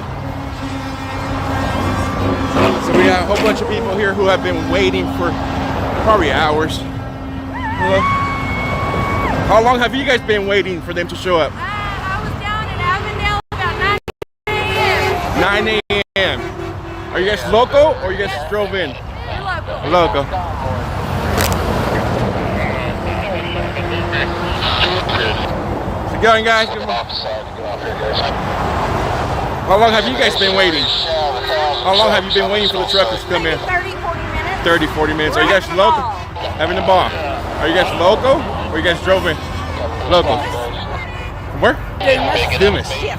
Thank you. 7-4.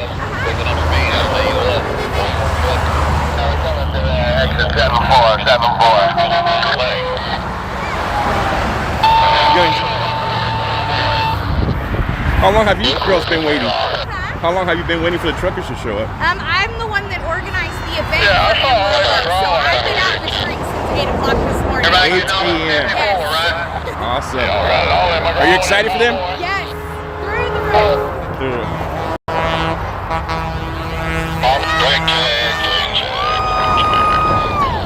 Brake check. So here they come.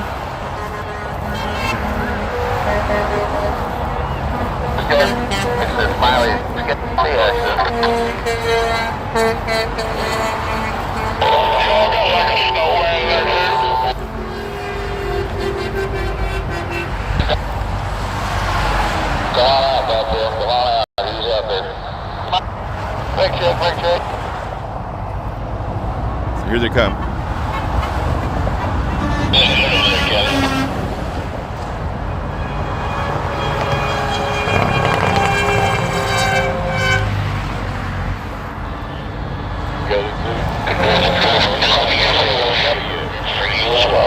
Convoy.org.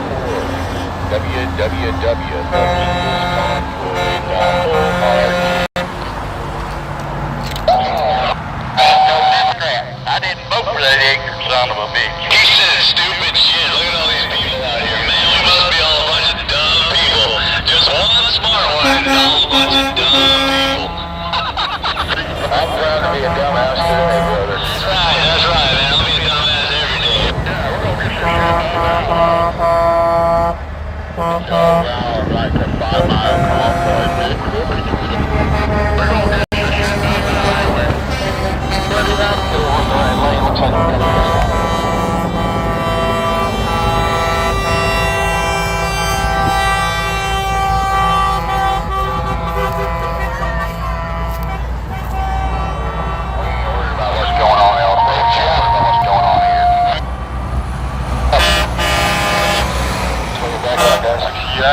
then we do D2 warning now. Are we going?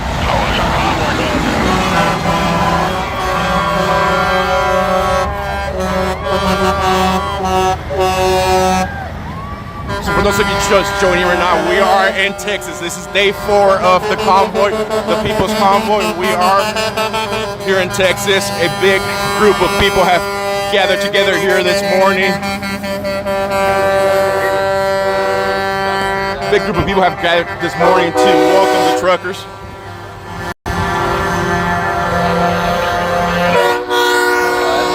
Fall right in behind the truck.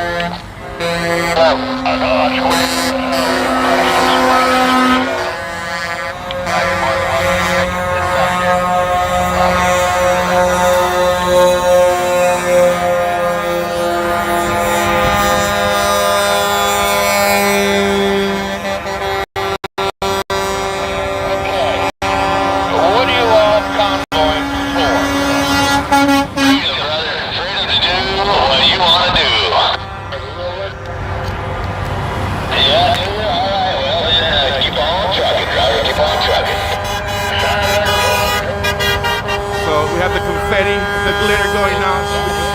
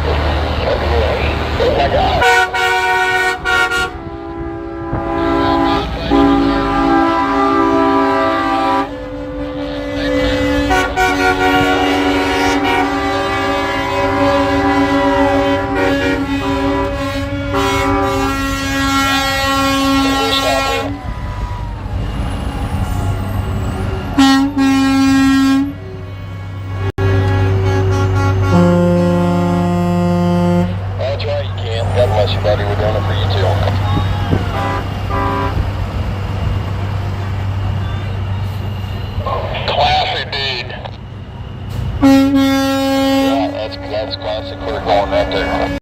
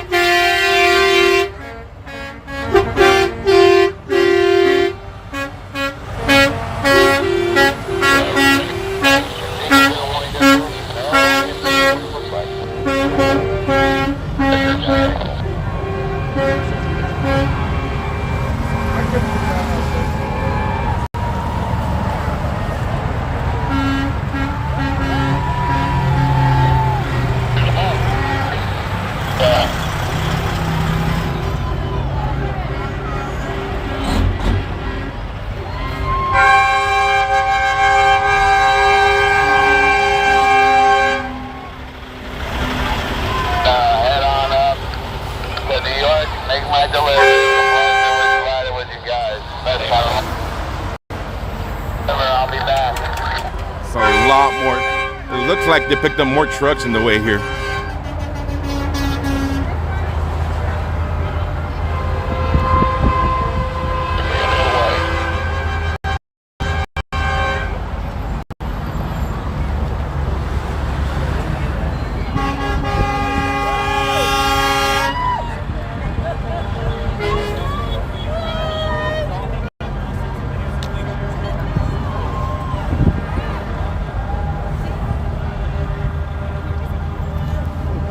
How long have you guys been waiting for this morning? We've been here since 10:30. 10:30 a.m. Yes. Are you excited about the convoy? Thank you. Are you local? Yes. Awesome. Yeah, we're crazy. No, we're Local.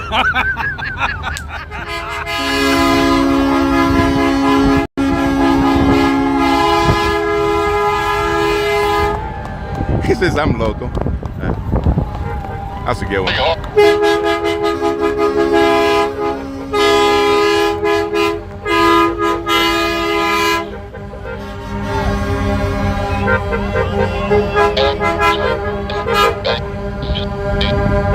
You guys bringing raw, uncut footage of what's happening here in Amarillo, Texas.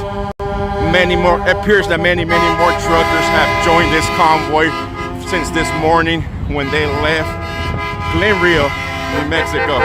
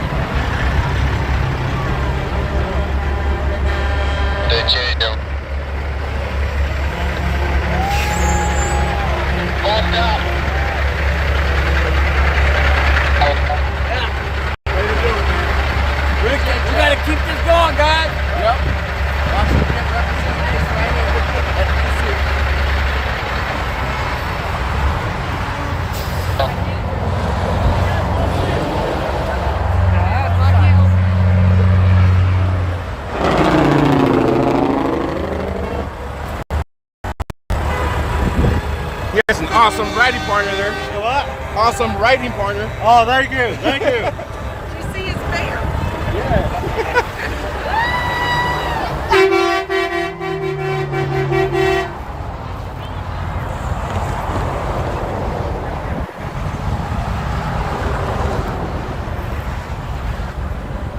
may want to turn it off.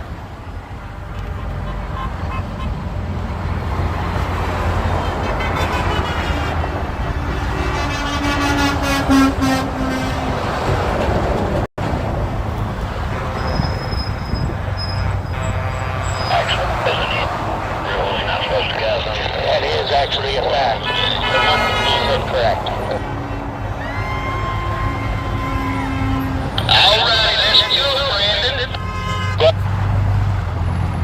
I would be looking forward to meeting most of y'all up here at the Big Texan. Come on.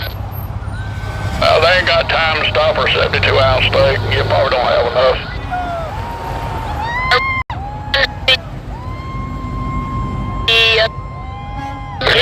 Exit for the Love's exit, and you'll be going under the overpass, making a left and following it all the way around. Just follow the flags. I'm supposed to cuss on the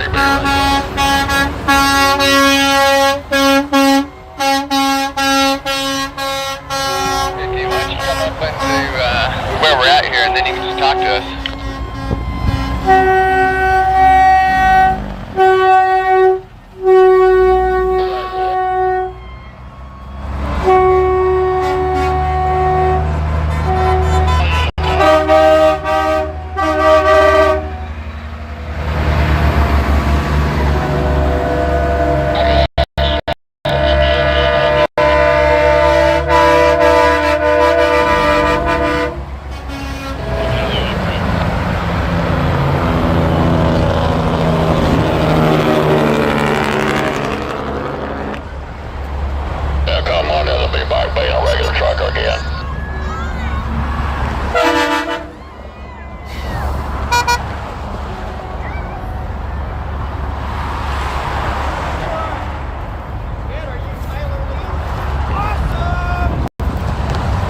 Tyler Lee's here, running for Congress. Hey guys.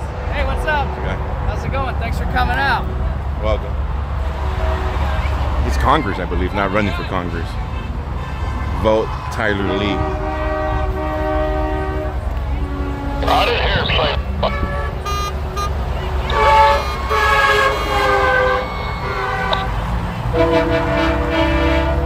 Let's go up and make a look at it. Here, come on. Go ahead, come on. Dog there, you got right to say what you want. I got it, shut up.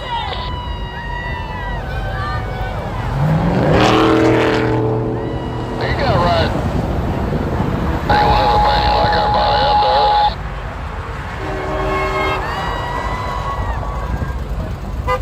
there. You got right talking like everybody else.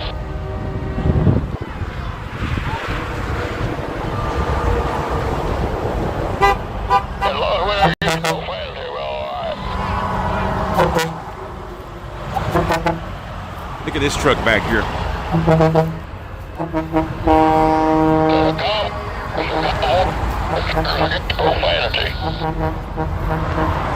It was Convoy, but nobody should be cussing on TV. I agree with you all the way. God bless.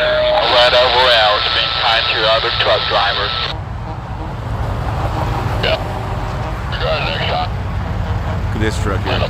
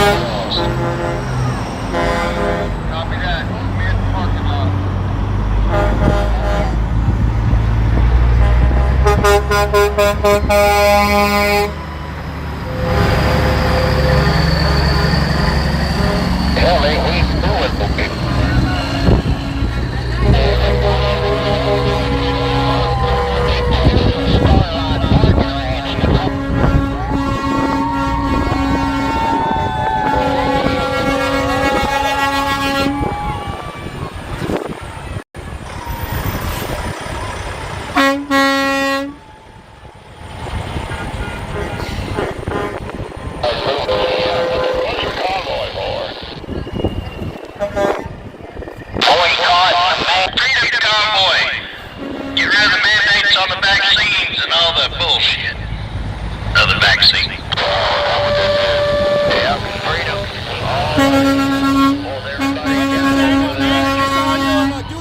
What's your channel name?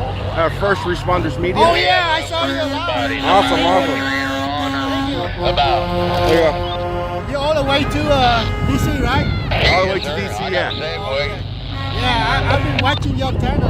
Thank you. Are you from local here? Or You're on YouTube now. yeah. You have about 1,500 people watching you on YouTube. Freedom, I can't wait. Thank you, sir. How's it going, guys? Pretty good. How long have you guys been waiting for the convoy to show up? You know how this foreign-made product is. An hour? Are you guys excited for the convoy coming through? They want you to buy it again. Are you guys from here? Awesome. Thank you. You too.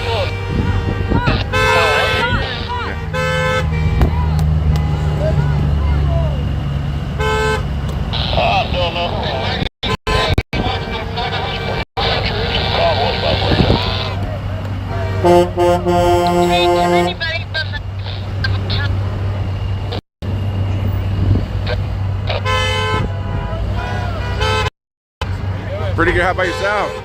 How long have you guys been waiting for the convoy to show up? We got not long. We got here what 30 minutes before. Yeah. 30 minutes ago. Yeah. Are you guys local from here? Yeah. Thank you. No problem, man. Have a good one. Don't even talk to that.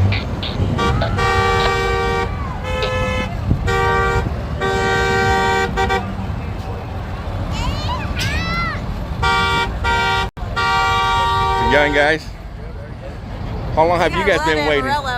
You, the support from all the way down since we entered to here has been huge. Where are you from? Bakersfield, California. Well, I'm a live streamer. Thank you. I'm a live streamer. And I'm streaming the whole way to DC. Okay, for you. Congratulations. Thank you.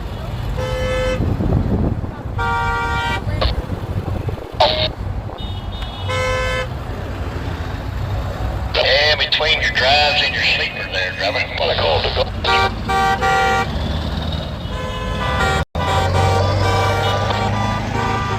Don't be shy.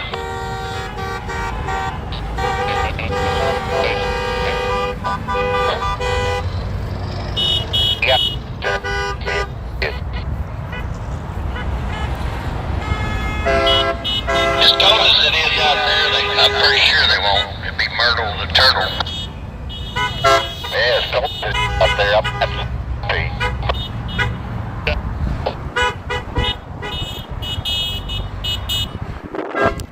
All right, let's head out there where the trucks are parking. On the other side of me, Jeff. It ain't all full of humps and shit, is it? No, free country.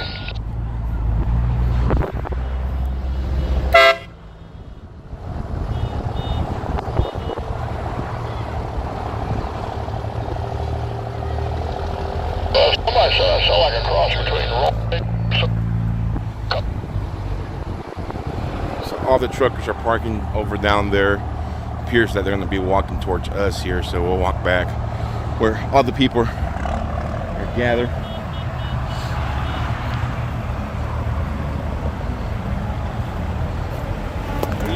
The guy.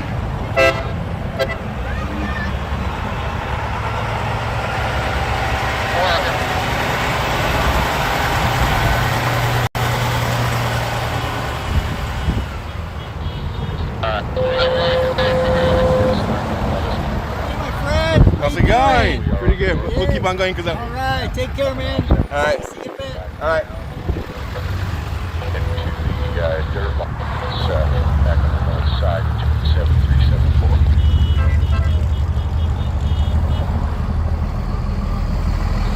Roger. So that's where we're going to go. So everybody that's associated with the convoy, off at 7th, back, front road on the north side, to the dirt lot. You can't miss us, and we're going to line up, be here about an hour or two. So I'm gonna be here for about an hour or two. Are they still planning on stopping in that dirt lot? Because everyone's just driving by right now. You see every all the trucks coming in and so on. So come into the dirt lot, and you'll see the step deck is walk around and step come up. How's it going? How's the trip been so far?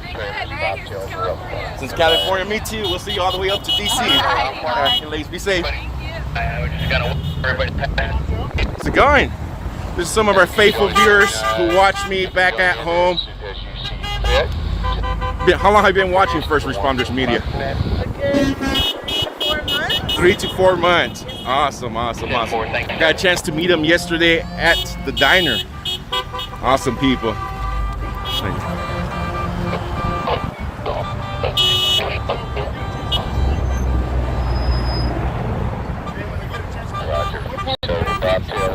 Right behind you? All right, on. For sure.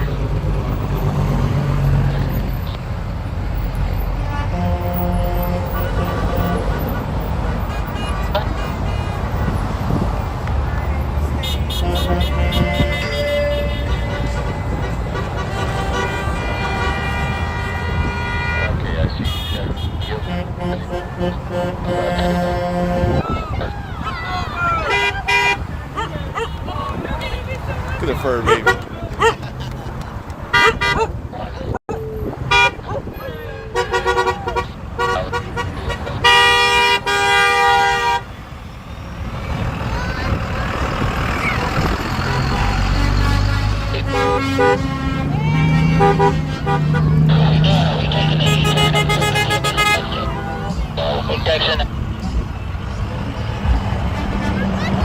Awesome.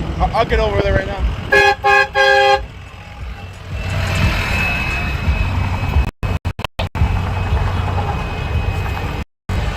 How long have you guys been waiting this morning? Hey, we just got out here. I came on and I saw I Googled it or Facebooked it, and I saw your thing, so I started following it. I was like, he's like, let's go. Awesome.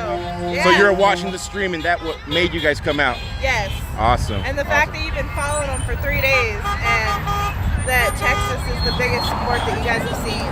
Honestly, it has been. Hell yeah. That was the first scene I seen that people were standing from bridge to bridge. Bridge to bridge. They've been doing it since like 7 o'clock this morning. 7 a.m.? Yeah, everywhere. Awesome. They've been talking about where they're going, like all the bridges. They're packed. The sides of the road. Yes. Well, thank you so much. Thanks for following them. Thank you.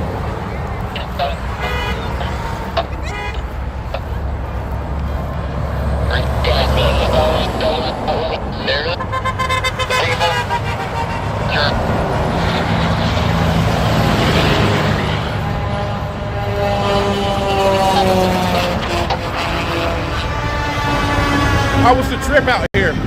How was the trip from Glen Rio out here?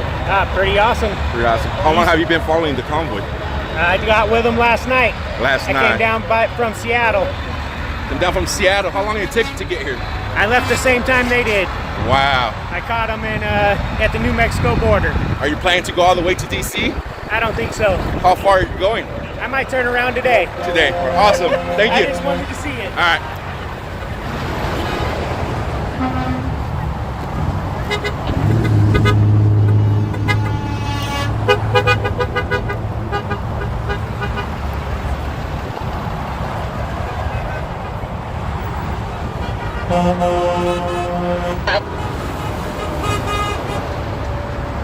We're setting up at 74 on the north side. 74 on the north side. How's it going? Good morning. God bless America. Eastbound. At what time you guys show up this morning? 11 a.m. Are you guys excited about the convoy coming through here? Very excited. Yeah, you'll get 1,500 trucks over there. What do you think is the purpose of this convoy? I think the purpose is to stand for our freedoms and to keep the Constitution, the rights of the Constitution for the American people. Awesome. Thanks. Awesome. Yes, Thank be you safe out very here. much. You too. God bless you. God bless you too. Over 74.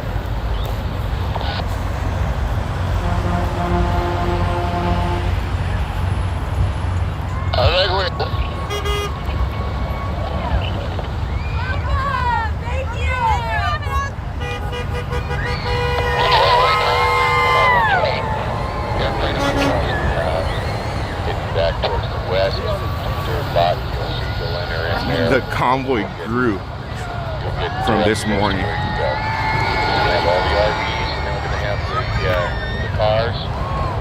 We'll start stacking them in.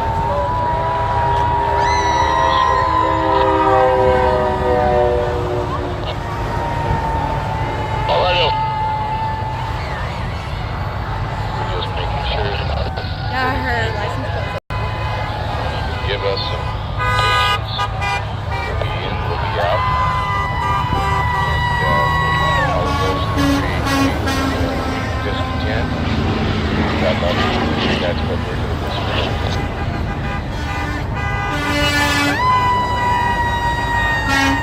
Hey, Beauty, thank you so much for that Cash App, and thank you so much everybody who's been supporting the channel on our journey, on our way to DC. Everybody who sent those super chats, PayPals, Cash Apps, Venmos, thank you guys so much.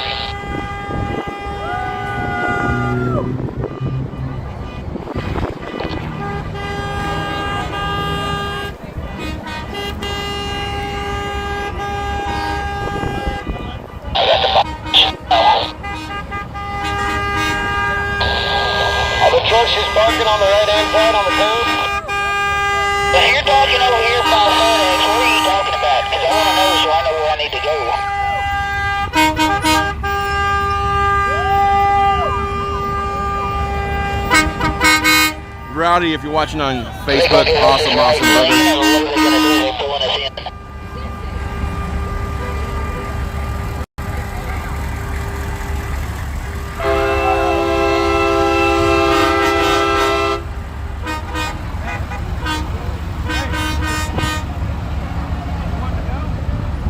Yeah, there's so many in the crowd. There's just so many in the crowd. So, in any case, we'll be out of your hair. Alright. Well, it's nice talking to you. Yep. You too.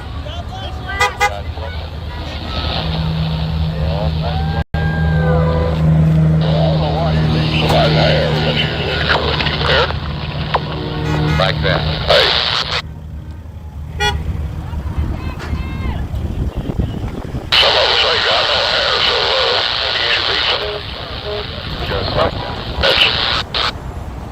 It's funny how they blaming Mexicans, but then when they want to they have their little house project going on, they're going to look for them over there at Home Depot. It would. Oh, just weird. Just like that. Flagaport? I don't know if this little weekly split you get now, but just like that. Yeah, that radio's actually keen over everybody. No modulation whatsoever, but it's damn sure keen over everybody. Good. There you go.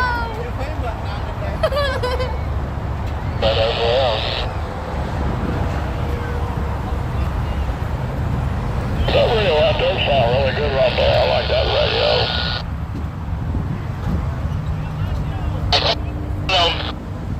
test one. All right. Take up all to the big ticket.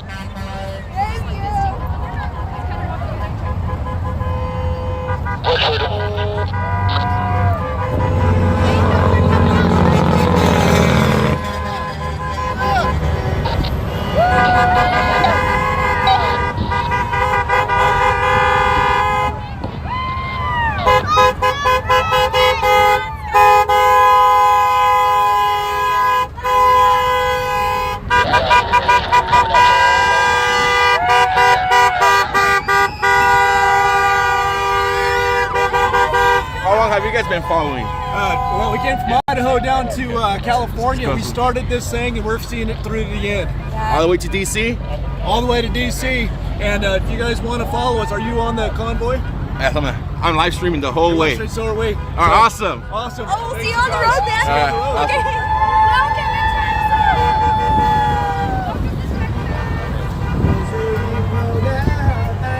Keep going. How long have you guys been following the convoy? We drove 1,000 miles from Iowa. Let's just keep on walking. 1,000 miles from Iowa. In Iowa today, to get here today. Are you guys riding? We're going all the way to Washington, D.C. Awesome. What made you guys decide to join this convoy? Because it's our American duty. I grew up with a family of truckers, and I've been waiting 2 years for the American people to gather together and take our country back. Awesome. Thank you. Thank you. Welcome to Texas, ladies. Hey, direct so we need to go in to go park. How's it going? This is your first day with the convoy? Oh, yeah. What made you decide to join this convoy today? Freedom, man. Freedom. Are you guys going all the way to DC? All the way to DC? How far you guys drove to catch up to the convoy? Well, we're actually from Lubbock, Texas. We had to come here. So you're waiting for the convoy here and you're taking off with them. Awesome. Let's go.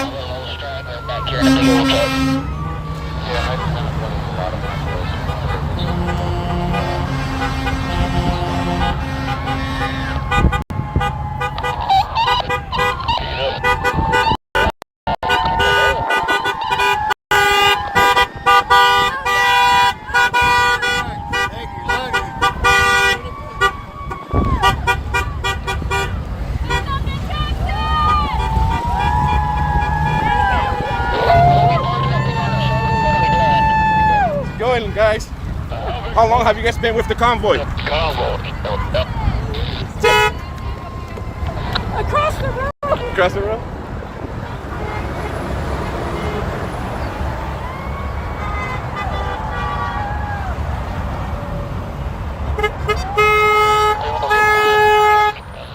With all the clouds ahead.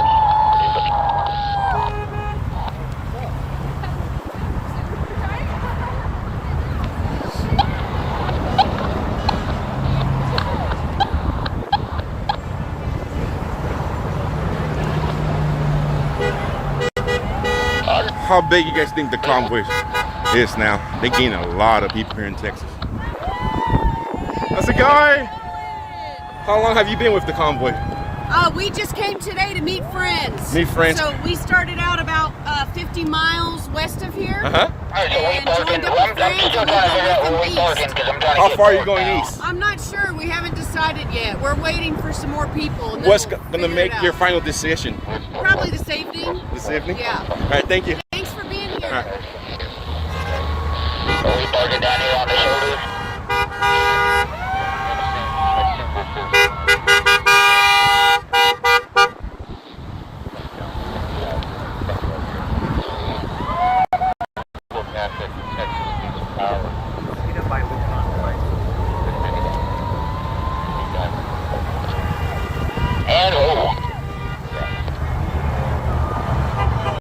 How's it going, brother? Going well, buddy. Thank you. Welcome to Texas. Are we supposed to come off this access road and go where everyone else is parking?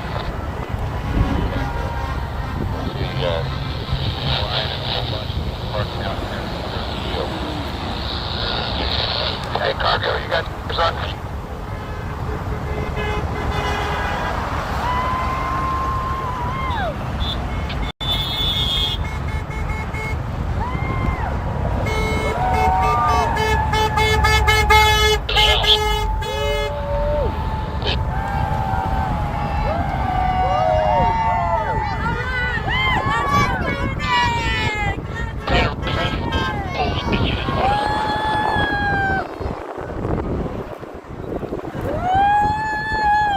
How long have you guys been waiting for the convoy to show up? Since like 11. 11. You're excited for the convoy?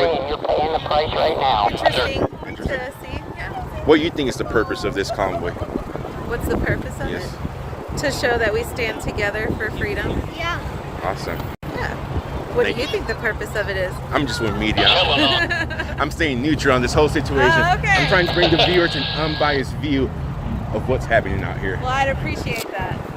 There's- The media sometimes fails It does. I'm trying to do the opposite. That's I'll be live streaming the whole way to DC. I've been with them for 4 days already.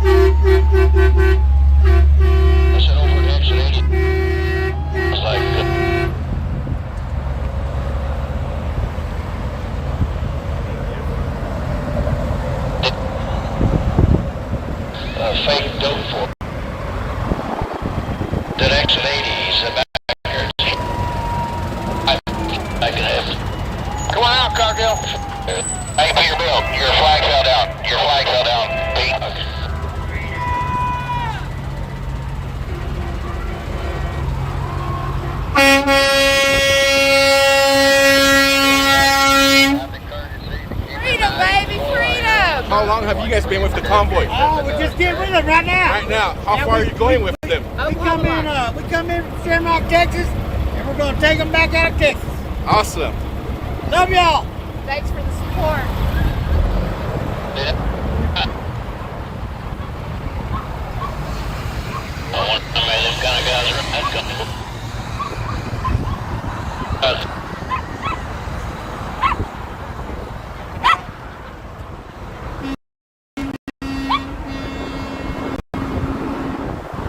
Come on, go get what you want now.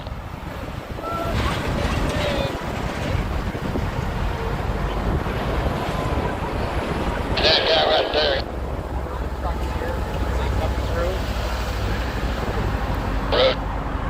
Still have vehicles coming down here with the convoy.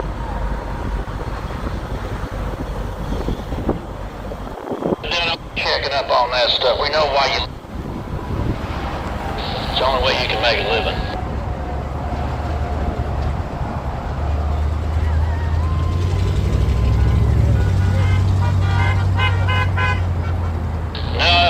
I got a big radio that sounds really good, and I don't think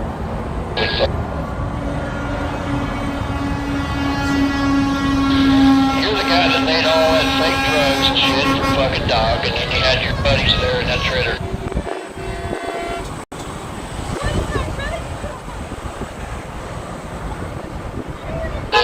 You're mad you got the money no more. That's what happened. That's knows that. Hey, driver, if you come on up on Red International if you're trying to get on the highway. Because I'm not. I'm just not a radio on the air. I like to talk on the radio, but you get in there and you're just mad about it because you're mad because your buddy is gone. You have, what do they call that? Was that your sugar daddy? Hey, one high break. Yeah, go ahead. Can someone tell me, I've had one vehicle that's went around 3 times. Is there a staging place they're asking me where to park at? Because right now, I'm back here and they're coming right back around.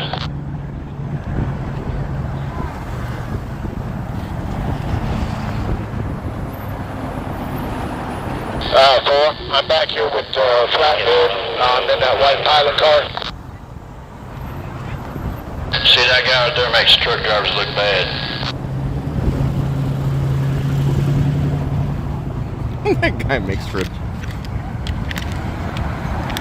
The unfiltered CB radio. What are we supposed to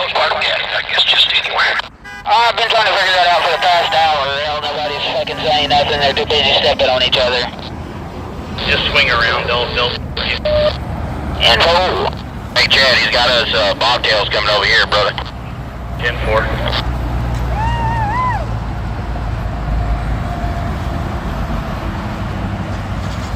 We do have a drug manufacturer at exit 80. Fake drug manufacturer at exit 80 over at the campground there. Who's on the radio? The truckers here. The truckers are on the radio. They're getting from the truckers passing by. 250. Well, it's a hitchhiker camper and he makes that fake drug. Well, he used to make it.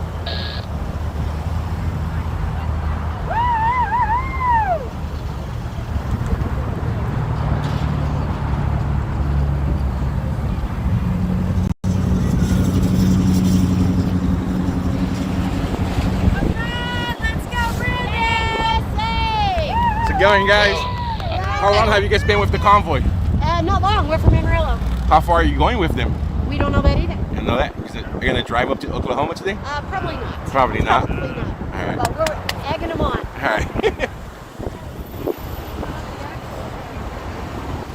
How's it going? How long have you been with the convoy? Well, I'm just traveling from Amarillo. I'm here in Amarillo with them. Are you going to be traveling with them up east? No, I can't go east. Okay. Support them here. Thank you.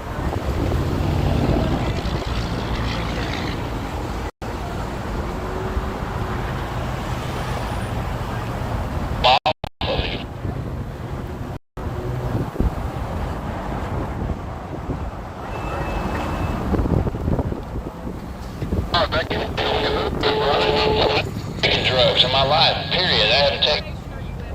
I'm with First Responders Media. We're live streaming the whole way down to DC. Thank you so much. How long have you guys been with the convoy? Huh? How long have you been with the convoy? We've been here for about an hour. An hour. Are you driving with them? Over there and I-40. Oh, so you're just here showing support as they drive by? Yes, sir. All right. Love them. Love them. Thank you. Thank you. God bless you. Thank you. Say back in the Republican Party, the more progressive party, Democratic, definitely conservative, but a lot of people, they did toss around liberal and conservative as Catholic parties. But it's not. Anything I did ask you about? Yeah, don't make you stupid. So start walking over there towards where the truckers are at. The vehicles of the convoy.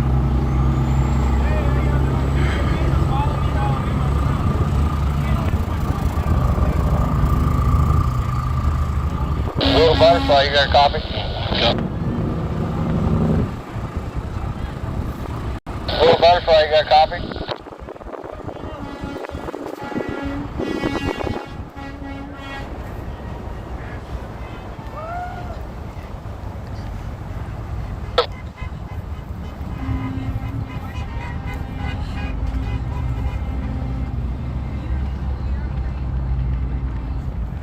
Alan, thank you so much for that PayPal. Lisa, thank you so much for that PayPal.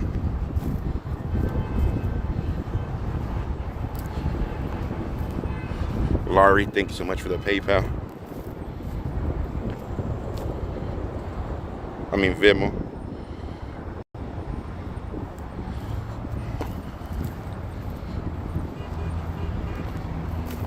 And Catherine, thank you so much. Thank you everybody who's supporting the channel through your finances as well.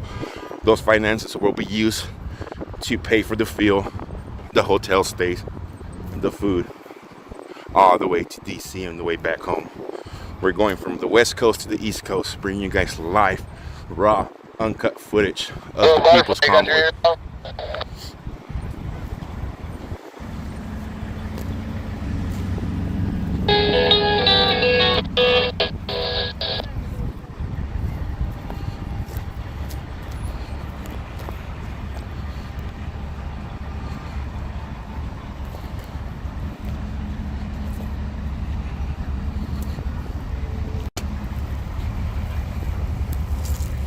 Amarillo has a convoy.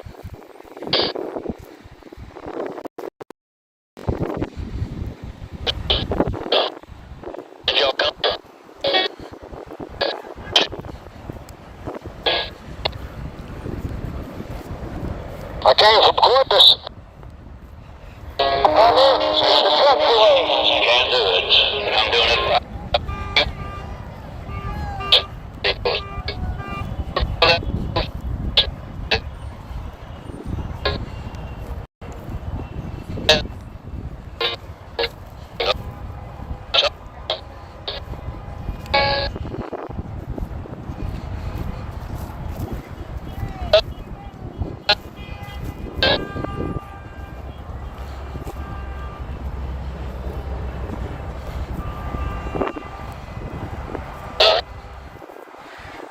Right, we're gonna get our vehicles and park over here. Switch over to the big camera. Looks like they'll be having a rally down here.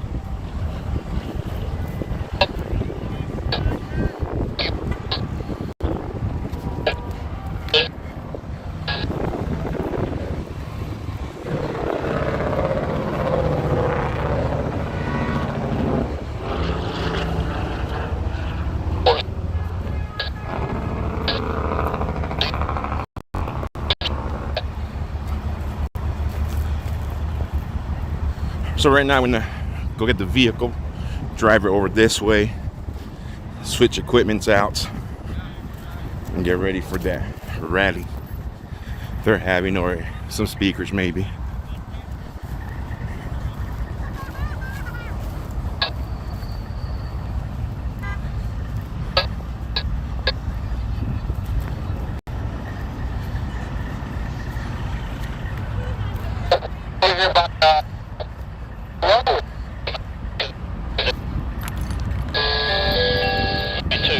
I'm gonna be honest, I counted over 400 vehicles. I quit counting. Let's see. You heard that, guys? 400 vehicles. Ooh, that's sharp. Getting there. Oh, that's sharp too.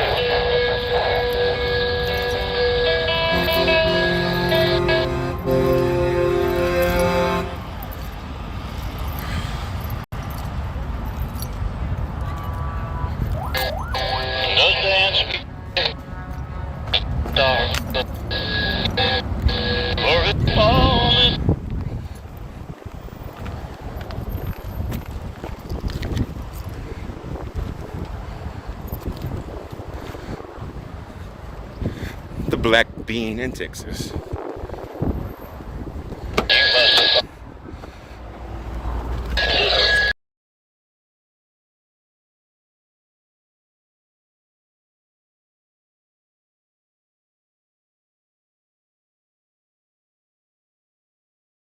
Golden Valley.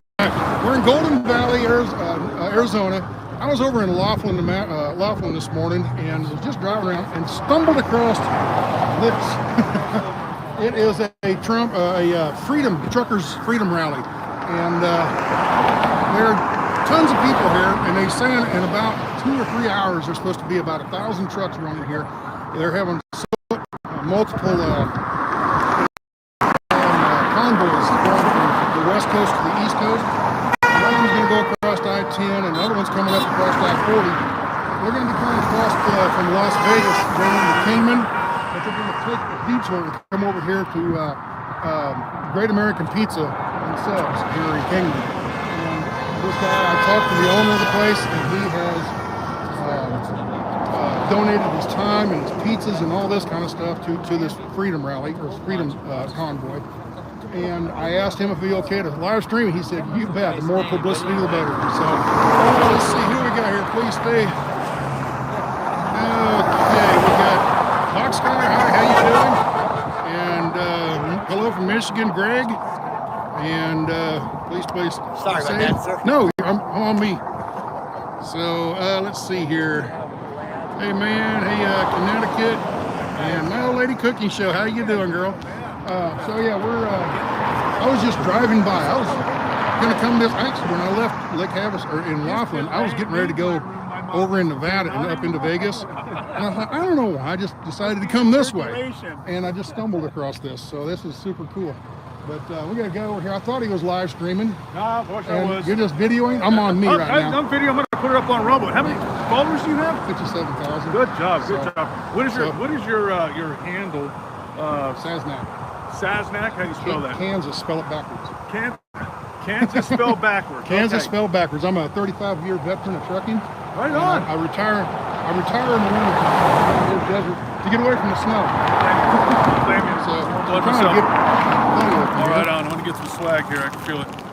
So there you go. Saznak sticker. Saznak. There we go. A little bumper sticker you can stick on your car. So I'm going to put this up on Rumble. Okay. And that's the only way I can get out because I don't have that many followers. Yeah. But do a shout out live here. What's your Rumble account? My Rumble account is Ironman Bike 601. Ironman Bike 601. So go to Rumble and find me there. I've got a lot of real good people that I follow who's a part of this movement and so forth. Some of the Canadian people too, and some of the local people too. I'm a fan of the Patriot Street Fighter. There you go. So I want to give a shout out to the Patriot Street Fighter. That's it, man. I'm just glad everybody's out here. There's a lot of good hearts out here. I've been here for a couple hours and it's just been growing and growing. That's what I feel Washington just doesn't get. They just don't understand the people in this country. Yep. They're so isolated in their little community over there. Oh no. You know, so. Well, I'll tell you what, they woke up a sleeping giant. Yeah. It's coming down. You know, folks like us, we've been being fed this stuff for a very long time.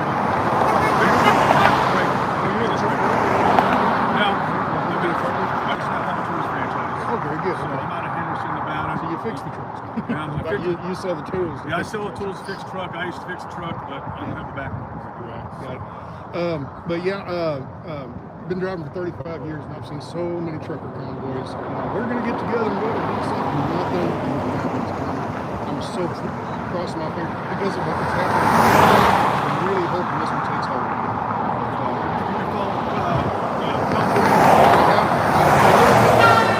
Actually, as of January 1st, I ran down there.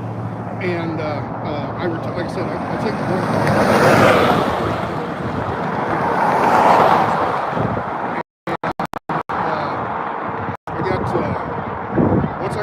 January 1st. Once I got the January 1st, pretty much detuned everything. I mean, I just haven't heard TV or anything on. But I do watch this guy, Justin Credible. He's a YouTuber up in Vancouver, and he is really, really big on. He's not a trucker, but he's really big on the Canadian trucker. So I learned a little bit from his channel and knew, people.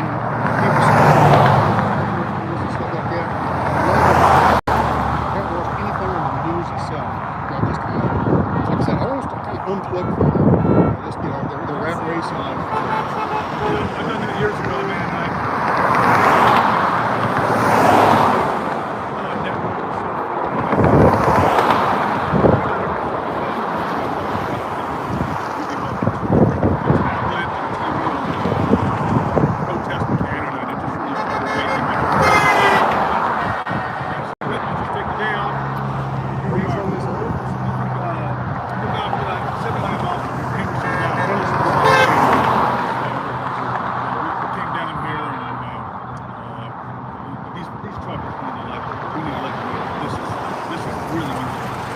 I remember back in '90 when all the troops were taking off and going to Kuwait, Kuwait war.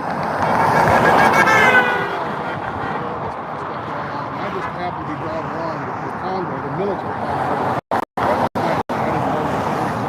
But I was driving down through all these towns and all this stuff was everywhere. And it was just kind of a neat feeling to me, because I was in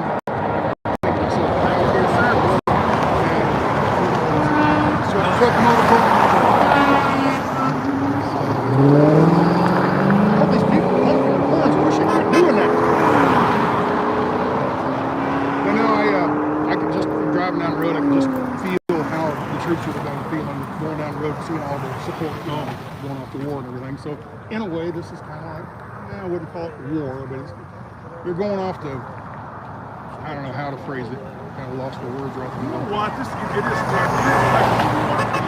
is a front line. And if you look at the Canadians, you know, so they lost the one bill in the truck. And if I'm not mistaken, just about 30 minutes ago, I think they erased that union's support through the road. I hope that's correct. I've unplugged some TV. I got connected and started climbing out a bunch of rabbit holes. My job. There's a lot of really ugly stuff. I'm sure a lot of folks out there go to rabbit holes and find some conspiracy theories that may be true that takes a while to digest. I'm just waiting for that guy to go to heaven. I know heaven's got a heck of a library up there. I'm going to look to see who killed Kennedy and where they buried Hoffa and all these things that you don't know here. Yeah. You know, find out for sure what actually happened. Tell you what. Don't know about Hoffa. They always said it was a giant stadium or something like that. But I would imagine he's out in the Atlantic Ocean somewhere. Probably. I don't think they would have put him in the That's what they say a lot of these people. Elvis is out there? I hope you were in with us. I watched a movie one time. Elvis, he's an alien. Alien? Yeah. So long as you get the idea. Yes. Just as long as not the ones that are deep down on the ground in the gums. All right. Well, have you heard anything when the drivers are supposed to show up? Last I heard, when I first pulled in here, somebody said a couple hours, but I haven't heard any more. All right. Yeah.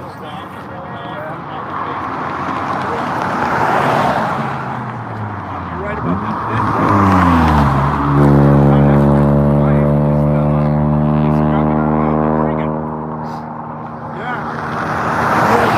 Want to be on camera?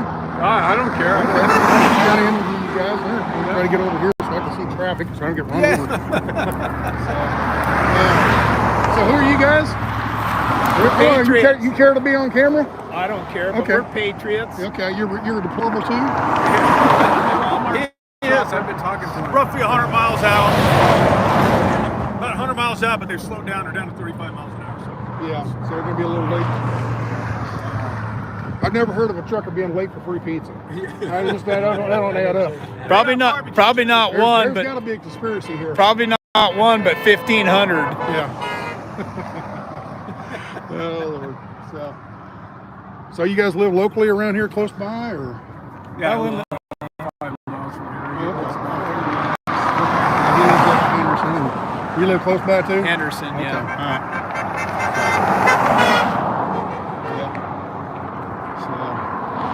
So, I was talking to that guy.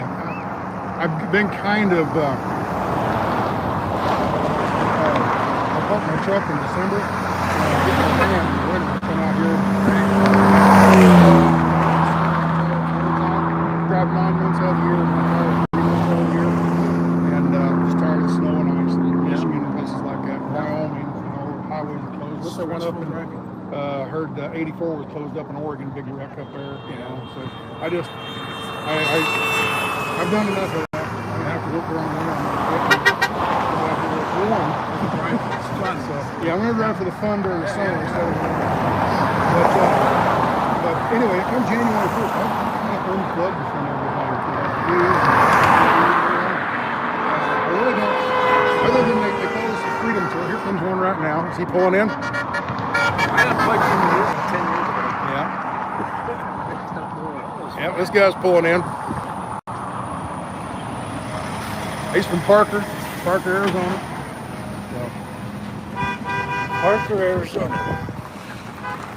So that's just one of the fairly close by. Yeah, Parker's. So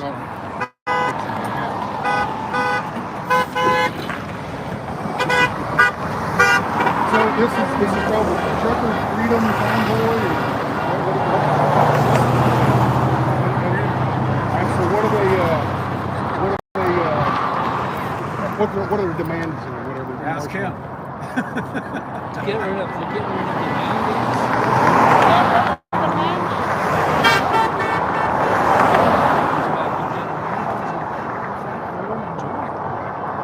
I just,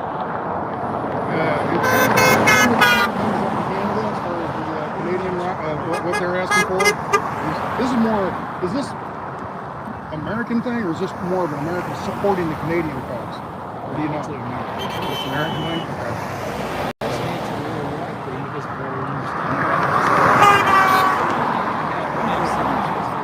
Oh, they do. They got bigger trucks than we do. They got bigger trucks than we do. They got Kenworths that have 800 horsepower, and they pull 3 trailers, triple stack cattle. They have road trains. They got the world record for the most trailers pulled. And what it is, they get them all lined up, and anybody can pull them straight for a mile. They got to go up and make a left or a 90-degree turn and get completely straight and down. The world record is 57 trailers. They're empty trailers, but they, But you know, when we go out of town and see trailers and triple trailers, you know, that's what they do. They just double and triple trailers and stuff. And most of them are three trailers. But some of the guys that are going across the outback, they actually have a small trailer. They got the truck, and then the first trailer with a pup, and then 2 or 3 large trailers. The first trailers, the cars for them. They got to fix their own tires and all that kind of stuff. So they got a whole bunch of basically a toolkit. But in more central Australia, that would be Texas to us. It's all cattle. And they'll haul cattle. You know, our cattle is double layer. Those are triple layer. They go 17 and 3 trailers. And they're up in the 150,000, 180,000. Well, there are not a whole lot of bridges out there. They do a lot of low water crossings. It's a different world down there. I used to look into it back. I started driving in '87. I was probably about 90, 92, right around there. Leaving and going down to Australia. That would probably be a neat, adventure. Yeah, I thought it'd be a neat adventure. And I found out Australia wouldn't let you in if you're going to take a job away from Australia. They need you like you're a doctor or a scientist. But here, just a working class job, they're going to let you in the country because you're going to take a trucking job with a truck back in Australia. So I dropped it. I'll go on vacation down there someday. They're in New Zealand.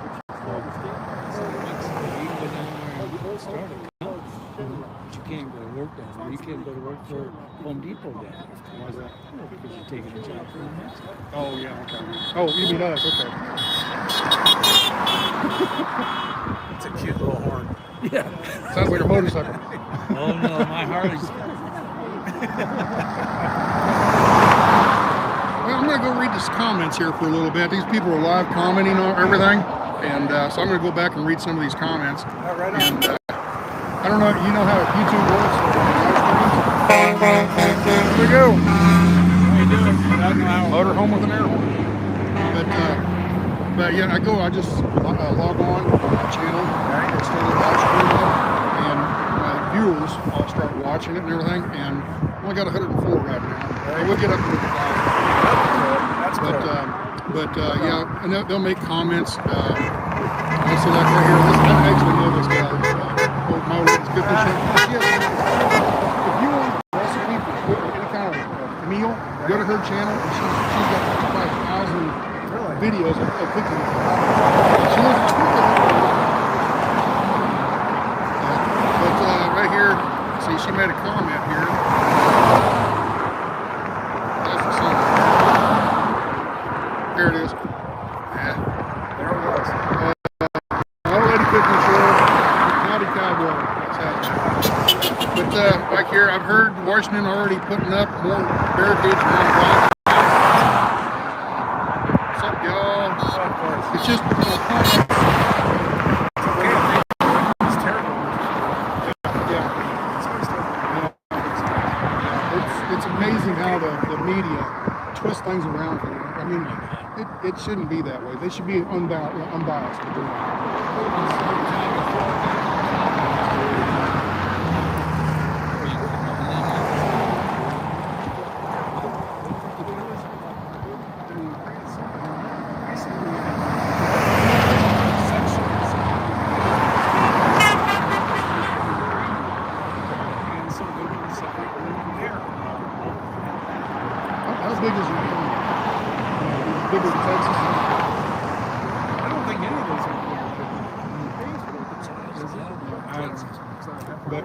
So anyway, cracks me up. there's regular Ukraine. Don't really want to be. They want to split off. West Texas, El Paso said to hell with it. We're gone. We want to be part of Mexico. Okay. Well, we can't have that. Yeah, okay. And so if they came in to help those people, they want to separate. So if somebody came in to help them, well, then we got to fight them. So that's basically what's going on. It has anything to do with us. Well, I think Ukraine's where the oil's at, and that's why the oil prices keep going. Biden's kid.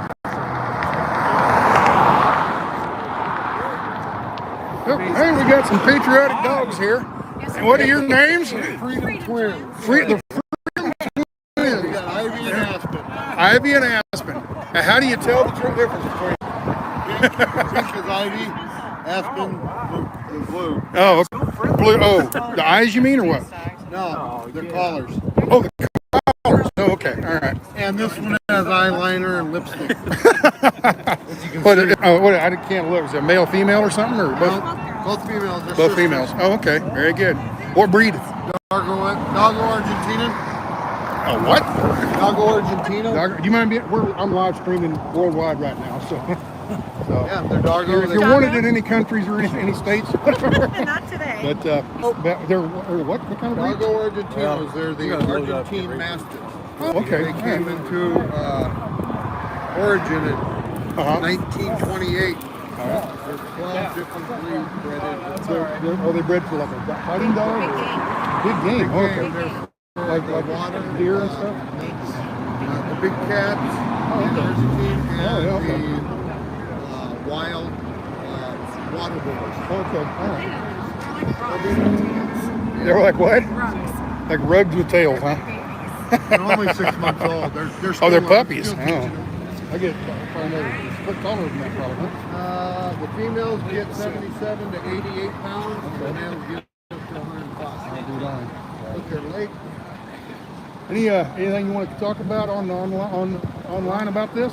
Let's go, Brandon. Let's go, Brandon. Let's go, Brandon. We're not very happy about our government, the way they're treating people at all. They're not working for the people, they're working for themselves. I haven't been happy with the government for quite a while. Trump was released for a while, but he tried. Had the rhinos up there fighting against him. His own party fighting against him. We need to get the people out of there, out of Congress, everywhere up in the administration, all the way up to the top. For the people. I think he called cleaning the swamp. Yeah, it's for the people. Not for Congress, not for the House, not for them to make money off the lobbyists. That's exactly what they do. And then telling us, you have to get a shot, or you're going to lose your job, or you're going to go. I mean, I was in the sheriff's department. And several of the deputies went ahead and got shot, but magnets to their arms. Yeah. Did it stick, really? Oh, yeah. I heard that story, but it's true. Okay. Now, why all the nanotechnology things in there? They've got the graphene oxide. They've got the COVID-19 chips in the. It's what? That's what the graphene oxide in the shots is. Oh, okay. The 5G frequency. Really? Communicates with the graphene oxide. That oxide ends up laying eggs into your bloodstream or whatever it is. It's all gonna come out. I got a theory on it, and it's one of those kind of conspiracy, wild conspiracy things. It's But not a conspiracy. the more I look into it, maybe I'm not so crazy after It's not a conspiracy anymore. There's all kinds of publications out there. They're trying to call it. Yeah. Some have you ever heard of the Georgia Guidestones? Georgia Guidestones? Yeah. Look into it. Okay. Down in Georgia, this guy came in back in the 80s, I think, and he bought a little 5-acre lot outside of a small town in Georgia. And he put, he was the lawyer for the guy. And nobody knows who actually bought it, okay? Nobody knows who actually owns the land. They kept it all hush quiet. But they put these monoliths, kind of like, remember the movie 2001 Space Odyssey? Remember that big monolith? Okay, they put these monoliths, brand new, like a tombstone. They put these all up here. And what it is, there's four the 8 most popular languages in the world. And there's a message written. And it's their 10 commandments for the New World Order. And number one is get the population down to 500 million worldwide. Why haven't we torn those down yet? So 8 billion. Those get shots. That's one out of every 16. After they activate those COVID-19 chips in the 5G towers. I don't know. She has a picture I haven't got a shot yet, hundreds of birds dead on that 5G stuff. 5G That's why the doctors are freaking out about 5G. The frequency is very, very dangerous for human beings. Very dangerous. At this end or at the tower end? Or just anywhere? In proximity of it. Is this kind of the same as like if you live underneath a power line or something that messes you up? Okay. Only works.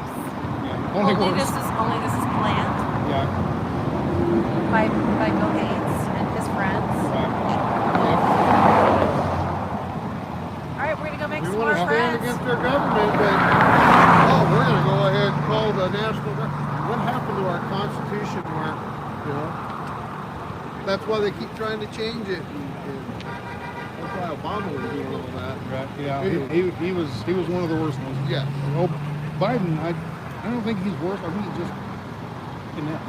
He is. He's not there. He's a puppet. Did you hear that he run through from the Secret Service that got out that they run around him and shitting himself all night? Biden? Yeah.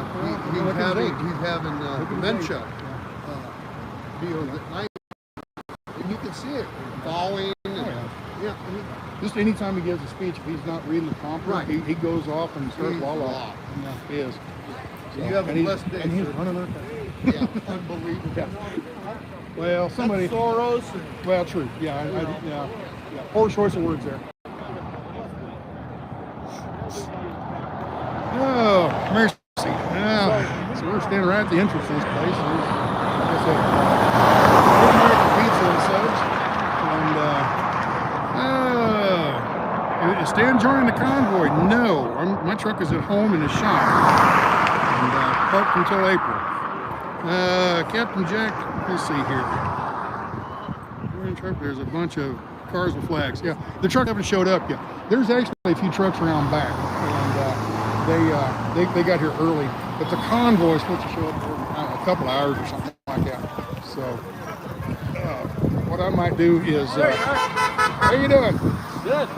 Let's let freedom roll. If they're a little wobbly. That's when I first got here. I got out of my van, and he's parked right beside me in a Travato? Yeah, Travato van. And so anyway, we got to talking because of the vans and everything. Oh, yeah. I'm Sharon. Sharon, nice to meet you. Stan. Nice to meet you. Stan, Dennis. Dennis, nice to meet you. My next door neighbor's name's Stan, so I can probably remember that. There you go. Where are you from? Dallas. Oh, okay. That's what it is. Do you live here during the winter? No, I'm a truck driver by trade. I'm in the sun. Is that right? I'm sorry. But I'm a truck driver. 35 years. Well, not really. When I come winter time,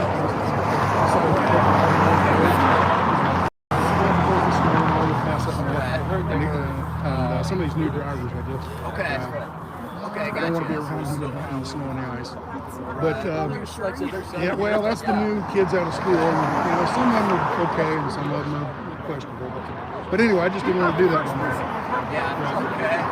So I just decided come winter time, just park the truck, and I get my van to come out here in Arizona for the winter and try to stay warm. It was snowing a little bit ago. So. We live in Mesa, so it's usually warm. Story? He's got what's that? Sure. I'm with the newspaper down in Lake story about you guys. I guess I'm YouTube live streaming right now. Okay. Or no? Go for it. Okay, yeah. Go ahead. All right, we got a reporter here. He's talking to some people. Maybe I can learn how to do this. I guess we're just gonna get you guys Dennis. Did I get that right, Dennis? Two N's. Last name is Stransky. It's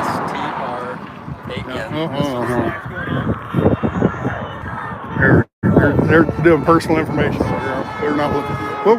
We'll come. We'll come back to them. He was getting names and all that kind of stuff, and I don't want to put that on here. But let's see, where else can we go here? Maybe I'll walk back here and see if I can talk to an actual truck driver. So let's go back and see if we can't find one.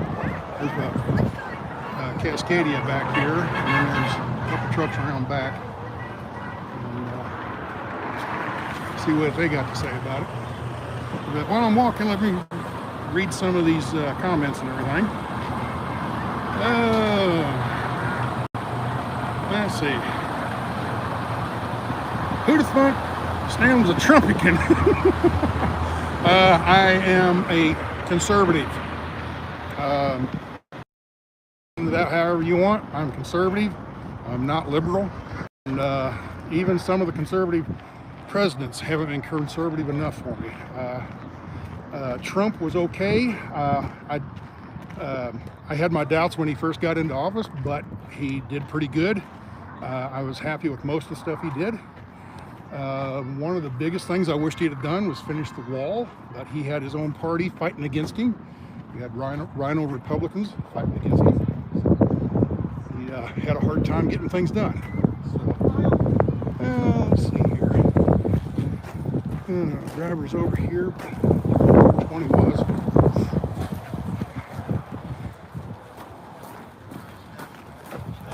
They got a bunch of stuff coming in. People donated things, I would imagine. Wait, hold on 1 second. Here. We're gonna. They got a barbecue going in here. Yeah. Check this out. How you doing? Pretty good. This is how you cook your pizzas in here? Oh yeah. All right. Wood smoke pizzas. Yep. We just got this last night. Oh yeah? Oh really? Yeah. I ain't had the chance to burn the paint off yet. We unloaded about 5 o'clock last night. By 6. I'm live streaming on YouTube. Yeah, that's all right. Okay, very good. Okay. All right. Yeah, we unloaded it and leveled it out, and we had a fire going by 6 o'clock. We had to burn off the paint and the oils and stuff. Well, just the grates. Okay. So it was 3 hours, and as soon as that was done, we put a pig in there and a lamb. Oh yeah. Okay. And it went all night. Pulled it out this morning. Pig gone? Huh? No, nobody's. Oh, okay. They haven't fed nobody yet. Oh, okay. All right. The only pig that's gone is the one that's been picking pieces out of the. Oh, this looks good. So. Oh, I thought you were gonna go political there. Oh no. This is not about politics. Yeah. This is about us saving this country. Right. Yeah. People on the East Coast and West Coast, they don't understand it. They don't get it. They live in their little bubble in Washington D.C. and they think that the rest of the country is like this. And they think, the clothes that you have on, the shoes to wear, the food you eat, and the vehicles and stuff you drive. Where did they come from? The truckers. Yeah, I hold a couple of them. 35 years of driving. Without truckers, even though they're using a lot of rails to run it, I think only because they can't get enough drivers.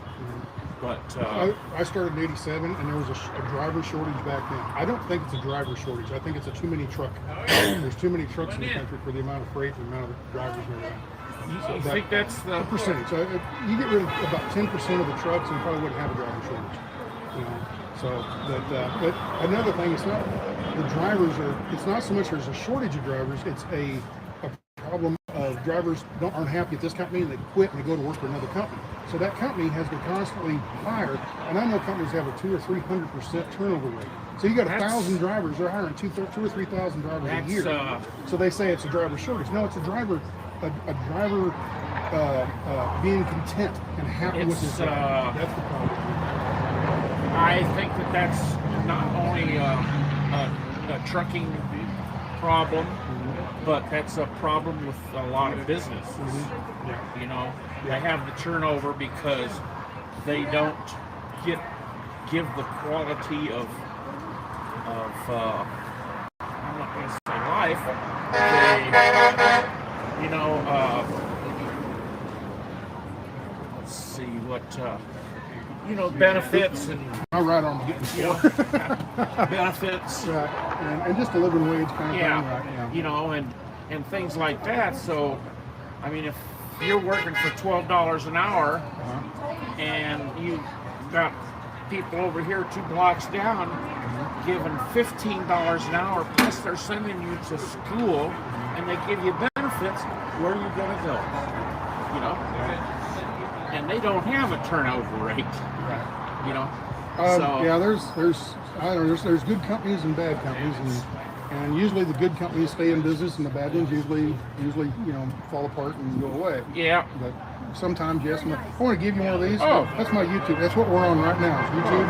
And that's my YouTube channel. I was born in Kansas. Spelled okay. backwards. So where in Kansas?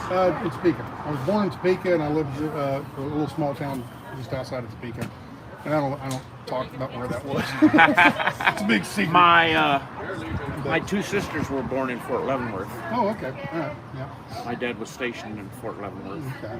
Not in the prison. Okay. No. In the military? In the military? Yeah. So he was in like the Army. a teacher or something? Or? No, he was a cook. Oh, a cook. Okay. Yeah, because Leavenworth is the military college, right? It's it's where they teach. I'm sorry. That's where they teach the generals and stuff how to combat strategies and stuff like this. I don't know. I was too young. Yeah, that's what they do in Leavenworth. You know. Then Leavenworth has the military, but they also have the prison. I was 10 when we moved there. Okay. Yeah, something like 10. So 1952, 53. So I was 11. How are you affiliated with all this? Are you an owner or something? Or No.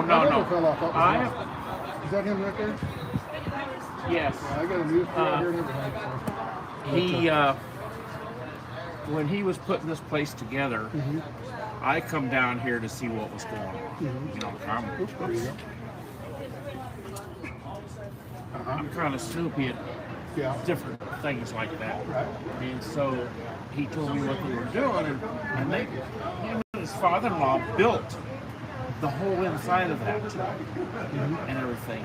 Well, small business entrepreneur. Yeah. Yes. We were just starting to make the tables, so I just says, I just give him a hand.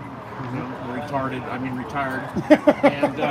there you go. So I helped put all the tables together, and a bunch of other odds and ends, and just was the kind of the handyman. Hey Jim, I need a hand. Okay, type of deal. So we need a bit, a drill bit under the hardware store. I've done that, yeah. A lot of gopher. But yeah, I was kind of the gopher. Hey, we need lunch. Go up and in and out and grab 16 lunches. But they just kind of took me in. I became a fixture, and then when they opened, I was listed as the ambassador. There you go. I kind of greeted people when they came in the door, and I used to go around the tables and ask them how their lunch was and everything else. I'm live streaming on worldwide right now. So if you don't want to be, are you wanted in any states? At $5 a gallon. If you're wanted in any states, you better. Okay. So anyway, just letting everybody know it's live on the internet right now on YouTube. I have a YouTube channel. That's like I gotta go to see. We don't want you to start out up there. We don't want you to turn around and unzipping this and find out that. It could be dangerous. Yes. Well, dropping the camera here. Well, By the time you get across. live streaming, whatever. I have a YouTube channel, a trucking YouTube channel. Oh, you do? And, And she likes truck drivers. And it's I this. do like truck. My sister was a truck driver for 37 years, never had one ticket. Oh, really? That's a big deal. She was You know late. that. She was late a lot. This is No, she this wasn't. is She was this really is his this is his YouTube. That's what I figured. But what I want to Chance what's is your name? backwards. Stan. But I'm what, Janet. YouTube is Cessna. It's Kansas. I was born in Kansas, so it's Kansas spelled backwards. So it's Cessna. Yeah, and when I first started that channel, I figured people would start doing it like the Affleck duck camp. Yeah. Nobody caught that on, so. Okay, let's see. What am I? Uh-oh. No, it's okay. Oh. No, it's not okay, actually. Look at that. Yeah, there you go. That's a good pose. There you go. Well, let's see here. Yeah, it's glary, but yeah, it's basically the mask looks like two hands over the face. Yeah. So. Whoops. Oh, I'm sorry. Didn't mean to be rude. Oh. Yeah. Yeah. Okay, but where's my post? She's a poster. Well, now all they're doing is complaining and saying it's This is pink. That's me. I mean, not me. It's me. Okay. That's who my Facebook is. You know what I mean. That, I know what that. That's off the Wizard of Oz. Yeah. Yeah, lean on that thing for a minute. They'll warm you right up.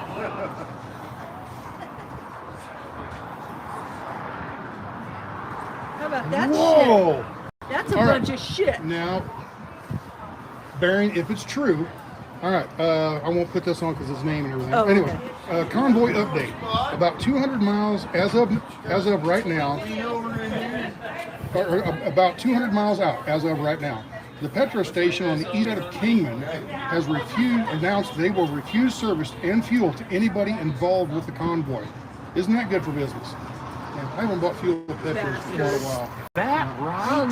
I'll never go to Petro again. If thought that's you'd true, be interested. if that's true, but yeah, some of the stuff they were doing 2 years ago during the COVID, everything shut down. Drivers couldn't, all the restaurants shut down. Drivers couldn't eat. See, I'm lucky. My truck, I I have a heard kitchen. about that. Yeah. I've got a kitchen in My my sister, we used to pack her up her, what do you call that? Slow cooker, and she'd be swinging down the road with the crock pot and the roast in the back, and I'd make a bunch of food. I do that all the time. Yeah. I got one of those mini Instapots. And a mini fridge. No, I got a full size fridge. Yeah. I got a shower and everything now. My truck. If you go on a channel right here, go on a channel sometime and look it up. And I do videos of my truck and everything like that. Oh, that's cool. That's go to video number. You got a pin? You got a pin? Just remember 100. Video 100. I do a full video of my truck. Oh, you do? I want to go see it. Inside, outside. I'd be interested. It's an 11-foot long sleeper. It's got a bed, long ways, a kitchen, full refrigerator, microwave, and a full shower. You know, it's got everything but the you know what? but the hot tub. It's funny because when I was a heavy truck mechanic, and we had one guy that hauled for, who would it be? Applied? Allied van lines, yeah. Yeah. Actually, I pull a lot of their trucks during the summertime. And his tractor, him and his wife lived in there and traveled in there, and it was like a mansion. Yeah. It was the longest and biggest condo that I've seen on a truck. Right. The longest one now is, I think, almost 20 foot long. It's got 3 rooms. It's an RV. It's an RV with a fifth wheel on the back. It's so long. It's got a 450-inch wheelbase. It's huge. Compared to this black truck out here, the black truck's probably about a 280 wheelbase. So just double that. That's how long the wheelbase is on the thing. It's huge. Go to ARI Sleepers. Also, I think their website is Legacy Sleepers, but they're the ones that build all the, and they built the biggest one. It was huge. It's got, you walk up, there's a tab, and there's a tab into the sleeper. Okay? But on the outside, there's a step. It's like an RV, steps up into the sleeper. The TV's across the front wall up above the entrance to the cab. I've never heard of this. There's a kitchen and dining area, and then there's a bedroom with a queen-size bed, and then behind that there's a bathroom with a full shower and toilet. So it's 3 separate rooms. So while you're driving and you're tired, and then I see you have pulled off at that exit, but you never really made the exit. You're just on the side of the road, No. Most states it's illegal to park on the on-ramp and off-ramp. Okay, but if you see a truck up there, he's probably just out cooling the tire off. There's a lot of them that do that. Cooling the tire off. Oh, that. Do I look like I would know what that means? Cooling the tire off. Yeah. So, Bumping the tires. Don't throw the tires. I yeah. thought you really meant cooling the tire off. No. Are you really blonde? Yes, I am. But yeah, but those guys would probably just pulled off to let their dogs off, doing the same thing. Oh, really? And then they get right back You on. see them stacked up. Well, some states it's not illegal. It's It may- not- out it's west, not- out west, it's not so I've bad. seen it. No, it's not in California and here. Yeah. Yeah, can't do it. Yeah, but see, a lot of them, it's not that they're out of time. It's a lot of them, they can't get into LA or the different places they go to. Here we go. Got another one pulling in. Another Until step deck. Got another step deck pulling in. Until a certain time in the morning. Right. So appointments and stuff. They no, that's dunnage. That's dunnage. What's a dunnage is so the big tube of plywood where they put it up there. Well, the forklift is underneath it. And they got to pull it out. Well, that dunnage keeps a little gap there, so you get the forklift in out from underneath. But anyway, they and I forgot what I was asking about. Going to California and the appointments. Because you're blonde. That's the last thing I remember. And Because it might be the last thing you remember. But you were talking about they can't go in because they're appointments right. and stuff. Because a lot of them are scheduled to go in. You can't just, a big, There's appointments. It's like a big dentist appointment. warehouse and stuff. They don't, you just can't come in at random. You have a scheduled time to go in and park so they can unload you or load you. So all these people, and you see park them in the big truck stops and alongside the road, they can't go in until a certain time. And then you'll see, if you go by an hour later and everything, you won't see no trucks because they're all headed to their appointments. To the appointments. And that appointment could be at 4 o'clock in the morning, could be at noon, it could be 3 in the afternoon. Just never know. For instance, Walmart, Walmart has two kinds of warehouses, one for dry groceries and one for refrigerated groceries. So I did a lot of refrigerated type stuff, going frozen food and things like that. And you go to Walmart and they want you to deliver like 1 o'clock in the morning or 4 o'clock in the morning, that kind of stuff. But you couldn't come in until an hour before that appointment. Let's say your appointment is 3 o'clock, you weren't allowed to come onto the property until 2 o'clock. So you got to find some place to park away from there. So 10 miles down the road at a truck stop or a rest area or whatever, over behind a Walmart parking lot or something. But you go find some place to park until your appointment. But one of the huge problems with it now is the log books. So you can pull over and do some dishes. Yeah, that's one of them. Yeah, but one of the biggest problems lately is they I don't know how many years, 5-6 years ago, they mandated the electronic log books. And now, if you move the truck, sister told me all about that. if you move the truck at all, it registers you as moving. So now it screws up your 14-hour, your 10-hour breaks, 14-hour window, and all that kind of stuff. It's a nightmare. So I watched a show the other day. Did you hear? I'm sure you did about these self-driving trucks. Yeah. Yes. Yeah, they're working on that. They're working really hard on that, but I don't think I'm going to have to worry about it by the time they get, because even if they get the truck working well, they're going to have to pass all kinds of new laws. Because if somebody pulls out in front of a self-driving truck and something happens and maybe it's hurt, they can't be right. Who's at fault? The truck can't be at fault. The trucking company at fault? I don't think they're going to have totally here, push a button, and the truck takes off and drives off. I don't think they're going to have that for a while. I think what they're going to have is trucks that the first truck will drive, there'll be a driver, and other trucks behind won't have a driver. They will pull, those trucks will pull in and with radar, just like your, what do they call the cruise control, adaptive cruise control. You can set your adaptive cruise control on, let's say, your luxury car or whatever. Hell, not even luxury cars anymore. My van's got it. But anyway, you're cruising along, and it'll see that you're too close, and it'll slow you down, and you just pace right behind that vehicle in front of you. They will get that to where these trucks will pace off each other, 15 feet off each other's bumper. But the first time that driver hits the brake, all 5 or 6 trucks behind him will hit the brakes at exactly the same time. Yeah, and I think that will come first. Okay? I do. I think that's Probably only about 5 years down the road, probably. Okay. But the totally self-driving trucks, I'm kind of retiring now. I still drive during the summer, but I don't think I'm ever going to see it in my career. Electric trucks, the Tesla truck, I know I'll never drive one of those. I'm against them. I just, you know, they're just nonsense. You know, the electric cars, things could be. That's what this is all about. It's all the crap that Biden has done in 1 year. Look, everything was doing pretty good with Trump. In the last year, I mean, what were fuel prices? Everybody was employed. The stock market was doing good. And Biden has got in there and screwed this and this and this and this up so bad in 1 year. And that's why all these people are out here and they're upset. You know, they're so it's not about. This is, to me, this isn't about truckers. Truckers are just, right.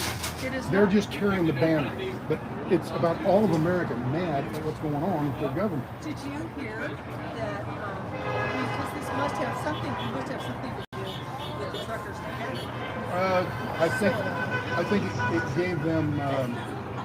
The Canadian drivers did it. You know, we're doing their thing for what, a month now, something like that, 3 weeks or so. And I think the American carriers, you know, hey, they're doing it, and you know, everything's going pretty good for them. It seems. Except I don't know why. I don't understand. Their bank accounts are being seized. You know, yeah. And their pets are being seized. Yeah, I don't understand about the pets. I don't understand that at all. It's all personal. It's political. It's it's just a tactic they're using. To now they're giving them summons. They're giving them tickets. Yeah, I didn't know they're taking them out of their trucks and putting them in jail. Yeah. I didn't know they were seizing the bank accounts. I knew they seized. Yes. You know, I heard that they seized the GoFundMe account. No, they're seizing their bank accounts and they're seizing their pets. So how do they know whose bank account? Because they arrest them. Oh, and then they get and then if you get arrested, then they go and seize your account. If it's more than so many days or something, I'm not really clear on the details of that. And then now with the pets, it's also if you go to jail and you're in jail for some amount of time, 8 days, and they go and seize your animal. Wow. So that's, now this is in Canada, not here. Yeah, I don't understand the thinking behind that. It's I mean, it's almost. I'll tell you what. Make it stop. I'll tell you what this is almost like in Canada. Well, you know what it reminds me of? No, you know what Canada reminds me of right now? Lee Antoinette. Let them eat cake. Right. He's just completely ignoring what the problem is. See, the thing is with us, I'm wondering why. Well, we're the United States of America, and we have something called the Constitution. Right. Yeah. Well, Canada doesn't have it. I thought they did. Well, to some extent. They're not America. Well, yeah. And whatever constitution we have is our constitution, our forefathers. It could be it's so. language. Yeah, well. Yeah. Well, see, they're still in the Commonwealth up there. Yeah. They are still part of England. Right. But I understand what you said. I feel like we have a little bit more. There should be a constitution set up there too. But I feel like there's things that they'd never be able to do here. He's right here. Because they're doing this because we have a constitution. And I hope that's the truth. I don't know. I look at what Hitler did to Germany, and it was against the law for him to do this and this and that. He just wanted it. Well, yeah. So, who let him do it? The German people were with him because they liked him first. That's what the problem is with the Biden thing. You look at everybody letting him do, tell what him. We're going to do that same thing. Oh, that's what this is. Okay.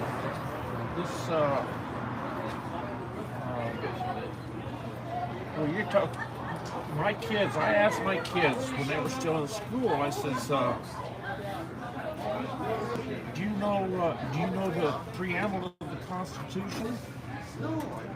He said, "No." What's a preamble? Yeah.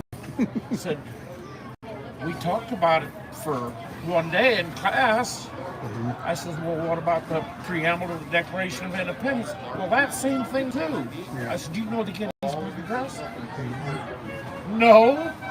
I said, "What it's about?" "Well," I said, "What president?" "Well, I don't know." Somebody's pulling over the goofy horn. And so, my deal was that before I got out of 8th grade, everybody in class had to get up and recite all three of those. School's a lot different than it was. School's a lot different than it used to be. And I'm 77. Ish. Do I look kind of? Look kind of blonde there. Yeah. Thank you, Sid. But I can still can't do the Gettysburg Address, all of it, but I can't. Yeah. But I can do the two preambles. Right. You know, and it's something that stuck with you. And I would what imagine we're the kids. losing. I would imagine the kids today can't even do the Pledge of Allegiance. I wouldn't doubt it. Well, I'm going to go wander around and talk to a few more people and everything. There's the owner right over there in the red hat. I know. So, isn't it Robert? Okay. So, I'm going to walk around out here and get some more other people, and I'm going to scroll and see what I'm scroll. Well, I got people are leaving comments, and I really ought to really go back and read some of these. I've been so busy talking that I've been kind of. All right. So when's that going to be posted? Right now. It's live. It's live right now. Oh. You go get your phone? Yeah. Get your phone. You go on to YouTube. Yeah. Okay. And on YouTube, like in that Sasmac, and you'll see it's live. We're live right now. You can go right there. Okay. Everything I can be way over there talking. You can sit here and watch me. Cool. So ask somebody how to do it. They'll show you.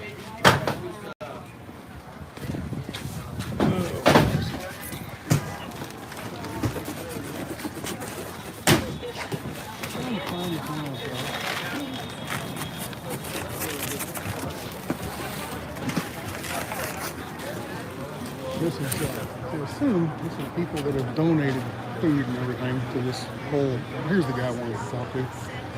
But I would assume this is all people donated stuff to the drivers when they get here. Are you taking them home or are they taking them to the grill? Until I find somebody and ask them, I don't know. I'm just assuming that.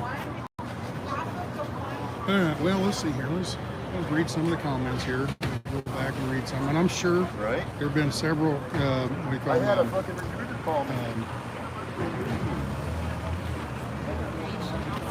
I'm sure there's been several, sorry. Can't think of what I'm trying to say here. Trying to read and. Okay, here. They shut down people's bank accounts just for giving donations.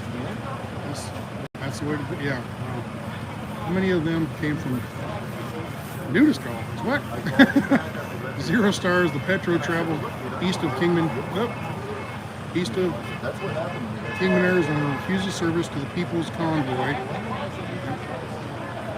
The People's Convoy boycott them at all costs. They stand against freedom and stand for the sickness and tyranny. Tyranny. Yeah, I haven't confirmed that, of course. That's just something I had on her phone. Anybody could send a text message. Oh, there goes the sheriff. And the sheriff was tooting his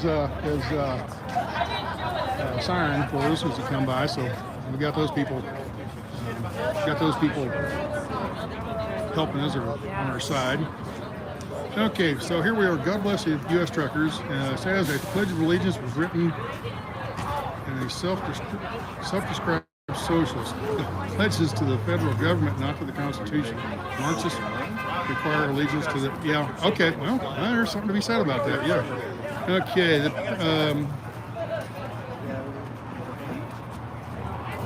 There's 2 levels: the lie and the truth level. Both exist. I've got it. They both exist in a paradox, and so when it was used, so when I use those terms, you know what I mean. Decades. Okay, I'm having a hard time on this, but no, anyway. Politics made him a great leader. First job, the president protected his citizens. Yes, that's true. The president's first job is to protect your people. Thank you so much. Standing at that staging point for the trip. It's not a stage. It's a stopover for the night. I'm not sure where they left this one. I think somewhere up around Vegas. And every night they have to stop, and they're doing these rallies, so to say. And this guy that owns this pizza place, he volunteered his parking lot and all that for as many truckers could get in here. and he's going to feed them. It's a pizza and subs. I'm going to give him a plug. Take a picture of his sign here. And it's a Great American Pizza and Subs. And they're just outside of Kingman. Does anybody know what highway this is? Highway 68, Golden Valley. Highway 68, we're in Golden Valley. Okay. So right here, Great American Pizza and Subs in Golden Valley, Arizona on Highway 68. From Kingman, if you're leaving Kingman and you're going over to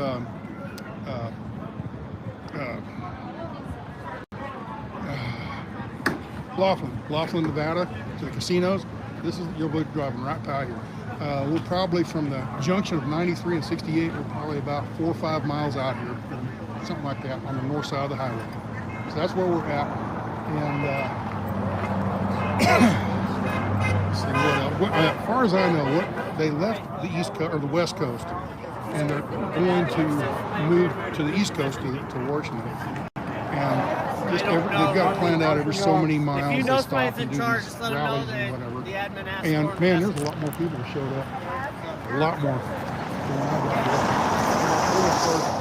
Lined up a mile down the road. This is something. I'm going to walk across to the median here in a minute as soon as these cars go. Go ahead.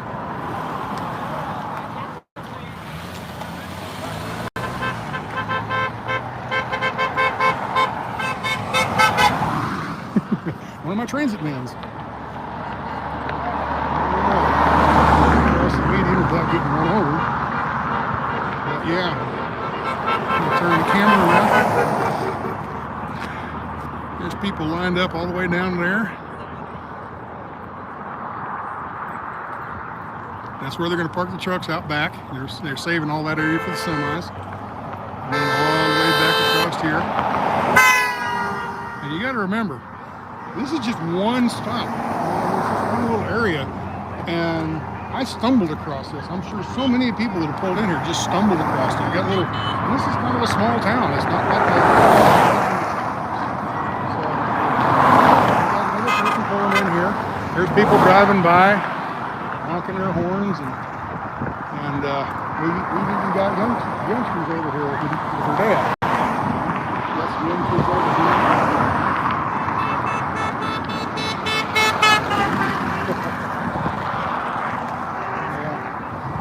I guess what gets me about this whole thing, I'm going to get actually off into the ground. I guess what really gets me is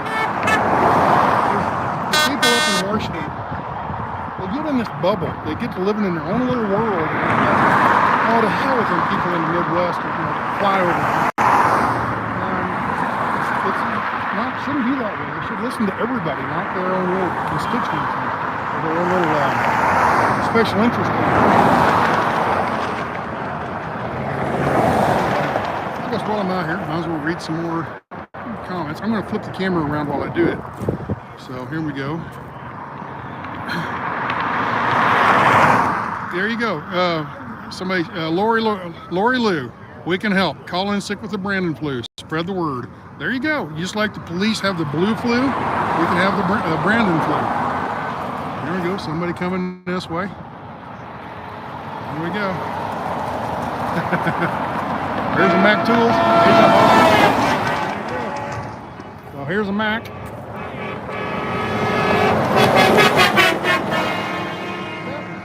That was a piss poor air horn. That wasn't very loud. Let's see. President Trump is a doctor, or is Fauci? Let's see. Wait. President Trump a doctor, or is Fauci? Is he the CDC? No, I don't know.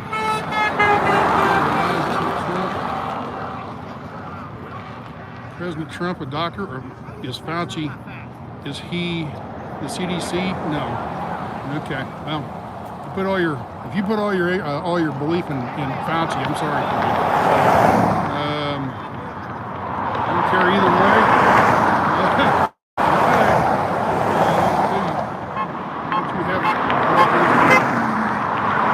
Let's scroll backwards on these comments here.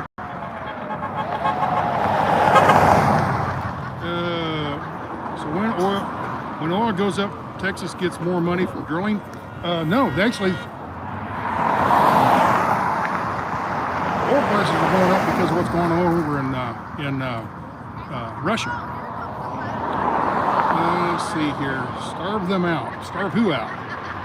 Starve Washington out? Or starve the truckers out? Rock Shepherd, you got to be more clear on your stuff here. Let's see. Keep coming, people. America needs you. There we go. Pay from Florida. Let's see.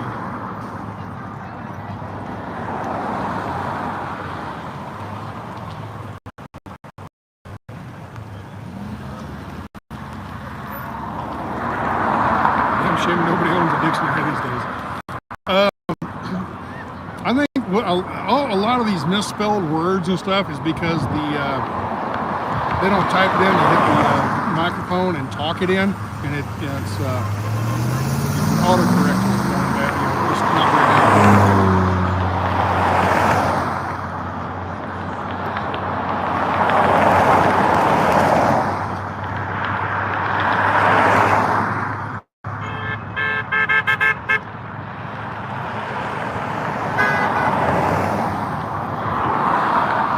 I'm gonna have to rewatch this video. Turn around here. I'm gonna have to rewatch this video after it's posted and everything. Oh, there we go. Thank you, Mickey. Yeah, appreciate it. I'm sure there's a whole bunch of people that have donated super chats and everything. And I've been so busy talking, I've missed so many of them. Thank you very much. And there we go. I think the school bus honked. Anyway, for the super chats, thank you so much. I'm sure I've missed a lot of them. I don't mean to. I'm just so busy talking with people that I can't keep track of that too much. So, keep coming down the road. Got an American flag on it.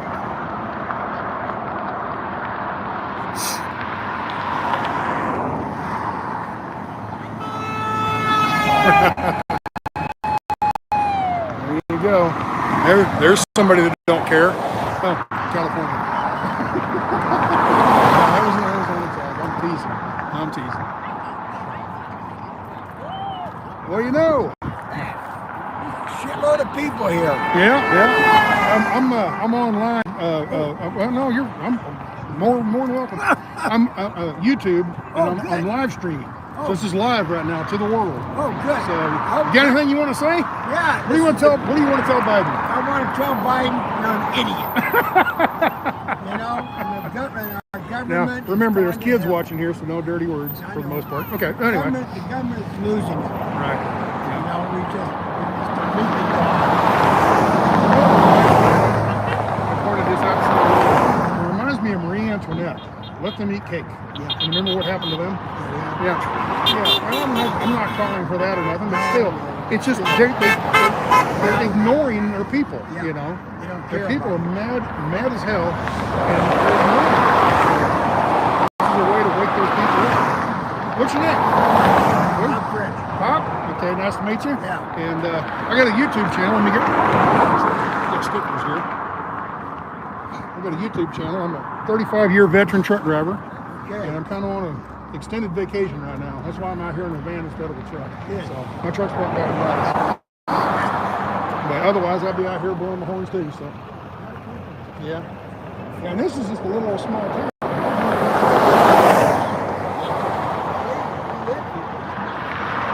Have you heard anything on the update on when the truckers are going to show up? Must be between 6 and 8. Okay. I mean, I'll be bark by the time they get here. When I first got here. All right. Take care. Well, let's walk across the road here. Well, might as well get across now. Walk across the road and get back with some people and continue the talking. How you doing? How are you doing? A YouTube live stream. Would you like to be on there? I usually not. But okay, well, it's up to you. I mean, hey, if I'm on it, I'm on it. Okay, well, anyway, you know a lot of YouTube live streams. Not really. Never seen I have a YouTube channel, and I can go with I can make a video, edit it, all that, put it up, or I can just go live. And whatever's recording is recording. Okay. So So why? What's your first name? My name's Kyle. Kyle. Why? And why are you out here? I'm out here to support the truckers and what they're doing for us in this country. Okay. Because we're the backbone. Without them, where are we? Yeah. And this country, they need to open their eyes and see that that's who makes this country work.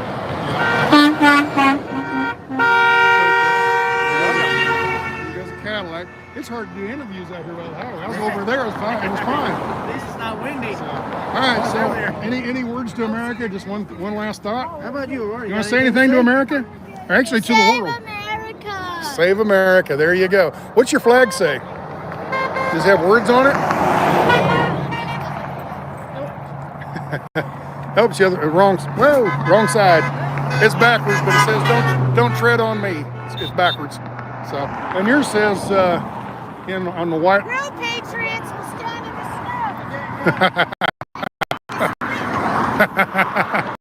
All right.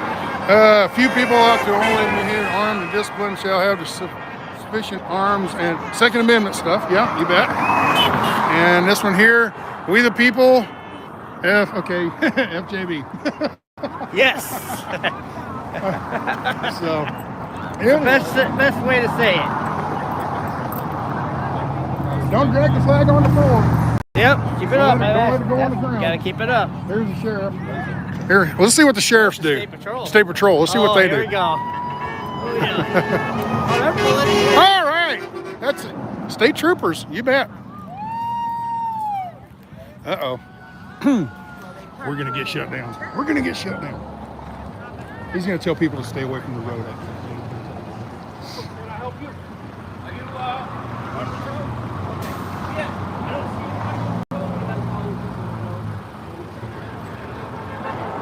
People are standing too close to the road, and he's just, for safety reasons, I want to back up just a little bit. So.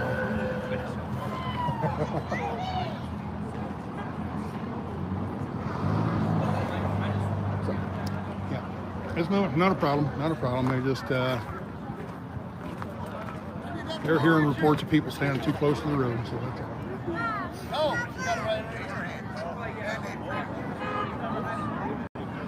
Oh, here's 2 more, 3 more, 4 more. Wow. Is the tear gas coming out shortly? I wonder if the tear gas is coming out shortly. Yeah, right. And the weapons. Yeah, there you go.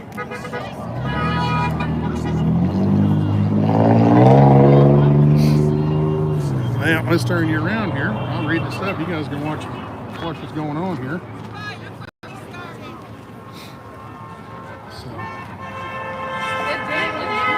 Like 20 degrees, no wind and the sun. Yeah, let's see. Here, let's see. Let's knock Shepherd's. Huge!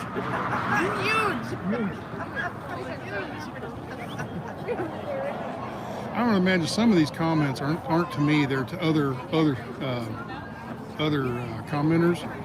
And like I said, I'm going to have to go through these comments later on tonight after this live stream's over. Something I need to check. I don't know how to do it.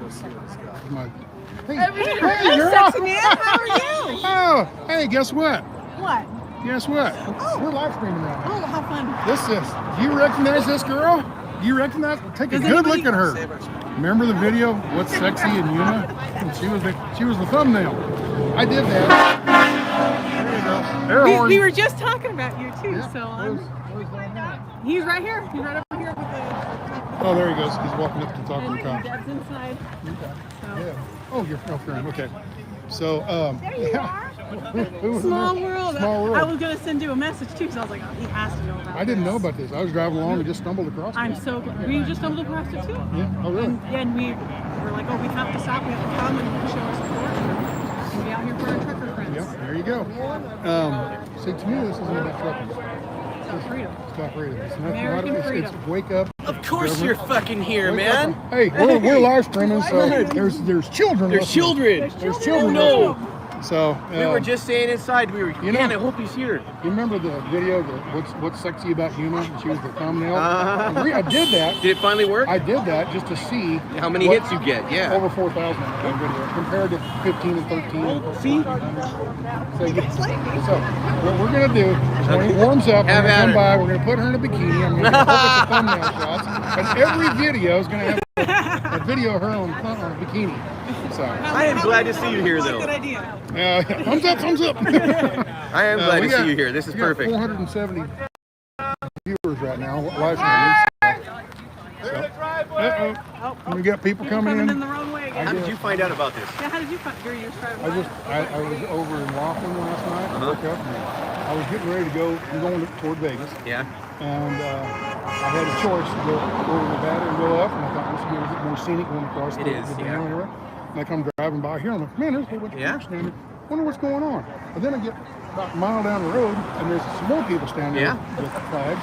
So all right, I got to turn around. I wanted to ask somebody. I said, what's going on? And he said, the Freedom Trucking Convoy is going to be coming by. I'm like, oh, they're coming from Laughlin? He said, no, they're in Vegas, and they're going to come down and then come this way just to spend the night here. They said Newsmax is here. They changed it. They've changed. Well, they got there was an app. Because I was going to meet them in Vegas, and they changed it straight here from the Barstow area. Across 40. Okay. Okay. And it keeps freezing. Okay. What's the latest? What's the latest estimate? Because when I got here, they said about 2 hours, and it's been well over 2 hours. They guesstimated between 6 and 8 first thing this morning. Where did they leave from? California. Hesperia. Oh, Hesperia. Okay. Okay. But yeah, they when they went up, hit the 395, the 395, to the 58, to the 40. And they were first pushing. And when I heard they were supposed to come up to 15 and go down to 93, but that got changed. Okay. So who changed it? The lead truck just hollers at everybody on the CB? We're changed. We're going that way. No, it was the lead. It was some. By God, here might have a convoy here. Or even let's go around. Damn trucker. Hey, if they show up later, they're going to get docked. I know. I know. Whenever you show up late for an appointment, you get docked, docked. I'm a flatbedder. If they wanted to guess it, they would have to what tomorrow. Yeah, there you go. Flatbedders have that attitude. Yeah, they do. You'll get it. I got a friend, he flatbedder down in Florida, and he got that exact same attitude. They want it today, they really want it tomorrow. If you were saying how when they came to the last one, they came in with the red truck. I heard him say it. So I don't think it was. Yeah, I don't think it. Oh my! We were heading home. We were blown away. I said, "Well, let's go home and grab the truck." The other truck, I've got 2 of mine parked out front now. So we're here. Yeah. I'm trying to figure out how. I can't tell how much battery I have on my phone. Is that an iPhone? Here. Yeah, he knows how to do it. Oh, you turn it? Yeah, I got an iPhone. When you turn it. Well, I'm live streaming right now. Okay, you'll have to get out of that. Do that. Okay. Basically, when your battery's up, just scroll down from the top and it'll tell you how much battery. So I'm on YouTube live streaming right now. Awesome. So you guys are worldwide. Did you know that? That works. But I'm trying to figure out how much battery I have. Somebody inside there, actually. Filming is not a crime. Yes, Robert, Kathleen are good people. Yeah. You guys are living this. Yes, sir. Yeah. Oh man. Yeah. Did you see their new fire pit back Oh yeah, the barbecue's huge. It's great. The smokers. Room for Kamala and for Biden in there. Should be in there cackling.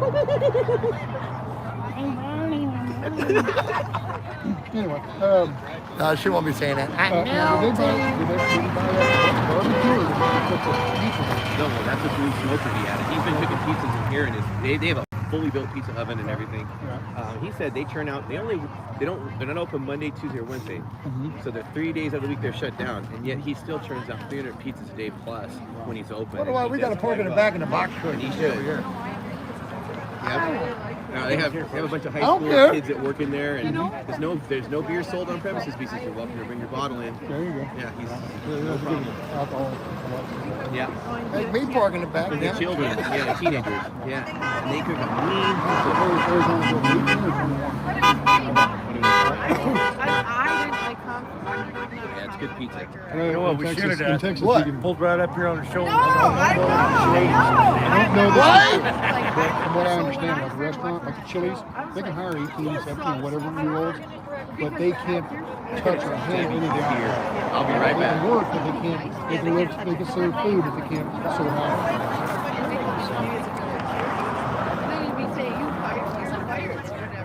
Because they were sleeping. I mean, Actually, he gave me. Of course, that Robert, he's super busy. Albums and stuff. Maybe I can get his wife is here. She is. You know them? not really, but Oh, really? Jason knows better than I do. But he yeah. I saw him at I don't know who she is. I knew who Robert is.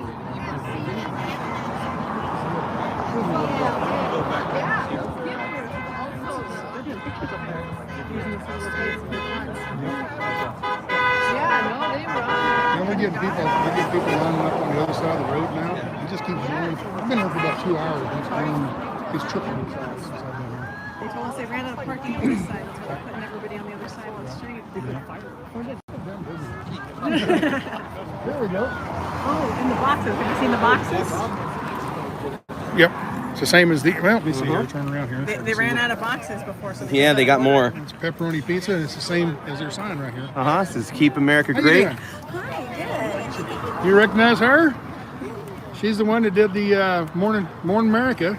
We all She kind of whispered it. She whispered it. Did she breathly do it? Morning America. Don't tell nobody it's Morning America. And he was the one that, he was, yeah. Okay. Yeah. Morning America. Yeah. I gotta clown everything. Oh, yeah, they're turning. There we go. We got a Patriot dog here. You do. He's Come a good here. one, too. Yeah. Yeah. Therapy dog. Go without it. Patriot dog. And he slobbers. And he's like, Here.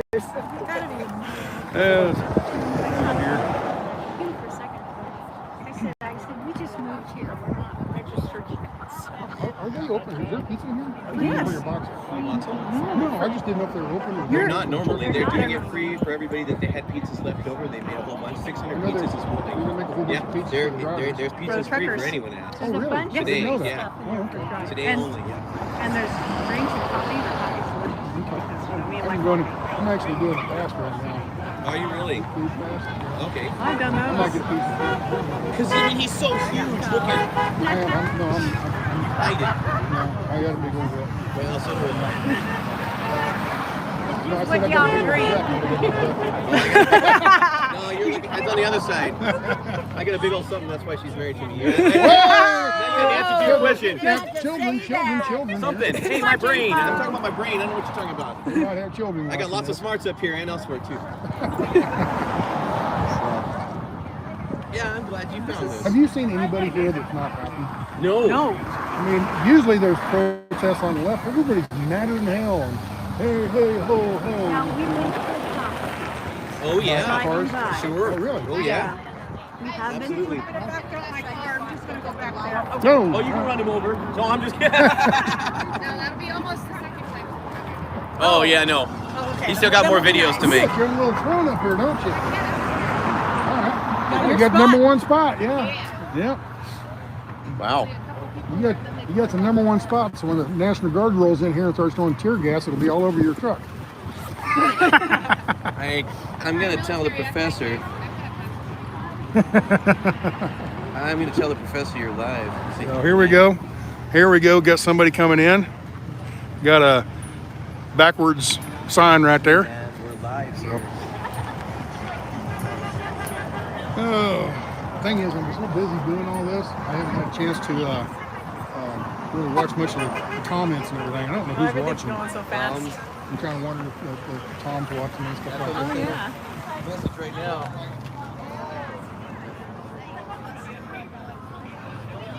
He's probably sitting in his lair, right? Yeah. In undisclosed location. Undisclosed in the secret location. Bunker, the secret bunker. Yes. Yeah. He's kind of like Mark Levin or something. Or what was that other guy? George Norrie. George Norrie and the guy before him, Art Bell. in the Arizona or Nevada desert, in a secret bunker in the Nevada desert, in an Okay. undisclosed location. I'm I gonna didn't know the name, but I knew I'm gonna that. have to take some proof of this. I am so happy that you're here. Come here. Yeah, I was glad to see you. I'm so We glad were to in there see just you. talking about you. We said, why is he here? We're live streaming right there. This is a photo. Yeah. There you go. But now we got a picture of you. We pointing told to two the people, left. we said, hey, I don't know why this guy's not in here. This is perfect. And we walk out, and who do we run into? And it literally fits everything we just do. got here a little bit ago. I've been here for about 2.5 hours, I guess. Yeah, we've been inside. Oh, they're shutting?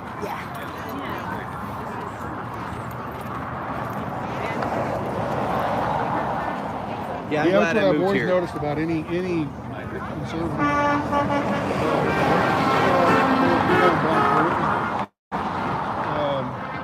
But this isn't about conservatives or liberals. This is about just the country. You know, the Constitution and everything that matters with it. What's the I cannot think right now. Yes. The group that got together and went to Washington, conservatives, and about 10 years ago. Why is Rachel yelling? Bush. Oh, because Rachel's watching. Rachel's watching. Hey, Yeah, Rach. hey, Rachel. Hi. How's Donnie? Donnie's having surgery today. How's Donnie doing? Are you nursing those? All right, hopefully hurry you're up, nursing Rachel. those wounds. Type it in real quick. We heard How's you're- Donnie doing? So we can watch. We heard you got kind of bruised up with the e-bike. Watching Rachel here. Oh, Canada flag. Hi. Okay. Oh, Glamper Jan. Oh, hey, Jan. I had no Glamper Jan. idea. Okay, I had Glam. no idea that this Okay. guy was going to invade my town. Rachel. Rachel's finally. Oh, finally we noticed that she's probably been commenting her ass off. Well, we heard you say, blowing our yeah, she just phones blew up. up Debbie's phone, so I haven't gotten, oh, I did, yeah. I probably have some too. Yeah, There's because Geraldo. she's in our. Thank you, Geraldo, for the $2. Appreciate it. So, Keep going, guys. Good flags. That's a good flag. I like it. Hold it proud. Rachel, Stan, yes, Stan, you finally noticed me. I'm not noticing anybody really. I've been talking to everybody. And I don't have the time to scroll through all the you know. Yeah. And when I'm gonna walk over here and I scroll through them while I'm walking, but then I fall down. But then you get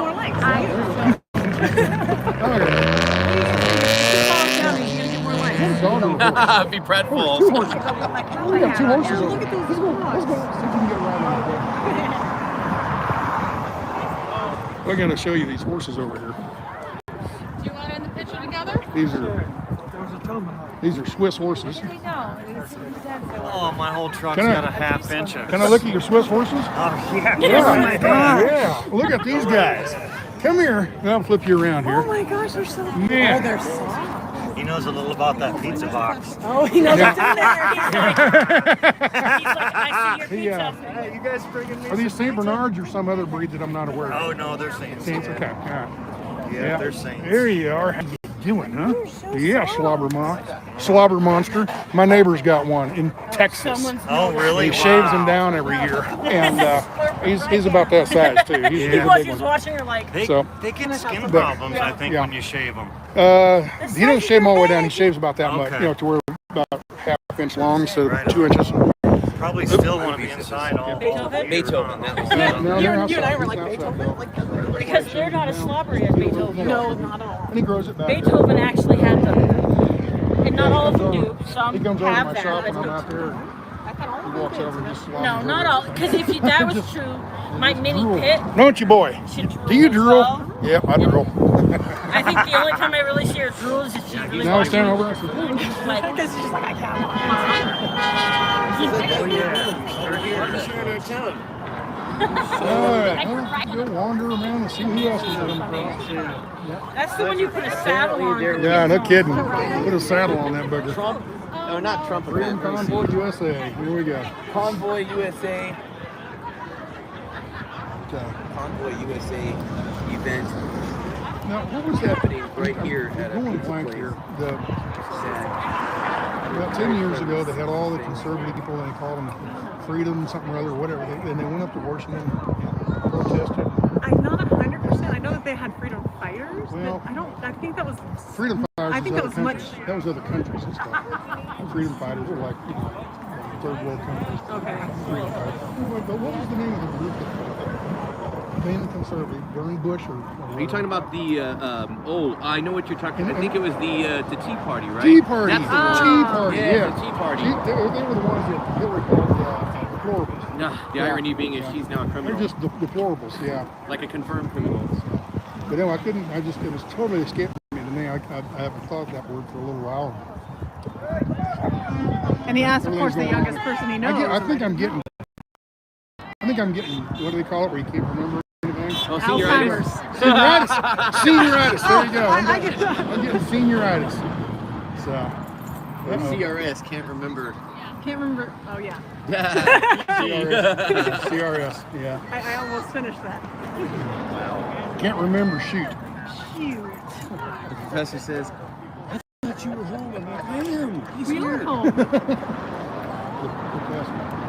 That's what I call him. Is he on here? I just sent him a message and told him to. He wasn't sure what I meant at first, and I was like, "No, he's here." Live streaming? No way. He don't know how to live stream. He doesn't do that. Convoy USA, we stand with you. All right. Very good. That was I kept told there's people on the other side. When we got here, there was maybe a few cars here, and then maybe about a couple hundred there. The police have been very nice. See, they're doing it the other end. 460 viewers. I'm kind of wondering how much longer I have on a battery though, and I can't tell. I'll tell you what, folks. If this dies, just anytime or later on, whatever. If this phone dies because the battery dies, I'm going to run back to the van, I'm going to plug it in and get a bit of a charge, and I'll be back online later on tonight when the trucks get here, or as soon as the battery gets charged up. So we'll live stream as long as I can on the battery, and I'll recharge it, and I'll live stream again until that battery. So, anyway. Gotta see those truckers too. Yeah, it snows. This is going to be oh man, look at that. Hey, it snowed when I got here. Yeah, flurries. I'm sitting here telling people that don't have a clue who I am. I'm sitting here saying, the truck is in the winter and I come out to Arizona to get away from the snow. Yeah. And it was snowing. Yeah. The irony of it all. Some lady from Michigan was out here. She goes, "Oh yeah, I'm here for the winter." I'm like, "You need to go a little further south, just a bit." This is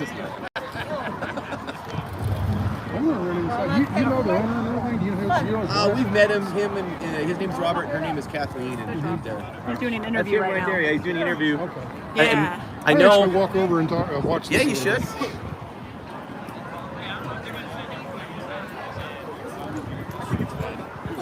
I told you, man.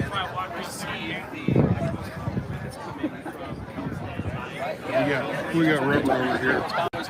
The guy with the hoodie, he's the owner. He's being interviewed by these people here. Tell me a little bit about your business and what you got going on here.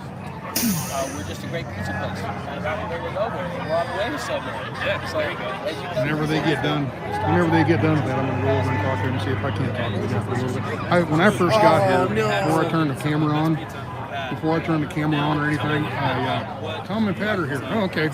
Glamper Jan said Tom and Pat are here too. So. Tom says he's a half. So Hobotech is buried under snow. He says half foot of snow. Yeah, that's about what I heard on the news. Yeah. This morning. I was watching the weather this morning. He's there. Yeah. He's going to be a Professor Sickle. Professor Sickle. Pull them kitties close. Yeah, I was watching the news last night. The weather channel. I was down in Laughlin. We got 70 channels. Yeah. Yeah, the signal's good out there. Well, I was getting stuff out of Vegas and all. Anyway, one of them on channel 8.5 or something is just nothing but weather. And it was out of Phoenix. It's a Phoenix repeater station. And I was watching how they were talking about, it's like this huge snowstorm, man. It wasn't that strong. It wasn't. It was nice to have. We were a little cold because our heat wasn't set up. It will be set up tonight, I think. But yeah, it wasn't as bad as like my in-laws live in Ashford, which is about an hour that way, and they're buried under even more snow than Flagstaff had about foot and a half of snow in downtown this morning. I'm gonna get a little more too. I prefer the dusting. But as of this morning, when I woke up, it really hadn't hit where Tom was. Yeah. Almost. Who's that? I don't know who you're talking about. So anyway, it really hadn't hit. I mean, from what I could tell, it hadn't hit very much. But was supposed to be hitting throughout the day today. So, so overall, he's going to get 6 or 8 inches probably. Time to get to work. Did you see the police car? It's 5 versus 5. Yeah. He's been driving back and forth, and like driving down the shoulder, trying to keep people off under the grass and stuff. Because next thing you know, somebody's out there going to come by and hit him or something. I had no idea this was going to happen. We drove into Kingman to take care of some things and get some supplies. And we drove by and they were honking. I said, "What's going on?" Yeah. No. Bring it back over here. Well, I appreciate you taking the time. Oh, heck yeah. That's what we do. Pizza's our love language. Yeah. They love it.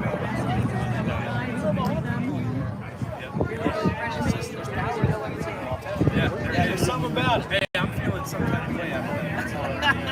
You're feeling free. Hey, I'm feeling free. I know Kingman's over there, but Golden Valley. I almost said Kingman. I was talking Kingman. Appreciate you guys. Get the word out.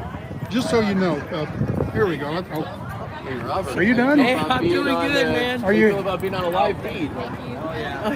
trying to get the owner? I know. I missed my. I had a big pit coming for a fire pit. That's all right. He's live right now. No, I'm live. Oh, you're live? I called him. I asked you if I could do the YouTube. Oh, of course, yeah. Robert? Anytime, yeah. Robert, Stan, nice to meet you. Pleasure. You know these people? We met him a couple of times. I know, you know. These are patriots. Yeah, we are. Yes, sir. You know a million people. That's us right there. Yeah, that's us. We're live worldwide right now. All right. Yeah, make sure you guys have your beers good. Make sure everything's good. You want to do a little quick plug about your business here? Oh, it's great pizza. Yeah. I mean, pizza. I don't know what to say. What's the name of it It's here? Great American Pizza. Great American Pizza and Subs. Yeah. And we're in Golden Valley, 60. Beef barbecue too. Yeah, we bought a smoker, so we're kind of dabbling a little, and like the we're going to be smoker of doing. smokers, so It's that the thing's smoker massive. of smokers. It's a 1,000-gallon smoker, and we want to bring good food to the valley. It's just we live here. There's not a lot here, and so the folks here really appreciate the service, the good food. This is my community, man. When they hear something's going down, they're here. They're all here. Yeah. This is my normal crowd. We had no Thursday, idea. Friday, Saturday night. We were shocked. We were driving home. Yeah, exactly. So we graded the back there, the 5 acres. We got 13 acres over here. We're going to park as many as we can and feed as many as we can. Any idea when they're supposed to arrive? Have you heard About anything? an hour away, they said. We just talked to the coordinator, said they're just past Needles. Oh, good. So you figure great. it's going to be about an hour. Right as it gets really cold, they ought to Yeah. all show up, right? So warm up with some pizza. Yeah, about time the sun goes down. And, it's just a great thing to do. An honor that they would ask me to do it. And, we love the fight anyway. Somebody asked you? Well, they asked, they said, can you guys feed a bunch of people? I said, that's what we do.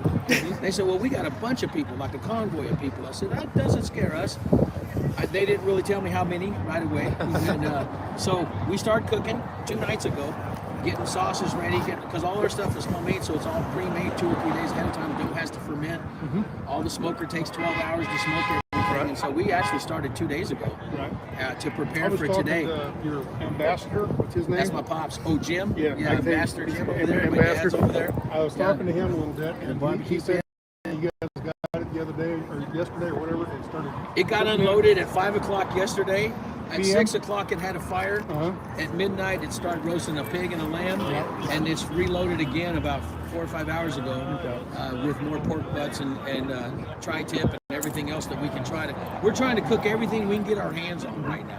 Now I noticed when I first got here, your employee, the girl at the counter, said, "Let me walk you out and show you who you are." Yeah. And I got out there, and you guys are unloading these U-Haul trucks or trailers and stuff, all this Right, food. right. What That's is all it? donations. Donated from people around and the those area? are some churches in Las Vegas. Very generous people. There's a I can't remember the name of the gentleman that showed up in this truck right over here. I'm sorry. They just unloaded like a semi-loaded truck or a food on my on pallets over here. And that's all for the truckers to come through, load themselves up. They got everything from batteries to coffee to cereal to dog food to cat food. I don't know about driving around with a cat in my truck, but I mean, hey. We know somebody who drives around with a cat in his van. Hey. Say, hey, Odin. Hey, yeah, so you got to get Alrighty, his all right. dog. That's all good. No. We got another YouTuber we know that has a cat that rides with him. I can't his name's imagine how Odie. fun that would be. Oh man, Cat's happy. Yeah, he likes it. We love it. So it's really about getting the people together. It's about the country. This isn't a protest about truckers. This is a protest about our. It's about our borders. The truckers are just carrying It's the about flag. our gas fuel being double priced. It's about our food being double priced. You're here. They think we're so stupid. They kill the pipeline and then they think, well, they won't notice. We were energy independent just over a year ago. Okay. It's amazing. I was talking to somebody. What has happened in 1 year? Yeah, in 1 year. It's just amazing. 1 year. You let them in control for 1 year. And it's a disaster. You know, they've been a disaster for years. And no one has been paying attention to it. I'm really surprised. Me too. I know we got out of that. I'm like, "Phew, okay, maybe we Well, how did 100 million people know to vote for Trump with all the fake news and all the crap that goes on and all the lies and twisted stuff? People know. There's a third of the country wide awake. There's 2/3 of the country that are kind of like one you'll never get. The other third is the middle. They got to wake up and understand you guys are about to lose your inalienable rights. You know, you read down that and you see what you're born with. Okay, we don't need their permission to make a living. They need our permission. They need our permission.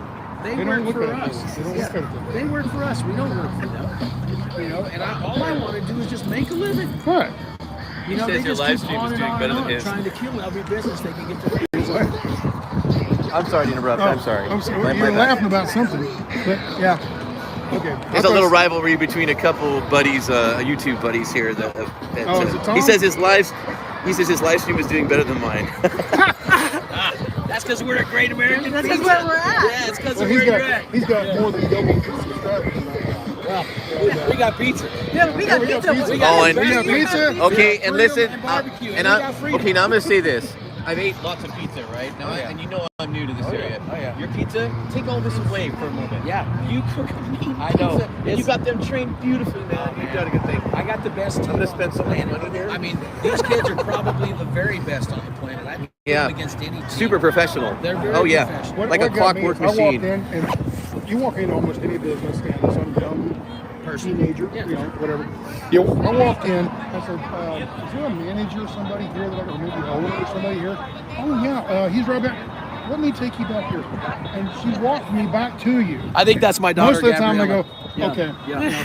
And most of them are just like, "Yeah, over on aisle 3," and they walk away. Well, you know, these kids understand freedom. They watched us go through this fight, and I told them, you're living it right now. You're living history right now. You won't know it for 20 years, but when you look back at this, you'll be proud that you were standing right here this day. There are things Because happening you're I the never younger thought would generation. happen. You guys are the Yeah. ones that are going to take my position. You're going to take my spot. I'll be older, and sooner or later, right? So we got to train these folks. We got to help the young people understand the Constitution. And here, if you know the preamble to the Constitution. If you don't know it, you don't. Well, this is interesting. Well, if you can come in here and recite the preamble, you can put an apron on and I'll teach you how to make a pizza. Okay? Now that's the greatest challenge for a young person ever. You had to say that in front of my wife. You know, Yeah, she's one yeah. of those people that's going to come back and do And that. I got now, right? about 8 kids that have already done it, right? There we go. Or maybe more. Yeah, maybe more. What's that? I am. This is my daughter right here. That's who's brought you out to me. Yeah. They wanted to do an interview about the business. And this is Wiley, another number one. These two right here are absolutely the best pizza chefs on the planet. Oh yeah. And his brother Tristan. So do you throw the pizzas up in the air? They do. Oh really? Okay. Not anymore. I make the rest of them do it. Yeah, they all do it now. I think they're in the container. Nana and Papa unloaded a bunch out there. Okay, I moved some of the bags. You can tiptoe over. You sound like you need to get back to work. I gotta whatever, go. So thank you All very much. right, man. Appreciate it. It's You a bet. pleasure. Nice to Yeah. meet you. Yeah, Everybody, we will see you again. Yep, absolutely. Yeah, thanks, Robert. Do you have somebody, not you, but like her or somebody else that can give me a tour, like the ovens or something, or anything like that? Yeah, I can do that. Oh, okay. I mean, just give me a few And you minutes. said you're the guy that make sure there's food in them. Yeah. Don't show them empty. I was looking for you. I told him earlier. that badass truck just I needs saw to you be on here. all over the place. Yeah, you were on your I phone and just went stuff. off with him and I told him what we just found out about how many. I said, don't let the cars go back to No, we got to keep those room. out. We'll have to keep them out there.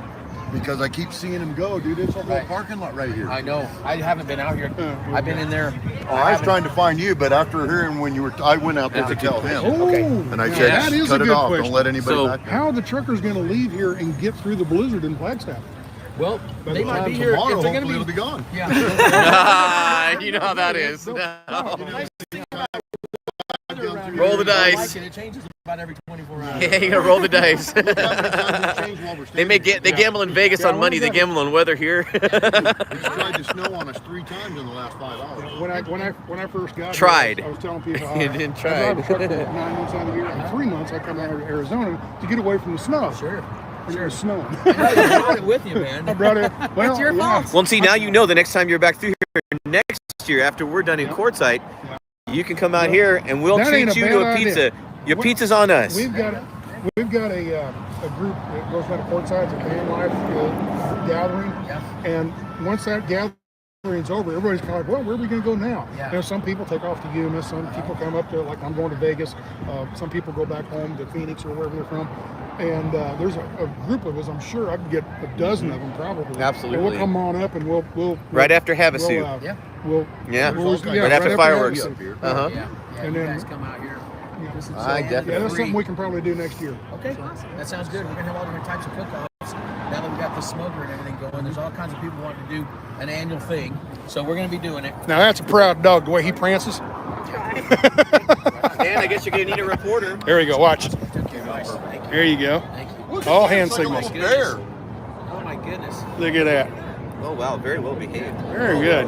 Real service dog. Indeed, sir. Indeed. It looks like a little bear. Get him! That's a tack dog there. Ankle biter. And I'm driving on the road. I know you're close. No, before when he was walking out here, that dog, he was just prancing Right, the way he was strutting. talking. He was strutting his stuff. Right. Yeah. Oh yeah, but still got a little out of hand. Yeah, it is. Yeah, it really truly is. Thank you. Oh, Thank you. kidding For me? all of it, I'm saying. Yeah, amen. Yeah. Hey, you know what? We can wear a mask here. That's another thing. What's that? We wear aprons. We're in America. They go just like masks, right? No face type. For working Aprons, people. don't they cover up another part Yeah, of their yeah, body? we look like a mask, right? You just can't make it up how ignorant they are. Yeah. You know, and how is it that those people become the people who can in charge? You know, they can't hold a real job, okay, or they can't run a real business. If they did, they would understand that what they do to people is unbelievable. So instead There's they're one of our opposites. buddies up there in the plane flying around. you He's Airplane. taken a few movies. Yeah, that's one That of my is friends really up there. Is he the one that was filming down Yeah. on the 40 or down? Yeah, that's him. That's him. Is he gonna does That'd he be post some them? awesome video Yeah, right it's gonna be there. some awesome. Some They other said guy it's- has a drone around here too. They said it's 6. I've got a drone. I've got a drone on top of the van. Man, Now think about a 6-mile line coming. Yeah. Where's the closest airport? Kingman. Yeah. How far? That way. I mean, 30 minutes. I'm talking any little airstrip. 30 minutes. Oh, well, Any little- there's a there's a little little one one over that's here not against the too mountains. On the ranch. 5 miles? Yeah, maybe. Yeah. Okay. You're not allowed to fly a drone within 5 miles. For safety reasons. Somebody said shit. I can, before the sun goes down, I can run back here, let this thing charge back up. I can shut the live feed down, let my phone charge back up. So he wants to get the convoy get when the they come drone in. Okay. And take a video. Yeah, you better for get you. it charged up because they'll be here pretty quick. So, There you go. let me, where are you guys going to be? We're gonna stay around. Where else am I gonna be? Okay. How close are they? About an hour, they said. Okay. So I'm going to go do that. You just heard the plans. So I'm going to run back to the van, shut the live stream off, charge the phone back up. So last thing I want to do is the first truck pulls in and the battery dies on this thing. So I'm going to go back and charge the phone up, throw the drone up real quick, take a video for the guy, and then,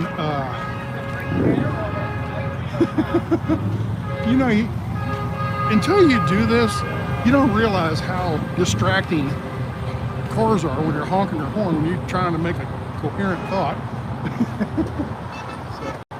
But anyway, why are you smiling so much? Do what? What's not right? Exactly. That's what I always kind of wondered about this kind of a gathering. This is live YouTube, you mind? Sure. Okay. I always wondered about this was live. I mean, this kind of a gathering. Okay, whether it goes back to the Tea Party or whatever. Everybody was in a good and happy mood. Whenever it's the far left, they're pissed off and cussing and everything. And everybody here is just as nice and happy as can be. Except that one, there was one crazy guy. There's that one crazy guy, but we don't talk about him. So, all right, I'm going to shut the camera off, and I will be back in probably about an hour. Okay. So with that, ciao.